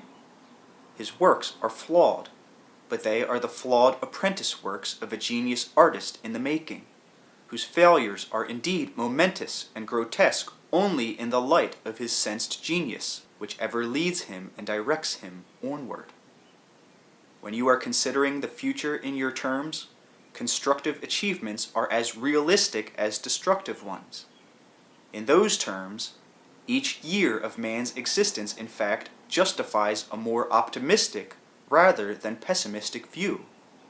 You cannot place man's good intent outside of the physical context, for outside of that context you do not have the creature that you know.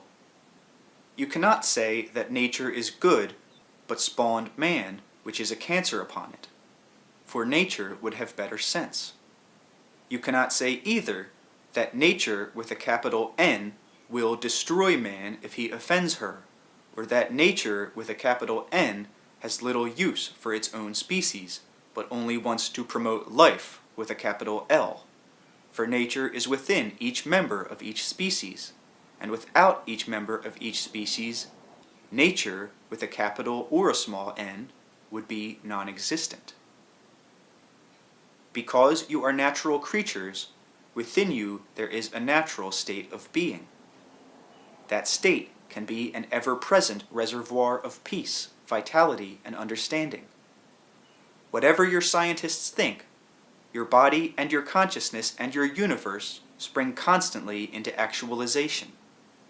Therefore, through cultivating the clear experience of your own consciousness and being with time and with the moment as you feel it, you can draw upon the greater vitality and power that is available. To do this, rely upon your immediate sense data, not secondary experience as described. That primary sense data, while pinpointed in the present, providing you with the necessary stance in time, still can open up to you the timelessness from which all time emerges, can bring you intuitive intimations, hinting at the true nature of the ever-present coming to be of the universe. That kind of experience will let you glimpse the larger patterns of man's creativity and your part in it. You have been taught to concentrate upon criticisms and faults in your society, and in your times it seems that everything will work out wrong, that left alone the world will run down, the universe will die, man will destroy himself, and these beliefs so infiltrate your behavior that they organize much of your experience and rob you of the benefits nature itself everywhere provides in direct primary experience. Often, then, you ignore your senses' reality in the world, the luxurious vitality and comfort of the daily moment, by exaggerating the importance of secondary experience as defined for this discussion. The most negative projection or prophecy seems to be the most practical one.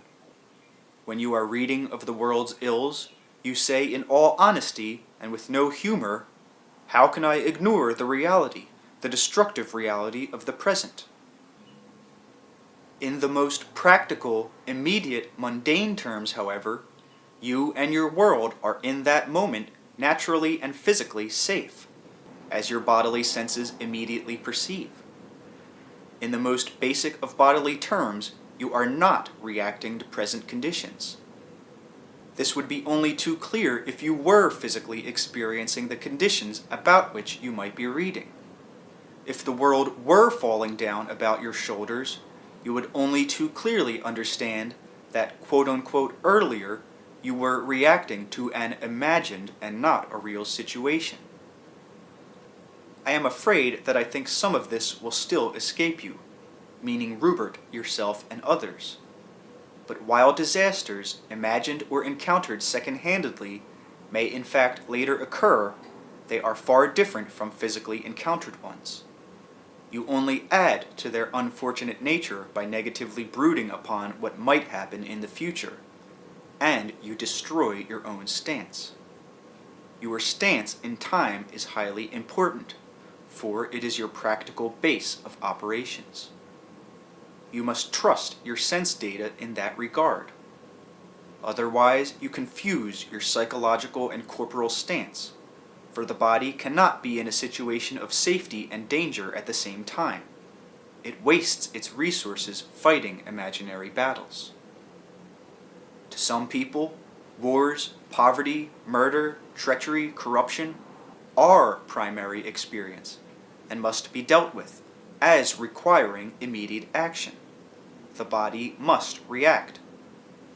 Such persons are beaten up or robbed. Those are immediate sense data, and in one way or another they do react. However feebly, their point of power corresponds immediately with the point of danger. You cannot react physically in the same way to projected or imagined dangers. There seems to be no possible reaction. You are frustrated. You are meant to deal with your immediate primary experience, and in so doing, you take care of your responsibility. You are able to take action in your own experience, and therefore affect others. You do not have to be ignorant of wars in other corners of the world, or close your eyes. But if you allow those experiences to overcloud your present valid intersection with reality, then you speak and act from a position not your own, and deny the world whatever benefits your own present version of reality might allow you to give. The natural creature validity of your senses must remain clear, and only then can you take full advantage of those intuitions and visions that must come through your own private intersection with space and time. In those terms, the ever-actual integrity of nature everywhere surrounds you. It represents your direct experience. It offers comfort, creativity, and inspiration that you only impede if you allow secondary experience to supersede your daily moment-to-moment encounter with the physical earth. You form your own reality. That reality contributes to the experience of others, but each of you possesses a unique, original stance in space and time that is yours alone in quite practical terms, regardless of time's relative existence. Only when you operate from your own stance can you help others to the best of your ability. To anticipate danger, or to imaginatively take on the troubles of others, robs you of the very energy with which you could help them. I am not saying, therefore, to turn your eyes from the unfortunate conditions of the world. Practical help is needed in all areas of the human life. Yet it is far better and more practical ultimately to concentrate upon the beneficial elements of civilization. Far better to organize your thoughts in areas of accomplishment than to make mental lists of man's deficiencies and lacks. Such a practice leads to feelings of helplessness and hopelessness, in which effective action seems impossible. Life possesses an exuberance. If this is cherished, nurtured, encouraged, then additional energy is generated that is not needed for the purposes of daily private life, a superabundance that can be effectively directed in those areas of the world where help is most needed. The strength, vitality, and effectiveness of thought is seldom considered. Thought, you may say, will not stop a war. Yet what do you think started such a war? Throughout history, the downtrodden have often risen into power using force, rebelling against their oppressors, and yet, learning little from that experience, they turn and become the new elite, the new power holders. Their physical conditions may be completely changed. Now theirs the offices of government, the wealth. Gone are the conditions that, it would seem, caused the uprising, yet in retaliation they strike out, forming a new class of downtrodden who must in their turn rise and retaliate. Despite all appearances, conditions of an exterior nature do not cause wars or poverty or disease, or any of the unfortunate circumstances apparent in the world. Your beliefs form your reality. Your thoughts generate practical experience. When these change, conditions will change. To add your own energy, focus, and concentration to dire circumstances in other portions of the world does not help, but adds to such situations. To close your eyes to them in an ignorant fashion, to wash your hands of them, so to speak, is equally short-sighted. To pretend such situations do not exist out of fear of them will only bring the feared reality closer. It is far better to situate yourself firmly in your own reality, acknowledge it as your own, encourage your strengths and creativity, and from that vantage point view those areas of the world or of your own society that need constructive help. Purposefully in your own life, in your daily dialogues with others, in your relationships through your groups or clubs, reinforce as well as you can the strength and abilities of others. That reinforcement will add to the personal power of all other individuals with whom those people come in contact. Find the beliefs responsible for the unfortunate conditions. If the ideas in this book were thoroughly understood, then each individual would be able to assess his or her own reality realistically. There would be no need to arm a nation in advance against another nation's anticipated but imaginary attack. Personal grudges would not build up, so that men or women so fear further hurts that they attempt to hide from life or relationships, or shy away from contact with others. It is not virtuous to count your failings.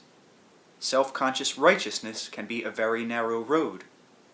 If each of you understood and perceived the graceful integrity of your own individuality, just as you try to perceive the beauty of all other natural creatures, then you would allow your own creativity greater reign.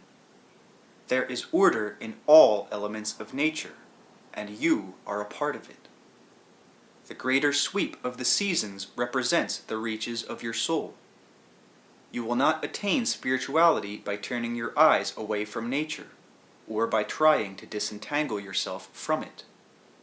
You will not, quote-unquote, glimpse eternal life by attempting to deny the life that you have now, for that life is your own unique path and provides its own clues for you to follow. All that is vibrates with desire. The denial of desire will bring you only listlessness. Those who deny desire are the most smitten by it.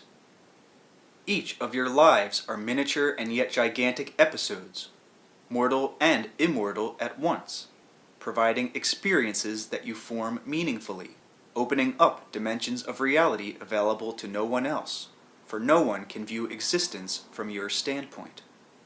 No one can be you but you. There are communications at other levels, but your experience of existence is completely original, to be treasured. No one from any psychological threshold, however vast, can write a book that defines the psyche, but only present hints and clues, words and symbols. The words and ideas in this book all stand for other inner realities. That is, they are like piano keys striking other chords, chords that hopefully will be activated within the psyche of each reader. Each of you is couched now in the natural world, and that world is couched in a reality from which nature emerges. The psyche's roots are secure, nourishing it like a tree from the ground of being.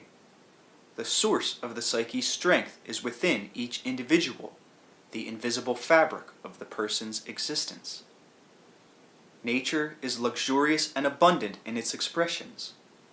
The greater reality from which nature springs is even more abundant, and within that multidimensional experience, no individual is ignored, forgotten, dismissed, lost, or forsaken. A tree does not have to ask for nourishment from the ground or the sun, and so everything that you need is available to you in your practical experience. If you believe you are not worthy of nourishment, if you believe that life itself is dangerous, then your own beliefs make it impossible for you to fully utilize that available help. In large measure, since you are still alive, you are, of course, nourished. You cannot close out the vitality of your own being that easily, and the vitality quote-unquote squandered on deeper bouts of depression is often greater than the energy used in creative pursuits. You are a portion of all that is. Therefore, the universe leans in your direction. It gives. It rings with vitality. Then forsake beliefs that tell you otherwise.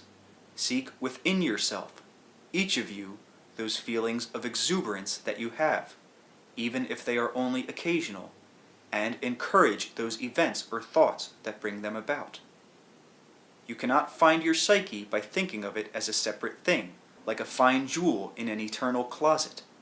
You can only experience its strength and vitality by exploring the subjective reality that is your own, for it will lead you unerringly to that greater source of being that transcends both space and time. End of book.